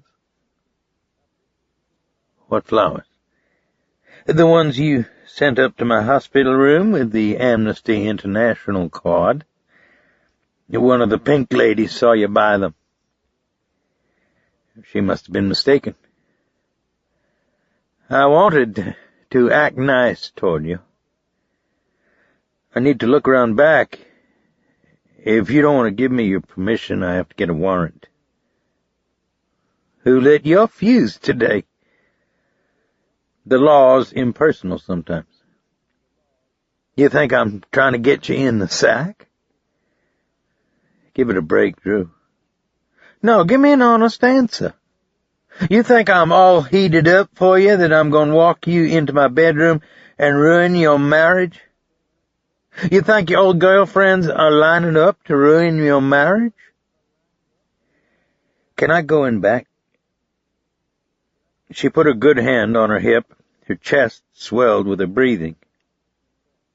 What do you think you'll find that no one else did? She asked. I'm not sure. Whose side are you on, Dave? Why do you have to spend so much time and effort on me and Weldon? Do you have any doubt at all that an animal like Joey Gouza belongs in jail? Of all the people in the parish, why are you the only one who keeps turning the screws on us? Have you asked yourself that? Should I go after the warrant? No, she said quietly. Look anywhere you want to. You're a strange man. You understand principle, but I wonder how well you understand pain in other people. That's a rotten thing to say. Too bad. No, you're not going to get away with that, Drew. If you and Weldon weren't my friends, both of you would have been in jail a long time ago for obstruction of justice. I guess we're fortunate to have a friend such as you. I'm going to shut the door now. I really wish you'd had some tea. I was looking forward to it. Listen, Drew. She closed the door softly in my face. Then I heard her turn the bolt in the lock. I went back to my truck, took a screwdriver and 3 big Ziploc bags off the seat, and walked through the side yard to the gazebo. The latticework was thick with bugle and grapevine, and the myrtle bushes planted around the base were in full purple flower. I knelt down in the moist dirt and probed through the bushes until I found the 2 pieces of brick I'd seen previously. I dropped them both in a plastic bag, then found the broken slat from an apple crate and picked it up carefully by the edges. There was a split from the top down to a nail hole in the center of the slat. I turned it over between my fingers. Even in the deep shade, I could see a dark smear around the hole on the opposite side. I slipped the slat into another bag and worked my way back out of the myrtle bushes onto the grass. I glanced behind me and saw her face at a window, and then it disappeared behind a curtain. Each of the steps on the gazebo had been carpentered with a 2-inch gap between the horizontal and perpendicular boards. I tried looking through the openings into the darkness below the gazebo, but could see nothing. I used the screwdriver to unfasten a section of latticework at the bottom of the gazebo and lifted it out with my fingers. It was moist and cool inside and smelled of standing water and pack rat nests. I reached underneath the steps and touched the cold metal of a ball-peen hammer. I wondered if she'd tried to remove it before I'd arrived. I worked it out from under the steps with the screwdriver and carefully fitted it into the third plastic bag, then walked up to the screened-in porch on the side of the house. When she didn't answer, I banged louder with the side of my fist against the wall. "What is it?" she said, jerking open the door, her face pinched with both anger and defeat. I let her take a hard look at the 2 broken bricks, the split apple box slat, and the ball-peen hammer. "I'm going to tell you a speculation or two, Drew, but I don't want you to say anything unless you're willing to have it used against you later. You understand that?" Her mouth was a tight line, and I could see her pulse beating in her neck. "Do you understand me, Drew? I don't want you to say anything to me unless you're completely aware of the jeopardy it might put you in. Are we perfectly understood on that?" "Yes," she said, and her voice almost broke in the throat. "You punched the nail through the slat, and you laid the slat across the 2 bricks. Then you put your hand under the nail and drove it all the way through into the step. The pain must have been terrible, but before you passed out, you splintered the slat away from the nail and shoved it and the bricks into the myrtle bushes. Then you pushed the hammer through the gap in the step." Her eyes were filming. "Your prints are probably all over the bricks and the slat, but that won't mean anything in itself," I said. "But I have a feeling there won't be any prints on the hammer except yours. That one might be hard to explain, particularly if there are blood traces on the hammer, and we know for sure it's the one that was used to drive the nail into the gazebo floor." She was breathing hard now. Her throat was aflame with color, and her eyeshadow had started to run. She licked her lips and started to speak. "This time, listen to me for a minute," I said. "I'm going to take this stuff down to the prosecutor's office, and they can make of it what they want. In the meantime, I recommend you drop the charges against Joey Guzza. Do it without comment or explanation." She nodded her head. Her eyes were glistening, and she kept shutting them to clear the tears out of the lashes. "It happens all the time," I said. "People change their minds. If anyone tries to build a case against you, you keep an attorney at your side and you turn to stone. You think you can do that?" "Yes." I wanted to put my arms around her shoulders. I wanted to press her against me and touch her hair. "Will you be okay?" I asked. "Yes, I believe I'll be fine." "Call Weldon." "I will." "Drew." "Yes?" "Don't mess with Guzza anymore. You're too good a person to get involved with low-life people." She kept closing and unclosing her good hand. Her knuckles were white and as tight against her skin as a row of nickels. "You liked me, didn't you?" she said. "What?" Before you went away to Vietnam? You liked me, didn't you? A woman like you makes me wish I could be more than one person and have more than one life, Drew. I saw the sunlight bead in her eyes.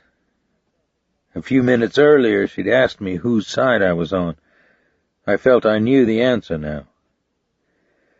The truth was that I served a vast, insensate legal authority that seemed determined to further impair the lives of the feckless and vulnerable, while the long ball hitters toasted each other safely at home plate. That night, the sheriff called me at home and told me that Joey Guzzo was being moved from the hospital back to a jail cell. He also said that in light of the evidence I'd found at Drew Sonnier's, the prosecutor's office would probably drop charges against Guzzo in the morning. When I got to the jail on East Main early the next morning, the sun was yellow and hazy through the moss-hung canopy of oak trees over the street, and the sidewalks were streaked with dew.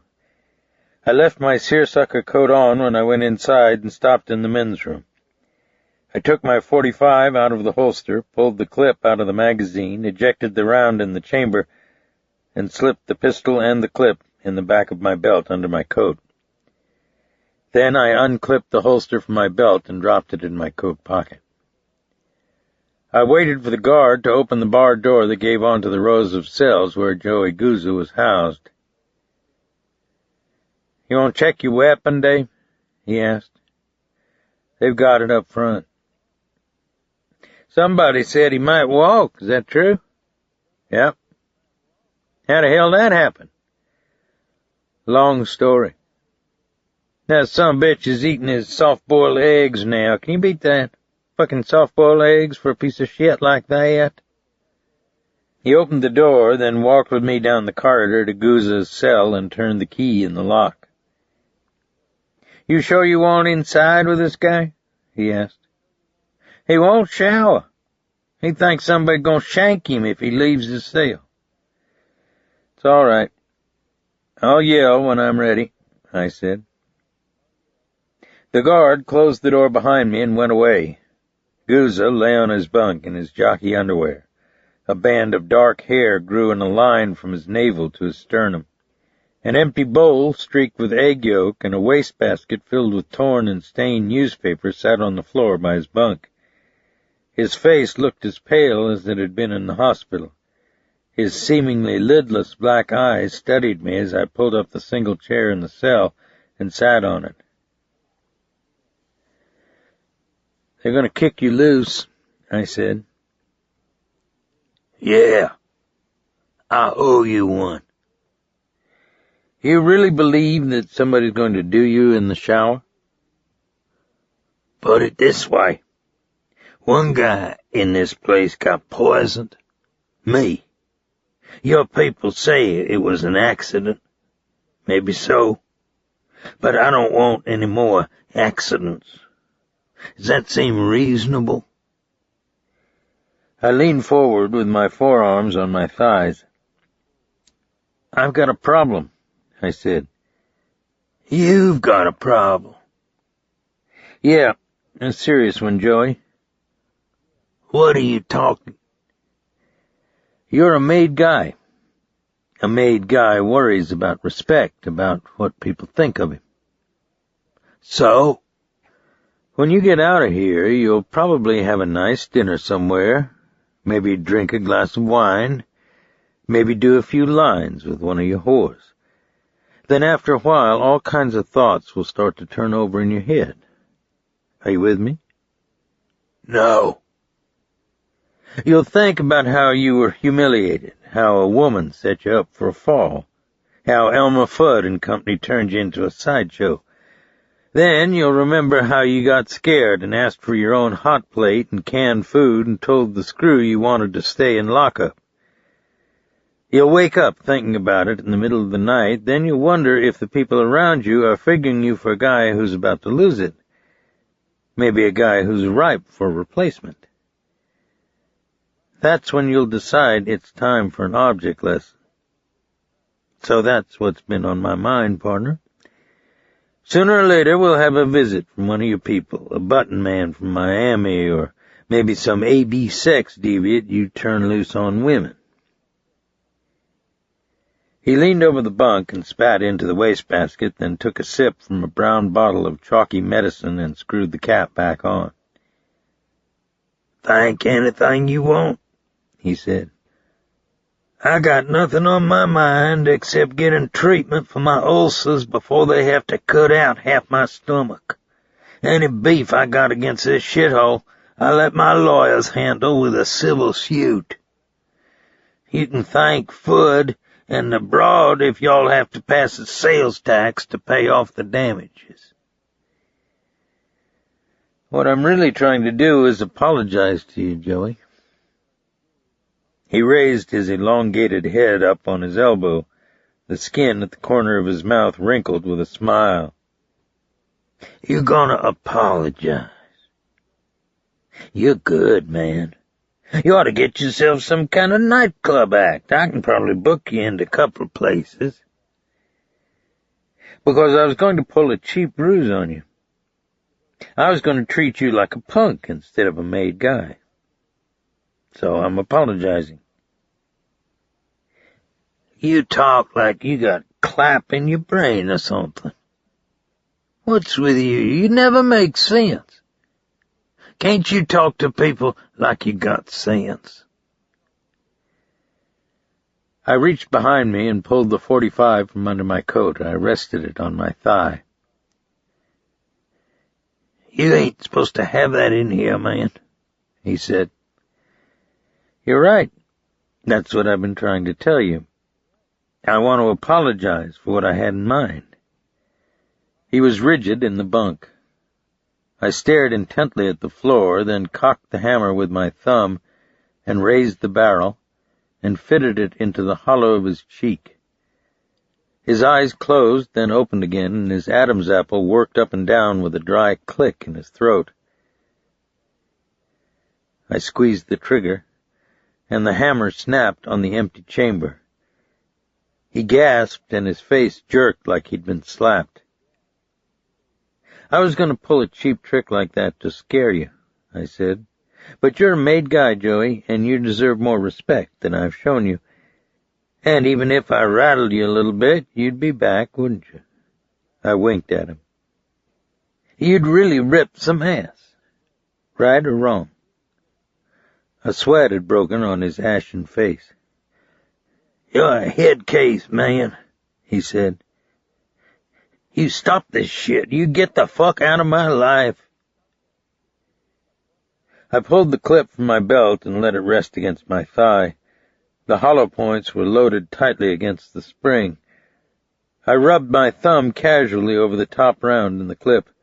The fingers of both my hands made tiny, delicate prints in the thin sheen of oil on the steel surfaces of the pistol and the clip.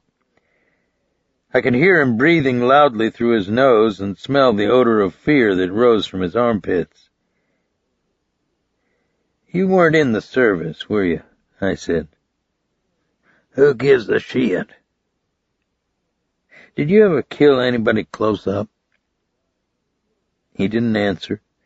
His eyes went from my hands to my face and back to my hands again. I inserted the clip in the magazine, pulled back the receiver, and slid a hollow point round into the chamber. "I'm going to give you your chance," I said. "What?" "To do me. Right in this cell. I lied to the guard and told him I'd already checked my weapon, so everybody will believe you when you tell them I tried to kill you, that you got the weapon away from me and did me instead." "I ain't playing this game." "Yes, you are." "I want the screw." "It's just you and me, Joey." "Here," I said, and laid the .45 on the striped mattress next to his arm. His hands were shaking. A drop of sweat fell from the point of his chin. "I ain't touching it," he said. "It's the only chance you'll get at me. If you send anybody back to Iberia Parish to square a beef, I'll be coming through your door 2 hours after it happens. It'll be under a black flag, too, Joey. No warrant, no rules, just you and me, and maybe Cleet Purcell as a Lucky Strike extra. Are you going to pick it up? He pressed one hand against his naked stomach and grimaced with a spasm that made his eyes close. You quit doing this to me. You fucking lay off, he said hoarsely. I reached out and took the .45 back and eased the hammer back down. I tried to hide the deep breath that I drew into my lungs. He leaned his head over the bunk and vomited into the wastebasket. The hair on his bare shoulders was damp with sweat. I wet some paper towels in the wash basin and handed them to him. Any vendetta you have against the Sonniers ends here, Joey, I said. Are we understood on this? He sat up on the bunk and took the crumpled towels away from his mouth. I'll give you what you want, he said. I'm not quite following you. I'll give you the guy you want. You get the guy. Which guy? I'll deliver him up, packaged. You get the guy. Packaged? What do you mean packaged? Don't act like a stupid fuck. You know what I mean? You're coming to some wrong conclusions. You don't make terms. You don't do our job. You got a dead cop. You want it squared. So the beef gets squared. Now you stop pulling my insides out. He hung his head over the wastebasket, one hand trembling on his temple. His long neck looked like a bent swan's. You can't walk out of here with that kind of misunderstanding, Joey. You hear me? This isn't a barter situation. Are you listening to me? Look at me. But he continued to stare between his legs, his eyes glazed and dull, focused inward on his own pain.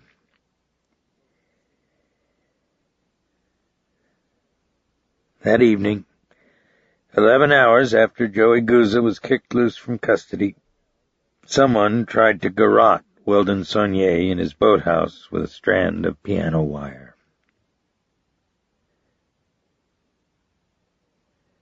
Chapter 13.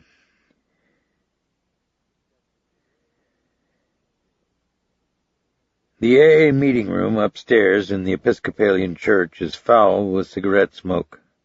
On the walls are framed photographs of our founders, whom we still affectionately call Dr. Bob and Bill W., as though their anonymity need be protected even in death.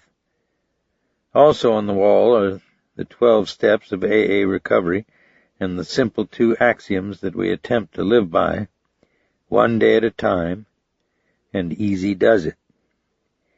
The meeting is over now, and volunteers are washing coffee cups, emptying ashtrays, and wiping down the tables. I sit by a big floor fan that's blowing the smoke out the windows into the early morning air. My AA sponsor, T-Neg, who looks like a mulatto, sits across from me. Before he bought the bar and the pool room that he now owns on East Main, he was a pipeliner and oil field roughneck, and 3 fingers on his right hand were snipped off by a drilling chain. He's uneducated, can barely read and write, but he's tough-minded and intelligent and unfailing in his loyalty to me. You mad at something again, Dave? That ain't good, he says. I'm not mad. We get drunk at somebody. Or maybe at something. That's the way it works. It's them resentments mess us up. Don't be telling me different, no. I know that, T-Neg. It ain't worrying about Bootsy this time. It's something else, ain't it? Maybe. You want to know what I think's on your mind, partner? I have a feeling you're going to tell me anyway. You are studying on this case all the time. You think that's it, but it ain't. You bothered by the way things are, the way we got trouble with the colored people all the time. You bothered 'cause it ain't like it used to be. You want South Louisiana to be like it was when you and me and your daddy went all day and went everywhere and never spoke one word of English. You walk away when you hear white people talking bad about them Negro, like that bad feeling ain't in their hearts. But you keep pretending it like it used to be, Dave, that these bad things ain't in white people's hearts. Then you gonna be walking away the rest of your life. That doesn't mean I'm going to get drunk over it. I had 7 years sobriety, me. Then I started studying on them fingers I left on that drill pipe. I get up with it in the morning, just like you wake up with an ugly, mean woman. I'd drag it around with me all day. I'd look at them pink stumps till they'd start throbbing. Then I went fishing one afternoon. Went into a colored man's bait store to buy some shiners. Told that man I was going to catch me 100 sac-a-lay before the sun get behind them willow tree. Then I told him I'd changed my mind. Just give me a quart of whiskey and don't bother about no shiners. I got drunk 5 years. Then I spent one in the penitentiary. Get mad about what you can't change, and maybe you'll get to do just what T-Neg done. He looks at me reflectively and rubs his palms in a circular motion on his thighs. I twirl my coffee cup on my finger, then one of the cleanup volunteers reaches down and takes it from me. That doesn't mean you always have to like what you see around you, I say. It don't mean you gotta be miserable about it, neither. I'm not miserable, T-Neg. Give it a break, will you? It ain't never gonna be the same, Dave. That world we grown up in is gone. Parti avec le vent, partner. I look down from the window at the brick-paved street in the morning's blue light, the colonnades over the sidewalks, a black man pushing a wooden cart laden with strawberries from under the overhang of a dark green oak tree. The scene looks like a postcard mailed from the 19th century. I went out to Weldon's home on Bayou Teche at 9 a.m. the morning after he was attacked in his boathouse. When he opened the door, he was dressed in Levi's, a pair of old tennis shoes, and a T-shirt. A folded baseball glove protruded from his back pocket. "You're headed for a game or something?" I asked. A red welt ran around his throat like half of a necklace. "I've got an apple basket nailed up on the barn wall," he said. "I like to see if my fork ball's still got a hop on it." "You've been throwing a few?" "About 2 hours worth. Beat smoking cigarettes or fooling around with early morning booze." "How close was it?" I said. "He came across my throat, and I remember I couldn't breathe, that I was trying to get my fingernails under the wire. Then the blood shut off to my brain, and I went down on the deck like I was poleaxed. It all happened real quick. Makes you think about how quick it can happen. Walk me down to your boathouse." "I don't know who it was, Dave. I didn't see him. He didn't say anything. I just remember that wire popping tight across my windpipe." He blew out his breath. "Man, that's a hard feeling to shake. When I was overseas and I thought about buying it, I always figured I'd see it coming somehow, that I'd control it or negotiate with it some way, maybe convince it that I had another season to run. That's a crazy way to think, isn't it? Let's see if we find anything down at your boathouse." We strolled across the lawn toward the bayou. When we were abreast of the old barn on the back of his property, he stooped down and picked up a scuffed baseball with split seams. He wet 2 of his fingers, took a wind-up, and whipped the ball like a BB into the apple basket. "Not bad," I said. "I should probably get out of the oil business, start my own baseball franchise. You remember the old New Iberia Pelicans? Boy, I miss minor league ball." He picked up another baseball from the ground. "The report says some kids scared the assailant off." He threw the ball underhanded against the barn door, stuck his hands in his back pockets, and continued walking with me toward the boathouse. "Yeah, some USL kids ran out of gas on the bayou and paddled into my dock. Otherwise, I would have caught the bus. But they couldn't describe the guy. They said they just saw some fella take off through the bushes." He walked out onto his dock and into the boathouse. Oars and life preservers were hung from hooks on the rafters, and the whole interior rippled with the sunlight that reflected off the water at the bottom of the walls.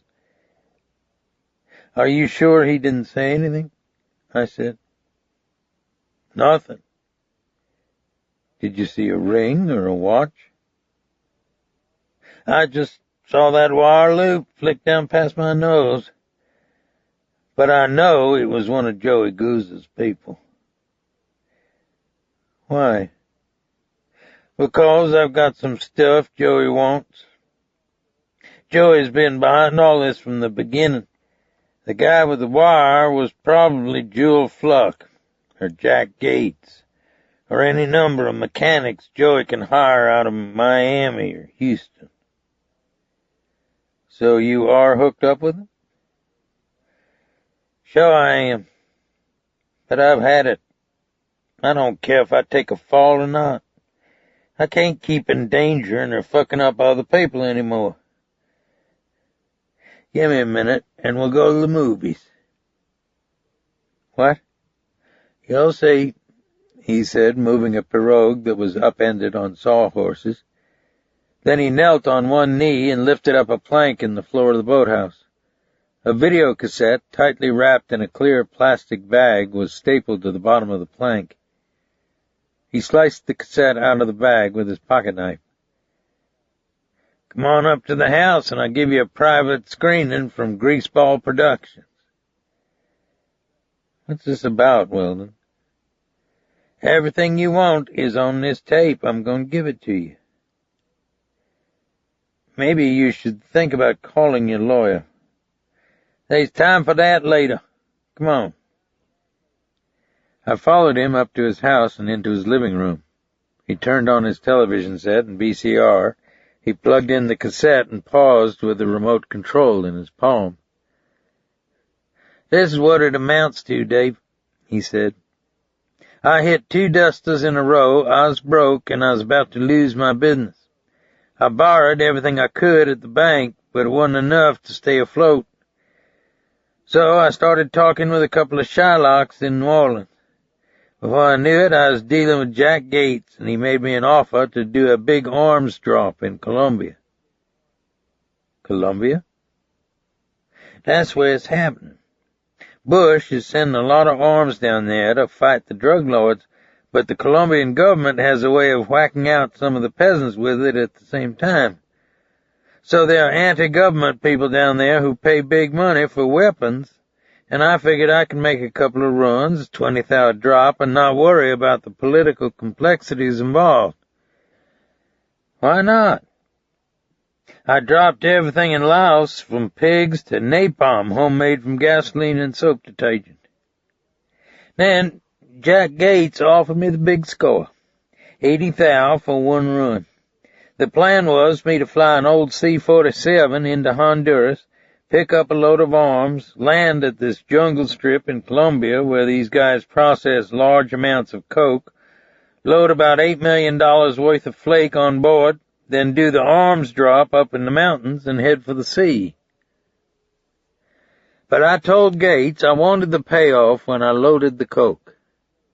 He said I'd get paid on this end, and I told him it was no deal then, because I didn't exactly trust the kind of people he represented. So he made a couple of phone calls and finally said, all right, since 80 thou has used Kleenex to these guys. Also, Gates and Joey Gouza thought we'd be in business together for a long time. Except I took 'em over the hurdles. Sit down. You'll enjoy this. He pressed the remote button, and for 15 minutes the screen showed a series of scenes and images that could have been snipped from color footage filmed in Southeast Asia 2 decades earlier. Wind whipping the canvas cargo straps and webbing in the empty bay of a plane. The shadow of the C-47 racing across yellow pastureland, hummocks, earthen dikes, and brown reservoirs. The dark green of coffee plantations, a village of shacks built from discarded lumber and sheets of tin that looked as bright and hot as shards of broken mirror in the sun.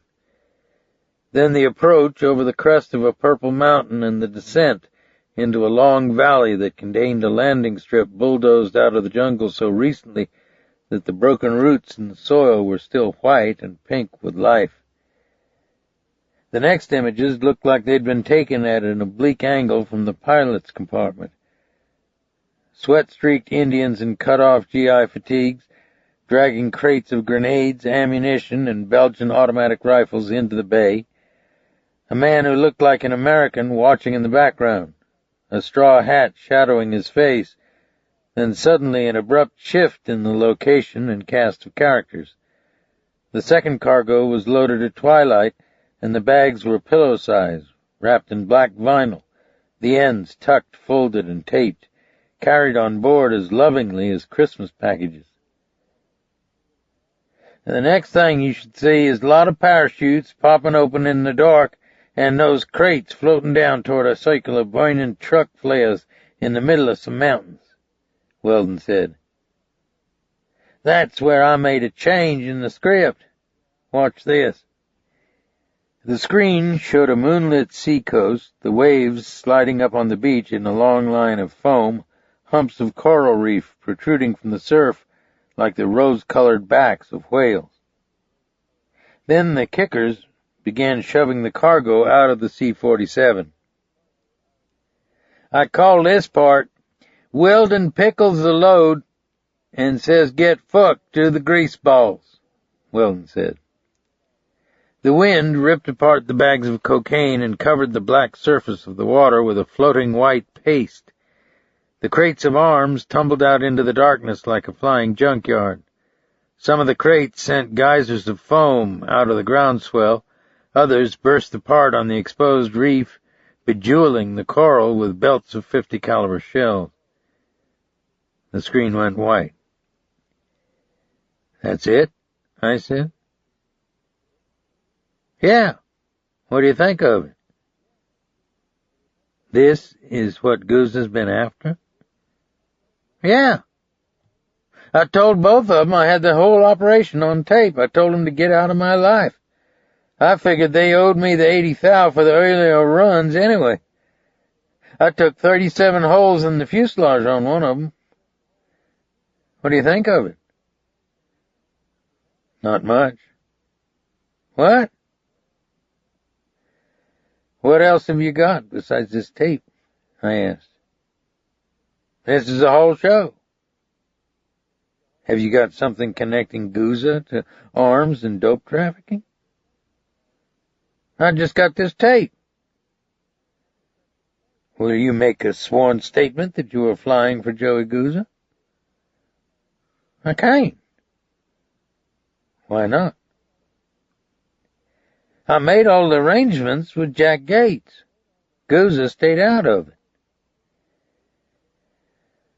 I looked out the ceiling-high window at the live oaks in Weldon's side yard. What's Bobby Earle's part in this? I said. He's got no part. Don't tell me that, Weldon. Bobby doesn't have anything to do with it. Now is not the time to cover for this guy, partner. Bobby's mind is on the U.S. Senate and his putts. Use your head, Dave. Why would he want to get mixed up with dope and guns? Money. He gets all he wants from right-wing simpletons and North Louisiana rednecks. Besides, that's not what he's after. You liberals have never figured him out. Bobby doesn't care about black people one way or another. He's never known any. How could he be upset by them? It's educated and intelligent white people he doesn't like. In his mind, you're all just like his parents. I don't think a day went by in his life that they didn't let him know he was a piece of shit. He's got two loves in this world, porking the ladies and provoking the press and people like yourself. That might all be true, but he's hooked up with Joey Guzza, and that means he's in this bullshit right up to his kneecaps. You're wrong.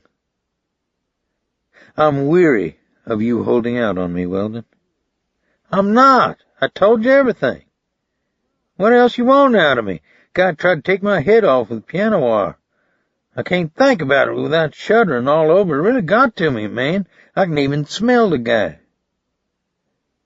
What do you mean? He stopped and his eyes looked into space. I didn't think about it before, he said. The guy had a smell. It was like embalming fluid or something. Say it again. Embalming fluid. Or chemicals, hell, I don't know. It was there just a second, then my light switch clicked off. It wasn't one of Goose's people, Weldon. His brow furrowed and he fingered the red line around his neck. I think your brother Lyle was right all along, I said. I think your father has made a spectacular reappearance in your life. Take this tape to the DEA or the U.S. Customs Office if you want. It doesn't fall under my jurisdiction. You're not interested in it?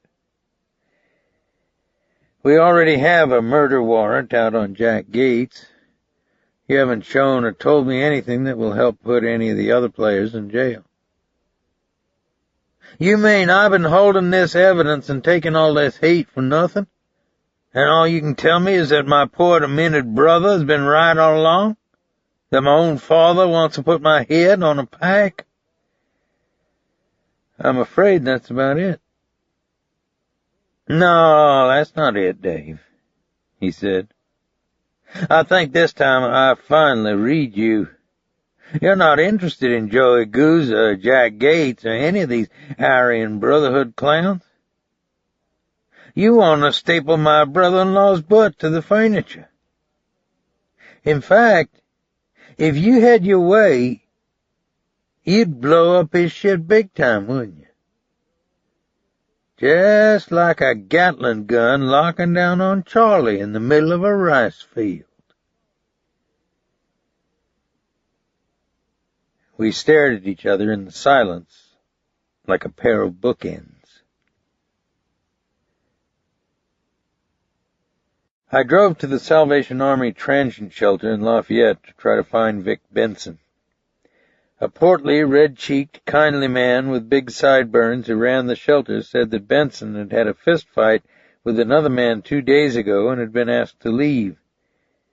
He'd responded by packing his duffel bag quietly and walking out the door without a word. Then he'd stopped, snapped his fingers as though he'd forgotten something, and returned to the dormitory long enough to stuff his bed sheets in the toilet bowl. Where do you think he went? I asked. Anywhere there's Southern Pacific tracks, the Salvation Army officer said. Can I talk to the other men? I doubt if they know anything. You can try, though. They were a little afraid of Vic. He wasn't like the rest. Most of our men are harmless. Vic always made you feel he was working on a dark thought, like he was grinding sand beneath his back teeth. One time, He was watching television. He stopped, smiled, and shook the memory out of his face. Go on, I said. He and some of the other men were watching this minister. Then Vic said, I'd pour lye down that one's throat if his brother didn't deserve it worse. Which minister? That fella in Baton Rouge. What's his name? Lyle Sonnier? Yeah, that's the one. I tried to make a joke out of it, and I said, Vic, what could you possibly have against that man up there? He said, the same thing the rooster's got against a baby chick that thinks the brood house is his. Talking with Vic could be a little bit like walking through cobwebs, or accidentally raking your hand across a yellow jacket nest. We talked to a half-dozen men in the dormitory, and they all had the same vacant response and benign, vacuous expressions that they wore and used as habitually as the identities and personal histories that they'd created for themselves in hundreds of drunk tanks and trackside jungle camps. They reminded me of figures in a Van Gogh or Munch painting. Palm fronds and the sunlit leaves of banana trees rustled against the screen windows, but in contrast the men inside looked wind-dried, the color of cardboard, weightless in their emaciation, their hollow chests devoid of heartbeat, the skin of their arms wrapped as tight as fish scales around their bones. Their squared-away bunks, which cast no shadows because of the sun's position, looked in their exactitude like a line of coffins. Why the morbidness over a bunch of drunks? Because they brought back the ever-present knowledge in my life that I was one drink away from their fate. Despair, murder of the soul, insanity, or death. And that realization was like someone working my heart muscle with an angry thumb. The Salvation Army officer and I walked out of the dormitory into the sunlight, into the clean sweep of wind through oak and myrtle trees, and a twirling water sprinkler on the grass. How would you describe that odor they have? I asked. I beg your pardon? That smell. They all have it. How would you describe it? Oh, it's those short dogs they drank. It's one step above paint thinner. It's like they have liquefied mothballs in their blood, isn't it? I said. Yeah, something like that. Would you say it smelled like embalming fluid? He scratched one sideburn with a fingernail. Well, I was never a mortician, he said. But yeah, that seems to come pretty close. Yeah, some of those old boys are might near dead and don't know it yet. Poor fellows. He didn't understand the direction of my questions, and I didn't explain it to him. I simply gave him my business card and said, if Vic comes back here, call me. Don't mess with him.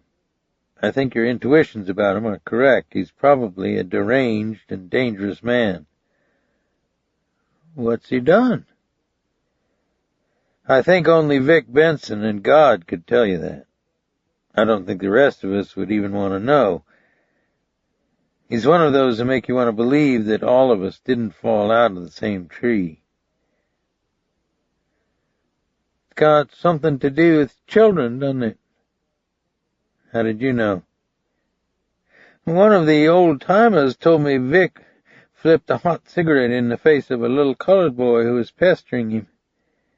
I kind of put it out of my mind because I didn't want to believe it. His face looked momentarily sad. Then he shook hands with me and walked back across the wet, shining lawn into the gloom of the dormitory. I went back to the office, planning to call Lyle Sonnier in Baton Rouge to ask if he had any idea where his father might have gone. Just as I picked up the phone, I looked through the window and saw Cleet Purcell park his automobile in a yellow zone, step out on the street, and stretch his arms like a bear coming out of hibernation. 2 fishing rods were sticking out of a back window. I didn't wait for him to come into the office. At best, my colleagues thought of Cleet as a happy zoo animal.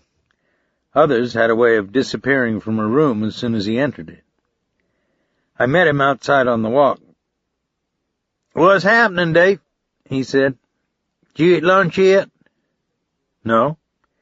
"Let's eat some red beans and rice, then drown some worms after you get off work."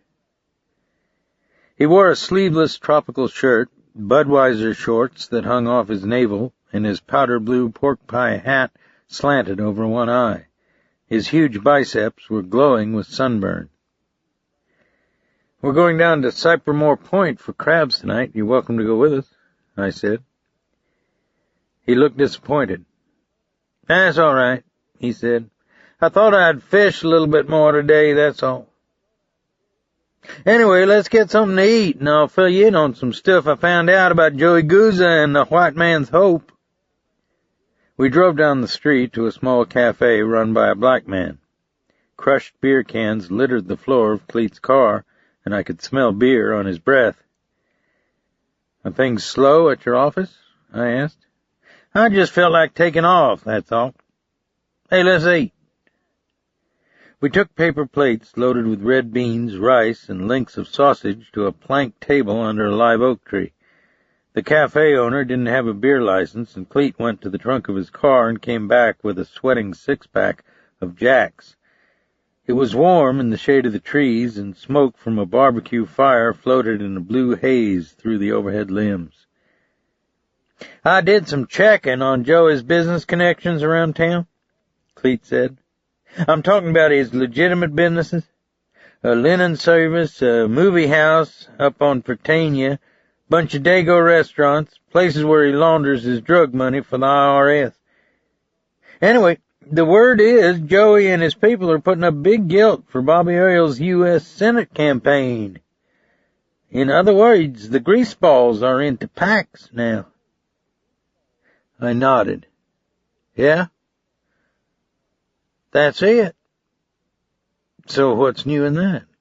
"It's what we thought all along." "You're reading it wrong, nobleman." "How's that?"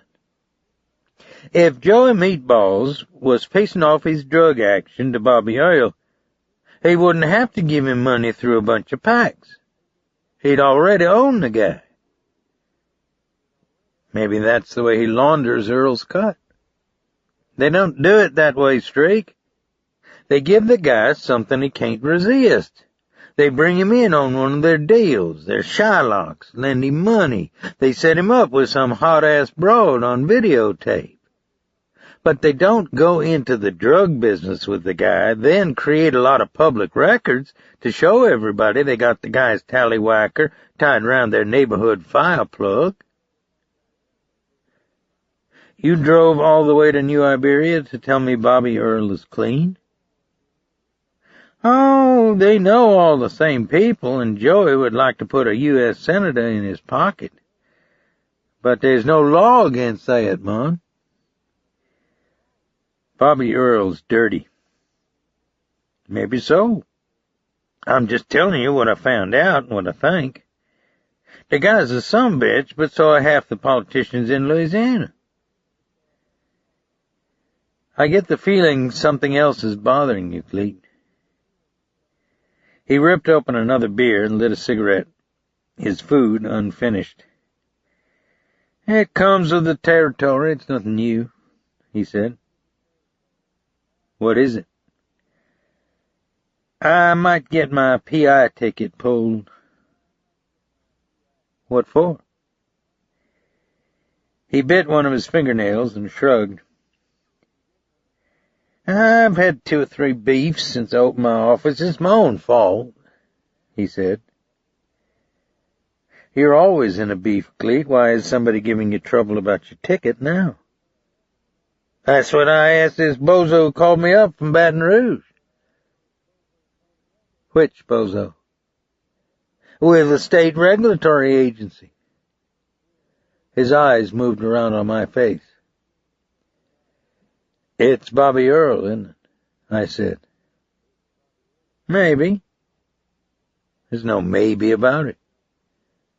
Anyway, they got these complaints, and they're talking about a hearing before they're bored. What complaints? Well, there was this Button man, a real bag of shit out of Miami. Guy who whacked out 2 Cuban girls who were going to send this greaseball dealer up to Rayford. He jumped a $200,000 bond, and word had it he was hiding out in Ascension or St. James Parish. So the bondsman in Miami calls me and tells me he'll pay me a $5,000 finder's fee if I can bring in this guy before the bondsman has to come up with the $200,000. But the only lead he can give me on the shitbag is that he's somewhere between New Orleans and Baton Rouge. He loves pink Cadillacs, smoking dope, and being a big man around low-life broads. So I spend 2 weeks cruising these dumps along Airline Highway. Just when I'm about to give up, I see this beautiful flamingo pink Cadillac convertible with Georgia plates parked in front of this club that's got both white and mulatto broads on stage. I go inside, and the place is filled with smoke and about 200 geeks that look like somebody beat up on them with an ugly stick, but I don't see my man. So I go back out to the parking lot and pop the door lock on the caddy with a Slim Jim. The inside smells like somebody rubbed hash oil into the upholstery. In the glove compartment I find a box of rubbers, a match cover from a Fort Lauderdale bar, an ice pick, and a dozen loose .38 shells. What does that tell me? This has got to be the shitbag's car. Except I look all over the bar and I can't find the guy, which means he's probably wearing a disguise. Then it's 3 a.m, still no shitbag, and I'm bone tired. So I kind of hurried things along by setting fire to the pink caddy. You did what? What was I supposed to do? Spend the rest of the week there? I was working on spec. Anyway, the caddy was burning beautifully in the parking lot, and the geeks came pouring out of the building to watch it, happy as pigs rolling in slop. Except, of course, for the guy who owned the caddy. Guess what? He wasn't your guy. Right. He was a traveling sporting goods salesman from Waycross. But guess what again? There, standing in the crowd, is my shitbag. In 2 minutes I had him in cuffs and locked to a D-ring in the back of my car. So it all worked out all right, except somebody saw me messing around the caddy and told the cops and the firemen, and I had to come back the next day and answer some questions that made me a little bit uncomfortable. Then Nig got me into a scrape. Nig? I'd finished eating and was glancing at my watch. Yeah, Nig Rosewater, the bondsman. Now, I'm sorry to bore you with this stuff, Dave, but I don't get a regular paycheck. I depend upon guys like Nig to keep me afloat. I took a breath and let him continue. Nig decides to go into the saloon business, Cleet said. So he opens a bar on Magazine right next to a black neighborhood. What kind of sign does he put in his window? Happy hour 5 to 7, have a swig with Nig. So the first night, somebody flings a burning trash can through the plate glass. Then they did it 2 more nights, even after Nig got rid of the sign. Who did it, you ask? The fucking Crips. Not because they're big on civil rights, but because it impresses the other punks in the neighborhood. Have you ever dealt with any of these guys? They knocked off a kid on Calliope, then to make sure everybody got the message, they walked into the mortuary in front of his family and blew his coffin full of holes. They're a special bunch. So I found out the kid who'd been remodeling Nig's bar was named Icebox. They called him that because he pushed a refrigerator on top of his grandmother. I'm not making this up. This kid could blow out your light like he was turning a page in a comic book. Anyway, I had a talk with Icebox while I held him by his ankles off a fire escape 5 stories up from the pavement. I think he's back in California these days, but his grandmother, can you dig it, with dents still in her head, filed charges against me. Anyway, somebody in Baton Rouge wants to cut a piece out of my butt. Like I say, I brought it on myself. I learned in the Corps you don't mess with the pencil pushers. You stay invisible. You piss off some corporal and personnel, and 2 weeks later you're humping it with an ambush patrol outside Chulai. Give me the name of the guy in Baton Rouge who's after you. Leave it alone. It'll probably go away. Bobby Earl won't. That's the point, man. Earl's got no handles on him. We sent the shitbags up the road because they were born to take a fall. Earl's part of the system. There are people who love him. You think I'm giving you a shuck? Did you see him on the Geraldo Rivera show? Some of those broads were ready to throw their panties at him. It's me and you got the problem. We're the geeks, Dave, not this guy. He's a fucking hero. His breath was heavy with the smell of beer and cigarettes. He crushed a beer can in his palm and dropped it on the table, then studied the tops of his big, coarse, red hands. He tried to comb his sandy hair back over the divots where his stitches had been, but I could still see crusted lesions like thin black worms on his scalp. "Oh, hell, what do I know?" he said, and looked down the street at the traffic in the hot sunlight, as though it somehow held the answer to his question. Back in my office, I got hold of Lyle Sonnier at his church. "Hey, Lute, I'm glad you called," he said. "I've been thinking about throwing a big dinner here at the church. Actually, more like a family reunion, and I wanted to ask you and Bootsy." "Thanks, Lyle, but right now I'm looking for Vic Benson, the fellow you think might be your father." "What do you want him for?" "He's part of an investigation."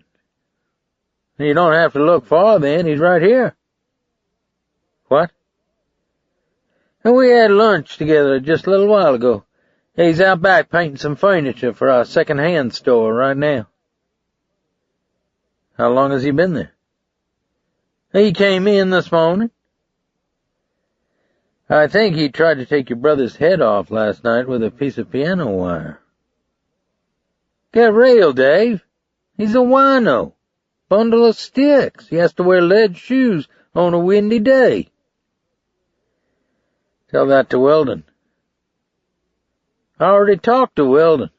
He says it was a Joey Guzza hit." "Believe me, Lyle, Joey has no desire for more trouble in Iberia Parish." "So? If it wasn't Guzza, it was probably one of the walking brain dead who followed Bobby Earl around. But no matter how you cut it, it wasn't the old man. Good God, Dave, what's the matter with you? Weldon could beat that poor old drunk to death with his shoe." "Why do you think Bobby Earl might be involved in it?" "He's bad news, that's why. He stirs up grief and hatred among the very people that's sitting out there in my flock, poor white and black folk. I'm tired of that character. Somebody should have stuffed his butt in a garbage can a long time ago." "And that may be true, Lyle, but that doesn't mean he's trying to whack out your brother." I waited for him to say something to offer me the linkage to Bobby Earl. "Lyle?" "Well, anyway, in my opinion, the old man's harmless." "You gonna arrest him?" "No, I don't have enough for a warrant." "Then what's the big deal?" I'll be over there later today, or at least by Monday, to talk to him. Tell him that for me, too. In the meantime, you might ask yourself why he's shown up after all these years. Does he seem like a man of goodwill to you? Maybe he wants to atone, but he ain't learned the words yet. Takes a while sometime. And like we used to say out in the Indian country, don't let 'em get behind you.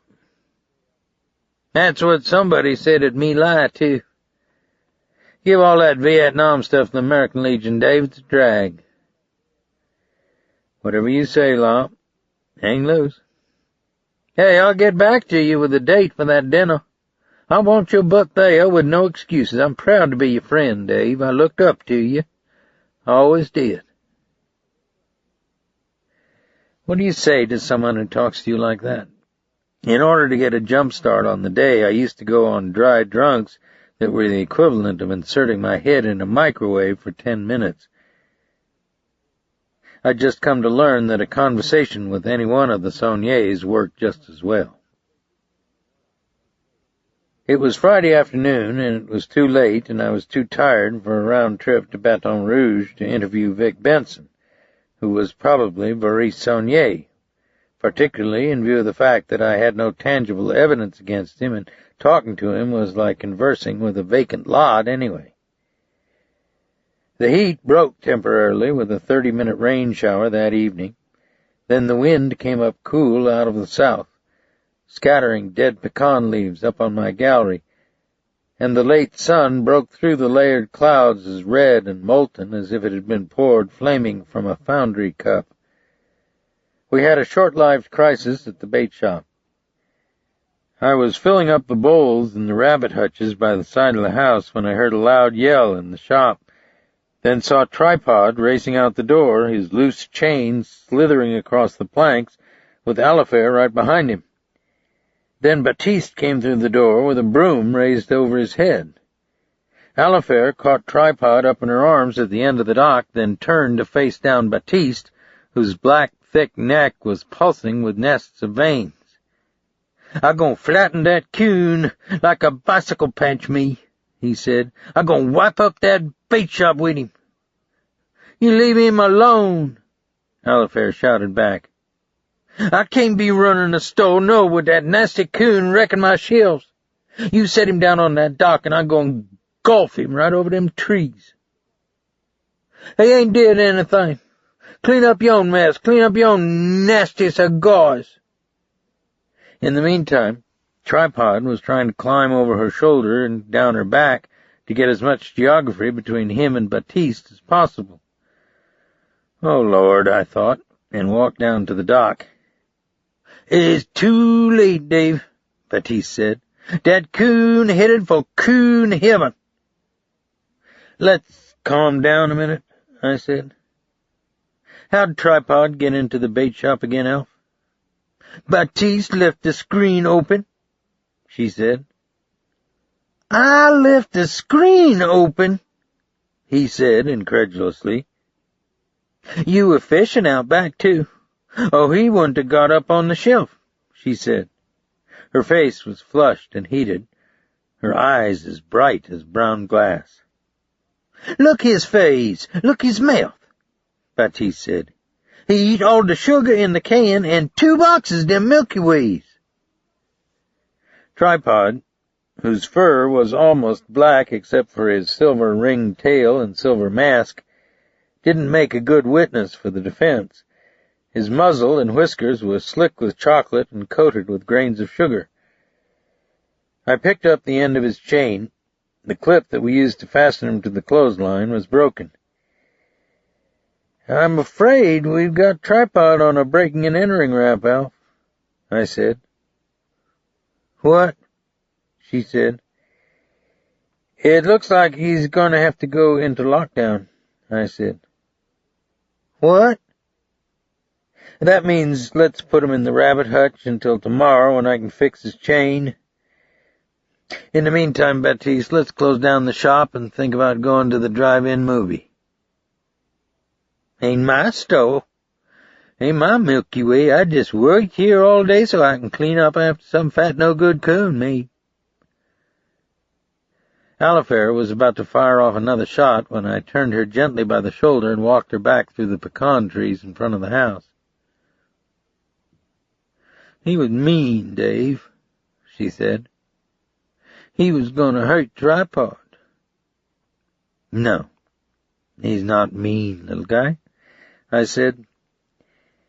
"To Baptiste, running the bait shop is an important job. He just doesn't want anything to go wrong while he's in charge. You didn't see what he looked like." Her eyes were moist in the deep shade of the trees. "Alifair, Baptiste grew up poor and uneducated and never learned to read and write. But today he runs a business for a white man. He wants to do everything right, but he has to make an X when he signs for a delivery, and he can't count the receipts at the end of the day. So he concentrates on things that he can do well, like barbecuing the chickens, repairing the boat engines, and keeping all the inventory squared away. Then Tripod gets loose and makes a big mess of the shelves. So in Baptiste's mind, he's let us down." I saw her eyes blinking with thought. "It's kind of like the teachers at school giving you a job to do, then someone else comes along and messes it up and makes you look bad. Does that make sense?" She shifted Tripod in her arms so that he lay on his back with his 3 paws in the air, his stomach swollen with food. "I guess so. We going to the show?" "You bet." "Baptiste is going too?" "I don't know. You think he should go?" She thought about it. "Yeah. He should go with us," she said, as though she'd just reached a profound metaphysical conclusion. "You're the best, little guy." "You are too, big guy." We popped Tripod into the hutch, then I swung Alifair up on my back, and we walked beneath the sparkling of fireflies onto the gallery and into the lighted house where Bootsy was deep-frying sacolé and listening to a Cajun song that was playing on the radio propped in the kitchen window. The western sky looked like a blood-streaked ink wash, and I could hear the cicadas in a distant woods, all the way across the waving field of green sugar-cane at the back of my property.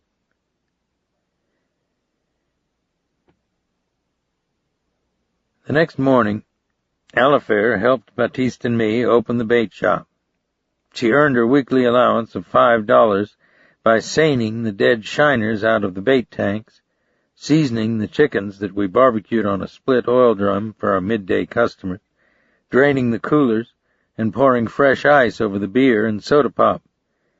But her favorite Saturday morning job was sitting on a tall stool behind the cash register, her Astros baseball cap low on her head, ringing up worm and shiner sales with a loud bang on the keys.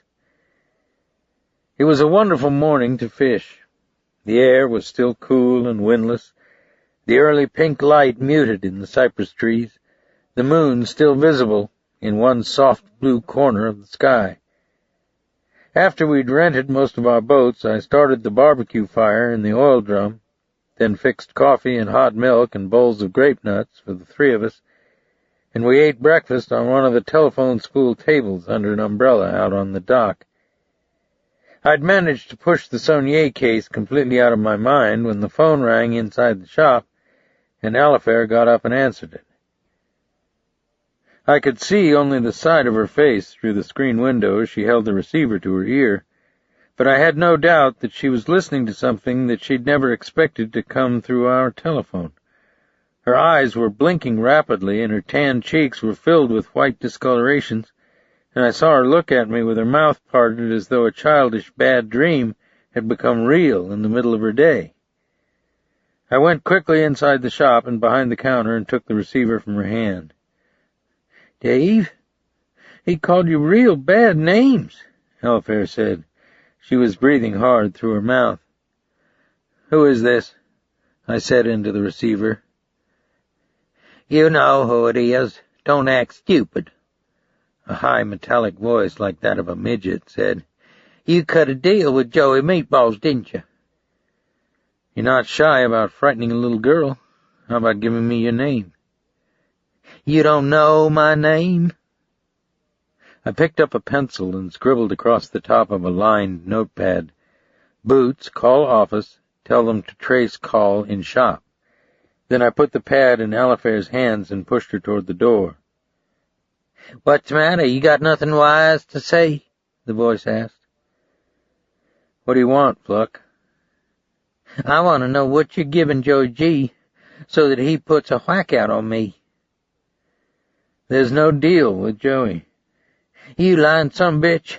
He's out of the bag one day and everybody in New Orleans hears there's a $5 grand open contract on me. You telling me you don't have anything to do with it? That's right. What is it? You guys want to wipe your books clean with my ass? Or is it a personal beef because I almost cooed you out in Sonnier's house? You're going down because you killed a police officer in Eddie Raintree. I'm shaking. Tell you the truth, Fluck, I'm busy right now, and you're a boring man to talk to. The only reason somebody from the AB didn't take you out is you're not worth the trouble. But I'm going to give you a deal, one that'll make you big shit in your little town. I get immunity on that dead cop in the Sonnier house. I don't know anything about Eddie Raintree's problems next to a train track. And I give you everything you want on Joey Meatballs. I'm talking about guys he's whacked, the marshmallow Jack Gates shoved into the plane propeller, the crack they're selling to the niggers in the projects, gun deals with Spicks, you name it. I'll give it to you. Are you listening to me, man? I hear you just fine. Then you set it up. I want protective custody, too. Maybe in another state. I think you're overestimating your importance, Fluck. You're not the kind of witness that prosecutors get excited about. Look, I can take you to 2 graves down by Terrebonne Bay. 2 guys that Joey made kneel down on the edge of a trench and suck on a barrel of a .22 mag before he dumped a big one down their throats. It's not a seller's market these days. What's with you, man? You want to see Joey G go down or not? Where are you? Are you kidding? What I mean is, you're probably not too far from a police station of some kind. Turn yourself in. It's the only deal you're going to get from me or probably anybody else. You executed a police officer. You get caught by the wrong guys and you'll never make the jail, Fluck. You're getting off on this, aren't you? Through the screen window, I saw Bootsy wave at me from the gallery of the house. No, I'm tired of talking to you, I said. I'm messing up your morning, huh? No, you just made a big mistake today. What mistake? What are you talking? You phoned me at my home. You frightened my little girl. You did it because inside you're a small, scared man, Fluck. That's why you wanted Garrett to see it coming. For just a second you felt you were as big a man as he was. You're talking yourself into something real bad. Call the DEA.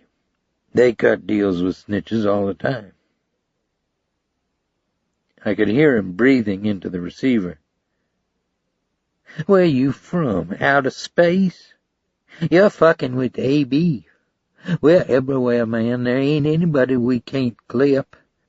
Even if I go down, even if I'm in a max unit somewhere, I can have your whole family taken out. For $5 grand, your AB buddies will have you in a soap dish. I could almost hear a wet gastric click in his throat. Then he hesitated a moment, as though he were squeezing his anger back into a small box down in his chest. I want you to remember everything you said to me, he said. Keep running the words over and over in your head.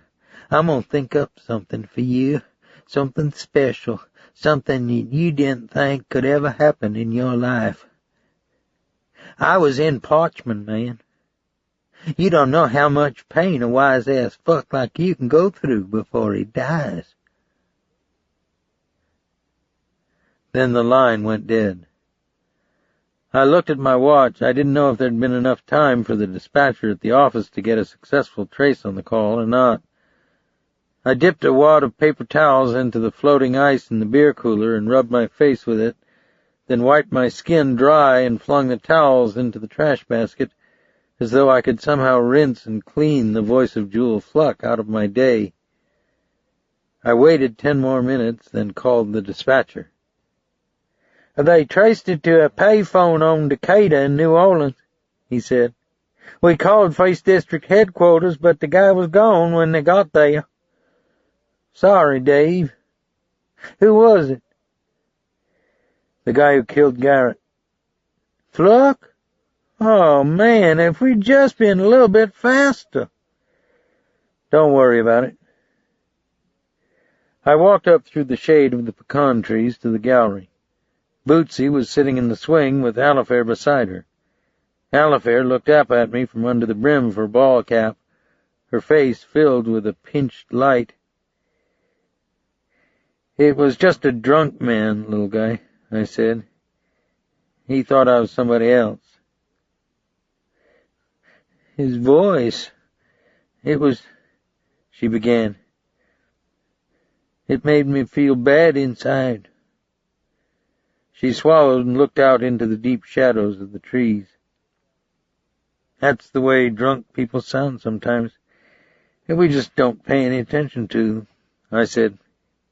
Anyway, Bootsy had the call traced to New Orleans, and the cops went to pick this guy up.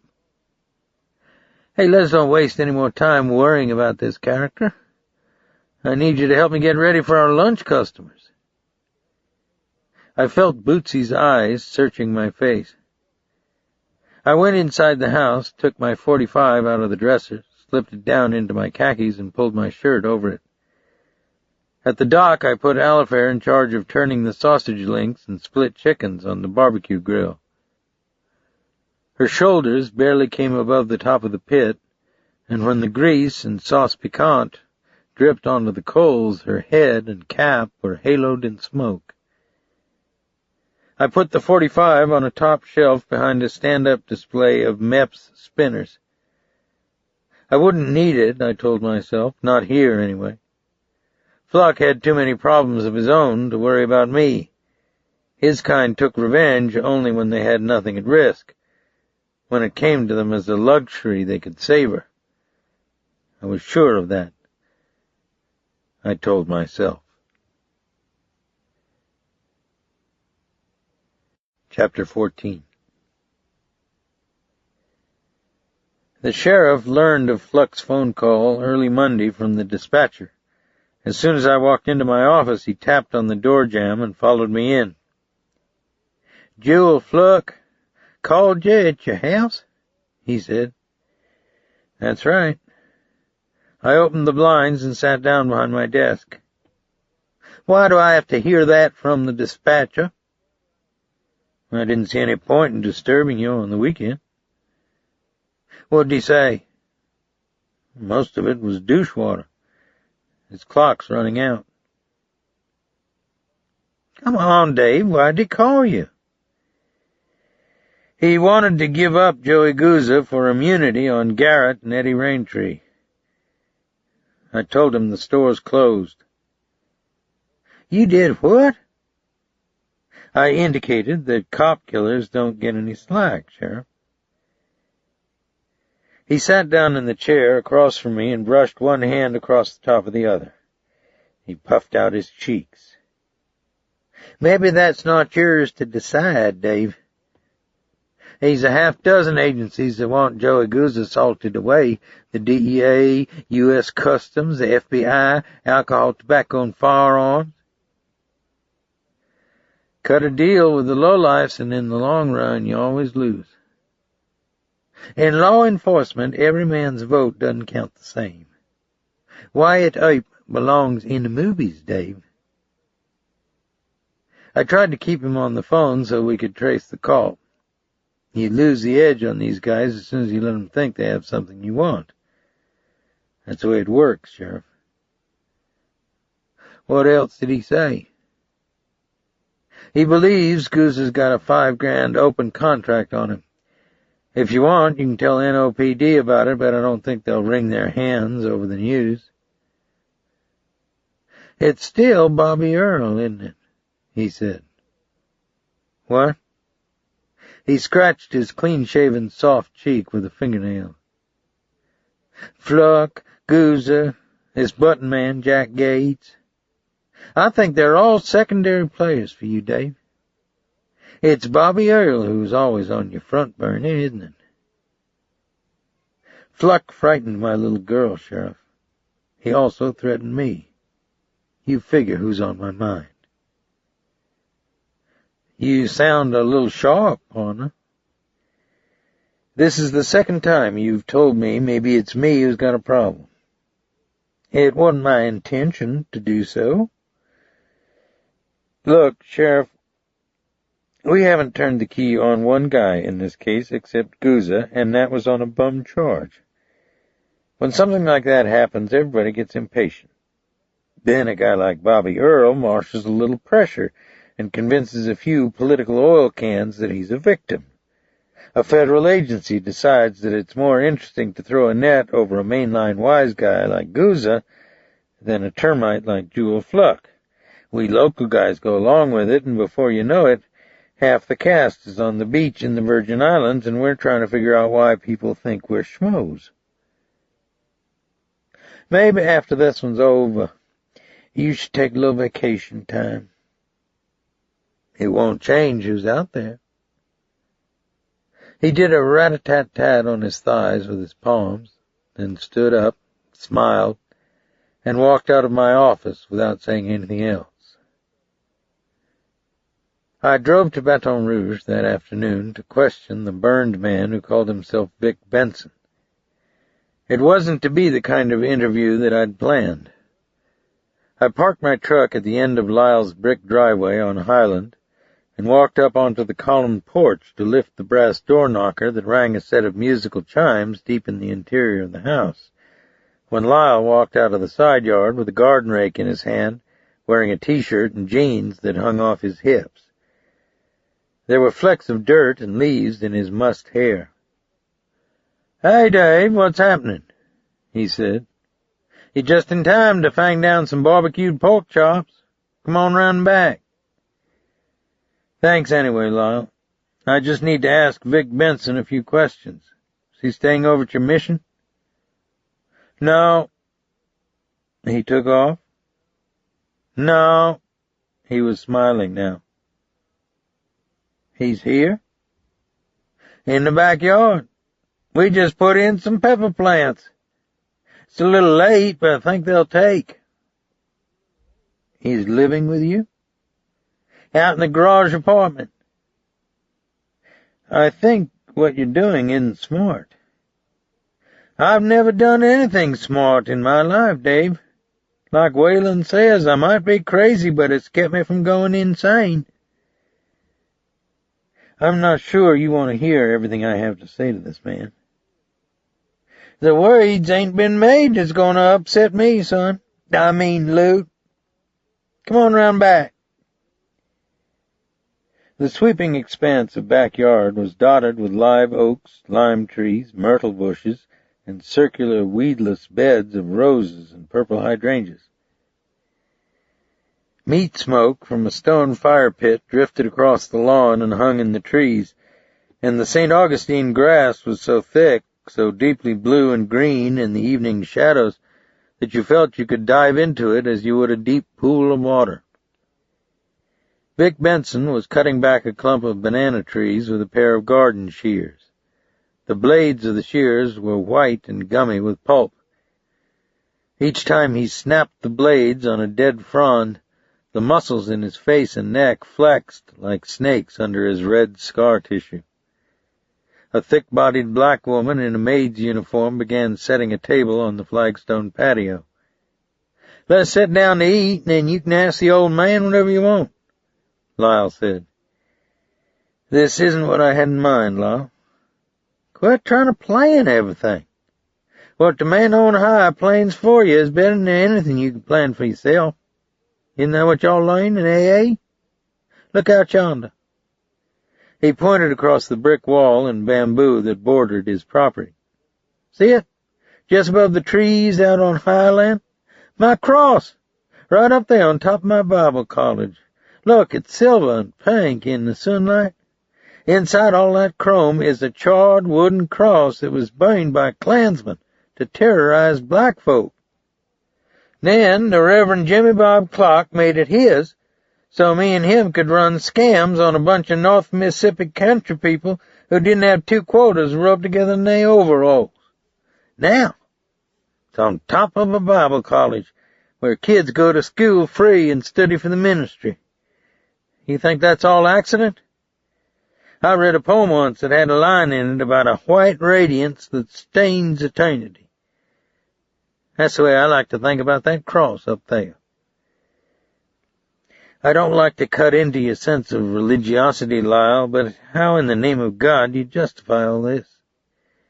I gestured at his house, his manicured lawns. I don't own it. I'm mortgaged up to my eyeballs. All went into the college. And that ain't a shuck either, Luke. What do you pay that black woman with? He laughed.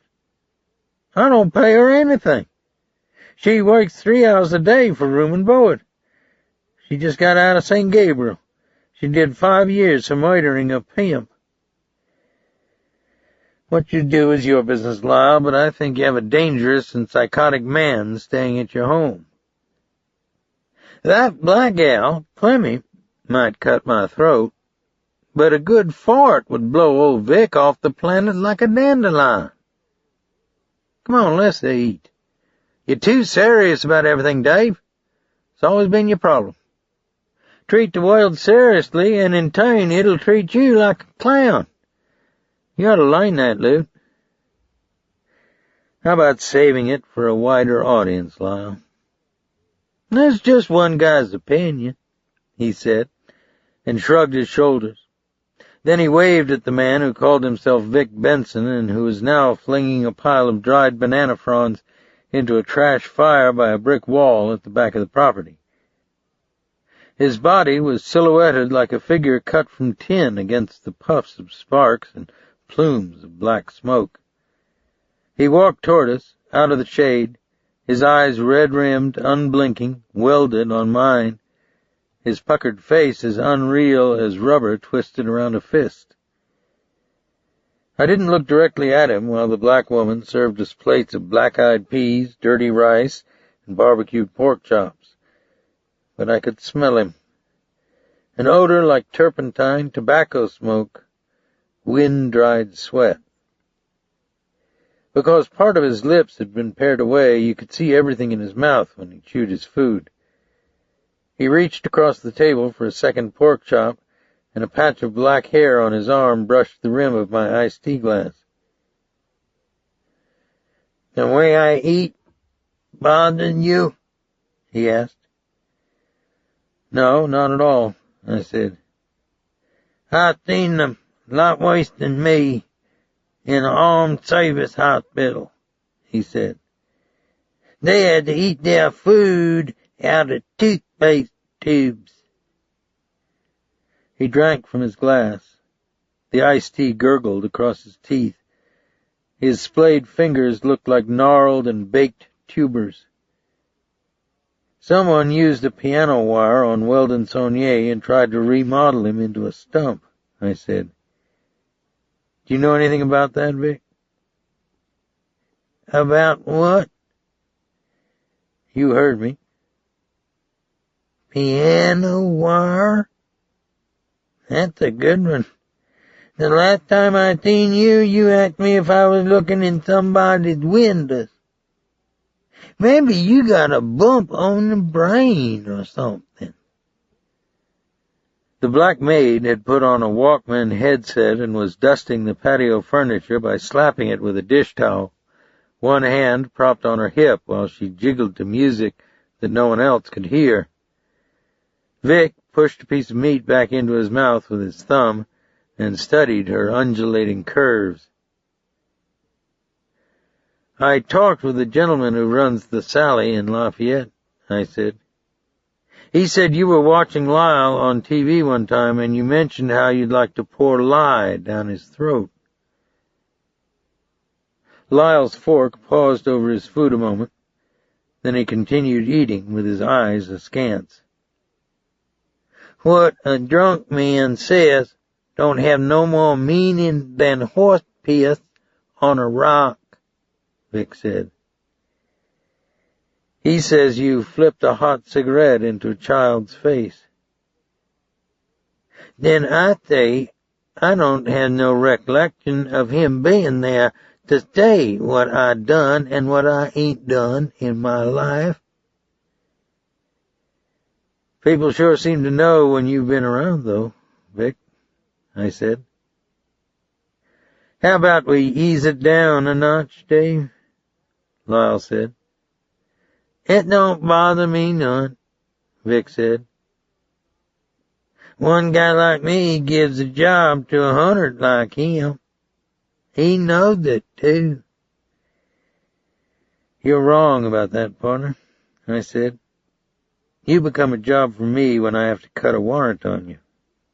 But right now I can't prove that you tried to take your son's head off with a piece of piano wire. That means you have another season to run. If I were you, I'd take advantage of my good fortune and change my ways." "Change ta vie. Tu connais que je veux dire?" "I'm tired of this. Where'd you put that tobacco at?" he said, and pushed his plate away with the heel of his hand. "I think I set it up on the brick wall. Stay where you at, I'll get it," Lyle said, rose from his chair and walked across the lawn.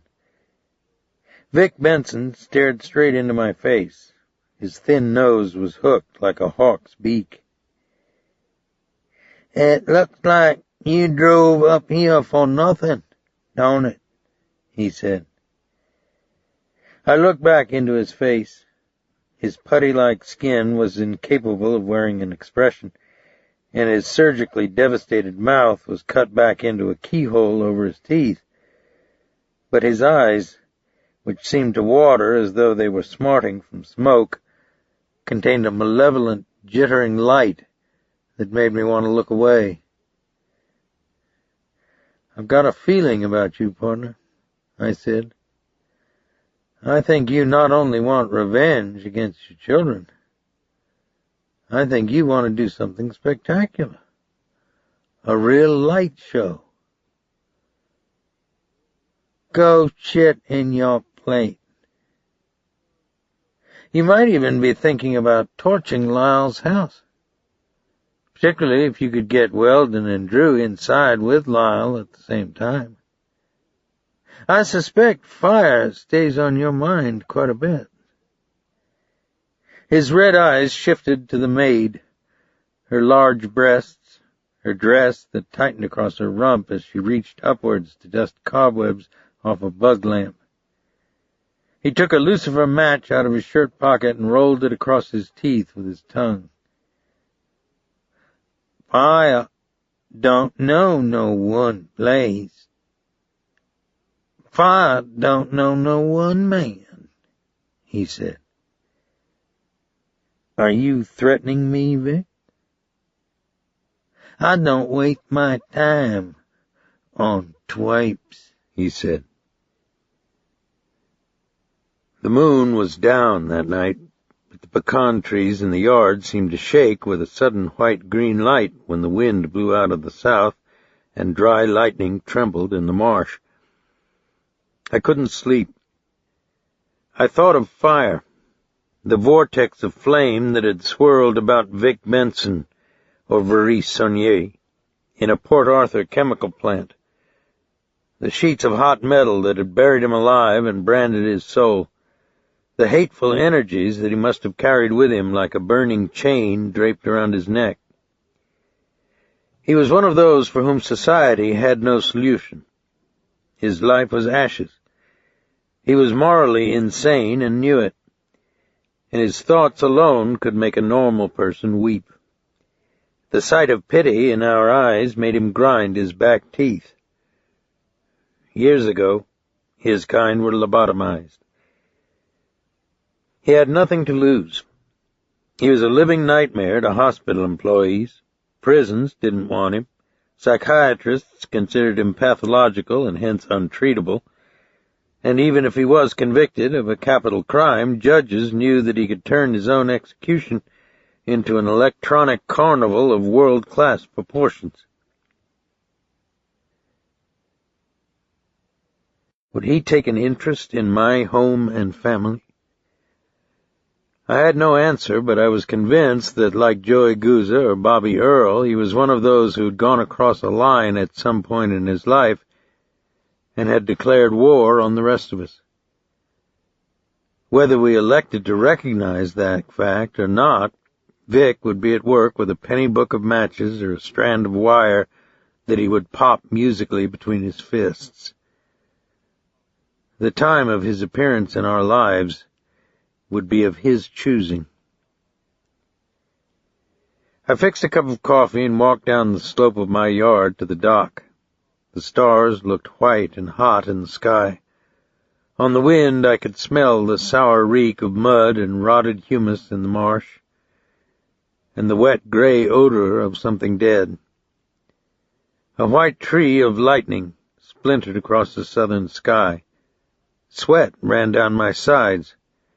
It was going to be a scorching day. I unlocked the door of the bait shop and went inside and pulled the chain on the electric bulb that hung over the counter. Then I saw the diagonal slash across the back screen window that gave onto the bayou. But it was too late. He rose up from behind the bait tanks and gently pressed the barrel of a pistol behind my ear. No, don't turn around, my friend. That'd get both of us in trouble, he said. The light threw both of our shadows on the floor. I could see his extended arm, the pistol rounded by his fist, and an object, a sack perhaps, that seemed to dangle from his other hand. The till's empty. I've got maybe $10 in my wallet, I said. Come on, Mr. Robicheaux, give me a little credit. The accent was New Orleans, the voice one I'd heard before. What do you want, partner? To give you something. You just shouldn't have come to work so early. No, don't turn around. He shifted his position so that his face was well behind my range of vision, but when he did, I saw his distorted silvery reflection on the aluminum side of a horizontal lunch meat and cold drink cooler. Or rather, I saw the reflected metal caps and fillings in his mouth. Then he stooped, set something on the floor, and nudged me toward the counter. Lean on it, Mr. Robicheaux. You probably don't pack when you come down to your bait shop, but a guy can't take things for granted, he said, and moved his free hand down my hips and pockets and over my ankles. Look, a black man who works for me is going to be here soon. I don't want him to walk in on this. How about telling me what's on your mind and getting out of here? Your ovaries don't get heated up too easy, do they? He clicked off the light. What time's the colored man get here? Any time now. That sure would change your luck in a bad way, believe me. Then he said, Listen, the man I work for has fixations. Right now, you're one of them. Why? Because you keep bugging the shit out of him. It's time you lay off, man. This is an important guy. There's people up in Chicago who don't want him puking blood all over New Orleans because of nervous anxiety. No. Eyes forward. He rubbed the pistol barrel along my jawbone. Is that it? I said. No, that's not it, man. Look, nobody's got a beef with you, Mr. Robicheaux. Nobody had a beef with that cop who walked into Sonnier's house either. That dumb Fluck went out of control. We don't whack cops, you know that, man. So, we're making it right. But it doesn't have to end here. You're a bright guy, and you can have a lot of good things. Nothing illegal, no strings, just good business. Like maybe a nightclub down Grand Isle. It's yours for the asking. All you gotta do is call the right Italian restaurant on Esplanade. You know the place I'm talking about. Through the slashed screen I could see the false dawn lighting the gray tops of the cypress trees in the marsh. I heard a fish flop loudly in the lily pads. I'll think about it, I said. Good. Now, I felt him shift his weight, felt the dangling object in his hand brush against my pants leg. What? I said. I got to figure what to do with you. You keep walking in on me at the wrong time. Nothing personal, but you really fucked up my plans twice now. Like you say, so far it's not personal. Don't do the wrong thing, partner. I could hear him breathing in the dark. The back of my neck and head felt naked, as though the skin had been peeled away from all the nerve endings. What's inside that door? The one with the lock on it, he said. It's just a storage room. Well, that's where you're going. From behind, he put his left hand on my shoulder and guided me toward the door. I felt the sacked object bump back and forth below my shoulder blade. Unlock it, he said. I found the key on my ring and snapped open the long U-shaped shaft on the lock. I wiped the sweat out of my eyes with the back of my wrist. Come on, get inside, man, he said. I want to give you something to think about when you leave me. You're going to give me something to think about? I think you got it turned around. He started to push me inside. No, I don't. I didn't see your face, so I can't identify you. That means you're home free on this one. But I know who you are, Jack. Don't go near my house. God help you if you get anywhere near my house. You don't know who your friends are. Hey, the man in New Orleans sent you a present. You'll like it. He's not a bad guy. He's got his own problems. How'd you like to have boils all over the lining of your stomach? Why don't you have a little compassion? With his knuckles, he shoved me into the storage room, then snapped the lock shut. I heard him go out the front door, then moments later a car engine start out on the road. I braced my back against a stack of beer cases and kicked as hard as I could against the door, but it was sheathed in tin, and the lock and hasp were solid. Then in the dark, I tripped over an old 25-horsepower Evinrude engine. I balanced it over my head by the shaft and the housing and hurled it against the slat wall next to the door. 2 slats burst from the studs, and I splintered the others loose until I could squeeze through a hole back into the shop. I could hear the diminishing sound of Gates's car on the dirt road that led to the drawbridge over the bayou. I pulled the chain on the light bulb over the counter and started punching the office number on the phone. Both my hands were shaking. Sheriff's Department. This is Dave. Jack Gates just tore out of my bait shop. He's armed and dangerous. Call the bridge tender. Tell him to lift the bridge. I'll meet you guys at the... Then I stopped. What is it, Dave? I looked at the weighted clear plastic bag hanging from a nail on a post in the center of my shop. "I'll meet you guys at the bayou," I said. "What's wrong, Davy? You hurt?" "No, I'm all right.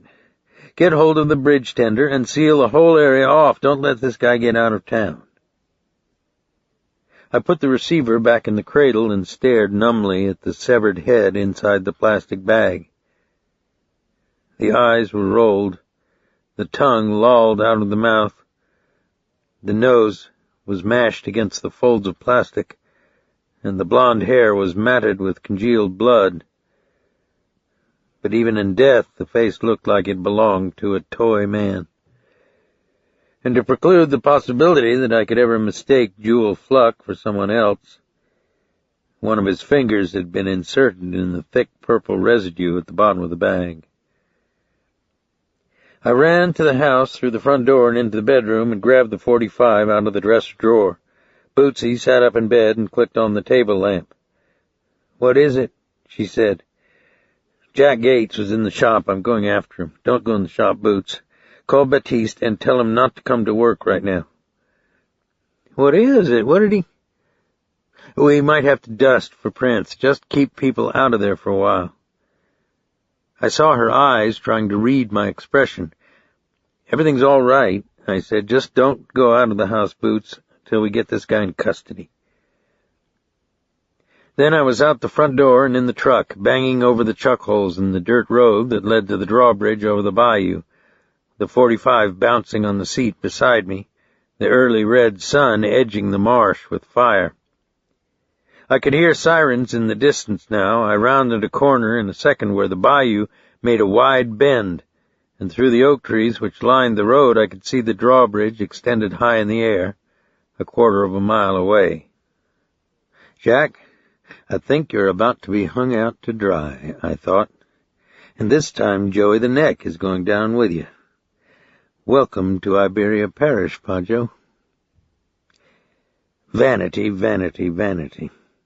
Jack Gates was an old-time mafia soldier and thriving button man in a state whose system of capital punishment involved as much charity as you'd expect in the deep frying of pork rinds. Jack wasn't one you would simply drive into a bottleneck and cork inside the glass and put on display like a light bug. I heard his car before I saw it. The transmission wound up full bore, the engine roaring through a defective muffler like a garbage truck, gravel exploding like grape shot under the fenders. Then the Trans Am skidded around the corner in a cloud of yellow dust, low on the springs, streaked and ugly with dried mud, ripping a green gash out of a cane brake.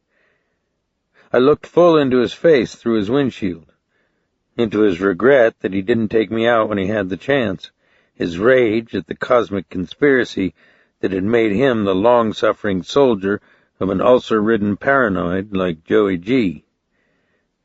I pulled the truck diagonally across the road, leaped from the seat, and aimed the .45 across the hood straight at Jack Gates's face.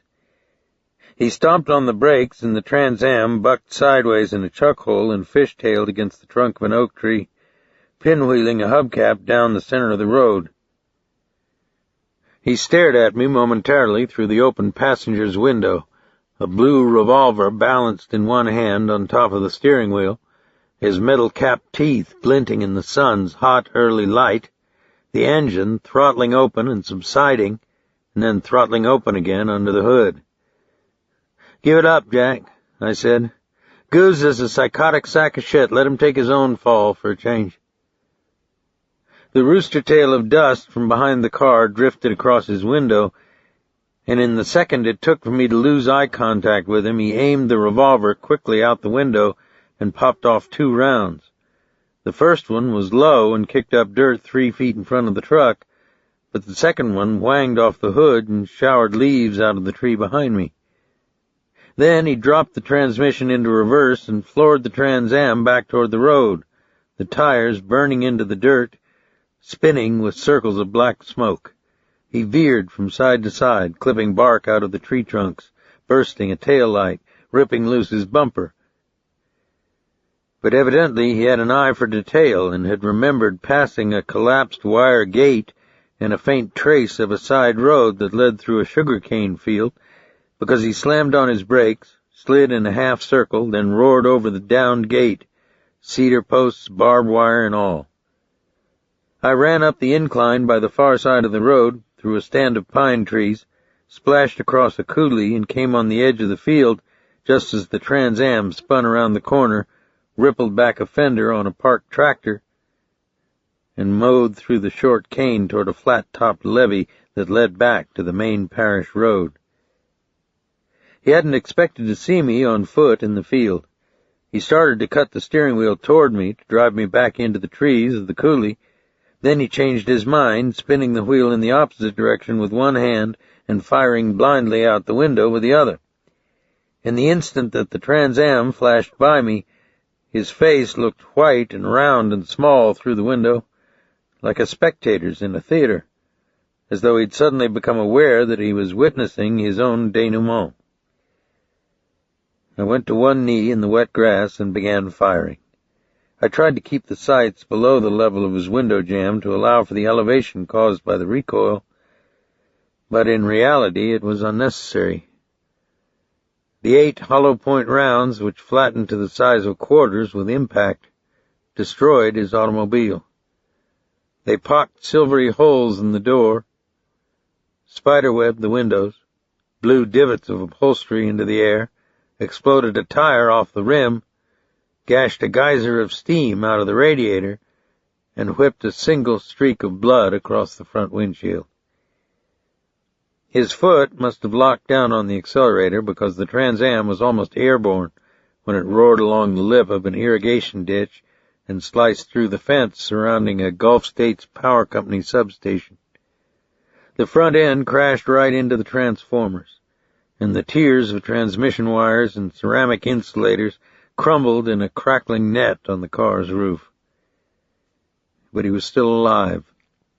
He let the revolver drop outside the window, then started to push open the door with the palms of his hands, like a man trying to extricate himself from the rubble of a collapsed building. "Don't get out, Jack! Don't touch the ground!" He sat back down on the seat, his face bloodless and exhausted. Then the sole of one shoe came to rest on the damp earth. The voltage contorted his face as if he were having an epileptic seizure. His body stiffened, shook, and jerked. Spittle flew from his mouth.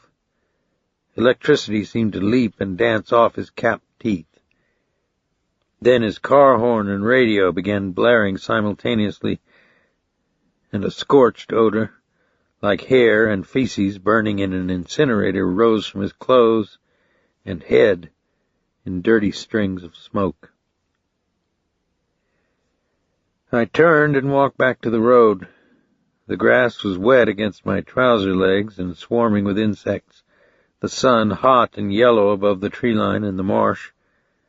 The drawbridge was down now, and ambulances, fire trucks, and sheriff's cars were careening toward me, emergency lights blazing under the long canopy of oaks. My saliva tasted like copper pennies. My right ear was a block of wood. The .45, the receiver locked open on the empty clip, felt like a silly appendage hanging from my hand. Paramedics, cops, and firemen were rushing past me now. I kept walking down the road by the bayou's edge toward my house. Bream were feeding close into the lily pads, denting the water in circles like raindrops. The cypress roots along the far bank were gnarled and wet among the shadows and ferns, and I could see the delicate prints of egrets in the damp sand. I pulled the clip from the automatic, stuck it in my back pocket, and let the receiver slam back on the empty chamber. I opened and closed my mouth to clear my right ear, but it felt like it was full of warm water that wouldn't drain. The sheriff came up behind me and gently put his hand inside my arm. "When they deal the hand, we shut down their game," he said. "If it comes out any different, we did something wrong. You know where I learned that?" "Sounds familiar." "It should.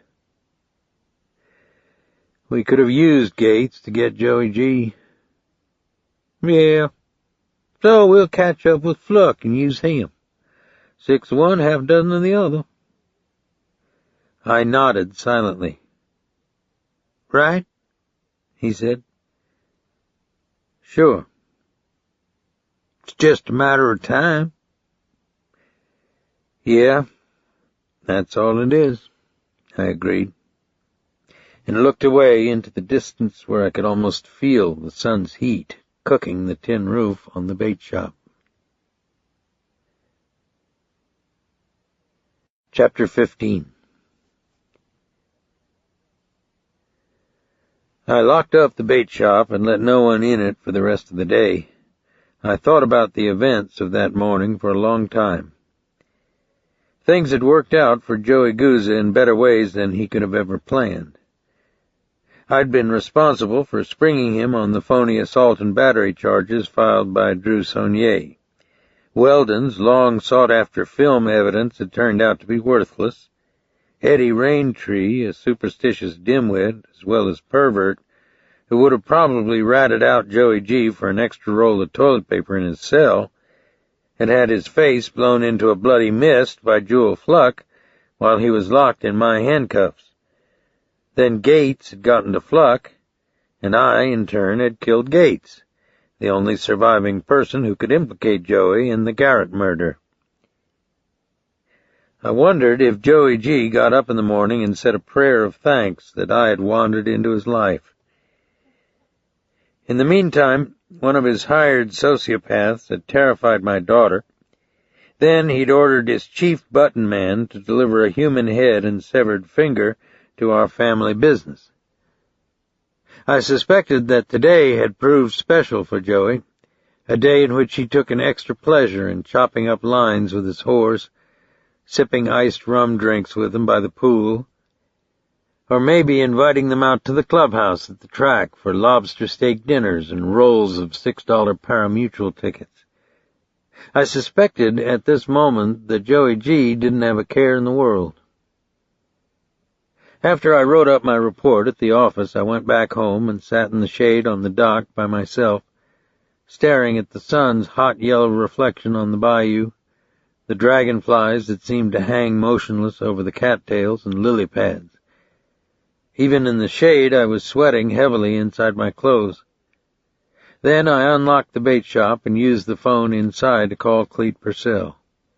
The heat was stifling, and the plastic bag that hung from the post in the center of the room had clouded with moisture. When I'd finished talking with Clete, the damp outline of my hand looked like it had been painted on the phone receiver. I worked in the yard the rest of the afternoon, and when it rained at 4 o'clock, I sat on the gallery by myself and watched the water drip out of the pecan trees and tick in the dead leaves and ping on top of Tripod's cage. Then, at sunset, I went back into the bait shop with a hat box, and 5 minutes later I was on my way to New Orleans.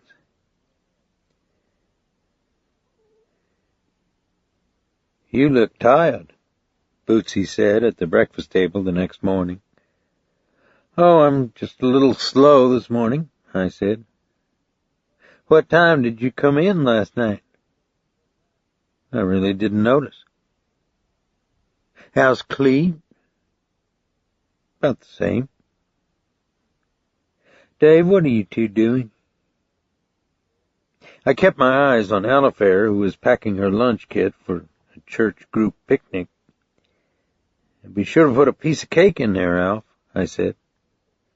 She turned around and grinned. "I already did," she said. "You want to talk about it later?" Bootsy said. "Yeah, that's a good idea." 10 minutes later, Alifair raced out the screen door to catch the church bus. Bootsy watched her leave, then came back into the kitchen. "I just saw Baptiste carrying some lumber into the shop." "What's he doing?" she asked. "Few repairs."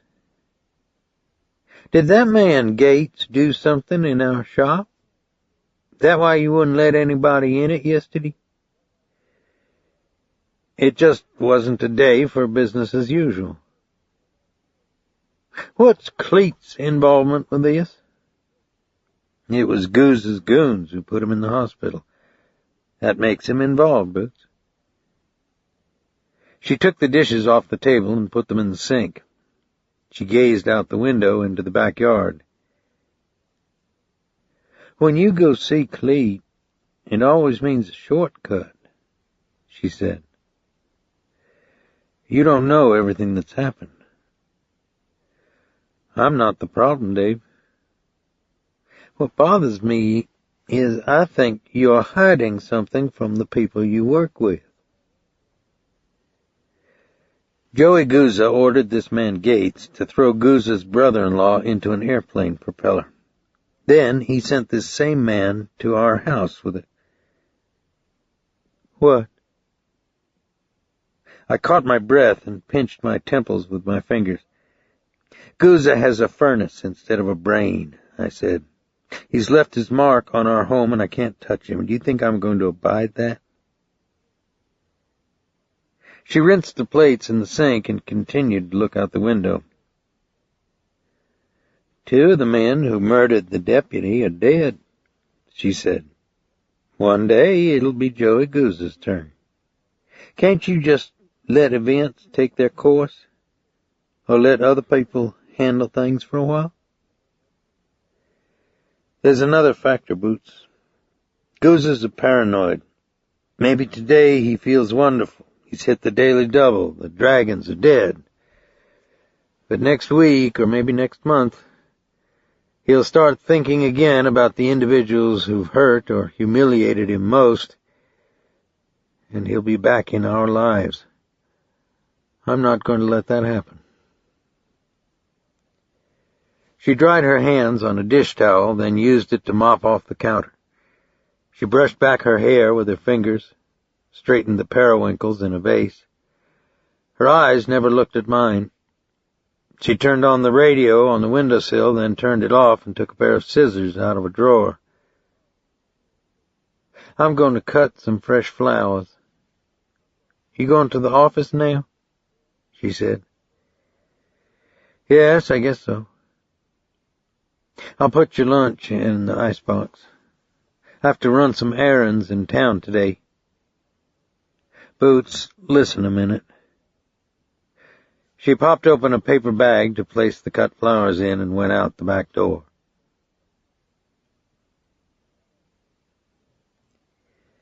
That afternoon, the sheriff came into my office with my report on Gates's shooting in his hands. He sat down in the chair across from me and put on his rimless glasses. I'm still trying to puzzle a couple things out here, Dave. It's like there's a blank space or two in your report, he said. How's that? No, I'm not criticizing it. You were pretty used up when you wrote this stuff down. But let me see if I understand everything here. You went down a little early to open up your bait shop. That's right. That's when you saw Gates? That's correct. You called the dispatcher, then you went after him in your truck. Yeah, that's about it. So it was already first light when you saw him. It was getting there. It had to be, because the sun was up when you nailed him. I'm not following you, Sheriff. Maybe it's just me, but why would a pro like Gates come around your house at sunrise when he could have laid for you at night? Who knows? Unless he didn't mean to hurt you, unless he was there for some other reason. Like Cleet once told me, trying to figure out the grease balls is like putting your hand in an unflushed toilet. He looked down at the report again, then folded his glasses and put them in his shirt pocket. There's something that really disturbs me about this, Dave. I know there's an answer, but I can't seem to put my hand on it. Sometimes it's better not to think about things too much, just let events unfold. I placed my hands behind my neck, yawned, and tried to look casually out the window. No, what I mean is, Gouza just got off the hook in Iberia Parish. Is this guy crazy enough to send a hitman after another one of our people, right to his house, right at the break of day? Doesn't fit, does it? I wish Gates were here to tell us. I don't know what else to say, Sheriff. Well, I'm just glad you didn't get hurt out there. See you later. Maybe you ought to go home and get some sleep. You look like you haven't slept since World War II. He went out the door. I tried to complete the paperwork that was on my desk, but my eyes burned and I couldn't concentrate or keep my thoughts straight in my head. Finally, I shoved it all into a bottom drawer and fiddled absently with a chain of paper clips on top of my desk blotter. Had I lied to the sheriff? I asked myself. Not exactly. But then I hadn't quite told the truth, either. Was my report dishonest? No. It was worse. It concealed the commission of a homicide. But some situations involve a trade-off. In this case, the fulfillment of a professional obligation would require that my home and family become the center of a morbid story that would live in the community for decades, and Joey Gouza would succeed in inflicting a level of psychological damage on my daughter, in particular, that might never be undone. St. Augustine once admonished that we should never use the truth to injure. I believe there are dark and uncertain moments in our lives when it's not wrong for each of us to feel that he wrote those words especially for us.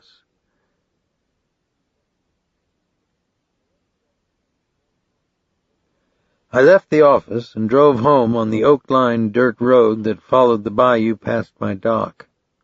The first raindrops were starting to fall out of a sunny sky, as they did almost every summer afternoon at 3 o'clock, and I could feel the air becoming close, suddenly cooler, as the barometric pressure dropped, and the bream and goggle-eye perch started feeding on the bayou's surface by the edge of the lily pads.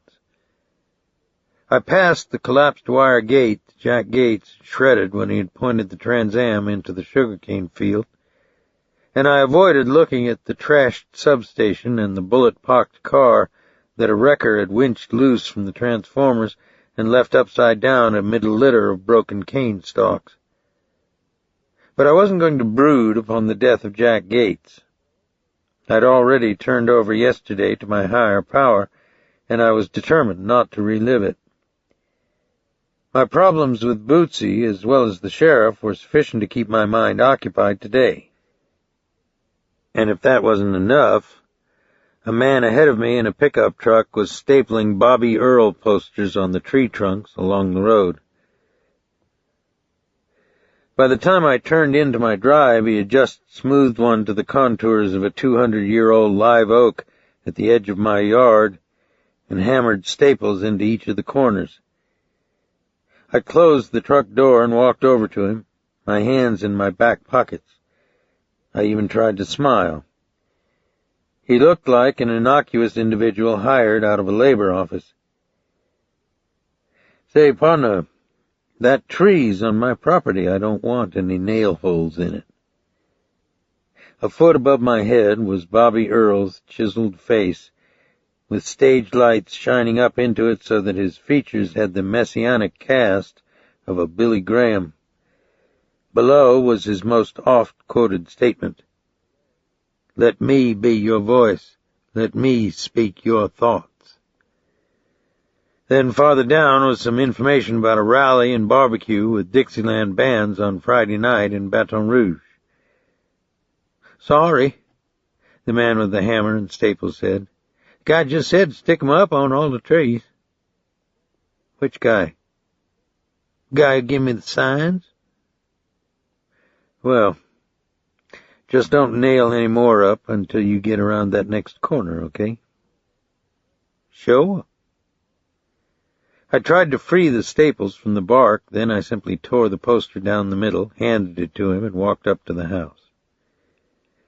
Bootsy was in town, and Alifair hadn't gotten home from her picnic yet. I undressed in the bedroom, turned on the window fan, lay down on top of the sheets with the pillow over my head, and tried to sleep.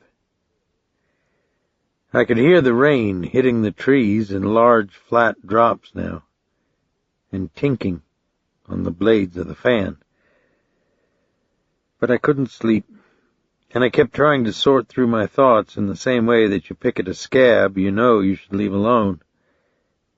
No matter how educated a Southerner is, or how liberal or intellectual he might consider himself to be, I don't believe you'll meet many of my generation who don't still revere, although perhaps in a secret way, all the old Southern myths that we've supposedly put aside as members of the New South. You can't grow up in a place where the tractor's plow can crack Meunier balls and grape shot loose from the soil, even rake across a cannon wheel, and remain impervious to the past. As a child, I had access to few books, but I knew all the stories about General Banks's invasion of southwestern Louisiana, the burning of the parish courthouse, the stabling of horses in the Episcopalian church on Main Street, the Union gunboats that came up the Teche and shelled the plantation on Nelson's Canal west of town, and Louisiana's boys in butternut brown who lived on dried peas and gave up ground a bloody foot at a time. Who cared if their cause was just or not? These stories made your blood sing. The grooved Meunier ball that you picked out of the freshly plowed row and rolled in your palm made you part of a moment that happened over a century ago. You looked away at the stand of trees by the bayou, and rather than the tractor engine idling beside you, you heard the ragged popping of small arms fire, and saw black plumes of smoke exploding out of the brush into the sunlight. And you realized that they died right here in this field, that they bled into this same dirt where the cane would grow 8 feet tall by autumn and turn as scarlet as dried blood. But why did large numbers of people buy into a man like Bobby Earl? Were they that easily deceived? Would any group of reasonable people entrust the conduct of their government to an ex-American Nazi or Ku Klux Klansman? I had no answer. I wondered if any of them ever asked themselves what Robert Lee or Thomas Jackson might have to say about a man like this. I finally fell asleep. Then I heard the brakes on the church bus, and a moment later the screen door slam. Other sounds followed, a lunch kit clattering on the drain board, the icebox door opening, the back screen slamming, tripod racing up and down on the chain that was attached to the clothesline, the screen slamming again, tennis shoes in the hallway outside the bedroom door, then a pause, full of portent. Alifair hit the bed running and bounced up and down on her knees, lost her balance, and fell across my back. I raised my head up from under the pillow. "Hi, big guy. What you doing home early?" she said. "Taking a nap." "Oh." She started bouncing again, then looked at my face. "Maybe you should go back to sleep." "Why would I want to do that, Alf?" "Are you mad about something?" I put on my trousers, then sat back down on the side of the bed and tried to rub the sleep out of my face. "Hop up on my back," I said. "Let's check out what Baptiste is doing. It isn't a day for lying around in bed." She put her arms around my neck and clamped her legs around my rib cage, and we walked down through the wet leaves to the dock. It was raining lightly out of a gray sky now. The lily pads were bright green and beaded with water, and the bayou was covered with rain rings. Baptiste had slid the canvas awning out on wires over the dock, and several fishermen sat under it, drinking beer and eating boudin out of wax paper. He'd also allowed someone to put Bobby Earl posters in the bait shop windows and on the service counter. I let Alifair climb down off my back. Baptiste was taking some boudin out of the microwave.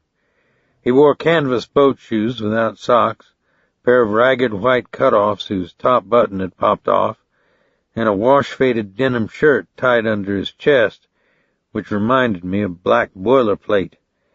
His shirt pocket was bursting with cigars. "Baptiste, who put these posters here?" "Some white man who come ax if he could leave 'em." "Next time, send the man up to the house." "You was sleeping, you." He put a dry cigar in his mouth and began slicing the boudin on a paper plate and inserting matchsticks into each slice. "Why are you worried about them signs, Dave? People leave 'em here all the time." "Because they're for Bobby Earl. And Bobby Earl's a shit," Alifair said. I looked down at her, stunned. "Put the cork in that language, Alf," I said. "I heard Bootsy say it," she answered. "He's a shit. He hates black people." 2 men at the beer cooler were grinning at me. "Dave, that's right. Dem is for that fella oil," Baptiste said. "Yeah, but you didn't know, Baptiste," I said. "Here, I'll throw him in the trash." "I ain't never seen him on TV, me, so I didn't pay his picture no mind." "It's all right, partner." The men at the cooler were still grinning in our direction. "You gentlemen need something?" I said. "Not a thing," one of them said. "Good," I said. I took Alifair by the hand and we walked back up the slope to the gallery. The wind was cool, blowing out of the marsh, and smelled of wet leaves and moldy pecan husks and the purple 4 o'clocks that were just opening in the shadows. Alifair's hand felt hot and small in mine. "You mad, Dave?" she said. "No.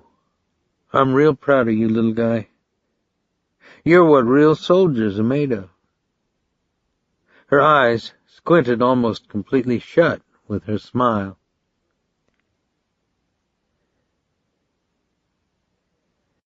That evening, Alifair went to a baseball game with the neighbors' children, and Bootsy and I were left alone with each other.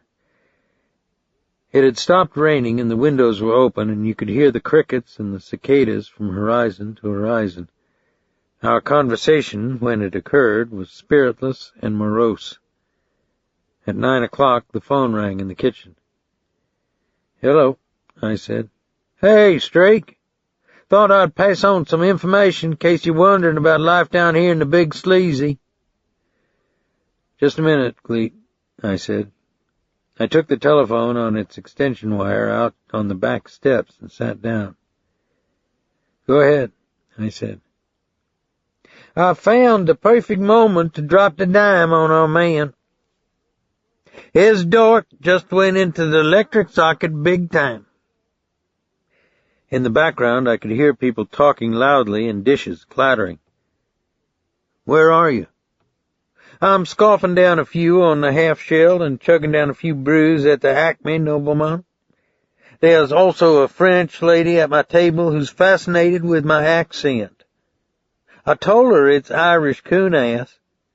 She also says I'm a sensitive and entertaining conversationalist. She's talking about painting me in the nude. Hey, trust me, Dave, everything's copacetic.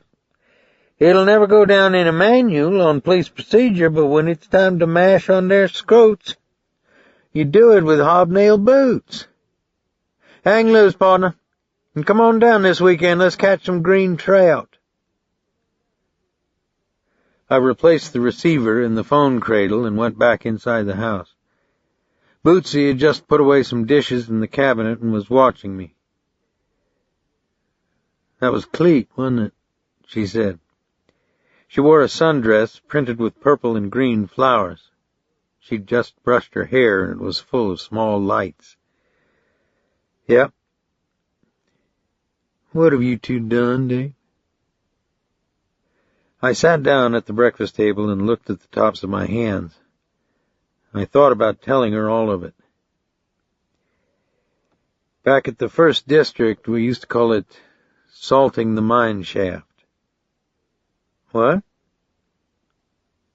The wise guys have expensive lawyers. Sometimes cops fix it so 2 and 2 add up to 5. What did you do? I cleared my throat and thought about continuing. Then I made my mind go empty. Let's talk about something else, Boots. I gazed out the back screen at the fireflies lighting in the trees. I could feel her eyes looking at me.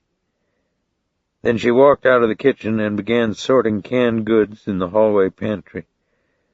I thought about driving into town and reading the newspaper at the bar in T-Neg's pool room.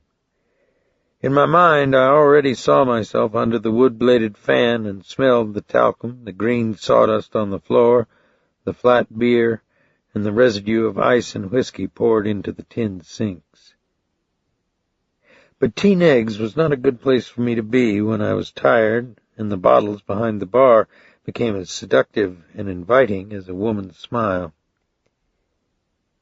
I heard Bootsy stop stacking the canned goods and shut the pantry door. She walked up behind my chair and paused for a moment, then rested her hand lightly on the back of the chair. "It was for me and Alifair, wasn't it?" she said. "What?" "Whatever you did last night in New Orleans. It wasn't for yourself. It was for me and Alifair, wasn't it?" I put my arm behind her thigh and drew her hand down on my chest. She pressed her cheek against my hair and hugged me against her breasts. "Dave, we have such a wonderful family," she said. "Let's try to trust each other a little more." I started to say something, but whatever it was better forgotten. I could hear her heart beating against my ear. The sun-freckled tops of her breasts were hot, and her skin smelled like milk and flowers. By 9 o'clock the next morning I had heard nothing of particular interest out of New Orleans. But then again the local news often featured stories of such national importance as the following. The drawbridge over the Teche had opened with 3 cars on it. The school board meeting had come to an end last night with a fist fight between 2 high school principals. Several professional wrestlers had to be escorted by city police from the National Guard Armory after they were spat upon and showered with garbage by the fans. The drawbridge tender had thrown a press photographer's camera into the Teche because he didn't believe anyone had the right to photograph his bridge. So I kept diddling with my paperwork, looking at my watch and wondering if perhaps Cleet hadn't simply spent too much time at the draft beer spout in the Acme before he decided to telephone me. Then, just as I was about to drive home for lunch, I got a call from Lyle Sonnier. "Sorry to be so late getting back to you, Lute, but it was hard getting everybody together. Anyways, it's on for tomorrow night," he said. "What's on?" "Dinner. Actually, a crab boil. We're going to cook up a mess of 'em in the backyard." "Lyle, that's nice of you, but look, Dave, Drew and Weldon feel the same way I do.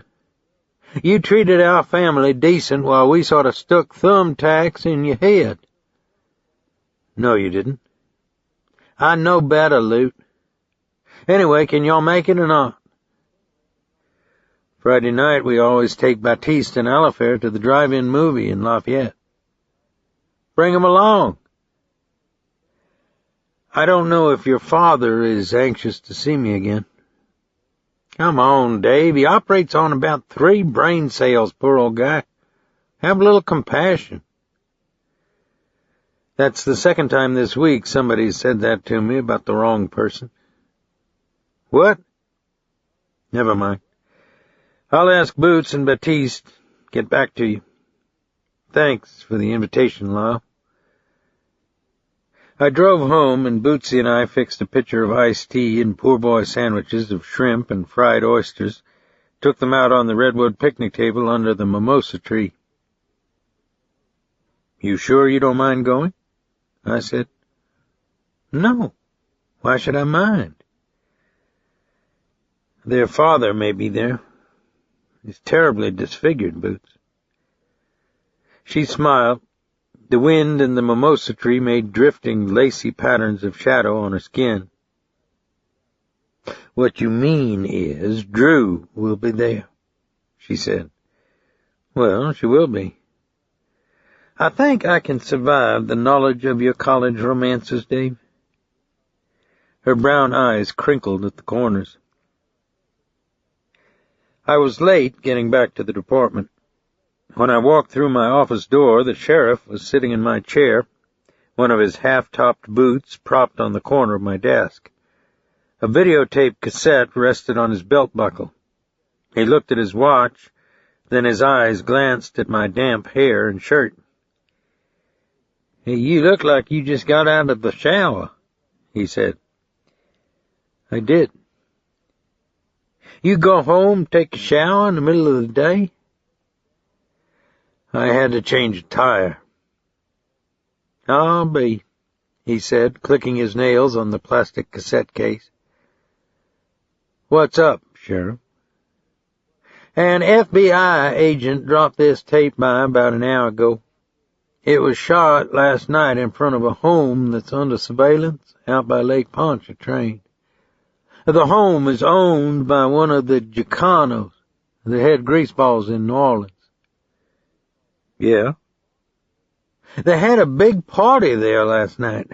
The Vitalis crowd from 3 states was milling around on the lawn, including Joey the Neck and a couple of his whores. Did you know that he makes his whores carry validated health certificates because he's terrified of catching AIDS from them? That's what this FBI agent said. I didn't know that. Anyway, this FBI agent knew we had a vested interest in Joey's career, and that's why he dropped off this tape. The sheriff removed his foot and swiveled the chair around to face me. So I watched the tape. It's quite a show. You don't want to get up and go for popcorn on this one. And while I was watching it, I kept remembering something you said to me the other day. He sucked on his bottom lip and stared into my face, his rimless glasses low on his nose. Okay, I'll bite, Sheriff. What did I say to you? You mentioned something about letting events unfold. So when I finished watching the tape, I got to thinking, is Dave omniscient? Does he have insight into the future that none of the rest of us have? Or does he know about things that I don't? I'm not good at being a straight man, Sheriff. You want to cut to it? Let's take a walk down to my office and stick this in the VCR. These guys do quite a job. It's even got sound. I sure wish we had their equipment.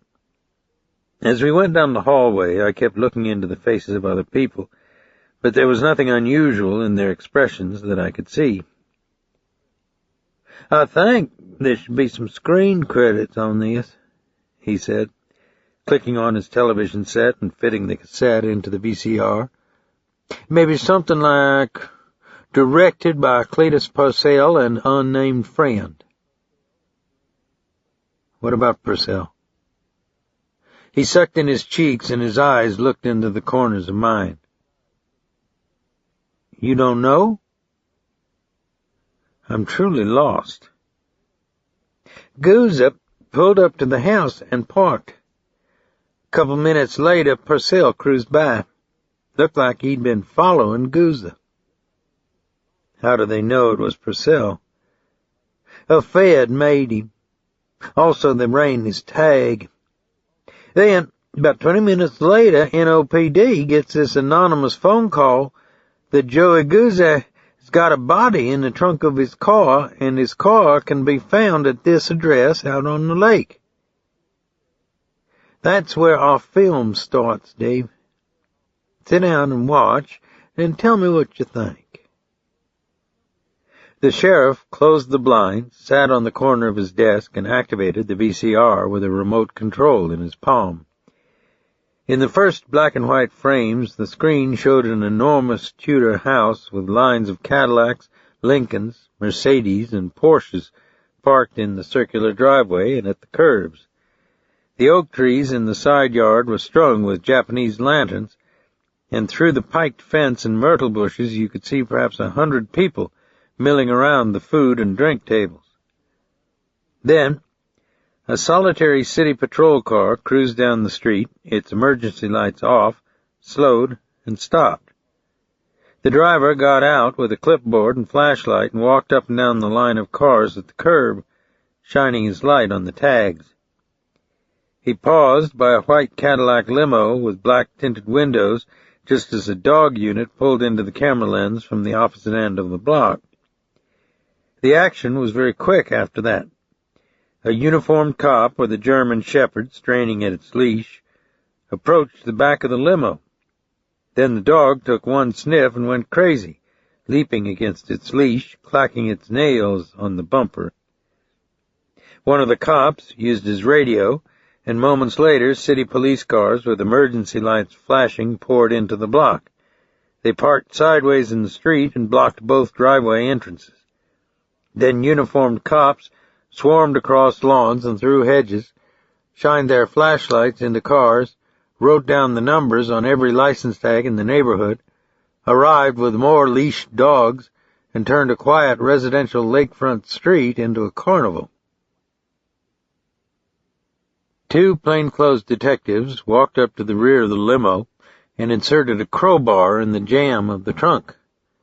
By now, the guests at the lawn party had started drifting out toward the curb, led by Joey Guzzi, and behind him a bald-headed barrel of a man in a white sports coat with a carnation, dark trousers, and white shoes. "How you enjoying it so far?" the sheriff said. "It's great stuff." He paused the VCR. "You recognize the guy in the sports coat?" he said. "No." "That's Dominic the Pipe Gabelli. He got his name from bashing a fellow inmate in Lewisburg. He's also a member of the Chicago Commission.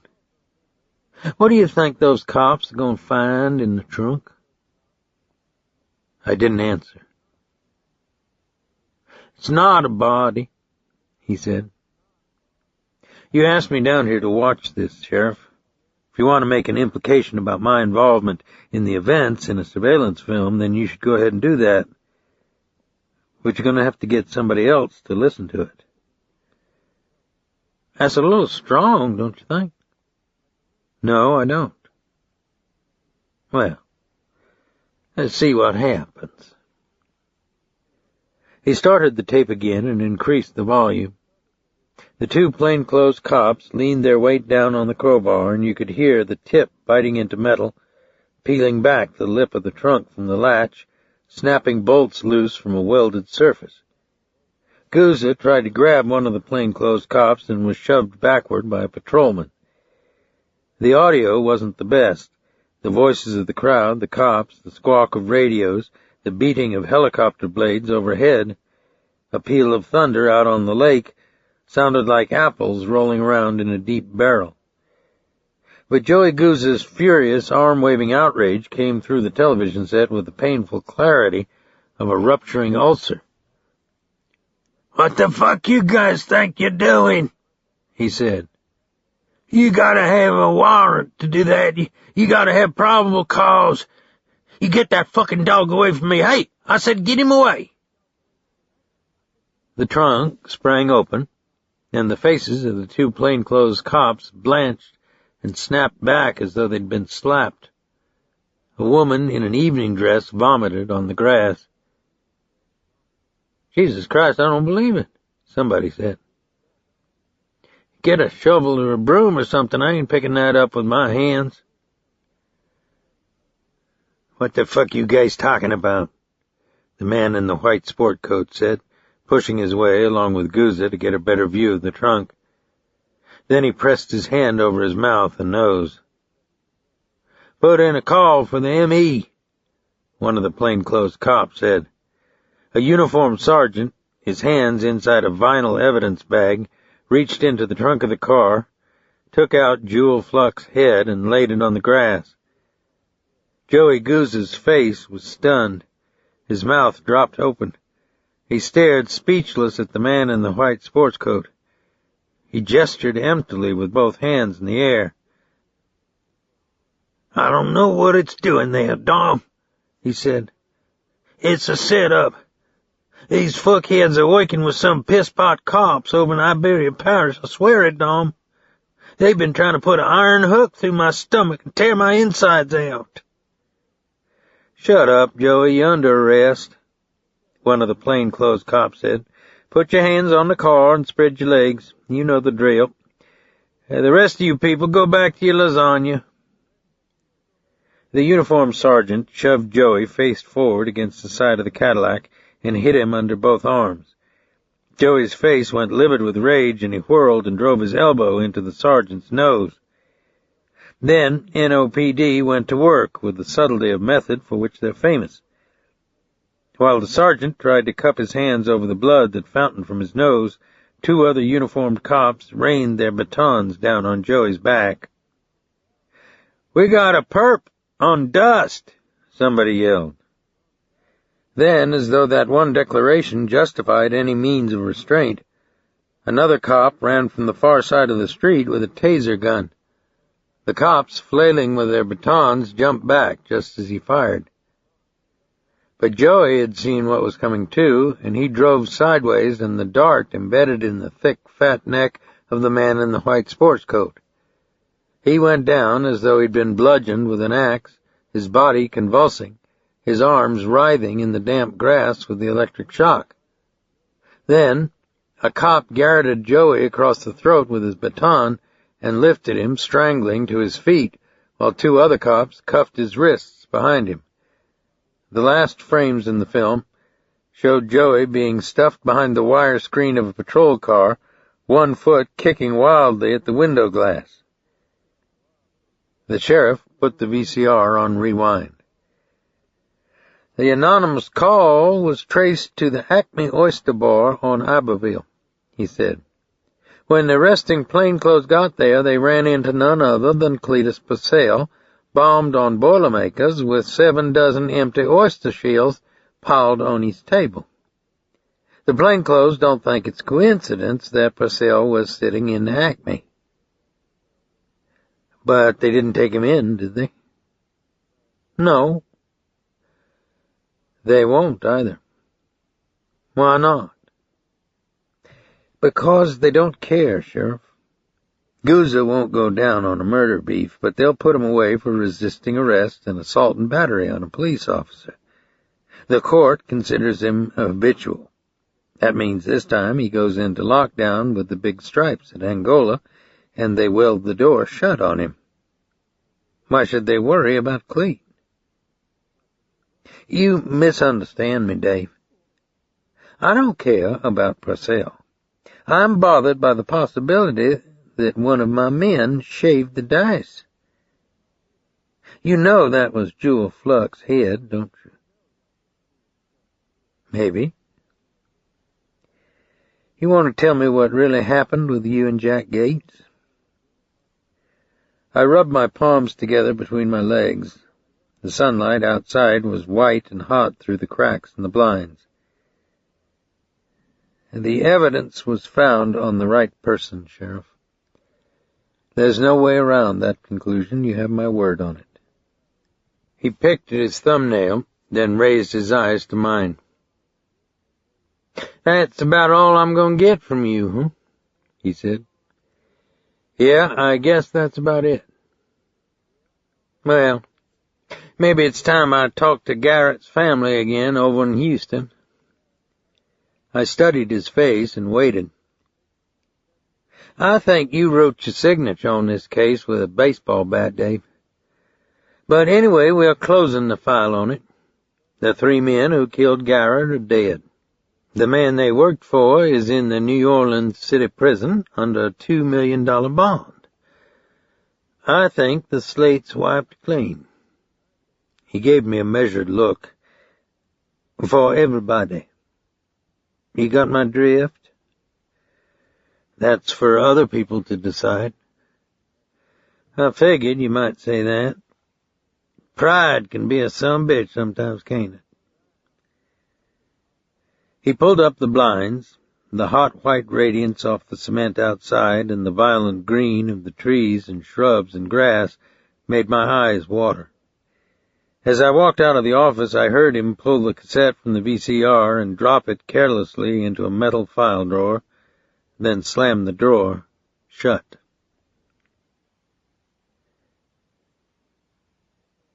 Chapter 16.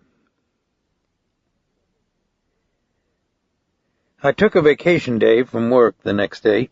Alifair and I packed a lunch, iced down some soft drinks, paddled a pirogue deep into the green light of the marsh, and fished with red worms and spinners for bluegill and goggle-eye. The morning air was moist and cool among the flooded trees, and in the shadows and mist rising off the water, you could hear big-mouthed bass flopping on the edge of the lily pads, hear a heron lift and flap his wings as he flew down a canal through a long corridor of trees and disappeared like a black cipher in a cone of sunlight at the end. But as I pulled the paddle through dark water, heard it knock against a wet cypress knee, watched the earnestness in Alifair's face as she cast her baited spinner next to the water lilies and slowly retrieved it through a nest of bream, I knew that something else was taking hold of me, too. Age had finally taught me that there was a time to go with the season, to let go of the world's seriousness, to leave the terrible obligation of defining both yourself and the world to others. Yesterday at the dock I'd told Baptiste that Lyle Sonnier had invited him to the crab boil in Baton Rouge. "What for he acts a black man?" he said. "Because he likes you. Because he'd like us all to come over." He cocked one eye at me. "You sure he want me there, Dave?" "Yeah, or I wouldn't ask you, Baptiste." He looked at me and reflected a moment. "All right, that sounds nice. I'd like to go with y'all," he said. Then, when I turned to go back up to the house, he added, "Dave, why you want to go? I had the feeling for a while you might want to put all them Sonniers in a tote sack with some bricks and throw it in the bayou." I smiled at his joke and didn't reply. Did I indeed still feel guilt for letting Lyle go down a VC tunnel when we could have blown it and passed it by? Or did I feel obligated to Drew because of our young impetuosity in the back seat of my convertible on a summer night years ago? Was I so self-destructively flawed that I'd taken on Weldon's problems only because I saw myself mirrored in him? No, that wasn't it. A therapist once told me that we're born alone and we die alone. It's not true. We all have an extended family, people whom we recognize as our own as soon as we see them. The people closest to me have always been marked by a peculiar difference in their makeup. They're the walking wounded, the ones to whom a psychological injury was done that they'll never be able to define, the ones with the messianic glaze in their eyes or the oblique glance, as though an M1 tank is about to burst through their mental fortifications. They drive their convertibles into automatic car washes with the tops down, cause psychiatrists and priests to sigh helplessly, leave IRS auditors speechless, turn town meetings into free fire zones, and even frighten themselves when they wake up in the middle of the night and think they've left the light on, and then realize that perhaps their heads simply glow in the dark. But they save us from ourselves. Whenever I hear and see a politician or a military leader, a bank of American flags at his back, trying to convince us of the rightness of a policy or a deed that will cause harm to others, when I'm almost convinced myself that setting humanitarian concern in abeyance can be justified in the interest of a greater good, I pause and ask myself what my brain-smoked friends would have to say. Then I realize that the rhetoric would have no effect on them, because for those who were most deeply injured as children, words of moral purpose too often masked acts of cruelty. So that's when you let go of reason and slip deep into the wobbling, refracted green light of a marsh, with a child as your guide, and let the season have its way with your heart.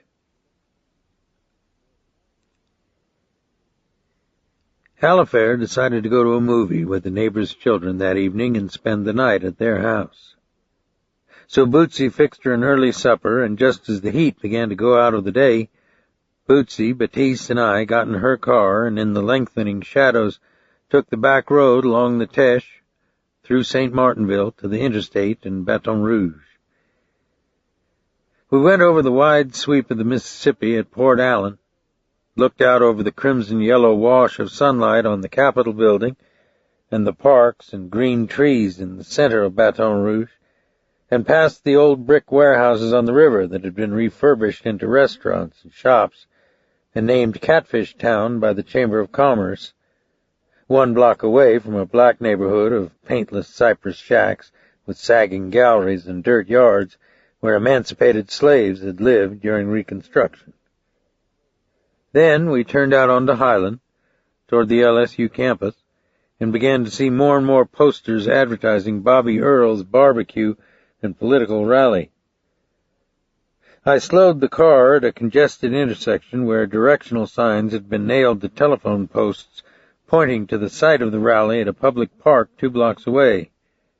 Many of the cars around us had yellow ribbons tied on their radio aerials and Bobby Earle stickers plastered on their bumpers. I felt Bootsy's eyes on my face. "What?" I said. "Don't be bothered by them," she said. "It's just Louisiana. Think about the Longs." "It isn't the same thing, Boots. The Longs weren't racists. They didn't sponsor legislation that would make it a $25 fine to beat up flag burners." "Well, I'm just not going to let a person like that affect me." "Yeah, I guess that's why you told Alifair that Bobby Earle was the shit." My window was down. So was the window of the pickup truck next to me.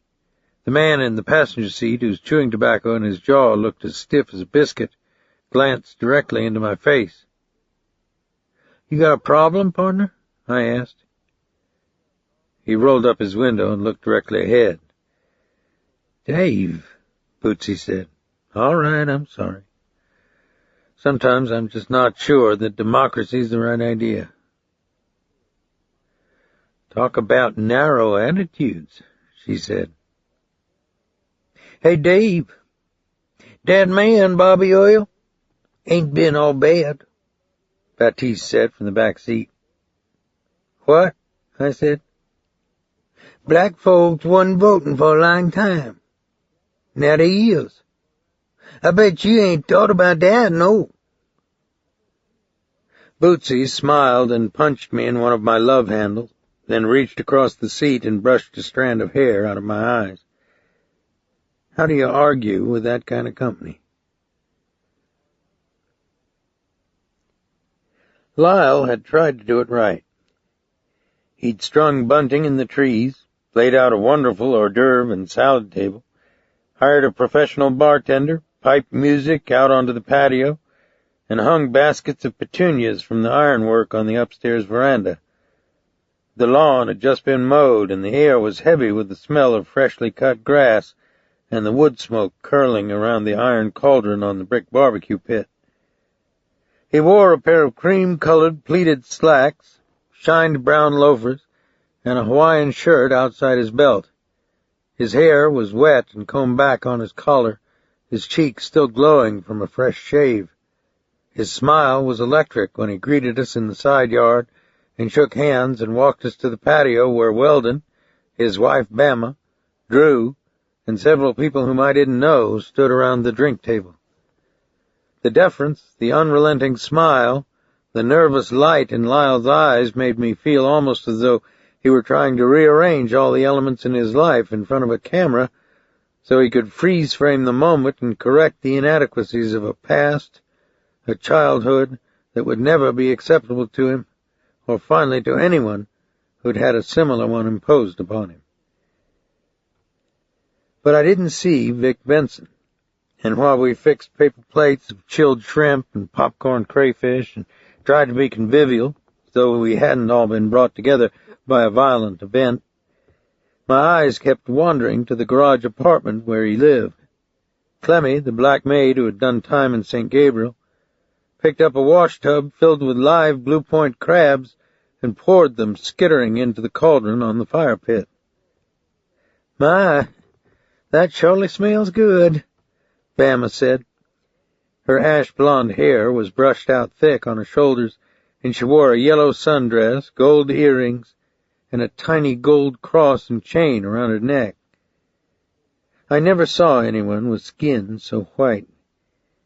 You could see her blue veins as though they'd been painted on her with the fine point of a watercolor brush. "I'm really glad y'all could make it," Weldon said. He'd already put out a cigarette in his plate and was drinking a beer out of the bottle. His eyes, like mine, glanced sideways unconsciously at the garage apartment. "I'm glad you brought Baptiste, too. Looks like he's making friends with Clemmy. Hope she doesn't pull a razor on him." "Lyle is very good to people of color," Bama said. "Lyle's known Baptiste since he was knee-high to a tree frog," Weldon said. "I was speaking of Lyle's kindness to the woman, Weldon." "Oh." She turned toward me. Her face was as small as a child's. Her mouth made a red button before she spoke. There was a steady, serene blue light in her eyes, and I wondered how many downers she'd dropped before her first highball. "Weldon is overly conscious about who my brother is," she said. "Dave gets a little upset on the subject of Bobby's politics," Weldon said. "I don't subscribe to everything my brother stands for, but I don't deny that he's my brother either," she said. "I see," I said. "He has many fine qualities of which the press is not aware, or which they seem to have no interest in writing about." Weldon idly twirled a shrimp on a toothpick between his fingers. "Actually, today is Bobby's birthday," she continued. "We have to leave a bit early and drop off his present at the rally." "Bama," Weldon began. "It'll take a few minutes. You can stay in the car," she said to him. He made a face and looked away into the shadows. A moment later, Clemmy passed our table. "Go up and ask Vic to join us, would you, Clemmy?" Lyle said. She began clearing paper plates off the glass-topped table as though she hadn't heard him. Her breasts looked like watermelons inside her gray and white uniform. "Clemmy, would you please tell Vic all the guests are here?" Lyle said. "I got to live on the other side of the wall from that nasty old man. That don't mean I gotta talk to him," she said. Lyle's face reddened with embarrassment. "Maybe he doesn't want to come down. Leave him alone," Weldon said. "No," He's going to come down here and eat with us, Lyle said. He's paid for whatever he did to us, Weldon. You don't even know that it's him, Weldon said. Do you want me to go up there? Drew said. Good old Drew, I thought. Always let her high and right down the middle. She stood by the bar, her weight resting on one foot, her thick, round arms covered with tan and freckles. No, I'll do it, Lyle said. Why do you keep stirring up the past all the time? Weldon said. If it's not moving, don't poke it. Why don't you learn that? Have another beer, Weldon, Lyle said. Lyle, this is your craziness. Don't act like somebody else is responsible, Weldon said. Lyle got up from his chair and walked across the lawn toward the garage apartment. Lord help me, Jesus, he said to no one in particular. Later he came back down the stairs. Then a few minutes later the man who called himself Vic Benson stepped out the door and walked slowly down the stairs, a shaft of late sunlight breaking across his destroyed face. He wore a frayed white shirt that was gray with washing and creaseless, shiny black trousers that were hitched tightly around his bony hips. People glanced once at his face, then focused intensely on their conversations with the people next to them. He was smoking a hand-rolled cigarette without removing it from the corner of his mouth, and the paper was wet with saliva all the way down to the glowing ash. His eyes made you think he was being entertained by a private joke. He stopped by the edge of the patio, threw his cigarette into a flower bed, and picked up an empty glass off the bar. Then he knotted up a handful of mint from a silver bowl and bruised it around the inside of the glass. What you having, sir? The black bartender asked. Vic Benson didn't reply. He simply reached over the bar, picked up a bottle of Jack Daniels, and poured 4 fingers straight up. Lyle rose from his chair and stood beside him awkwardly. This is Vic, he said to Bama and his brother and sister. Glad to meet you, Vic said. Drew's and Weldon's eyes narrowed, and I saw Drew wet her lips. Weldon stuck an unlit cigarette in his mouth, then took it out. I'm Weldon Sonnier. You know me? He said. I don't know you, but I heard about you, Vic said. What'd you hear? Weldon asked. You're a big oil man hereabouts. I've got a record for dusters, Weldon said. You only got to hit a pay stand 1 in 8. Ain't that right? You sound like you've been around the oil business, Vic, Weldon said. I roughneck some, but I ain't ever run across you. That's what you're asking. I seen her, though. He lifted a shriveled forefinger at Drew. I saw the side of her face twitch. Then she recovered herself. I'm afraid I don't recall meeting you, she said. I didn't say you met me. I seen you jogging on the street in New Iberia. You was with some other people. But a man don't forget a handsome woman. Her eyes looked away. Bama stared down at her hands. Lyle says you're our old man, Vic, Weldon said. I ain't, but I don't argue with it. People abide the likes of me for different reasons.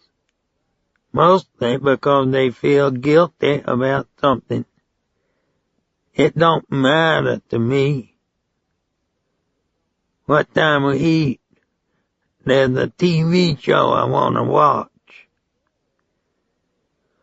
Yeah, those crabs ought to be good and red now, Lyle said. You cook 'em in slow water, they taste better, Vic said. The people don't like to do it 'cause of the sound they make in the pot. He took a long drink from his whiskey, his eyes roving over us as though he'd just made a profound observation.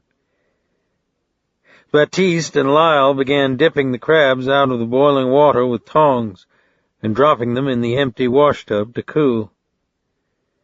Vic filled half of a paper plate with dirty rice, walked to the fire pit ahead of everyone else, picked up 2 hot crabs from the tub with his bare hand, and began eating by himself on a folding chair under an oak tree. "Is that the man you saw at your window?" Drew said to Bama. Bama's pulse was quivering like a severed muscle in the throat.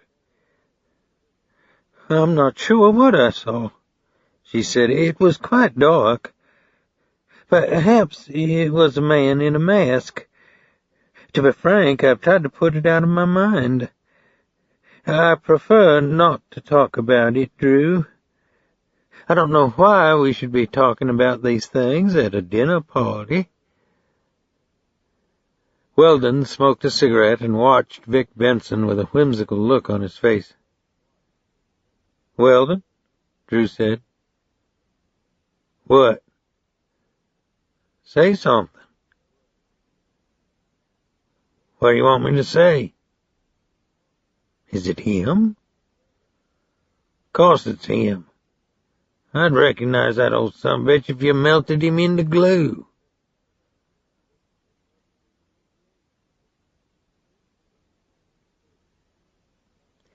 Bootsy and I got in the serving line, then tried to isolate ourselves from the Sonnier's conversation. But Bama was having her troubles with it too. She made a mess of shelling the crab on her plate, spraying her dress and face with juice when she squeezed a claw between the nutcrackers, then rushing from the table as though the deck of the Titanic had just tilted under her. When she returned from the bathroom, her face was fresh and composed, and her eyes were rekindled with an ethereal blue light. "My, I didn't realize it had gotten so late," she said. "We must be running, Weldon." "Give it a minute. Bobby's not going anywhere," he said. But he wasn't looking at her. His eyes were still on Vic Benson, who was hunkered forward on the folding chair under the oak tree, drinking another glass of whiskey as though it were Kool-Aid. "I don't want him to think we've forgotten his birthday," she said. "Maybe he'd like for you to forget it, Bama. Maybe that's why he has the wrinkles chemically rinsed out of his face," Weldon said. "I think that's an unkind remark to make, Weldon," she said, but he wasn't listening to her. "You know, the old fart did a lot of bad things to us," he said. "But there's one that always stuck in my mind." He shook his head back and forth. "He caught me wanging it when I was about 13, and he clipped a clothespin on my penis. Made me stand out in the backyard like that for a half hour." "Hey, ease up, Weldon," Lyle said. "I insist that we not continue this," Bama said. Bootsy was already excusing herself from the table, and I was looking at my watch.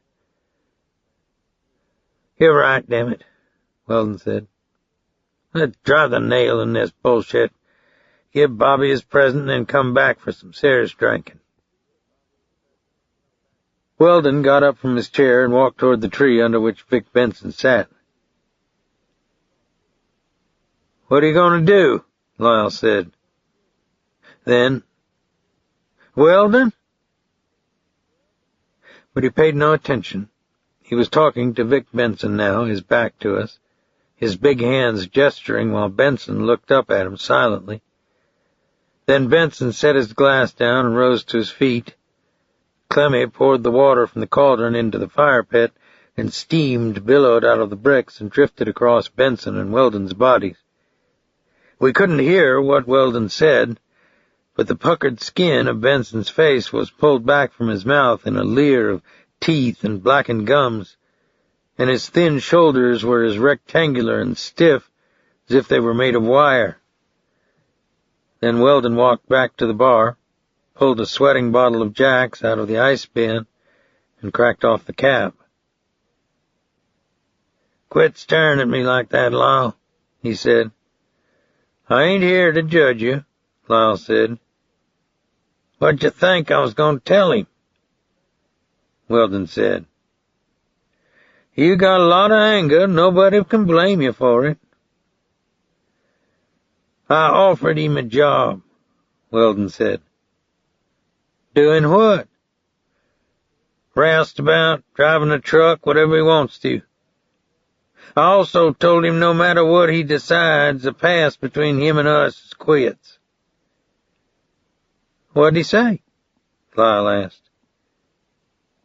Weldon blew little puffs of air out his lips. "I already forgot it," he said. "I tell you what, though, if I were you, I'd either buy that man an airplane ticket to Iraq or put bars over his doors and windows." After Bama and Weldon were gone, Vic Benson stared at us for a long time from under the tree. Then he turned and mounted the stairs to the garage apartment. The trees were deep in shadow, and down the street against the lavender sky and amid the flights of swallows, you could see the sun's last red light reflecting on the chrome-plated cross atop Lyle's Bible College. We were leaving also when we heard someone start a car engine immediately below the garage apartment. "What's he doing with Clemmy's car?" Lyle said. We turned and saw Vic Benson backing an ancient dented gas guzzler with red cellophane taped over the broken taillights out the driveway. Smoke poured from under the frame. "Oh, boy, I got a bad feeling," Lyle said. He headed for the garage apartment, and I followed him. We found Clemmy in her small living room, sitting very still in a lopsided stuffed chair, her right hand balanced carefully in the palm of the other, as though any movement would put her in peril.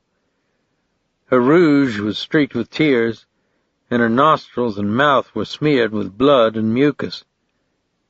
2 fingers of her right hand were as bulbous as balloons at the joints. "What happened?" Lyle said. "He say, 'Give me your car keys, you nigger bitch.' I say, 'You ain't getting 'em. I work hard for my car. I ain't giving it to no nasty white trash driving around in.' He hit me in the face with his belt, hard as he could. I tried to run, throw my keys out the door, but he twisted 'em out of my hand, broke my fingers, Reverend Lyle, just like twigs snapping. Then he spit in my hair." Her shoulders were shaking. You could smell smoke, perfume, and dried sweat in her clothes. Lyle wet a towel and blotted her face with it. I lifted her hand and set it gingerly on the arm of the chair. A silver ring with a yellow stone was almost buried in the flesh below one knuckle. "We'll take you to the hospital, Clemmy, then we'll get your car back," I said. "Don't worry about Vic Benson, either. He's going to be in the Baton Rouge City Jail tonight." "You know where he was going with your car?" "He asked where that park at," she said. "Which park?" I said. "The place where Mr. Weldon gonna go see Bobby Earl. He got a pistol, Reverend Lyle. He gone back in his room and come out with it. Little shiny pistol, ain't no bigger than your hand. He say, 'You go down there and tell them people about this, I'll be back and cut off your nose.'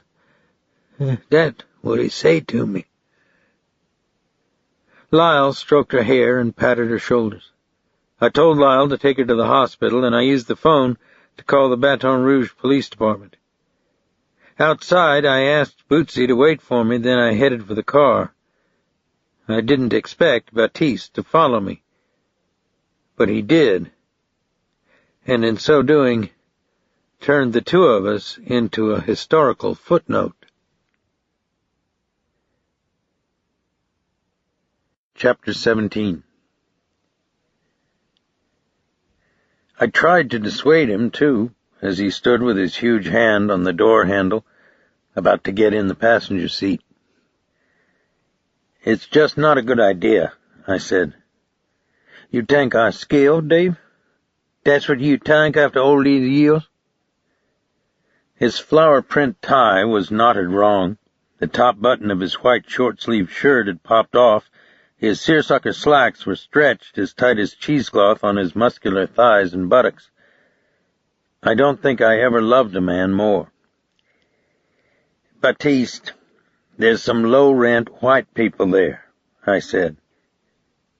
"There's places I still can't go, huh? That's what you telling me, Dave, and I don't like to hear that, me." "I'm asking you to stay with Bootsy, Baptiste." "I ain't staying here no more. You don't want me with you, I'll walk back down to Catfish Town. Y'all can pick me up on your way back home." I looked at the injury in his face, and I remembered my father admonishing me never to treat a brave man as anything other than a firewalker. And I wondered if I was guilty of that old Southern white conceit that we must protect people of color from themselves. "Well, I think the city cops will probably grab the old man before he does any more harm, but let's check it out, partner," I said. "It's really just the roller derby crowd with a political agenda." "What?" "Never mind." We drove back down Highland through the LSU campus to the park where Bobby Earle's constituency had come out in force. Amid the pin oaks, the pine and chinaberry trees, against the backdrop of tennis courts and a dusty softball diamond and picnic tables, it looked like a festive and innocent celebration of the coming of summer. A Dixieland band thundered under a pavilion.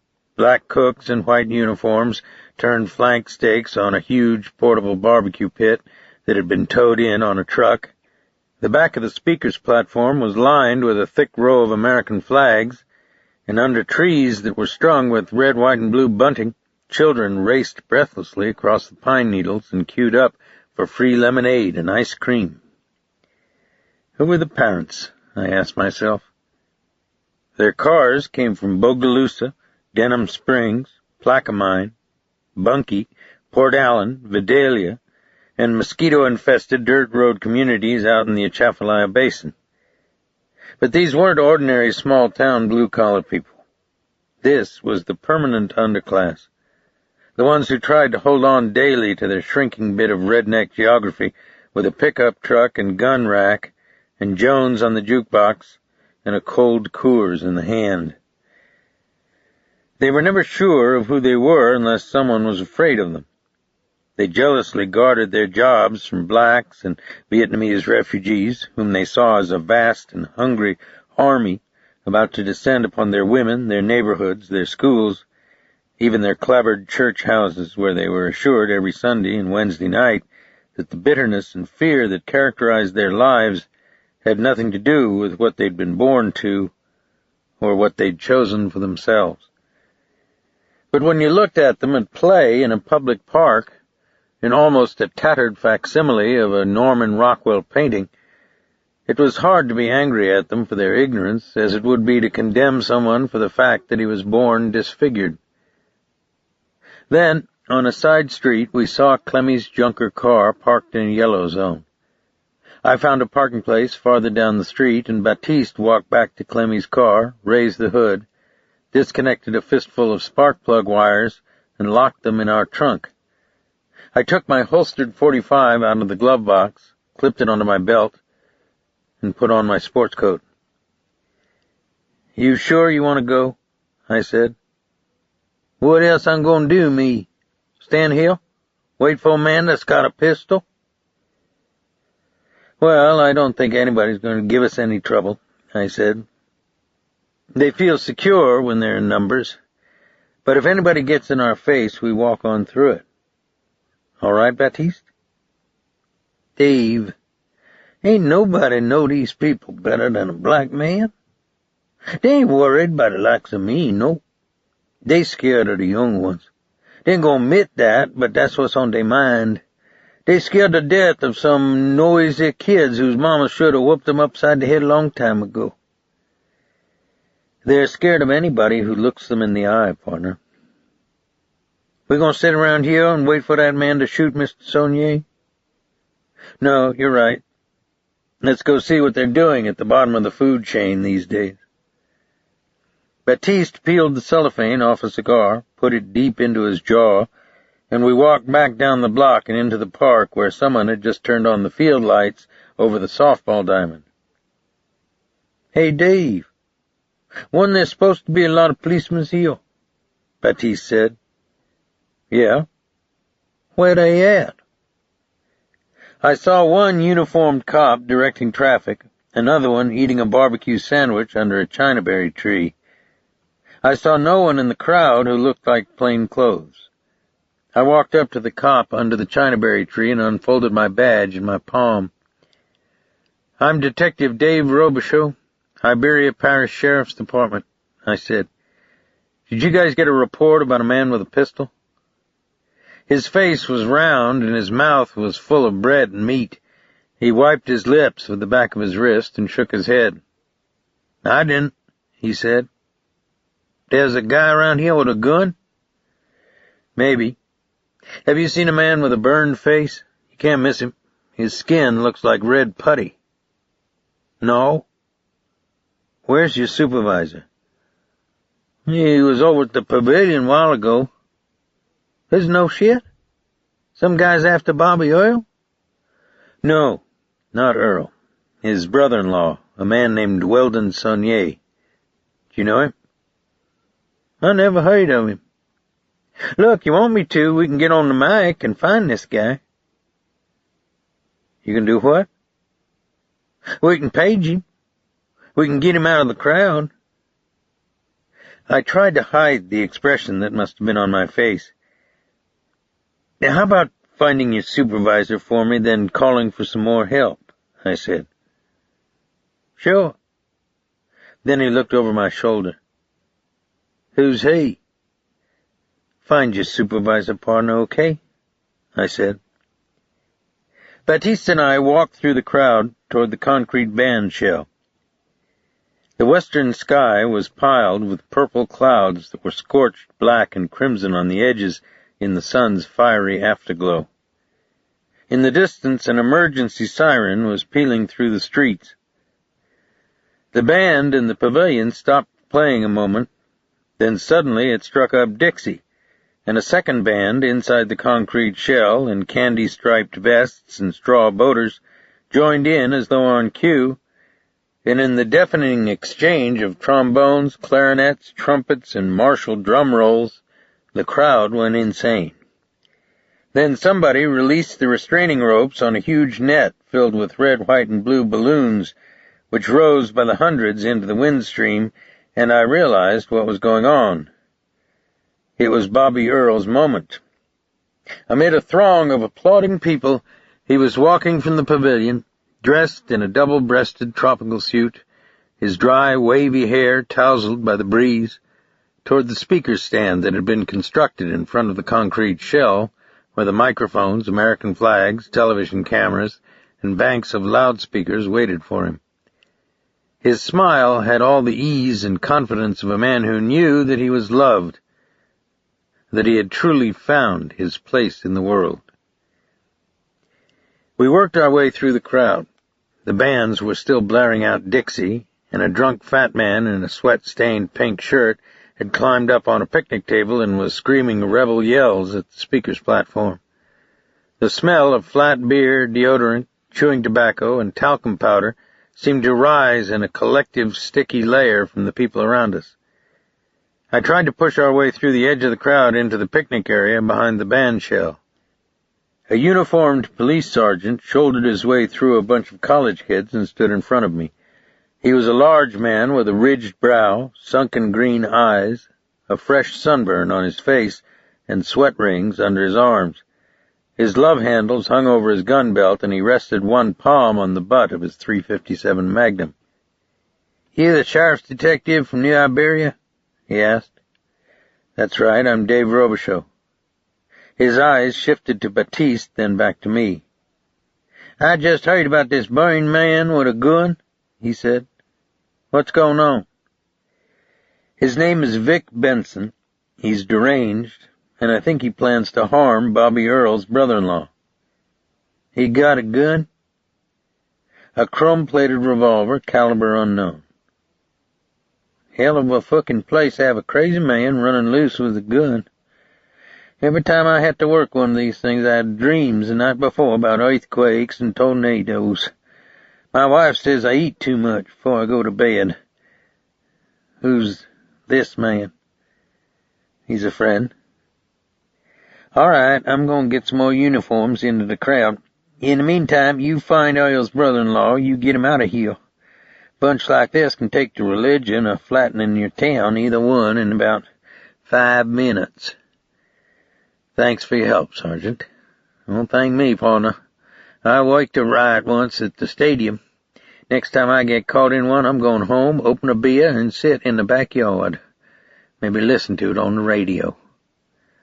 He smiled. The crowd began to thin at the edges, and finally Baptiste and I stepped out into an area of pine trees, barbecue pits, overflowing trash barrels, and a small sandy stretch of playground with seesaws and swing sets. There, sitting in a child's swing, sipping beer out of a deep paper cup, was Weldon Sonnier. "I think you aged me about 10 years tonight," I said. He looked up at me. "Hey, Dave. Hey, Baptiste, what's up?" "Your father is around here somewhere with a pistol. Guess who he's looking for?" "What?" "After you left, he beat up the black maid and stole her car. It's parked about a block from here. He's got a revolver." He made a clucking sound. "Old man's always up to new tricks, huh?" he said. "The Baton Rouge cops want you out of the area. I do too." He sipped his beer and gazed lackadaisically at some kids shagging flies on the softball diamond. "Where's Bama?" I asked. "She went to give Bobby his present." "You gotta get a number and wait. You'd think he was the Pope." "It's time for you to go back to Lyle's. I'll find Bama and bring her along." "What the hell are you talking about, Dave?" "You're leaving." "Are you serious?" "You're leaving on your own, or you're leaving in custody. It's up to you, Weldon." "I don't know about legal jurisdiction, that sort of thing, but I doubt you have much authority here, Dave. And I don't see any Baton Rouge cops, and I don't see any old man with a pistol. Take a break. Get a soft drink over at the pop stand." "You're starting to piss me off again, Weldon." "That's your problem." "No, it's yours. I think you were born with a 2x4 up your butt." "I never said I was perfect." "Do you have to prove that you're not afraid of your father? You flew hundreds of combat missions. Didn't you ever learn who you are?" He raised his face and looked at me in an odd way. For just a moment in the fading light, his big ears, his square face, his close-cropped head made me remember the young boy of years ago, his bare feet gray with dust, his overalls grimed at the knees, swamping out the pool room for 2 bits an hour. Then the light in his eyes changed, and he took a drink of beer and looked down between his knees. "You've done your job, Dave. Now let it go," he said. I felt Baptiste pull my sleeve, felt the urgency in his hand even before I heard it in his voice. "Dave, look yonder," he said. Bobby Earl and his entourage of bodyguards and political aides had gone into the grassy area between the speaker's platform and the concrete shell. Bama had worked her way through the throng and was giving him an oblong box wrapped with satin-finish white paper and a pink ribbon. But that wasn't what Baptiste had seen. On the other side of the concrete shell, Vic Benson had just exited one of the portable bathrooms that stood in a long row under the trees, a baseball cap on his head, dark glasses on his nose. And as quickly as I saw him, he disappeared behind the far wall of the shell. Then it hit me. He knows Bama went to the park with Weldon. Through the crowd, he got a glimpse of Bama talking with Bobby Earl. At a distance, he's mistaken Bobby Earl for Weldon. Good God, he's going to shoot Bobby Earl, I said. What? Weldon said. I took my badge from my coat pocket, held it open in front of me, and ran toward the grassy area behind the speaker's platform, the weight of the .45 knocking against my hip. I heard Baptiste hard on my heels. People paused in mid-sentence and stared at us, their expressions caught between laughter and alarm. Then Earl's bodyguards were moving toward us, spreading out, their faces heating with expectation and challenge. Through their bodies, I saw Earl's peculiar monocular vision focus on my face.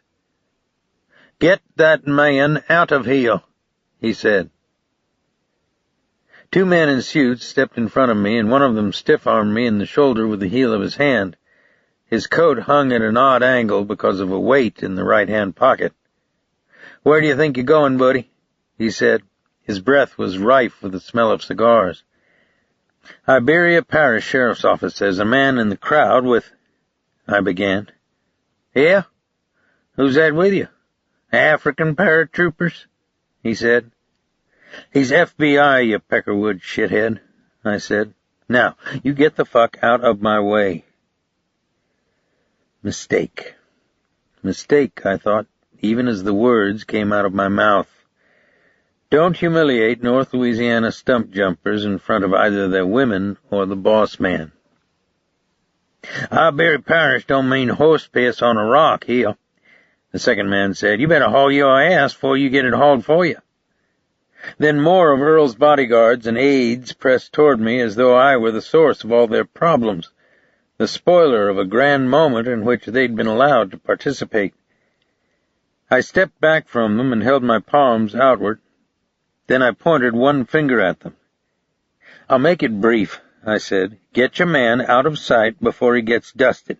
Second, I'm going to be back later and bust every one of you for interfering with an officer in the performance of his duty." I moved out of the crowd and behind the concrete shell to the far side. Lines had formed in front of the portable bathrooms, and large numbers of people were now drifting out of the picnic areas in the pavilion toward the speaker's platform. And the wind had suddenly died, and the air had grown close and hot, with a dusty metallic smell to it, and the field lights were white and haloed with humidity against the darkening sky. I kicked over a trash barrel, rolled it snug against the concrete shell, stood on it, and tried to see Vic Benson's baseball cap among the hundreds of heads in the crowd. It seemed impossible. Then I heard a woman scream, and I saw people separating themselves from some terrible or frightening presence in their midst, tripping on each other's ankles, falling backward to the ground. Not 20 feet from me, Vic Benson was racing through the crowd the way a barracuda would slice through a school of bluefish, a small silver pistol in his upraised hand. Bama saw him before Bobby Earl, whose back was turned as he signed autographs for children. Her face went white and her mouth opened in a round red O. I knocked a woman down, felt somebody bounce hard off my shoulder, crashed across a folding wheelchair, and dove headlong into the small of Vic Benson's back. He hit the ground under me, and I heard the breath go out of his lungs in a gasp, and once again I smelled that odor that was like turpentine or embalming fluid, wind-dried sweat, nicotine, smoke rubbed into the skin and clothes. His baseball cap toppled off his head, his dark glasses were askew on his face, and his eyes stared into mine the way a lizard's might if it were trapped on top of a hot rock in the middle of a burning field. His lips moved, and I knew he wanted to curse or wound me in some fresh way, but his breath rasped in his throat like a man whose lungs were perforated with holes. I slipped my hand along his arm and removed the unfired pistol from his fingers. I thought it was over. It should have been. But Baptiste, when he'd seen what was about to happen, had plunged through the crowd from the other side, his arms outspread, and had flung both Bama and Bobby Earl to the ground, and had landed with his huge weight on top of both of them. People were screaming and shoving one another. Photographers and TV cameramen were trying to get Bobby Earl's prone body, with Baptiste on top of it, into their cameras' lenses, and 3 uniformed cops were fighting desperately to get through the rim of the crowd and into the center before a riot spread throughout the park. Then I realized that most of the people pressed into the center of the grassy area hadn't seen Vic Benson or understood what he'd tried to do. Instead, some of them obviously believed that Baptiste had attacked Bobby Earl.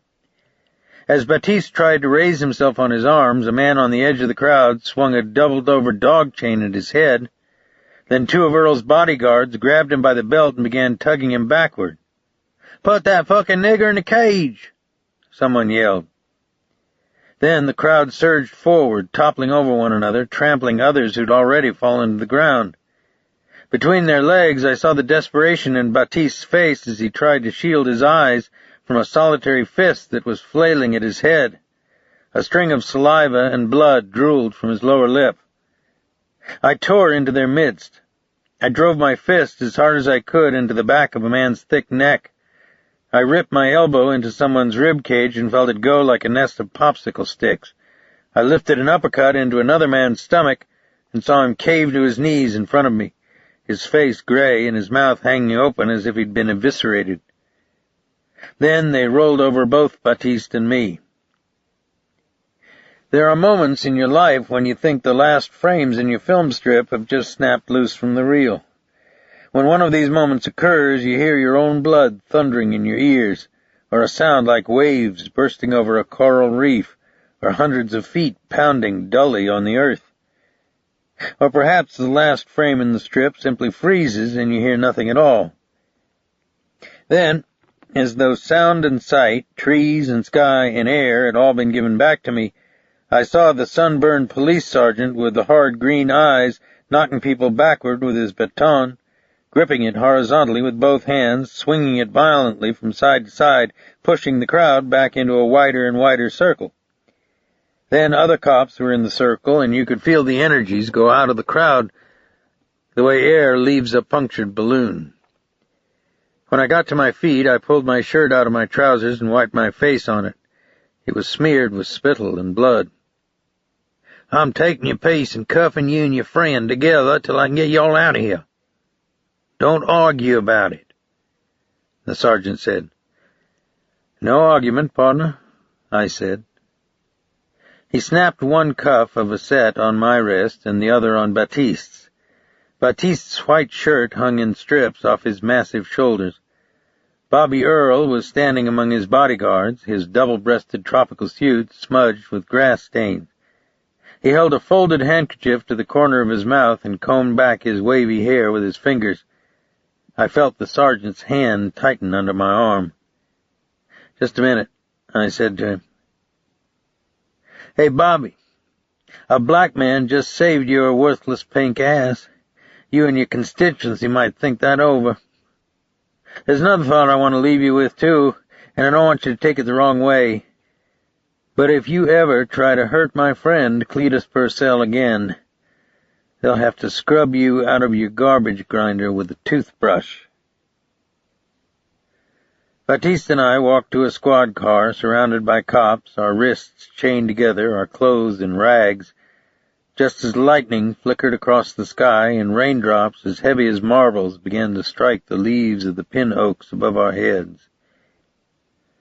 Through the back window of another squad car, his arms manacled behind him, Vic Benson's destroyed face stared out at the cops, the milling crowd, the trees, the park, the slanting rain, the blackened sky, perhaps the earth itself, as though the invisible forces that had driven him all his life had gathered at this place, in this moment, to finally and irrevocably have their way with him.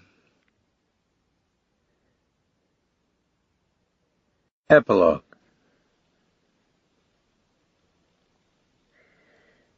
We took our vacation in Key West in late summer, when the weather is hot and bright, prices are cheap, the streets are empty of tourists, and the Gulf is lime green and streaked with white caps as far as the eye can see, and dark patches of water like clouds of India ink drift across the coral reefs. But it was more than simply a respite from police work. I'd taken indefinite leave from the sheriff's department. I let other people's problems, the seriousness, all the fury and mire and complexity, pull out of my grasp, in the same way that you finally tire of grief or guilt or a bone-grinding, ongoing contention with the world. One morning, perhaps just before sunrise, you turn your eyes in a different direction and notice a blue heron rising from the reeds along the bayou's edge, a gator's walnut-ridged eyes moving silently through a milky skim of algae and floating twigs, a glowing radiance on the earth's rim that suddenly breaks through the black trunks of the cypress trees with such a white brilliance that you want to shield your eyes.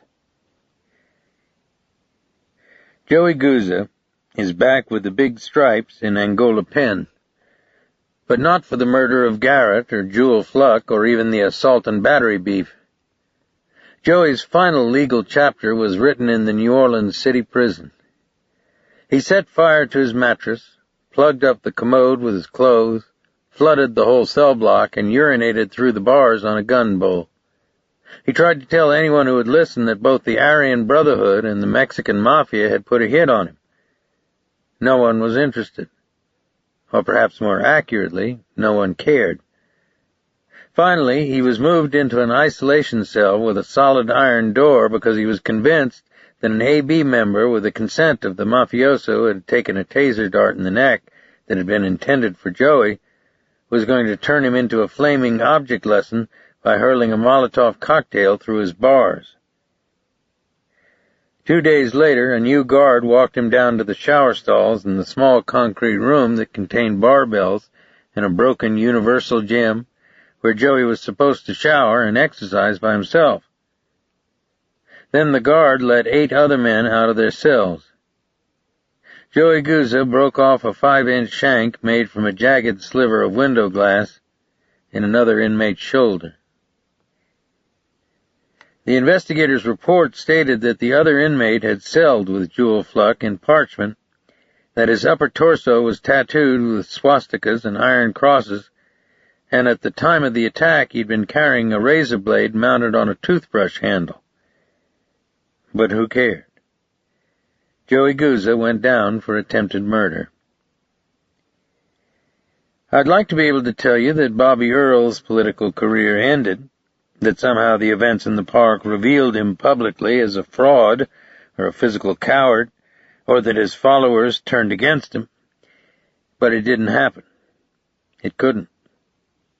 I'd been determined to prove that Bobby Earle was fronting points for Joey Gouza, or that he was connected with arms and dope trafficking in the tropics.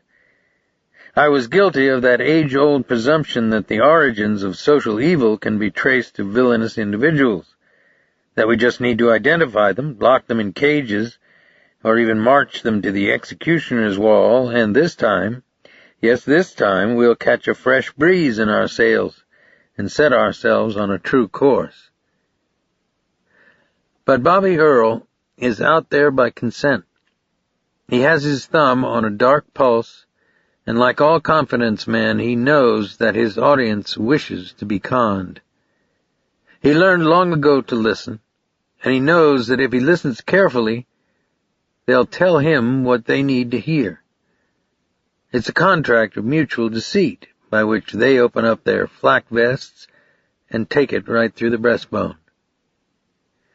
If it weren't he, it would be someone like him, misanthropic, beguiling, educated, someone who, as an ex-president's wife once said, allows the rest of us to feel comfortable with our prejudices.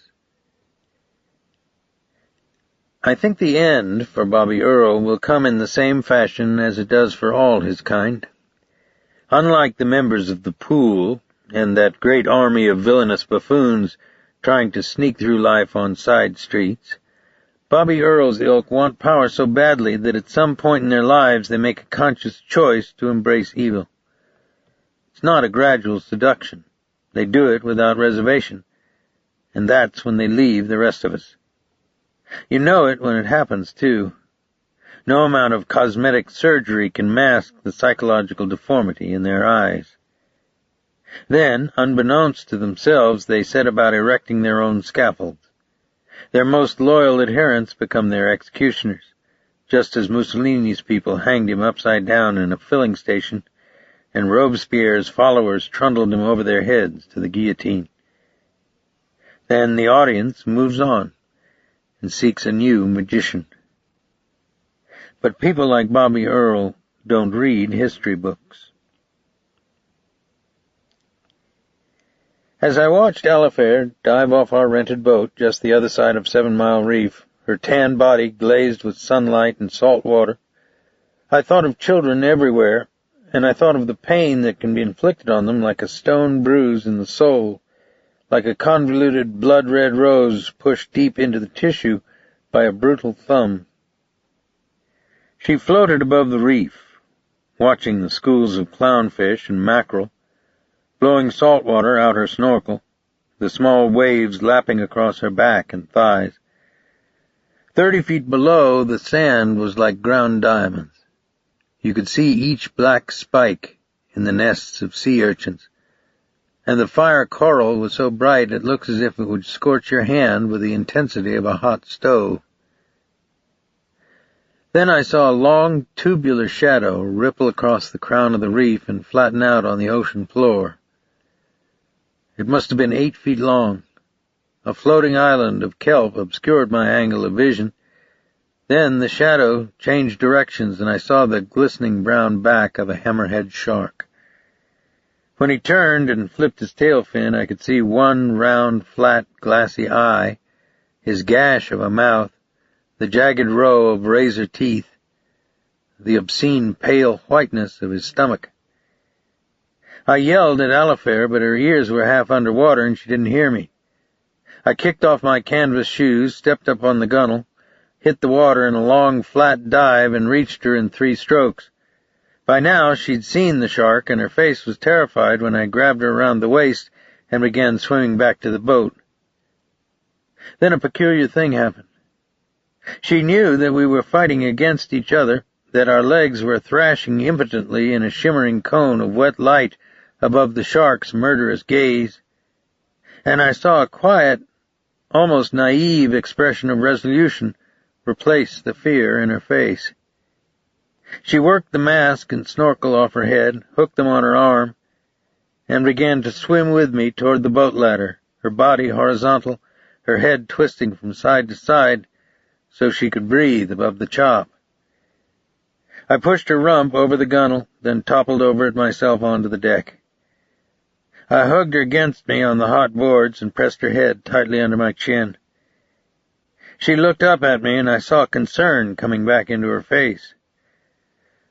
"Wow," I said, and tried to grin. "What kind of shark was that, Dave?" "It was a nurse shark. They're big wimps, but who wants to take any chances?" "His head, it was ugly. Looked like he'd eaten a big brick." Then she smiled at her own joke. "Those nurse sharks are not only wimps, they're dumb wimps. They're always swimming into the sides of boats and reefs and things," I said. Her brown eyes were happy and full of light again. "Hey, Dave, we gonna put out the lines and troll for mackerel?" "Sure, little guy," I said, and squeezed her against my chest again, my eyes tightly shut, hoping that she wouldn't feel the fearful beating of my heart. The end.